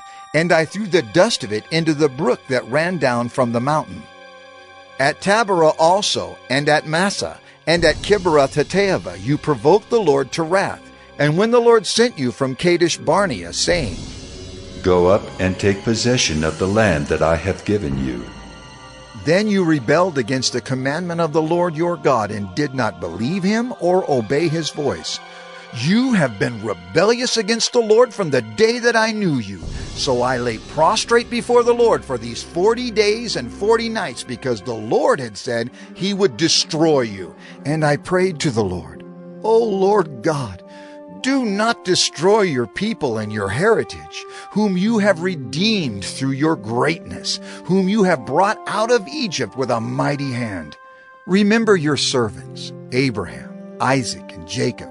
Do not regard the stubbornness of this people, or their wickedness, or their sin, lest the land from which you brought us say, because the Lord was not able to bring them into the land that he promised them, and because he hated them, he has brought them out to put them to death in the wilderness. For they are your people and your heritage, whom you brought out by your great power and by your outstretched arm. Deuteronomy 10. At that time the Lord said to me, Cut for yourself 2 tablets of stone like the first, and come up to me on the mountain and make an ark of wood. And I will write on the tablets the words that were on the first tablets that you broke, and you shall put them in the ark. So I made an ark of acacia wood, and cut 2 tablets of stone like the first, and went up the mountain with the 2 tablets in my hand. And he wrote on the tablets, in the same writing as before, the 10 commandments that the Lord had spoken to you on the mountain out of the midst of the fire on the day of the assembly. And the Lord gave them to me. Then I turned and came down from the mountain and put the tablets in the ark that I had made, and there they are, as the Lord commanded me. The people of Israel journeyed from Beeroth, Bene-Jaakan, to Mosera. There Aaron died, and there he was buried, and his son Eleazar ministered as priest in his place. From there they journeyed to Gudgoda, and from Gudgoda to Jotbatha, a land with brooks of water. At that time the Lord set apart the tribe of Levi to carry the ark of the covenant of the Lord, to stand before the Lord, to minister to him, and to bless in his name to this day. Therefore Levi has no portion or inheritance with his brothers. The Lord is his inheritance, as the Lord your God said to him. I myself stayed on the mountain, as at the first time, 40 days and 40 nights, and the Lord listened to me that time also. The Lord was unwilling to destroy you, and the Lord said to me, Arise, go on your journey at the head of the people, so that they may go in and possess the land, which I swore to their fathers to give them. And now, Israel, what does the Lord your God require of you, but to fear the Lord your God, to walk in all his ways, to love him, to serve the Lord your God with all your heart and with all your soul, and to keep the commandments and statutes of the Lord, which I am commanding you today, for your good. Behold, to the Lord your God belong heaven and the heaven of heavens, the earth with all that is in it. Yet the Lord set his heart in love on your fathers, and chose their offspring after them, you above all peoples, as you are this day. Circumcise therefore the foreskin of your heart, and be no longer stubborn. For the Lord your God is God of gods and Lord of lords, the great, the mighty, and the awesome God, who is not partial and takes no bribe. He executes justice for the fatherless and the widow, and loves the sojourner, giving him food and clothing. Love the sojourner, therefore, for you were sojourners in the land of Egypt. You shall fear the Lord your God. You shall serve him and hold fast to him, and by his name you shall swear. He is your praise. He is your God, who has done for you these great and terrifying things that your eyes have seen. Your fathers went down to Egypt, 70 persons, and now the Lord your God has made you as numerous as the stars of heaven. Deuteronomy 11. You shall therefore love the Lord your God, and keep his charge, his statutes, his rules, and his commandments always. And consider today, since I am not speaking to your children who have not known or seen it. Consider the discipline of the Lord your God, his greatness, his mighty hand and his outstretched arm, his signs and his deeds that he did in Egypt, to Pharaoh the king of Egypt, and to all his land, and what he did to the army of Egypt, to their horses and to their chariots, how he made the water of the Red Sea flow over them as they pursued after you, and how the Lord has destroyed them to this day. And what he did to you in the wilderness until you came to this place, and what he did to Dathan and Abiram, the sons of Eliab, son of Reuben, how the earth opened its mouth and swallowed them up, with their households, their tents, and every living thing that followed them, in the midst of all Israel. Well, your eyes have seen all the great work of the Lord that he did. You shall therefore keep the whole commandment that I command you today, that you may be strong, and go in and take possession of the land that you are going over to possess, and that you may live long in the land that the Lord swore to your fathers to give to them and to their offspring, a land flowing with milk and honey. For the land that you are entering to take possession of it is not like the land of Egypt, from which you have come, where you sowed your seed and irrigated it, like a garden of vegetables. But the land that you are going over to possess is a land of hills and valleys, which drinks water by the rain from heaven. A land that the Lord your God cares for. The eyes of the Lord your God are always upon it, from the beginning of the year to the end of the year. And if you will indeed obey my commandments that I command you today, to love the Lord your God and to serve him with all your heart and with all your soul, he will give the rain for your land in its season, the early rain and the later rain, that you may gather in your grain and your wine and your oil. And he will give grass in your fields for your livestock, and you shall eat and be full. Take care lest your heart be deceived, and you turn aside and serve other gods and worship them. Then the anger of the Lord will be kindled against you, and he will shut up the heavens, so that there will be no rain, and the land will yield no fruit, and you will perish quickly off the good land that the Lord is giving you. You shall therefore lay up these words of mine in your heart and in your soul, and you shall bind them as a sign on your hand, and they shall be as frontlets between your eyes. You shall teach them to your children, talking of them when you are sitting in your house, and when you are walking by the way, and when you lie down, and when you rise. You shall write them on the doorposts of your house and on your gates, that your days and the days of your children may be multiplied in the land that the Lord swore to your fathers to give them, as long as the heavens are above the earth.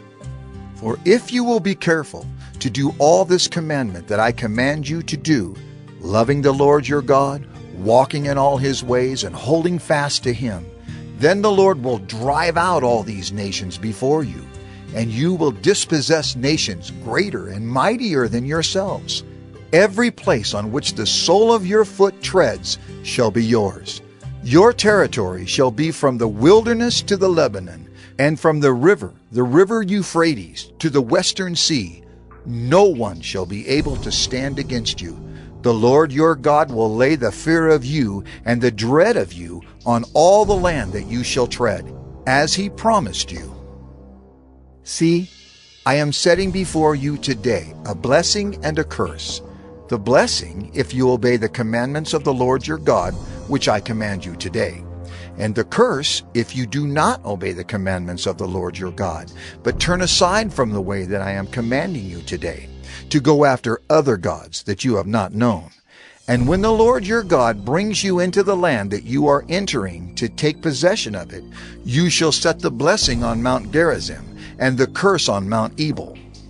Are they not beyond the Jordan, west of the road toward the going down of the sun, in the land of the Canaanites, who live in the Arabah, opposite Gilgal, beside the oak of Moreh? For you are to cross over the Jordan to go in to take possession of the land that the Lord your God is giving you. And when you possess it and live in it, you shall be careful to do all the statutes and the rules that I am setting before you today. Deuteronomy 12. These are the statutes and rules that you shall be careful to do in the land that the Lord, the God of your fathers, has given you to possess all the days that you live on the earth. You shall surely destroy all the places where the nations whom you shall dispossess serve their gods, on the high mountains, and on the hills, and under every green tree. You shall tear down their altars, and dash in pieces their pillars, and burn their Asherim with fire. You shall chop down the carved images of their gods, and destroy their name out of that place. You shall not worship the Lord your God in that way, but you shall seek the place that the Lord your God will choose out of all your tribes, to put his name and make his habitation there. There you shall go, and there you shall bring your burnt offerings and your sacrifices, your tithes, and the contribution that you present, your vow offerings, your free will offerings, and the firstborn of your herd and of your flock.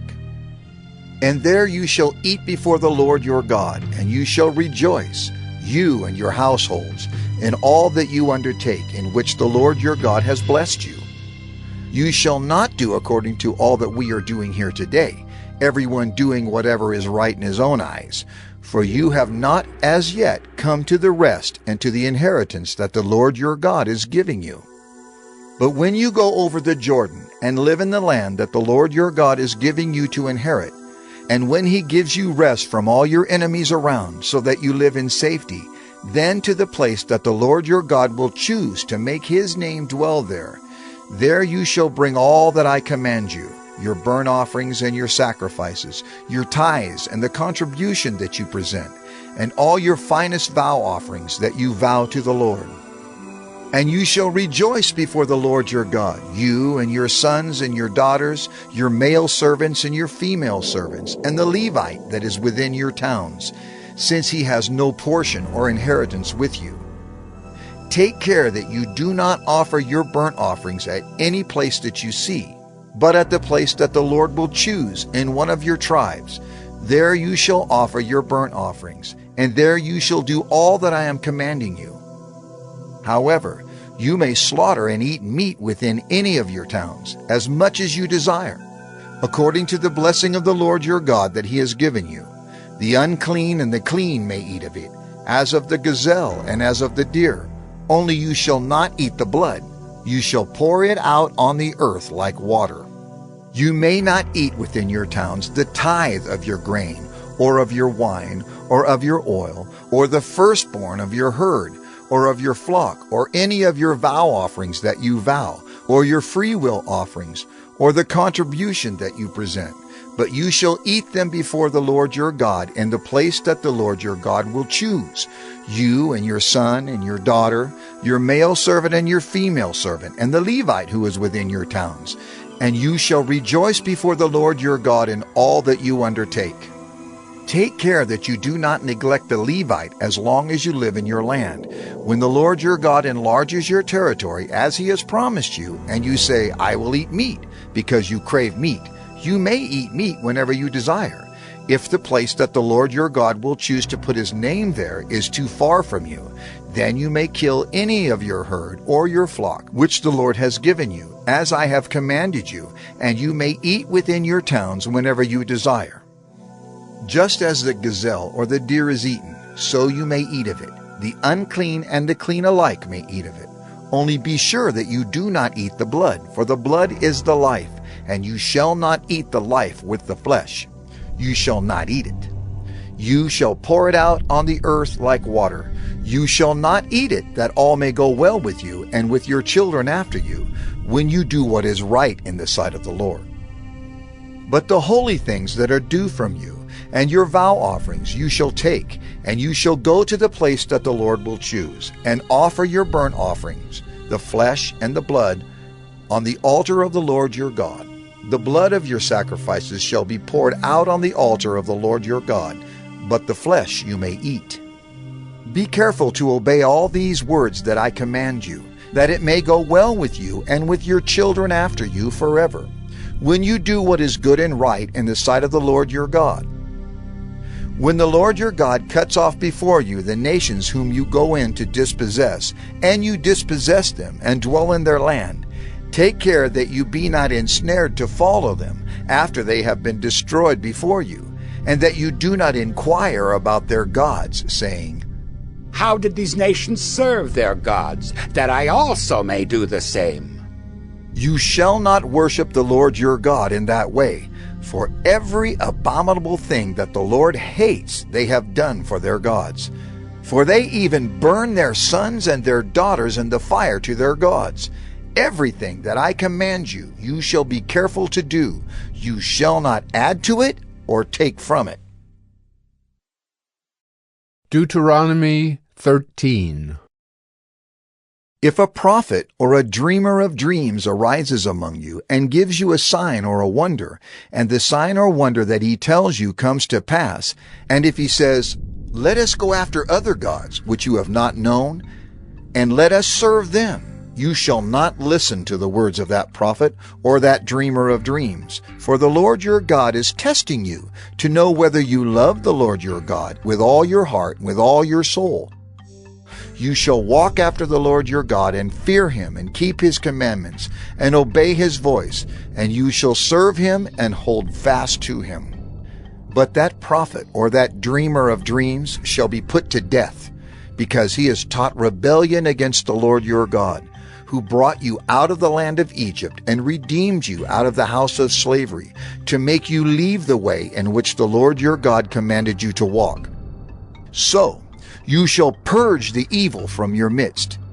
If your brother, the son of your mother, or your son, or your daughter, or the wife you embrace, or your friend, who is as your own soul, entices you secretly, saying, "Let us go and serve other gods," which neither you nor your fathers have known, some of the gods of the peoples who are around you, whether near you or far off from you, from the one end of the earth to the other, you shall not yield to him or listen to him, nor shall your eye pity him, nor shall you spare him, nor shall you conceal him, but you shall kill him.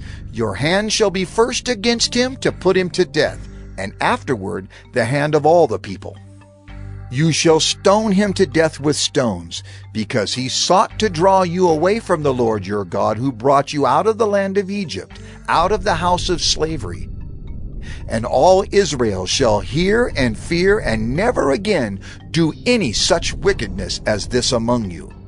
If you hear in one of your cities, which the Lord your God is giving you to dwell there, that certain worthless fellows have gone out among you, and have drawn away the inhabitants of their city, saying, "Let us go and serve other gods," which you have not known, then you shall inquire and make search and ask diligently, and behold, if it be true and certain that such an abomination has been done among you, you shall surely put the inhabitants of that city to the sword, devoting it to destruction, all who are in it and its cattle, with the edge of the sword. You shall gather all its spoil into the midst of its open square, and burn the city and all its spoil with fire, as a whole burnt offering to the Lord your God.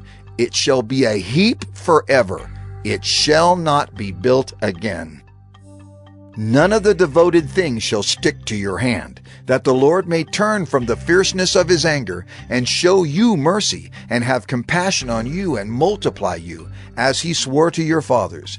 If you obey the voice of the Lord your God, keeping all his commandments that I am commanding you today, and doing what is right in the sight of the Lord your God. Deuteronomy 14.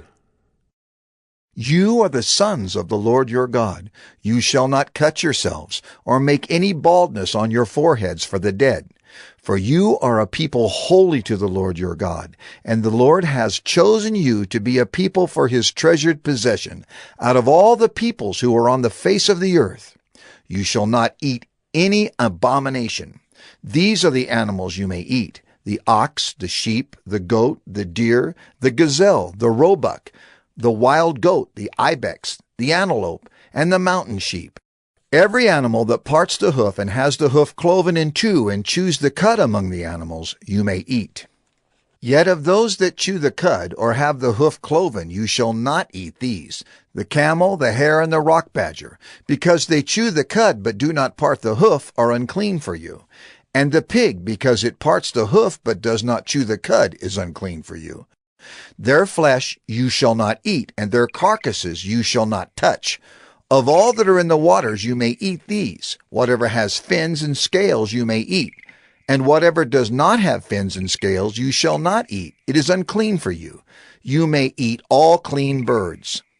But these are the ones that you shall not eat: the eagle, the bearded vulture, the black vulture, the kite, the falcon of any kind, every raven of any kind, the ostrich, the nighthawk, the seagull, the hawk of any kind, the little owl and the short-eared owl, the barn owl and the tawny owl, the carrion vulture and the cormorant, the stork, the heron of any kind, the hoopoe and the bat, and all winged insects are unclean for you. They shall not be eaten.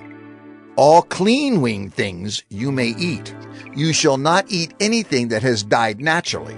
You may give it to the sojourner who is within your towns, that he may eat it, or you may sell it to a foreigner. for you are a people holy to the Lord your God. You shall not boil a young goat in its mother's milk.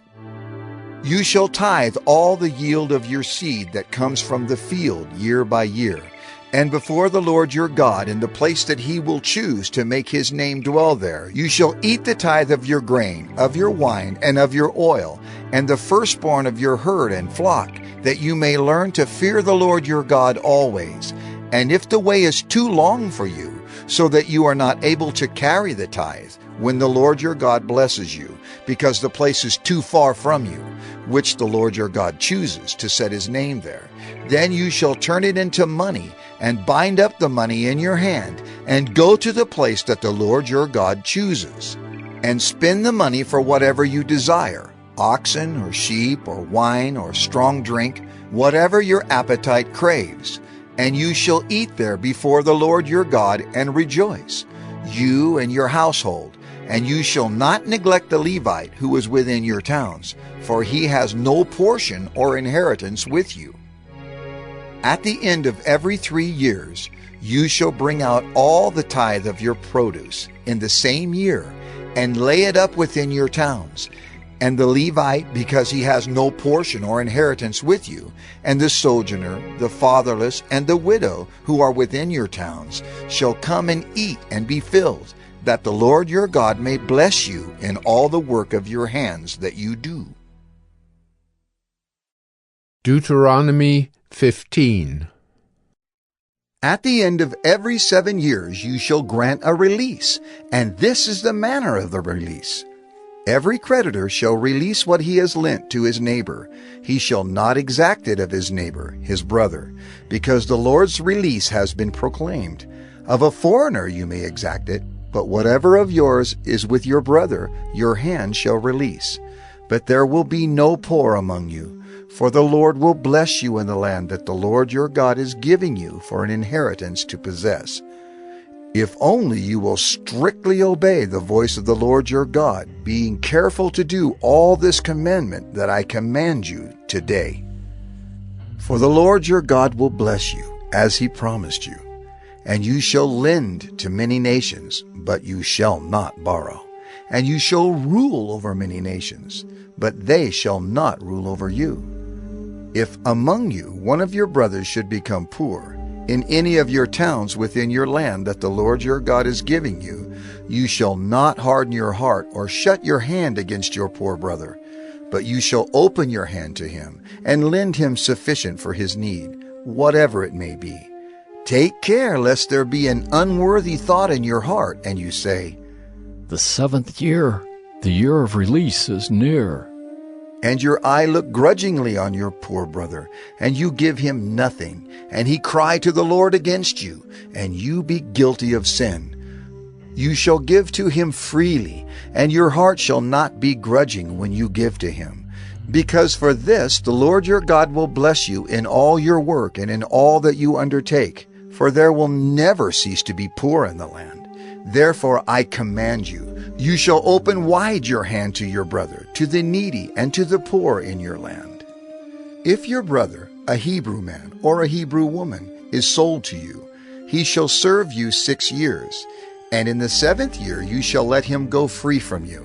And when you let him go free from you, you shall not let him go empty-handed.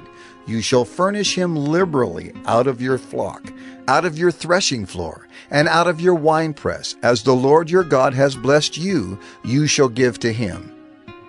You shall remember that you were a slave in the land of Egypt, and the Lord your God redeemed you. Therefore I command you this today. But if he says to you, "I will not go out from you," because he loves you and your household, since he is well off with you, then you shall take an awl and put it through his ear into the door, and he shall be your slave forever. And to your female slave you shall do the same. It shall not seem hard to you when you let him go free from you, for at half the cost of a hired servant he has served you 6 years.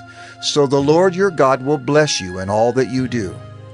All the firstborn males that are born of your herd and flock you shall dedicate to the Lord your God.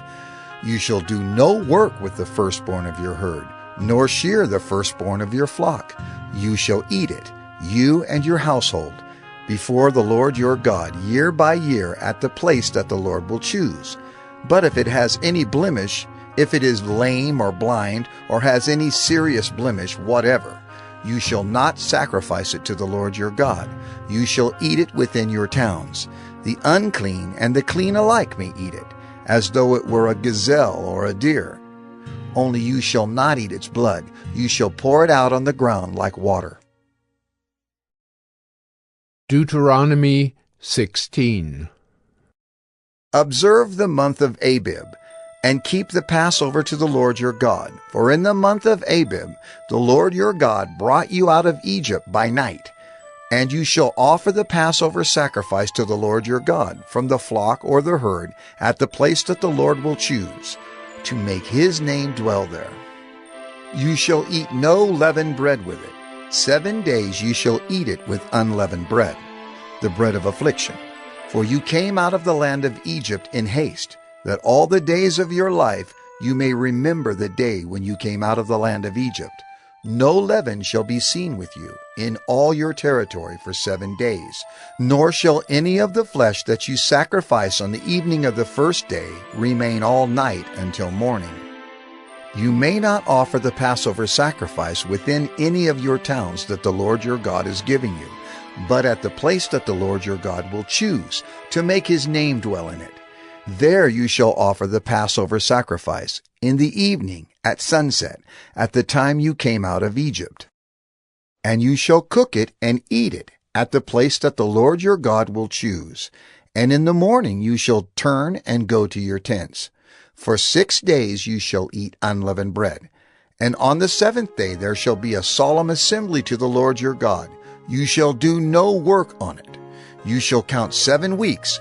Begin to count the 7 weeks from the time the sickle is first put to the standing grain. Then you shall keep the Feast of Weeks to the Lord your God, with the tribute of a free will offering from your hand, which you shall give as the Lord your God blesses you.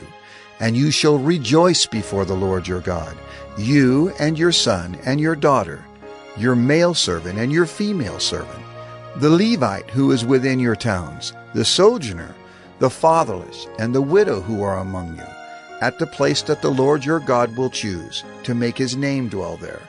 You shall remember that you were a slave in Egypt, and you shall be careful to observe these statutes.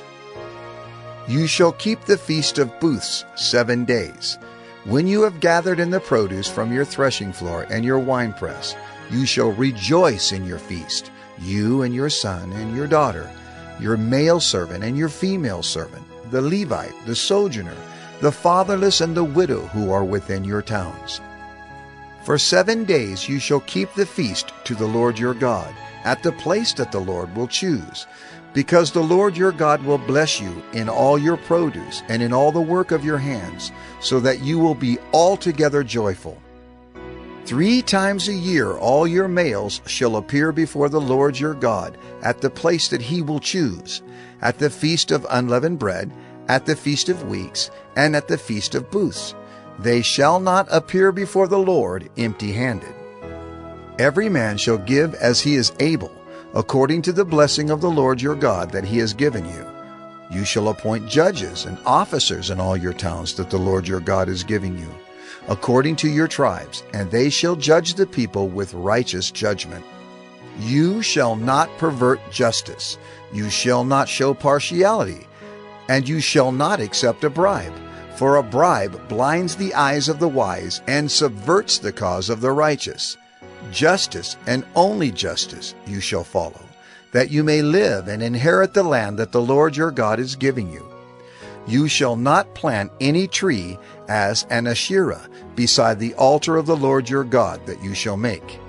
And you shall not set up a pillar which the Lord your God hates. Deuteronomy 17. You shall not sacrifice to the Lord your God an ox or a sheep in which is a blemish, any defect whatever, for that is an abomination to the Lord your God.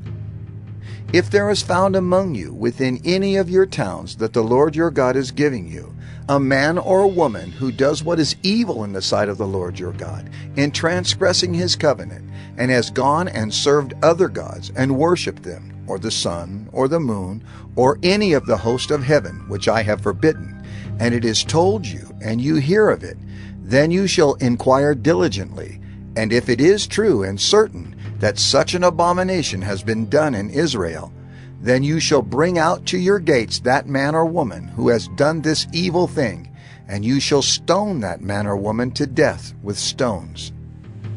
On the evidence of 2 witnesses, or of 3 witnesses, the one who is to die shall be put to death.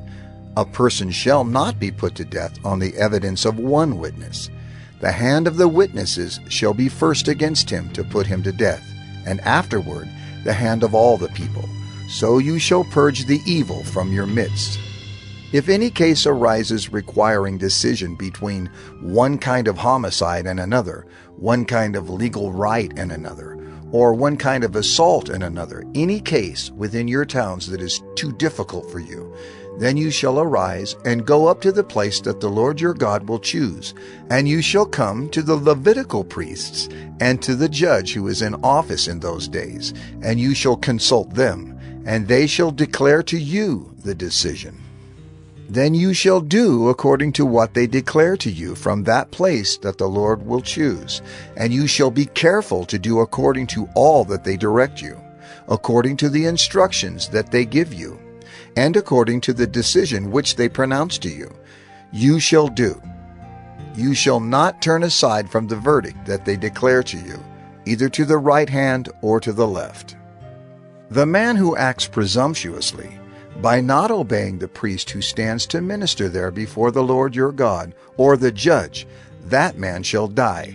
So you shall purge the evil from Israel, and all the people shall hear and fear, and not act presumptuously again. When you come to the land that the Lord your God is giving you, and you possess it and dwell in it, and then say, I will set a king over me, like all the nations that are around me. You may indeed set a king over you, whom the Lord your God will choose. One from among your brothers you shall set as king over you. You may not put a foreigner over you, who is not your brother. Only he must not acquire many horses for himself, or cause the people to return to Egypt in order to acquire many horses, since the Lord has said to you, You shall never return that way again. And he shall not acquire many wives for himself, lest his heart turn away. Nor shall he acquire for himself excessive silver and gold. And when he sits on the throne of his kingdom, he shall write for himself in a book a copy of this law, approved by the Levitical priests. And it shall be with him, and he shall read in it all the days of his life, that he may learn to fear the Lord his God, by keeping all the words of this law and these statutes, and doing them, that his heart may not be lifted up above his brothers, and that he may not turn aside from the commandment, either to the right hand or to the left, so that he may continue long in his kingdom, he and his children in Israel. Deuteronomy 18. The Levitical priests, all the tribe of Levi, shall have no portion or inheritance with Israel. They shall eat the Lord's food offerings as their inheritance. They shall have no inheritance among their brothers. The Lord is their inheritance, as he promised them. And this shall be the priest's due from the people.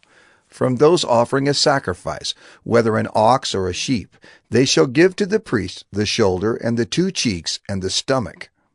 The first fruits of your grain, of your wine, and of your oil, and the first fleece of your sheep, you shall give him. For the Lord your God has chosen him out of all your tribes, to stand and minister in the name of the Lord, him and his sons for all time. And if a Levite comes from any of your towns out of all Israel where he lives, and he may come when he desires, to the place that the Lord will choose, and ministers in the name of the Lord his God, like all his fellow Levites who stand to minister there before the Lord, then he may have equal portions to eat, besides what he receives from the sale of his patrimony. When you come into the land that the Lord your God is giving you, You shall not learn to follow the abominable practices of those nations. There shall not be found among you anyone who burns his son or his daughter as an offering, anyone who practices divination or tells fortunes or interprets omens, or a sorcerer or a charmer or a medium or a necromancer or one who inquires of the dead. For whoever does these things is an abomination to the Lord. And because of these abominations, the Lord your God is driving them out before you. You shall be blameless before the Lord your God. For these nations, which you are about to dispossess, listen to fortune tellers and to diviners. But as for you, the Lord your God has not allowed you to do this. The Lord your God will raise up for you a prophet like me from among you, from your brothers. It is to him you shall listen, just as you desired of the Lord your God at Horeb, on the day of the assembly, when you said, "Let me not hear again the voice of the Lord my God, or see this great fire any more, lest I die." And the Lord said to me, They are right in what they have spoken. I will raise up for them a prophet like you from among their brothers. And I will put my words in his mouth, and he shall speak to them all that I command him. And whoever will not listen to my words that he shall speak in my name, I myself will require it of him. But the prophet who presumes to speak a word in my name that I have not commanded him to speak, or who speaks in the name of other gods, that same prophet shall die. And if you say in your heart, How may we know the word that the Lord has not spoken? When a prophet speaks in the name of the Lord, if the word does not come to pass or come true, that is a word that the Lord has not spoken. The prophet has spoken it presumptuously. You need not be afraid of him. Deuteronomy 19. When the Lord your God cuts off the nations whose land the Lord your God is giving you, and you dispossess them, and dwell in their cities and in their houses, you shall set apart 3 cities for yourselves in the land that the Lord your God is giving you to possess. You shall measure the distances, and divide into 3 parts the area of the land that the Lord your God gives you as a possession, so that any manslayer can flee to them. This is the provision for the manslayer, who by fleeing there may save his life. If anyone kills his neighbor unintentionally, without having hated him in the past, as when someone goes into the forest with his neighbor to cut wood, and his hand swings the axe to cut down a tree, and the head slips from the handle and strikes his neighbor so that he dies, he may flee to one of these cities and live. Lest the avenger of blood in hot anger pursue the manslayer and overtake him, because the way is long, and strike him fatally, though the man did not deserve to die, since he had not hated his neighbor in the past. Therefore I command you, you shall set apart 3 cities. And if the Lord your God enlarges your territory, as he has sworn to your fathers, and gives you all the land that he promised to give to your fathers, provided you are careful to keep all this commandment which I command you today, by loving the Lord your God, and by walking ever in his ways, then you shall add 3 other cities to these 3. Lest innocent blood be shed in your land that the Lord your God is giving you for an inheritance, and so the guilt of bloodshed be upon you. But if anyone hates his neighbor, and lies in wait for him, and attacks him, and strikes him fatally so that he dies, and he flees into one of these cities, then the elders of his city shall send and take him from there, and hand him over to the avenger of blood, so that he may die. Your eyes shall not pity him, but you shall purge the guilt of innocent blood from Israel, so that it may be well with you. You shall not move your neighbor's landmark, which the men of old have set, in the inheritance that you will hold in the land that the Lord your God is giving you to possess.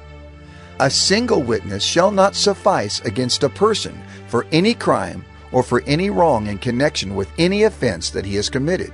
Only on the evidence of 2 witnesses or of 3 witnesses shall a charge be established. If a malicious witness arises to accuse a person of wrongdoing, then both parties to the dispute shall appear before the Lord, before the priests and the judges who are in office in those days. The judges shall inquire diligently, and if the witness is a false witness and has accused his brother falsely, then you shall do to him as he had meant to do to his brother. So you shall purge the evil from your midst, and the rest shall hear and fear, and shall never again commit any such evil among you. Your eye shall not pity. It shall be life for life, eye for eye, tooth for tooth, hand for hand, foot for foot. Deuteronomy 20. When you go out to war against your enemies and see horses and chariots and an army larger than your own, you shall not be afraid of them. For the Lord your God is with you, who brought you up out of the land of Egypt. And when you draw near to the battle, the priest shall come forward and speak to the people, and shall say to them, Hear, O Israel! Today you are drawing near for battle against your enemies. Let not your heart faint. Do not fear or panic or be in dread of them. For the Lord your God is he who goes with you to fight for you against your enemies, to give you the victory. Then the officers shall speak to the people, saying, Is there any man who has built a new house and has not dedicated it? Let him go back to his house, lest he die in the battle, and another man dedicate it. And is there any man who has planted a vineyard and has not enjoyed its fruit? Let him go back to his house, lest he die in the battle, and another man enjoy its fruit. And is there any man who has betrothed a wife, and has not taken her? Let him go back to his house, lest he die in the battle, and another man take her. And the officers shall speak further to the people, and say, Is there any man who is fearful and faint-hearted? Let him go back to his house, lest he make the heart of his fellows melt like his own. And when the officers have finished speaking to the people, then commanders shall be appointed at the head of the people. When you draw near to a city to fight against it, offer terms of peace to it. And if it responds to you peaceably, and it opens to you, then all the people who are found in it shall do forced labor for you, and shall serve you. But if it makes no peace with you, but makes war against you, then you shall besiege it. And when the Lord your God gives it into your hand, you shall put all its males to the sword, but the women and the little ones, the livestock and everything else in the city, all its spoil, you shall take as plunder for yourselves. And you shall enjoy the spoil of your enemies, which the Lord your God has given you.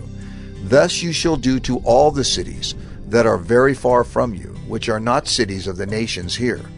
But in the cities of these peoples that the Lord your God is giving you for an inheritance, you shall save alive nothing that breathes, but you shall devote them to complete destruction. The Hittites and the Amorites, the Canaanites and the Perizzites, the Hivites and the Jebusites, as the Lord your God has commanded, that they may not teach you to do according to all their abominable practices that they have done for their gods, and so you sin against the Lord your God. When you besiege a city for a long time, making war against it in order to take it, you shall not destroy its trees by wielding an axe against them.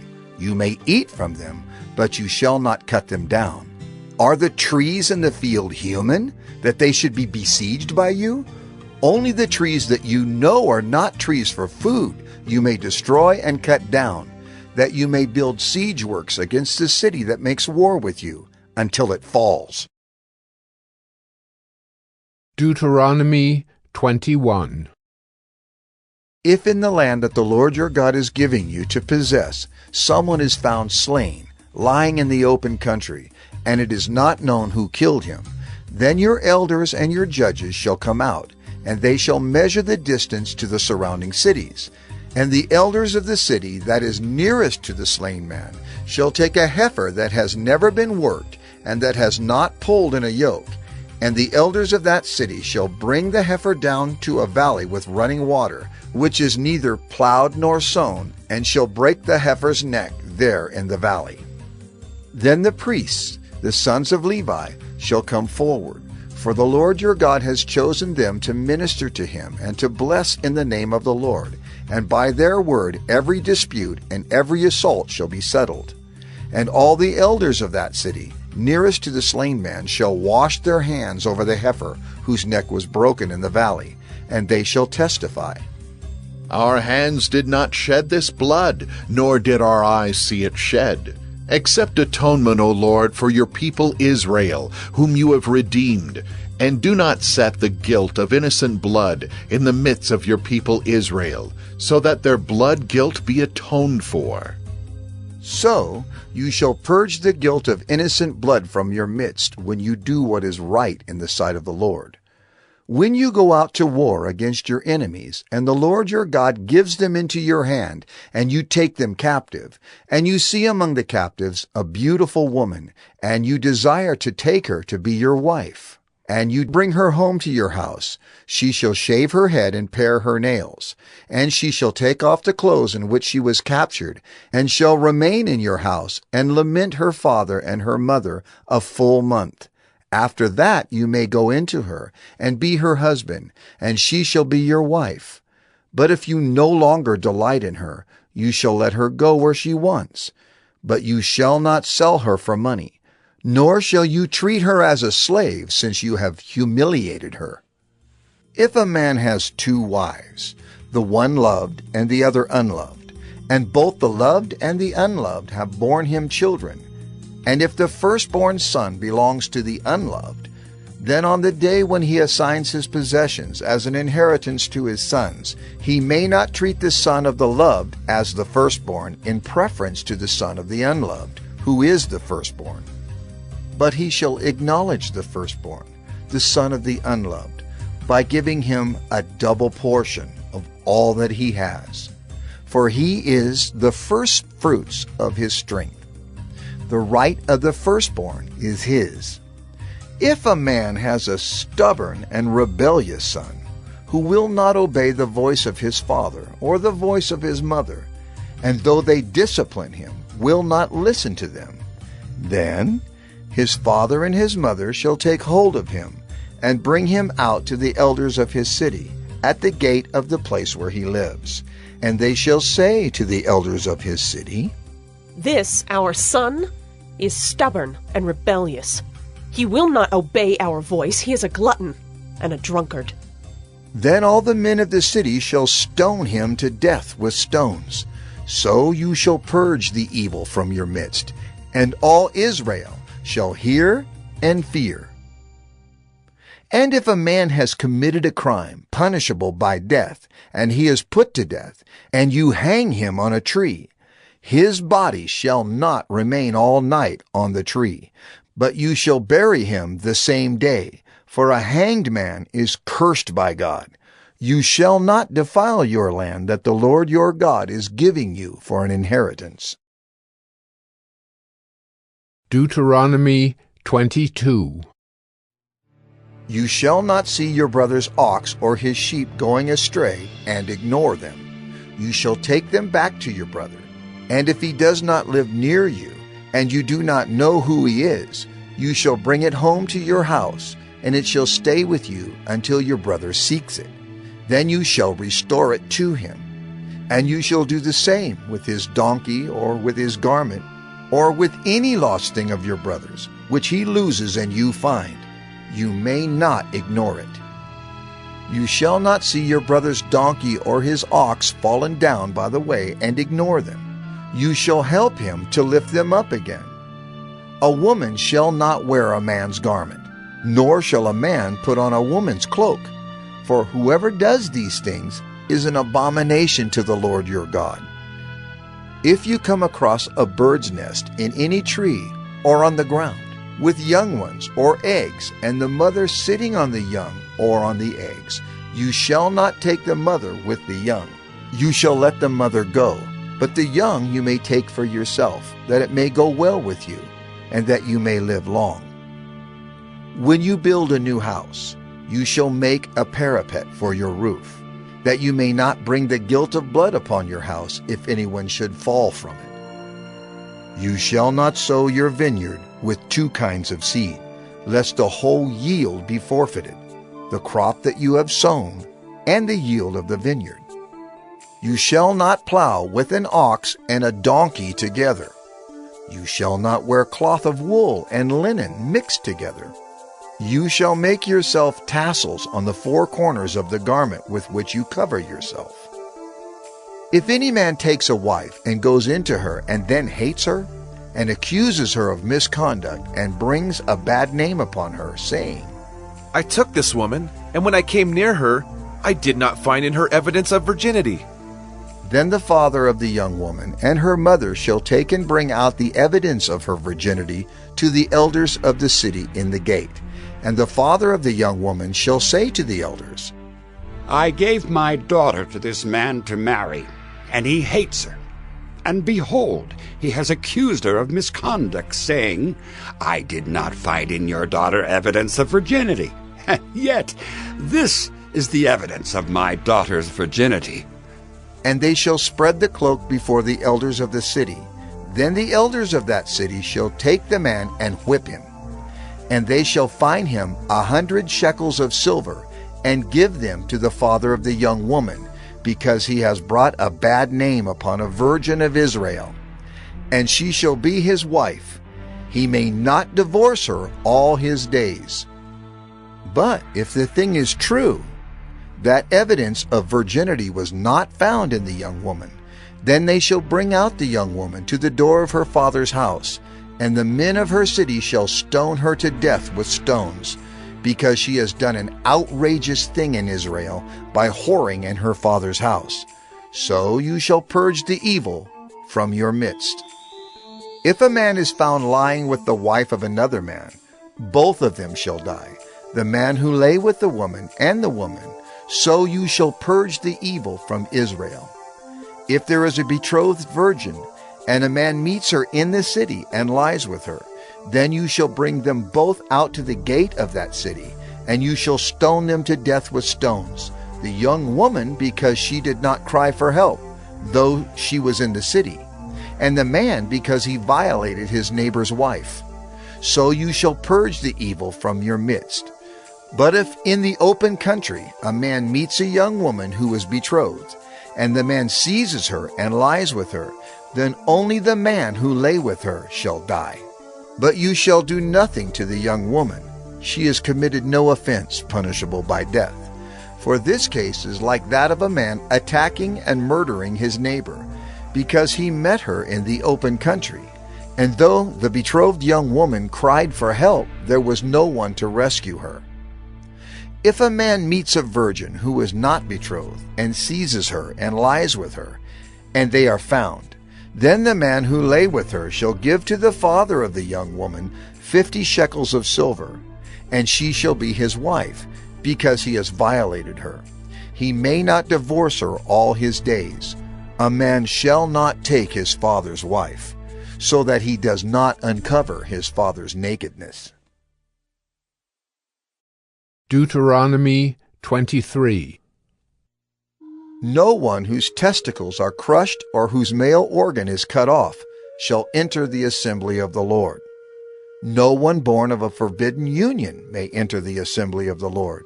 Even to the 10th generation, none of his descendants may enter the assembly of the Lord. No Ammonite or Moabite may enter the assembly of the Lord. Even to the 10th generation, none of them may enter the assembly of the Lord forever. Because they did not meet you with bread and with water on the way when you came out of Egypt, and because they hired against you Balaam the son of Beor from Pethor of Mesopotamia to curse you. But the Lord your God would not listen to Balaam. Instead, the Lord your God turned the curse into a blessing for you, because the Lord your God loved you. You shall not seek their peace or their prosperity all your days forever. You shall not abhor an Edomite, for he is your brother. You shall not abhor an Egyptian, because you are a sojourner in his land. Children born to them in the 3rd generation may enter the assembly of the Lord. When you are encamped against your enemies, then you shall keep yourself from every evil thing. If any man among you becomes unclean because of a nocturnal emission, then he shall go outside the camp. He shall not come inside the camp. But when evening comes, he shall bathe himself in water, and as the sun sets, he may come inside the camp.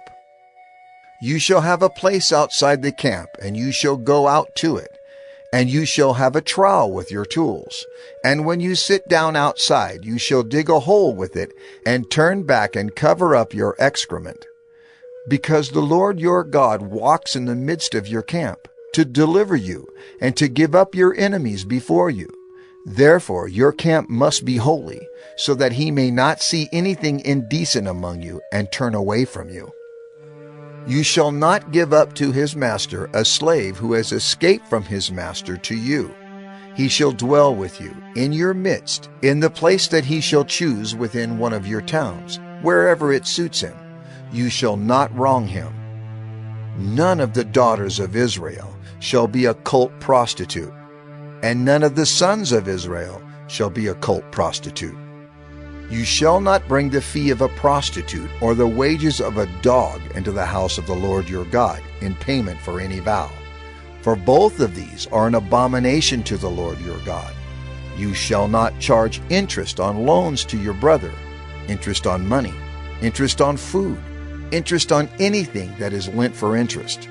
You may charge a foreigner interest, but you may not charge your brother interest, that the Lord your God may bless you in all that you undertake in the land that you are entering to take possession of it. If you make a vow to the Lord your God, you shall not delay fulfilling it, for the Lord your God will surely require it of you, and you will be guilty of sin. But if you refrain from vowing, you will not be guilty of sin. You shall be careful to do what has passed your lips, for you have voluntarily vowed to the Lord your God what you have promised with your mouth. If you go into your neighbor's vineyard, you may eat your fill of grapes, as many as you wish, but you shall not put any in your bag. If you go into your neighbor's standing grain, you may pluck the ears with your hand, but you shall not put a sickle to your neighbor's standing grain. Deuteronomy 24. When a man takes a wife and marries her, if then she finds no favor in his eyes because he has found some indecency in her, and he writes her a certificate of divorce and puts it in her hand and sends her out of his house, and she departs out of his house, and if she goes and becomes another man's wife, and the latter man hates her and writes her a certificate of divorce and puts it in her hand and sends her out of his house, or if the latter man dies who took her to be his wife, then her former husband who sent her away may not take her again to be his wife after she has been defiled.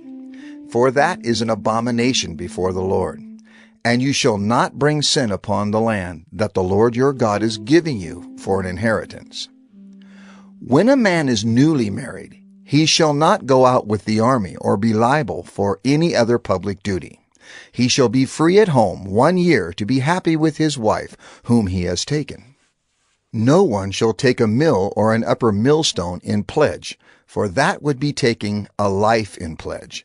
If a man is found stealing one of his brothers of the people of Israel, and if he treats him as a slave or sells him, then that thief shall die. So you shall purge the evil from your midst. Take care in a case of leprous disease, to be very careful to do according to all that the Levitical priests shall direct you. As I commanded them, so you shall be careful to do. Remember what the Lord your God did to Miriam on the way as you came out of Egypt. When you make your neighbor a loan of any sort, you shall not go into his house to collect his pledge. You shall stand outside, and the man to whom you make the loan shall bring the pledge out to you. And if he is a poor man, you shall not sleep in his pledge. You shall restore to him the pledge as the sun sets, that he may sleep in his cloak and bless you. And it shall be righteousness for you before the Lord your God. You shall not oppress a hired servant who is poor and needy, whether he is one of your brothers or one of the sojourners who are in your land within your towns. You shall give him his wages on the same day, before the sun sets, for he is poor and counts on it. lest he cry against you to the Lord, and you be guilty of sin. Fathers shall not be put to death because of their children, nor shall children be put to death because of their fathers. Each one shall be put to death for his own sin. You shall not pervert the justice due to the sojourner or to the fatherless, or take a widow's garment in pledge. But you shall remember that you were a slave in Egypt, and the Lord your God redeemed you from there. Therefore I command you to do this. When you reap your harvest in your field, and forget a sheaf in the field, you shall not go back to get it. It shall be for the sojourner, the fatherless, and the widow, that the Lord your God may bless you in all the work of your hands. When you beat your olive trees, you shall not go over them again. It shall be for the sojourner, the fatherless, and the widow. When you gather the grapes of your vineyard, you shall not strip it afterward. It shall be for the sojourner, the fatherless, and the widow. You shall remember that you were a slave in the land of Egypt. Therefore I command you to do this. Deuteronomy 25. If there is a dispute between men, and they come into court, and the judges decide between them, acquitting the innocent and condemning the guilty, then if the guilty man deserves to be beaten, the judge shall cause him to lie down and be beaten in his presence with a number of stripes in proportion to his offense. 40 stripes may be given him, but not more, lest if one should go on to beat him with more stripes than these, your brother be degraded in your sight. You shall not muzzle an ox when it is treading out the grain. If brothers dwell together, and one of them dies and has no son, the wife of the dead man shall not be married outside the family to a stranger. Her husband's brother shall go into her and take her as his wife, and perform the duty of a husband's brother to her. And the first son whom she bears shall succeed to the name of his dead brother, that his name may not be blotted out of Israel. And if the man does not wish to take his brother's wife, then his brother's wife shall go up to the gate to the elders and say, My husband's brother refuses to perpetuate his brother's name in Israel. He will not perform the duty of a husband's brother to me. Then the elders of his city shall call him and speak to him. And if he persists, saying, I do not wish to take her, then his brother's wife shall go up to him in the presence of the elders, and pull his sandal off his foot, and spit in his face. And she shall answer and say, So shall it be done to the man who does not build up his brother's house. And the name of his house shall be called in Israel, the house of him who had his sandal pulled off. When men fight with one another, and the wife of the one draws near to rescue her husband from the hand of him who is beating him, and puts out her hand and seizes him by the private parts, then you shall cut off her hand. Your eye shall have no pity. You shall not have in your bag 2 kinds of weights, a large and a small. You shall not have in your house 2 kinds of measures, a large and a small. A full and fair weight you shall have. A full and fair measure you shall have, that your days may be long in the land that the Lord your God is giving you. For all who do such things, all who act dishonestly, are an abomination to the Lord your God. Remember what Amalek did to you on the way as you came out of Egypt, how he attacked you on the way when you were faint and weary, and cut off your tail, those who were lagging behind you. And he did not fear God.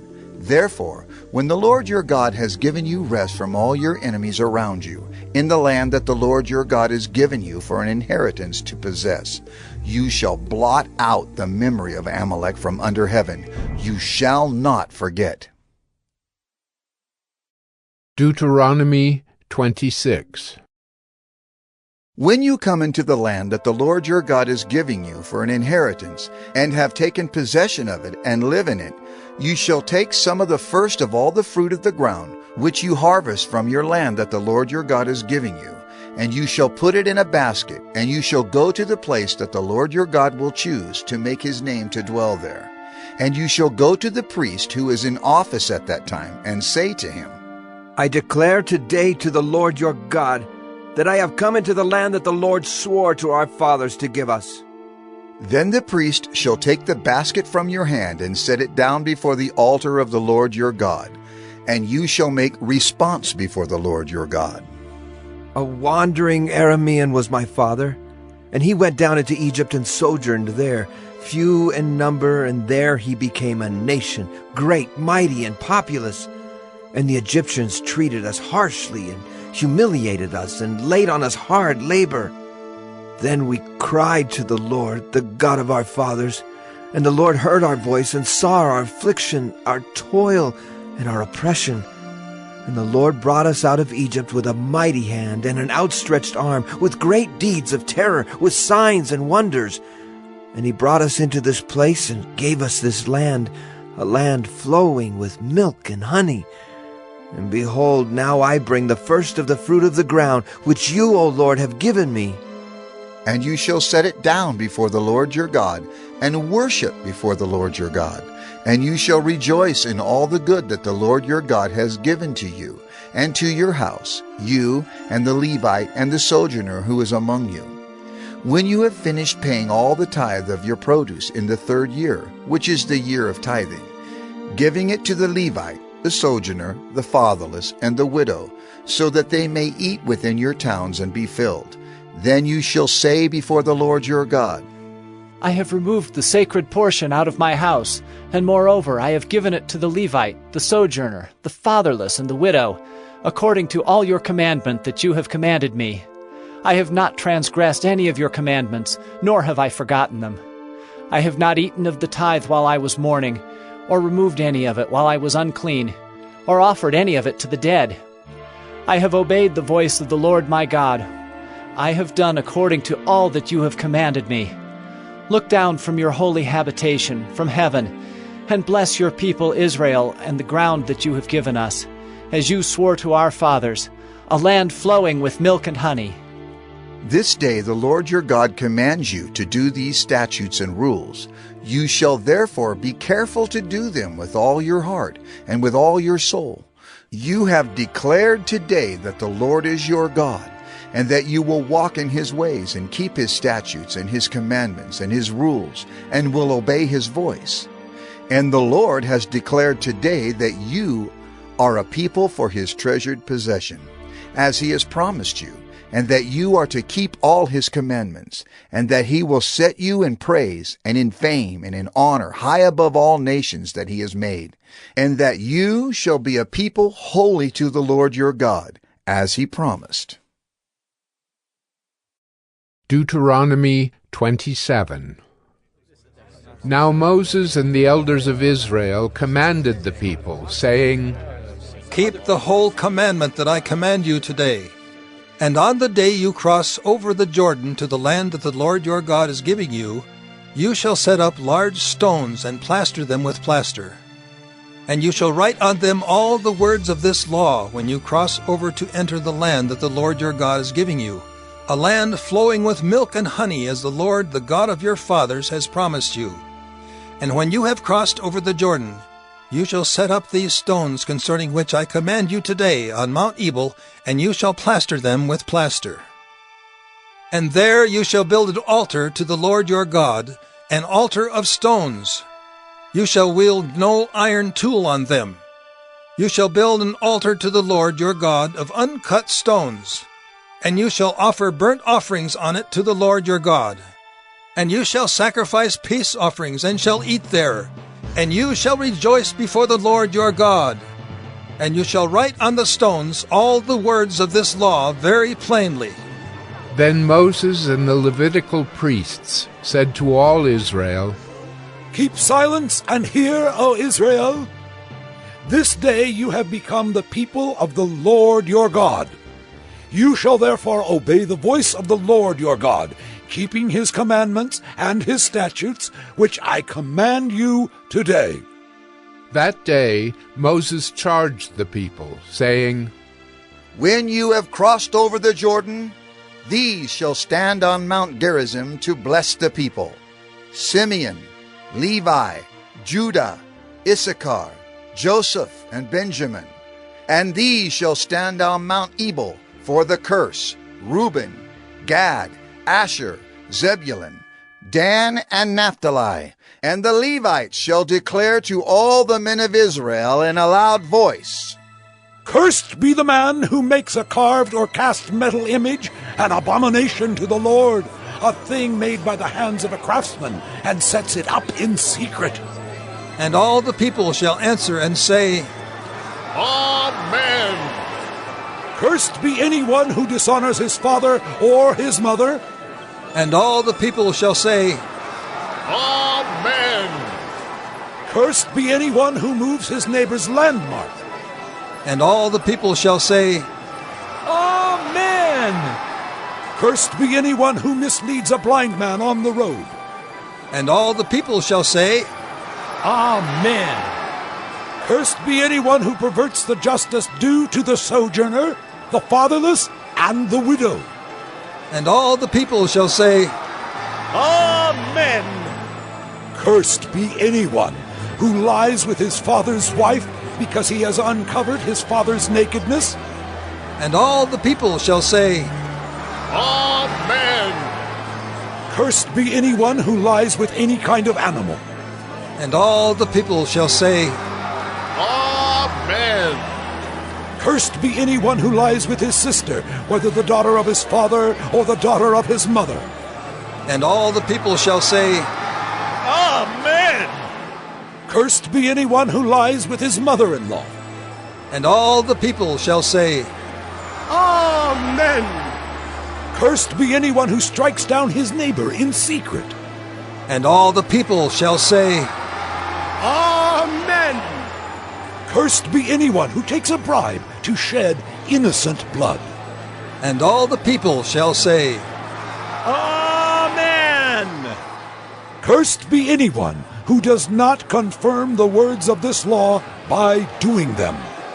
And all the people shall say, Amen.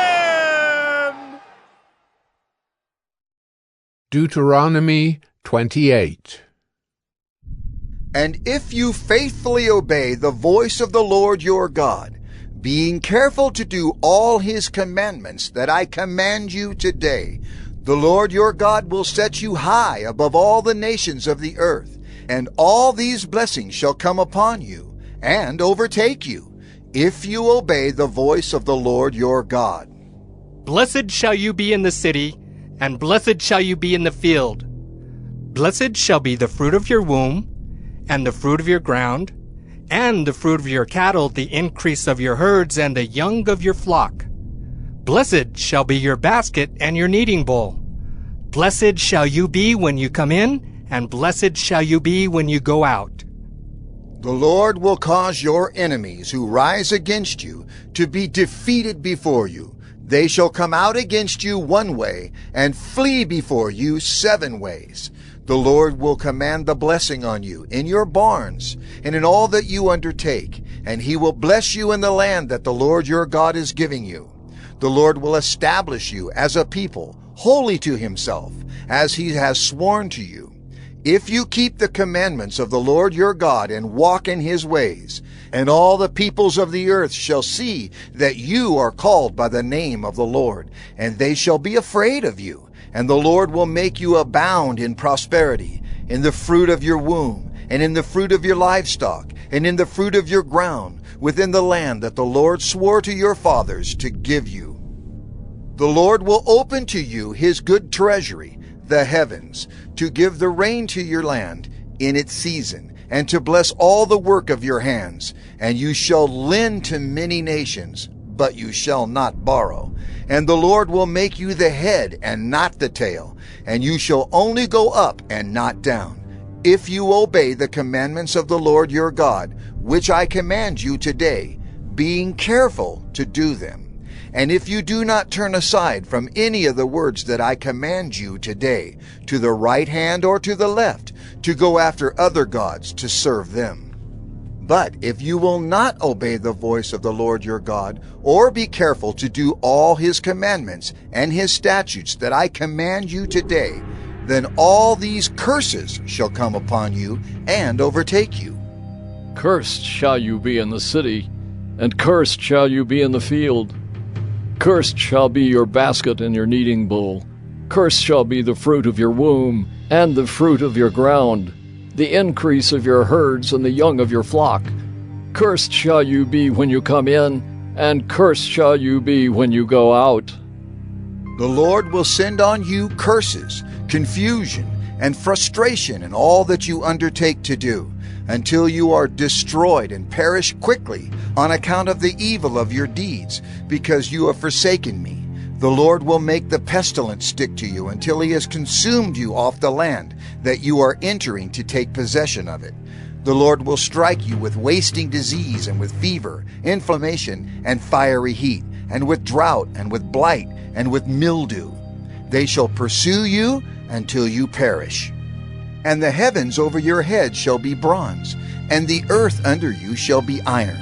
The Lord will make the rain of your land powder. From heaven dust shall come down on you until you are destroyed. The Lord will cause you to be defeated before your enemies. You shall go out one way against them, and flee 7 ways before them. And you shall be a horror to all the kingdoms of the earth. And your dead bodies shall be food for all birds of the air, and for the beasts of the earth. And there shall be no one to frighten them away. The Lord will strike you with the boils of Egypt, and with tumors and scabs and itch, of which you cannot be healed.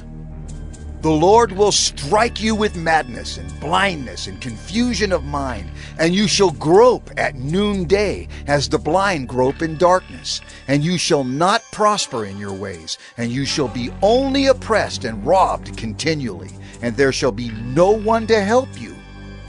You shall betroth a wife, but another man shall ravish her. You shall build a house, but you shall not dwell in it. You shall plant a vineyard, but you shall not enjoy its fruit. Your ox shall be slaughtered before your eyes, but you shall not eat any of it. Your donkey shall be seized before your face, but shall not be restored to you. Your sheep shall be given to your enemies, but there shall be no one to help you. Your sons and your daughters shall be given to another people, while your eyes look on and fail with longing for them all day long, but you shall be helpless. A nation that you have not known shall eat up the fruit of your ground and of all your labors, and you shall be only oppressed and crushed continually, so that you are driven mad by the sights that your eyes see. The Lord will strike you on the knees and on the legs with grievous boils, of which you cannot be healed, from the sole of your foot to the crown of your head. The Lord will bring you and your king, whom you set over you, to a nation that neither you nor your fathers have known. And there you shall serve other gods of wood and stone. And you shall become a horror, a proverb, and a byword among all the peoples where the Lord will lead you away. You shall carry much seed into the field, and shall gather in little, for the locust shall consume it. You shall plant vineyards and dress them, but you shall neither drink of the wine, nor gather the grapes, for the worm shall eat them. You shall have olive trees throughout all your territory, but you shall not anoint yourself with the oil, for your olives shall drop off. You shall father sons and daughters, but they shall not be yours, for they shall go into captivity. The cricket shall possess all your trees, and the fruit of your ground. The sojourner who is among you shall rise higher and higher above you, and you shall come down lower and lower. He shall lend to you, and you shall not lend to him. He shall be the head, and you shall be the tail. All these curses shall come upon you, and pursue you, and overtake you, till you are destroyed, because you did not obey the voice of the Lord your God, to keep his commandments and his statutes that he commanded you. They shall be a sign and a wonder against you and your offspring forever, because you did not serve the Lord your God with joyfulness and gladness of heart, because of the abundance of all things. Therefore you shall serve your enemies whom the Lord will send against you, in hunger and thirst, in nakedness and lacking everything. And he will put a yoke of iron on your neck until he has destroyed you. The Lord will bring a nation against you from far away, from the end of the earth, swooping down like the eagle, a nation whose language you do not understand, a hard-faced nation who shall not respect the old or show mercy to the young. It shall eat the offspring of your cattle and the fruit of your ground until you are destroyed. It also shall not leave you grain, wine, or oil, the increase of your herds or the young of your flock, until they have caused you to perish. They shall besiege you in all your towns, until your high and fortified walls in which you trusted come down throughout all your land. And they shall besiege you in all your towns throughout all your land, which the Lord your God has given you. And you shall eat the fruit of your womb, the flesh of your sons and daughters, whom the Lord your God has given you, in the siege and in the distress with which your enemy shall distress you. The man who is the most tender and refined among you will begrudge food to his brother, to the wife he embraces, and to the last of the children whom he has left, so that he will not give to any of them any of the flesh of his children whom he is eating, because he has nothing else left, in the siege and in the distress with which your enemy shall distress you in all your towns. The most tender and refined woman among you, who would not venture to set the sole of her foot on the ground, because she is so delicate and tender, will begrudge to the husband she embraces, to her son and to her daughter, her afterbirth that comes out from between her feet, and her children whom she bears, because lacking everything she will eat them secretly, in the siege and in the distress with which your enemy shall distress you in your towns. If you are not careful to do all the words of this law that are written in this book, that you may fear this glorious and awesome name, the Lord your God, then the Lord will bring on you and your offspring extraordinary afflictions, afflictions severe and lasting, and sicknesses grievous and lasting. And he will bring upon you again all the diseases of Egypt, of which you were afraid, and they shall cling to you. Every sickness also and every affliction that is not recorded in the book of this law, the Lord will bring upon you until you are destroyed. Whereas you were as numerous as the stars of heaven, you shall be left few in number, because you did not obey the voice of the Lord your God. And as the Lord took delight in doing you good and multiplying you, so the Lord will take delight in bringing ruin upon you and destroying you. And you shall be plucked off the land that you are entering to take possession of it. And the Lord will scatter you among all peoples, from one end of the earth to the other. And there you shall serve other gods of wood and stone, which neither you nor your fathers have known. And among these nations you shall find no respite, and there shall be no resting place for the sole of your foot. But the Lord will give you there a trembling heart and failing eyes and a languishing soul. Your life shall hang in doubt before you. Night and day you shall be in dread and have no assurance of your life. In the morning you shall say, "If only it were evening." And at evening you shall say, "If only it were morning." Because of the dread that your heart shall feel, and the sights that your eyes shall see. And the Lord will bring you back in ships to Egypt, a journey that I promised that you should never make again. And there you shall offer yourselves for sale to your enemies as male and female slaves, but there will be no buyer.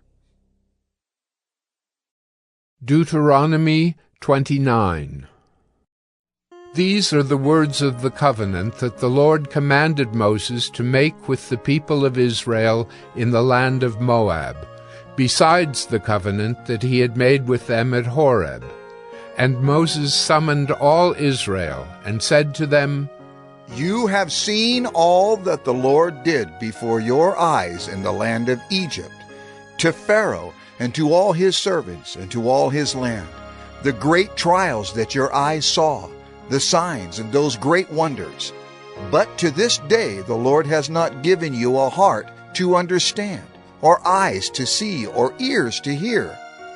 I have led you 40 years in the wilderness. Your clothes have not worn out on you, and your sandals have not worn off your feet. You have not eaten bread, and you have not drunk wine or strong drink, that you may know that I am the Lord your God. And when you came to this place, Sihon the king of Heshbon and Og the king of Bashan came out against us to battle, but we defeated them. We took their land and gave it for an inheritance to the Reubenites, the Gadites, and the half-tribe of the Manassites. Therefore, keep the words of this covenant and do them, that you may prosper in all that you do. You are standing today, all of you, before the Lord your God, the heads of your tribes, your elders, and your officers, all the men of Israel, your little ones, your wives, and the sojourner who is in your camp, from the one who chops your wood to the one who draws your water, so that you may enter into the sworn covenant of the Lord your God, which the Lord your God is making with you today, that he may establish you today as his people, and that he may be your God as he promised you, and as he swore to your fathers, to Abraham, to Isaac, and to Jacob. It is not with you alone that I am making this sworn covenant, but with whoever is standing here with us today before the Lord our God, and with whoever is not here with us today. You know how we lived in the land of Egypt, and how we came through the midst of the nations through which you passed. And you have seen their detestable things, their idols of wood and stone, of silver and gold, which were among them. Beware lest there be among you a man or woman or clan or tribe whose heart is turning away today from the Lord our God, to go and serve the gods of those nations. Beware lest there be among you a root bearing poisonous and bitter fruit, one who, when he hears the words of this sworn covenant, blesses himself in his heart, saying, I shall be safe, though I walk in the stubbornness of my heart. This will lead to the sweeping away of moist and dry alike. The Lord will not be willing to forgive him, but rather the anger of the Lord and his jealousy will smoke against that man, and the curses written in this book will settle upon him, and the Lord will blot out his name from under heaven. And the Lord will single him out from all the tribes of Israel for calamity, in accordance with all the curses of the covenant written in this book of the law. And the next generation, your children who rise up after you, and the foreigner who comes from a far land will say, when they see the afflictions of that land, and the sicknesses with which the Lord has made it sick, the whole land burned out with brimstone and salt, nothing sown and nothing growing, where no plant can sprout, an overthrow like that of Sodom and Gomorrah, Admah and Zeboim, which the Lord overthrew in his anger and wrath. All the nations will say, Why has the Lord done thus to this land? What caused the heat of this great anger? Then people will say, It is because they abandoned the covenant of the Lord, the God of their fathers, which he made with them when he brought them out of the land of Egypt, and went and served other gods and worshipped them, gods whom they had not known, and whom he had not allotted to them. Therefore the anger of the Lord was kindled against this land, bringing upon it all the curses written in this book. And the Lord uprooted them from their land in anger and fury and great wrath, and cast them into another land, as they are this day. The secret things belong to the Lord our God, but the things that are revealed belong to us and to our children forever, that we may do all the words of this law. Deuteronomy 30. And when all these things come upon you, the blessing and the curse, which I have set before you, and you call them to mind among all the nations where the Lord your God has driven you, and return to the Lord your God, you and your children, and obey his voice in all that I command you today, with all your heart and with all your soul, then the Lord your God will restore your fortunes and have compassion on you. And he will gather you again from all the peoples where the Lord your God has scattered you. If your outcasts are in the uttermost parts of heaven, from there the Lord your God will gather you, and from there he will take you. And the Lord your God will bring you into the land that your fathers possessed, that you may possess it, and he will make you more prosperous and numerous than your fathers. And the Lord your God will circumcise your heart and the heart of your offspring, so that you will love the Lord your God with all your heart and with all your soul, that you may live. And the Lord your God will put all these curses on your foes and enemies who persecuted you, and you shall again obey the voice of the Lord, and keep all his commandments that I command you today. The Lord your God will make you abundantly prosperous in all the work of your hand, in the fruit of your womb, and in the fruit of your cattle, and in the fruit of your ground. For the Lord will again take delight in prospering you, as he took delight in your fathers, when you obey the voice of the Lord your God, to keep his commandments and his statutes that are written in this book of the law. When you turn to the Lord your God with all your heart and with all your soul. For this commandment that I command you today is not too hard for you, neither is it far off. It is not in heaven that you should say, Who will ascend to heaven for us and bring it to us, that we may hear it and do it? Neither is it beyond the sea that you should say, Who will go over the sea for us and bring it to us, that we may hear it and do it? But the word is very near you. It is in your mouth and in your heart, so that you can do it. See, I have set before you today life and good, death and evil. If you obey the commandments of the Lord your God that I command you today, by loving the Lord your God, by walking in his ways, and by keeping his commandments and his statutes and his rules, then you shall live and multiply, and the Lord your God will bless you in the land that you are entering to take possession of it. But if your heart turns away, and you will not hear, but are drawn away to worship other gods and serve them, I declare to you today that you shall surely perish. You shall not live long in the land that you are going over the Jordan to enter and possess. I call heaven and earth to witness against you today, that I have set before you life and death, blessing and curse. Therefore, choose life, that you and your offspring may live, loving the Lord your God, obeying his voice, and holding fast to him. For he is your life and length of days, that you may dwell in the land that the Lord swore to your fathers, to Abraham, to Isaac, and to Jacob, to give them. Deuteronomy 31. So Moses continued to speak these words to all Israel. And he said to them, I am 120 years old today. I am no longer able to go out and come in. The Lord has said to me, You shall not go over this Jordan. The Lord your God himself will go over before you. He will destroy these nations before you, so that you shall dispossess them. And Joshua will go over at your head, as the Lord has spoken.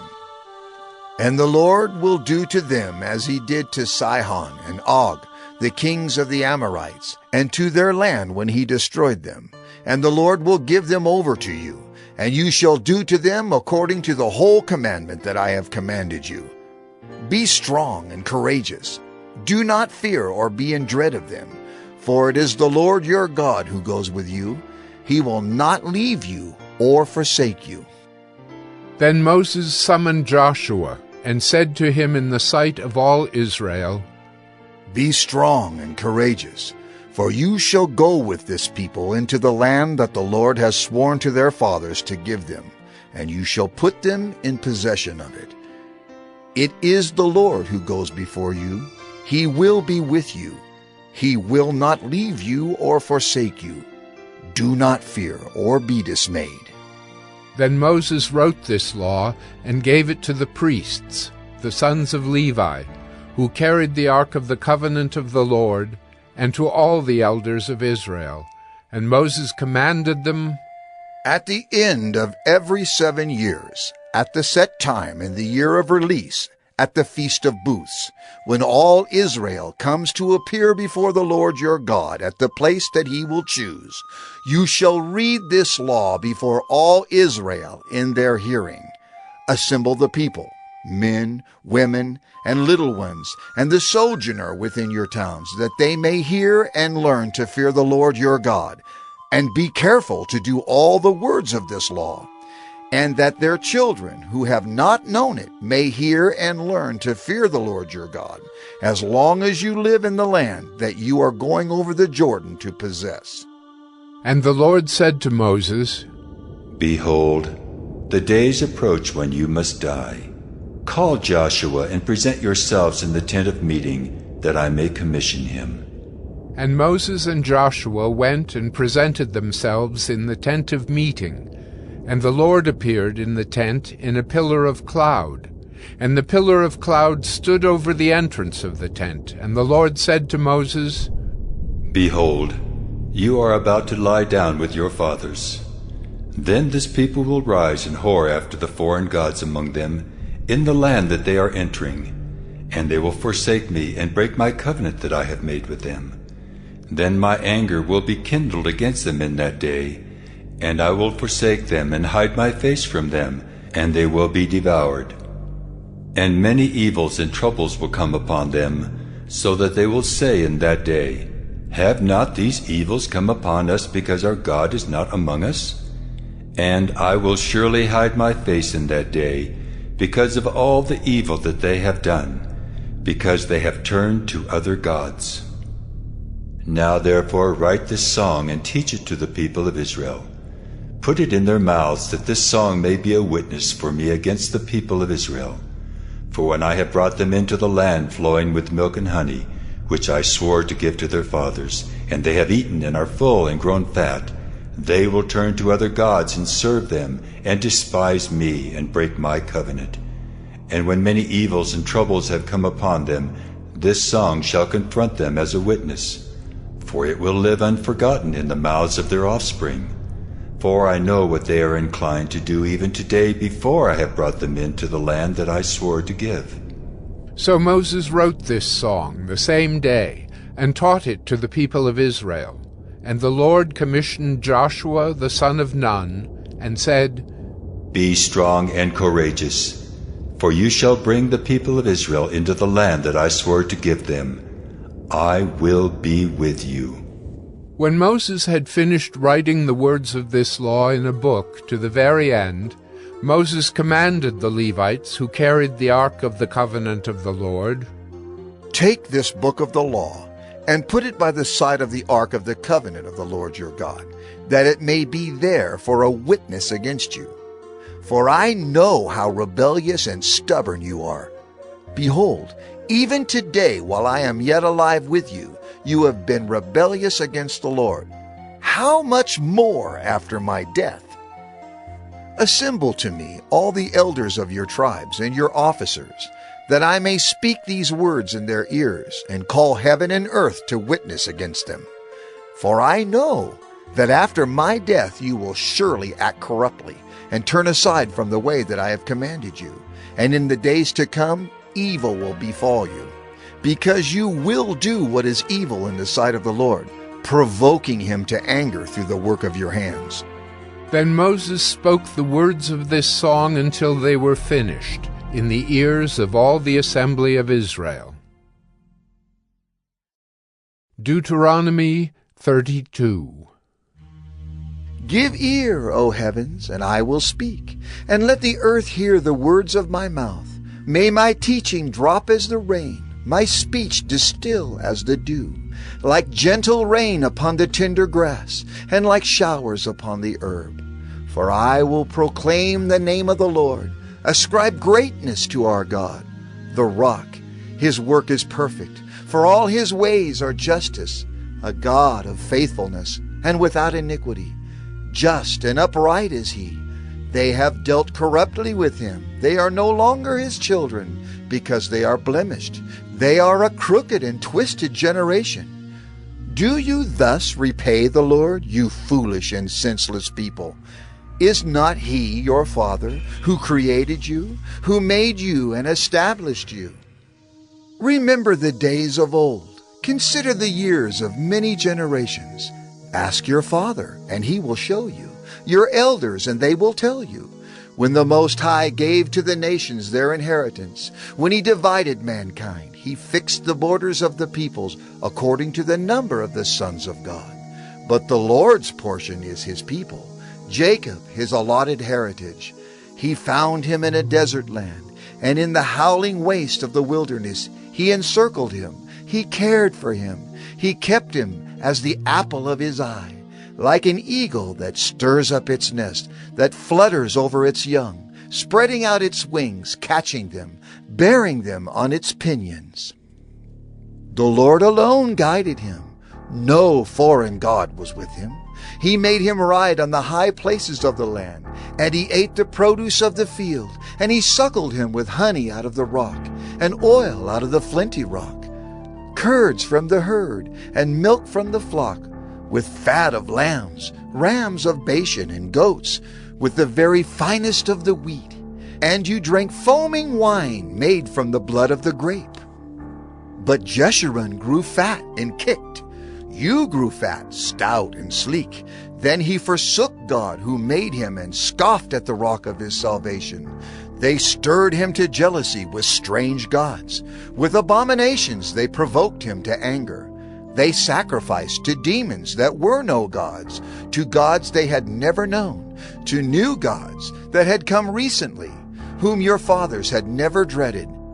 You were unmindful of the rock that bore you, and you forgot the God who gave you birth.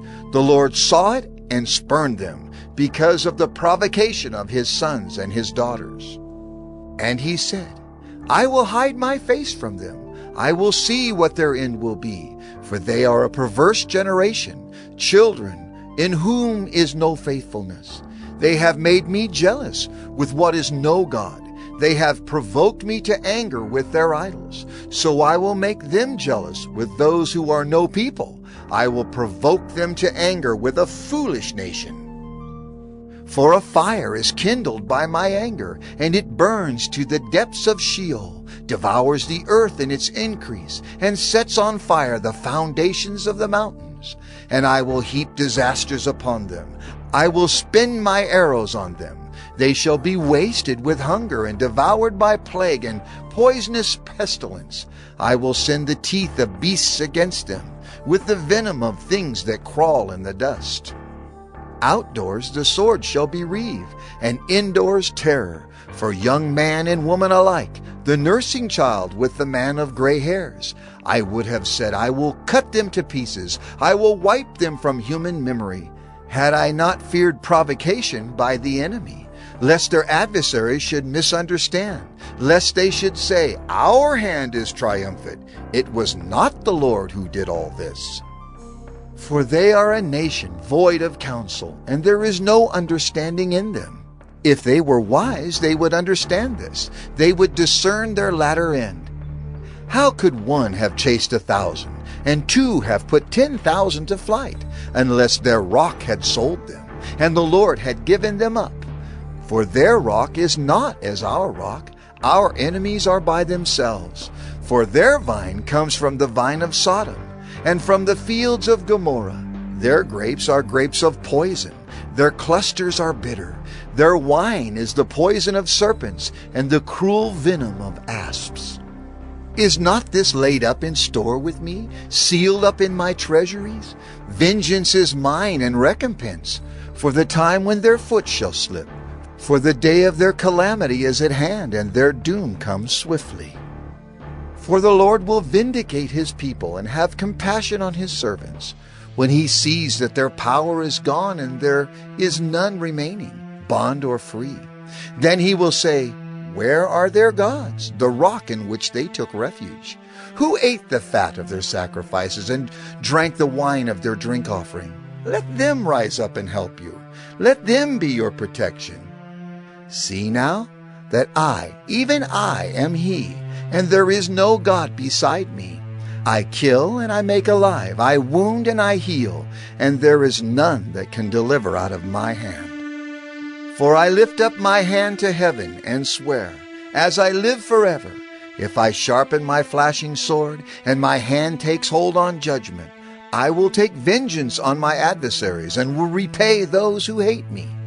I will make my arrows drunk with blood, and my sword shall devour flesh, with the blood of the slain and the captives, from the long-haired heads of the enemy.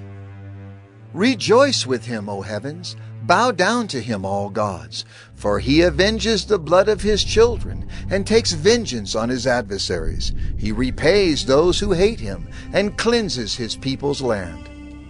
Moses came and recited all the words of this song in the hearing of the people, he and Joshua the son of Nun. And when Moses had finished speaking all these words to all Israel, he said to them, Take to heart all the words by which I am warning you today, that you may command them to your children, that they may be careful to do all the words of this law. For it is no empty word for you, but your very life. And by this word you shall live long in the land that you are going over the Jordan to possess. That very day the Lord spoke to Moses.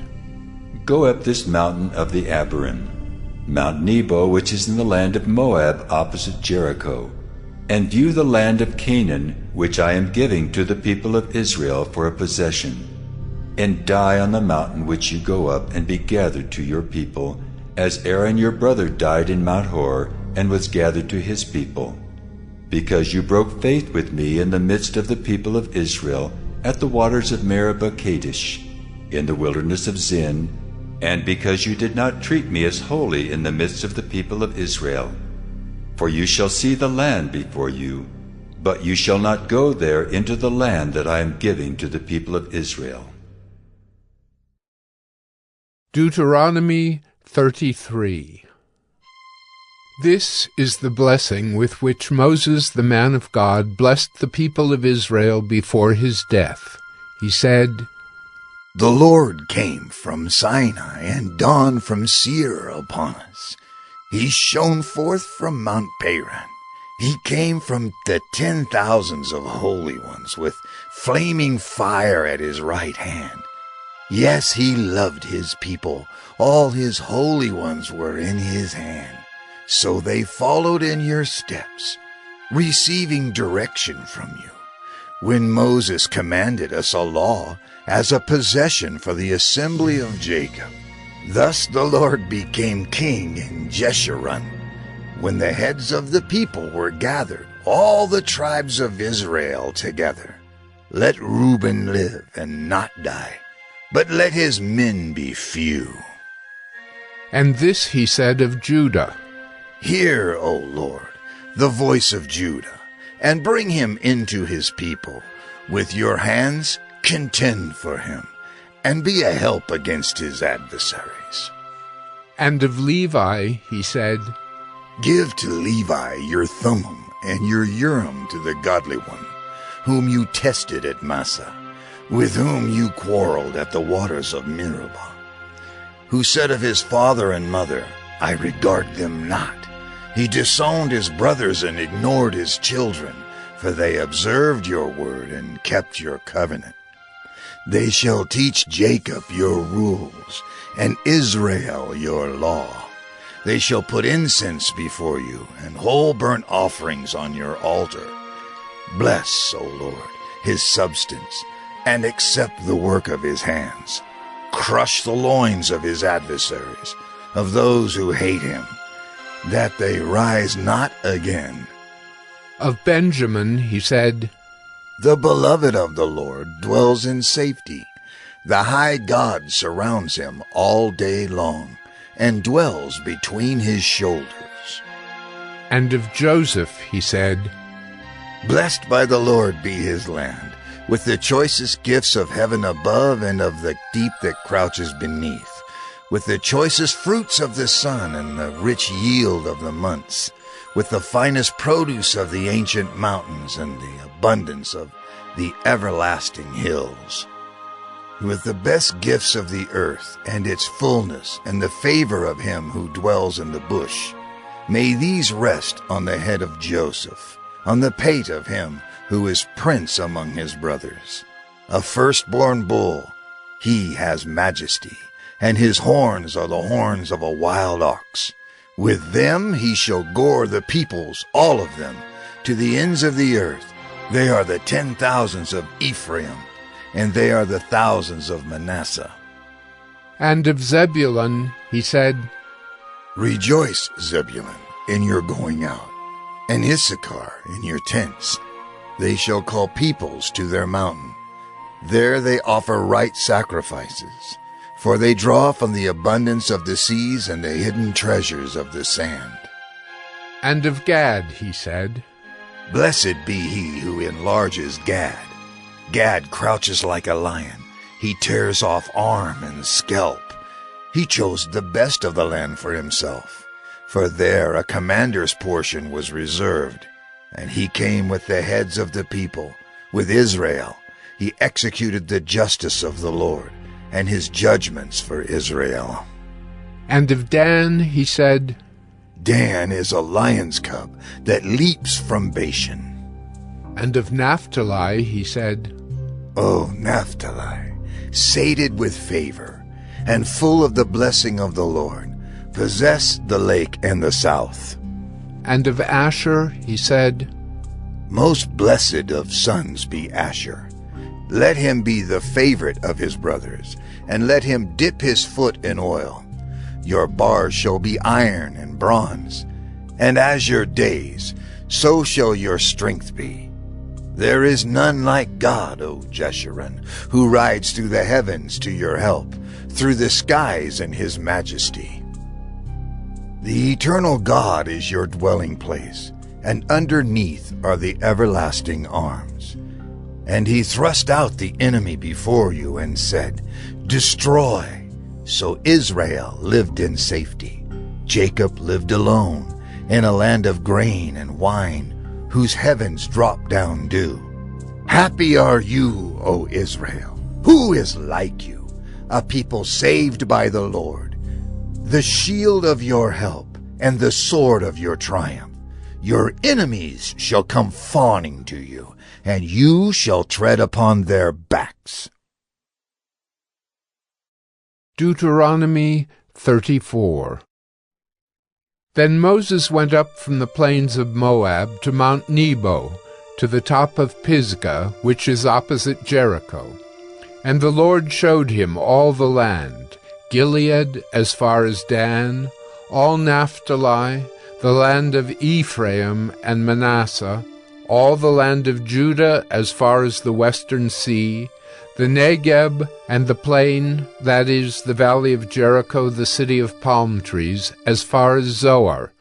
And the Lord said to him, This is the land of which I swore to Abraham, to Isaac, and to Jacob. I will give it to your offspring. I have let you see it with your eyes, but you shall not go over there. So Moses, the servant of the Lord, died there in the land of Moab, according to the word of the Lord. And he buried him in the valley in the land of Moab, opposite Beth Peor. But no one knows the place of his burial to this day. Moses was 120 years old when he died. His eye was undimmed, and his vigor unabated. And the people of Israel wept for Moses in the plains of Moab 30 days. Then the days of weeping and mourning for Moses were ended, and Joshua the son of Nun was full of the spirit of wisdom, for Moses had laid his hands on him. So the people of Israel obeyed him, and did as the Lord had commanded Moses. And there has not arisen a prophet since in Israel like Moses, whom the Lord knew face to face, none like him for all the signs and the wonders that the Lord sent him to do in the land of Egypt, to Pharaoh and to all his servants and to all his land, and for all the mighty power and all the great deeds of terror that Moses did in the sight of all Israel.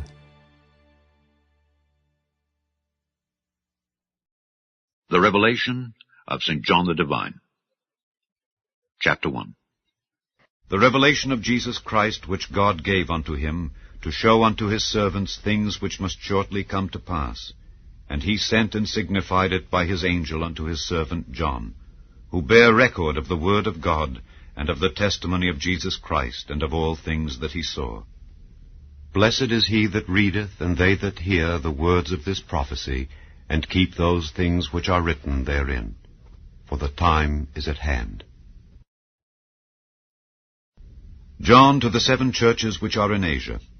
Grace be unto you and peace from him which is, and which was, and which is to come, and from the 7 spirits which are before his throne, and from Jesus Christ, who is the faithful witness, and the first begotten of the dead, and the prince of the kings of the earth. Unto him that loved us and washed us from our sins in his own blood, and hath made us kings and priests unto God and his Father, to him be glory and dominion for ever and ever. Amen. Behold, he cometh with clouds, and every eye shall see him, and they also which pierced him, and all kindreds of the earth shall wail because of him. Even so. Amen. I am Alpha and Omega, the beginning and the ending, saith the Lord, which is, and which was, and which is to come, the Almighty. I, John, who also am your brother and companion in tribulation and in the kingdom and patience of Jesus Christ, was in the isle that is called Patmos, for the word of God, and for the testimony of Jesus Christ. I was in the Spirit on the Lord's day, and heard behind me a great voice as of a trumpet, saying, I am Alpha and Omega, the first and the last. And what thou seest write in a book, and send it unto the 7 churches which are in Asia, unto Ephesus, and unto Smyrna, and unto Pergamos, and unto Thyatira, and unto Sardis, and unto Philadelphia, and unto Laodicea. And I turned to see the voice that spake with me.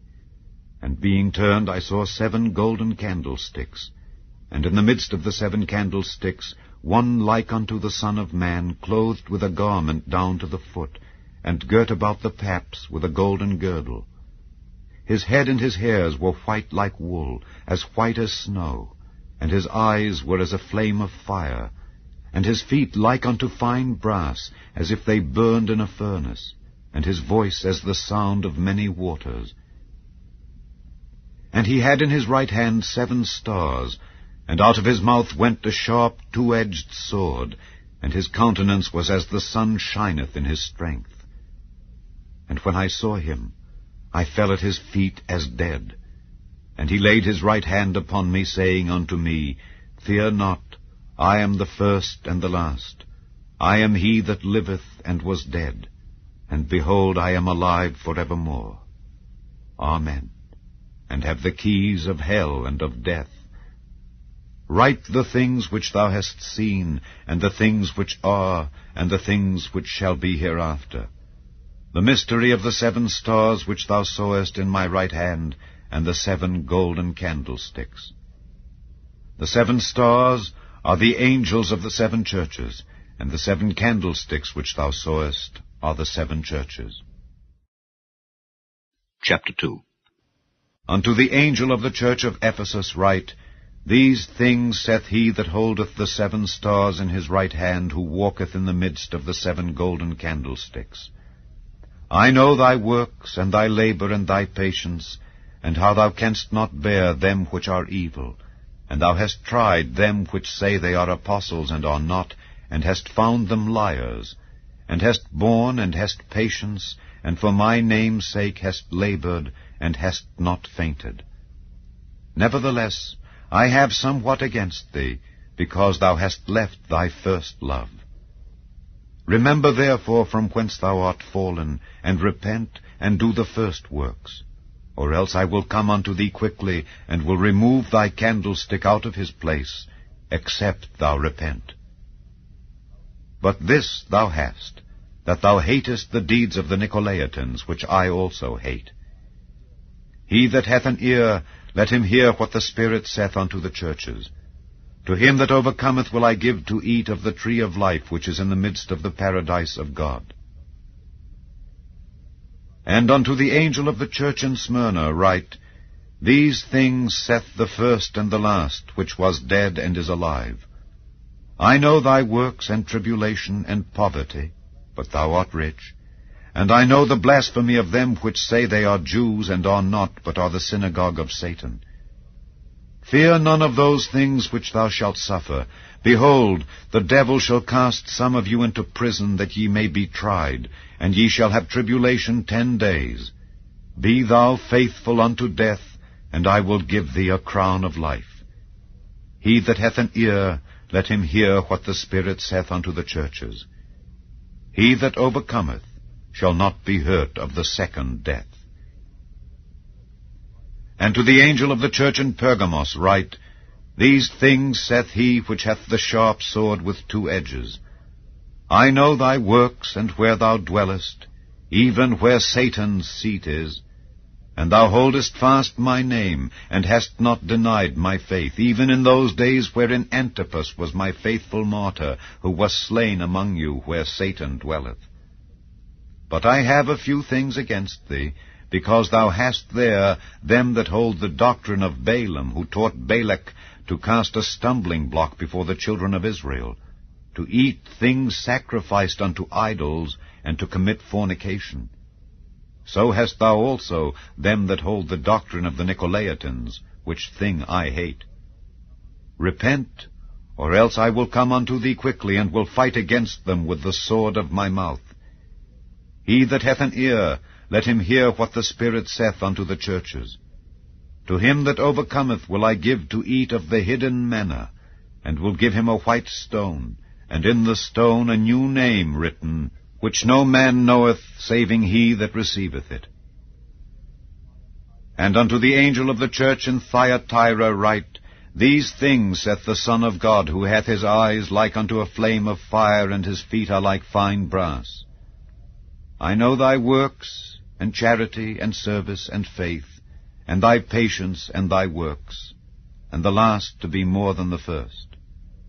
Notwithstanding, I have a few things against thee, because thou sufferest that woman Jezebel, which calleth herself a prophetess, to teach and to seduce my servants to commit fornication, and to eat things sacrificed unto idols. And I gave her space to repent of her fornication, and she repented not. Behold, I will cast her into a bed, and them that commit adultery with her into great tribulation, except they repent of their deeds.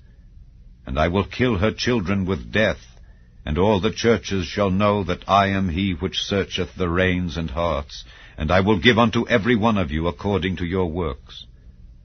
But unto you I say, and unto the rest in Thyatira, as many as have not this doctrine, and which have not known the depths of Satan as they speak, I will put upon you none other burden.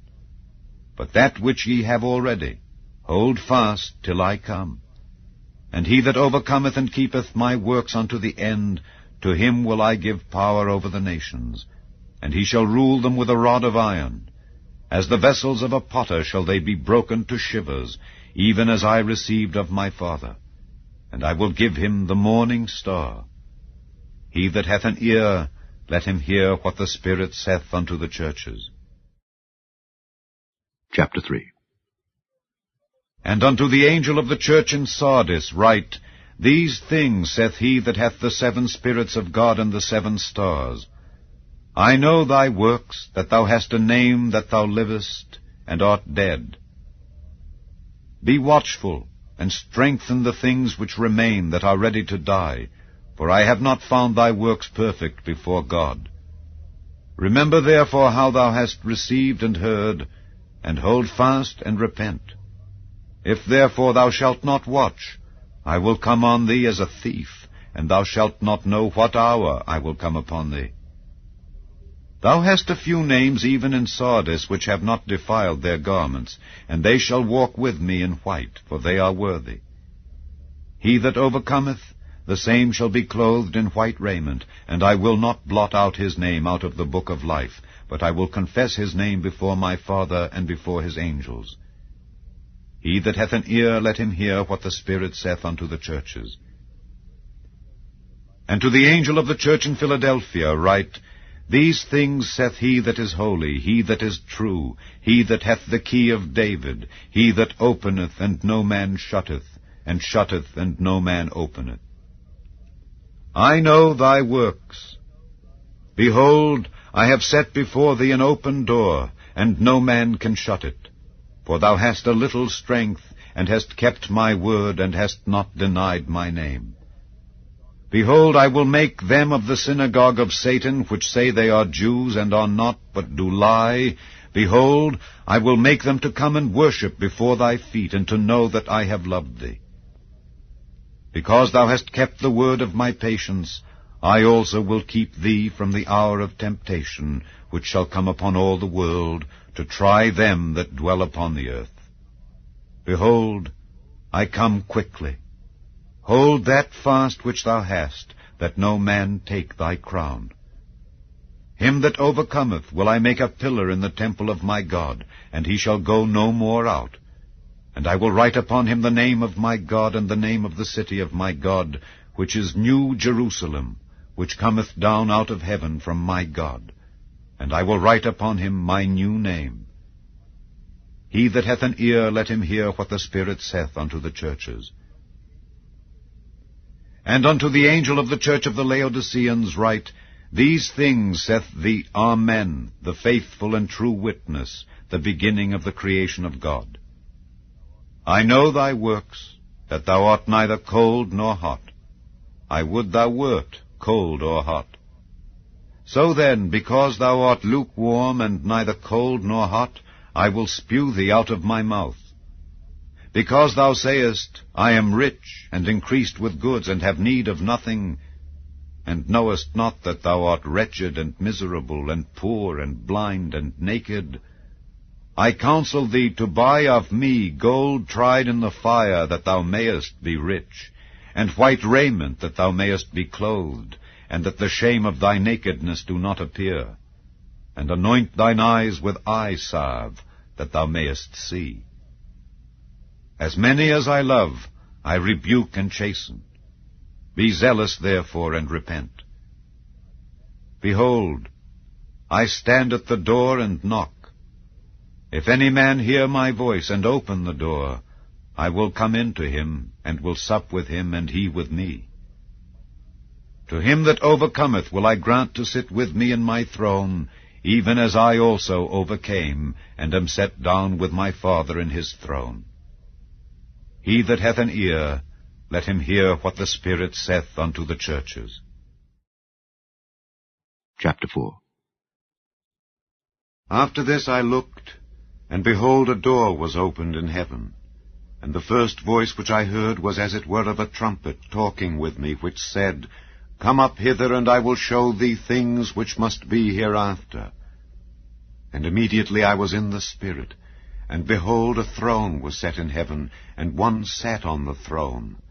And he that sat was to look upon like a jasper and a sardine stone. And there was a rainbow round about the throne, in sight like unto an emerald.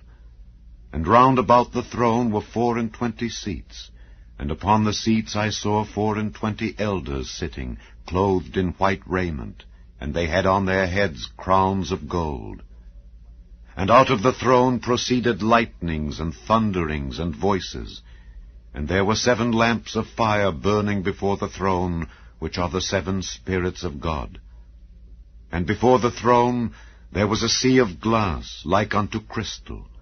And in the midst of the throne and round about the throne were 4 beasts, full of eyes before and behind. And the first beast was like a lion, and the second beast like a calf, and the third beast had a face as a man, and the 4th beast was like a flying eagle. And the 4 beasts had each of them 6 wings about him, and they were full of eyes within. And they rest not day and night, saying, Holy, holy, holy, Lord God Almighty, which was and is to come. And when those beasts give glory and honor and thanks to him that sat on the throne, who liveth for ever and ever, the 24 elders fall down before him that sat on the throne, and worship him that liveth for ever and ever, and cast their crowns before the throne, saying, Thou art worthy, O Lord, to receive glory and honor and power, for thou hast created all things, and for thy pleasure they are and were created. Chapter 5. And I saw in the right hand of him that sat on the throne a book, written within and on the back side, sealed with 7 seals. And I saw a strong angel proclaiming with a loud voice, Who is worthy to open the book and to loose the seals thereof? And no man in heaven nor in earth, neither under the earth, was able to open the book, neither to look thereon. And I wept much, because no man was found worthy to open and to read the book, neither to look thereon. And one of the elders saith unto me, Weep not. Behold, the Lion of the tribe of Judah, the Root of David, hath prevailed to open the book and to loose the 7 seals thereof. And I beheld, and lo, in the midst of the throne and of the 4 beasts, and in the midst of the elders, stood a lamb as it had been slain, having 7 horns and 7 eyes, which are the 7 spirits of God sent forth into all the earth. And he came, and took the book out of the right hand of him that sat upon the throne. And when he had taken the book, the 4 beasts and 24 elders fell down before the Lamb, having every one of them harps and golden vials full of odors, which are the prayers of saints. And they sung a new song, saying, Thou art worthy to take the book and to open the seals thereof, for thou wast slain, and hast redeemed us to God by thy blood out of every kindred and tongue and people and nation, and hast made us unto our God kings and priests, and we shall reign on the earth. And I beheld, and I heard the voice of many angels round about the throne and the beasts and the elders, and the number of them was 10,000 times 10,000, and thousands of thousands, saying with a loud voice, Worthy is the Lamb that was slain to receive power and riches and wisdom and strength and honor and glory and blessing. And every creature which is in heaven, and on the earth and under the earth, and such as are in the sea and all that are in them, heard I saying, Blessing and honor and glory and power be unto him that sitteth upon the throne, and unto the Lamb forever and ever. And the 4 beasts said, Amen. And the 24 elders fell down, and worshipped him that liveth forever and ever. Chapter 6. And I saw when the Lamb opened one of the seals, and I heard, as it were the noise of thunder, one of the 4 beasts saying, Come and see. And I saw, and behold, a white horse, and he that sat on him had a bow, and a crown was given unto him, and he went forth conquering, and to conquer. And when he had opened the 2nd seal, I heard the 2nd beast say, Come and see. And there went out another horse that was red, and power was given to him that sat thereon to take peace from the earth, and that they should kill one another. And there was given unto him a great sword. And when he had opened the 3rd seal, I heard the 3rd beast say, Come and see. And I beheld, and lo, a black horse, and he that sat on him had a pair of balances in his hand. And I heard a voice in the midst of the 4 beasts say, A measure of wheat for a penny, and 3 measures of barley for a penny, and see thou hurt not the oil and the wine. And when he had opened the 4th seal, I heard the voice of the 4th beast say, Come and see. And I looked, and behold, a pale horse, and his name that sat on him was Death, and hell followed with him.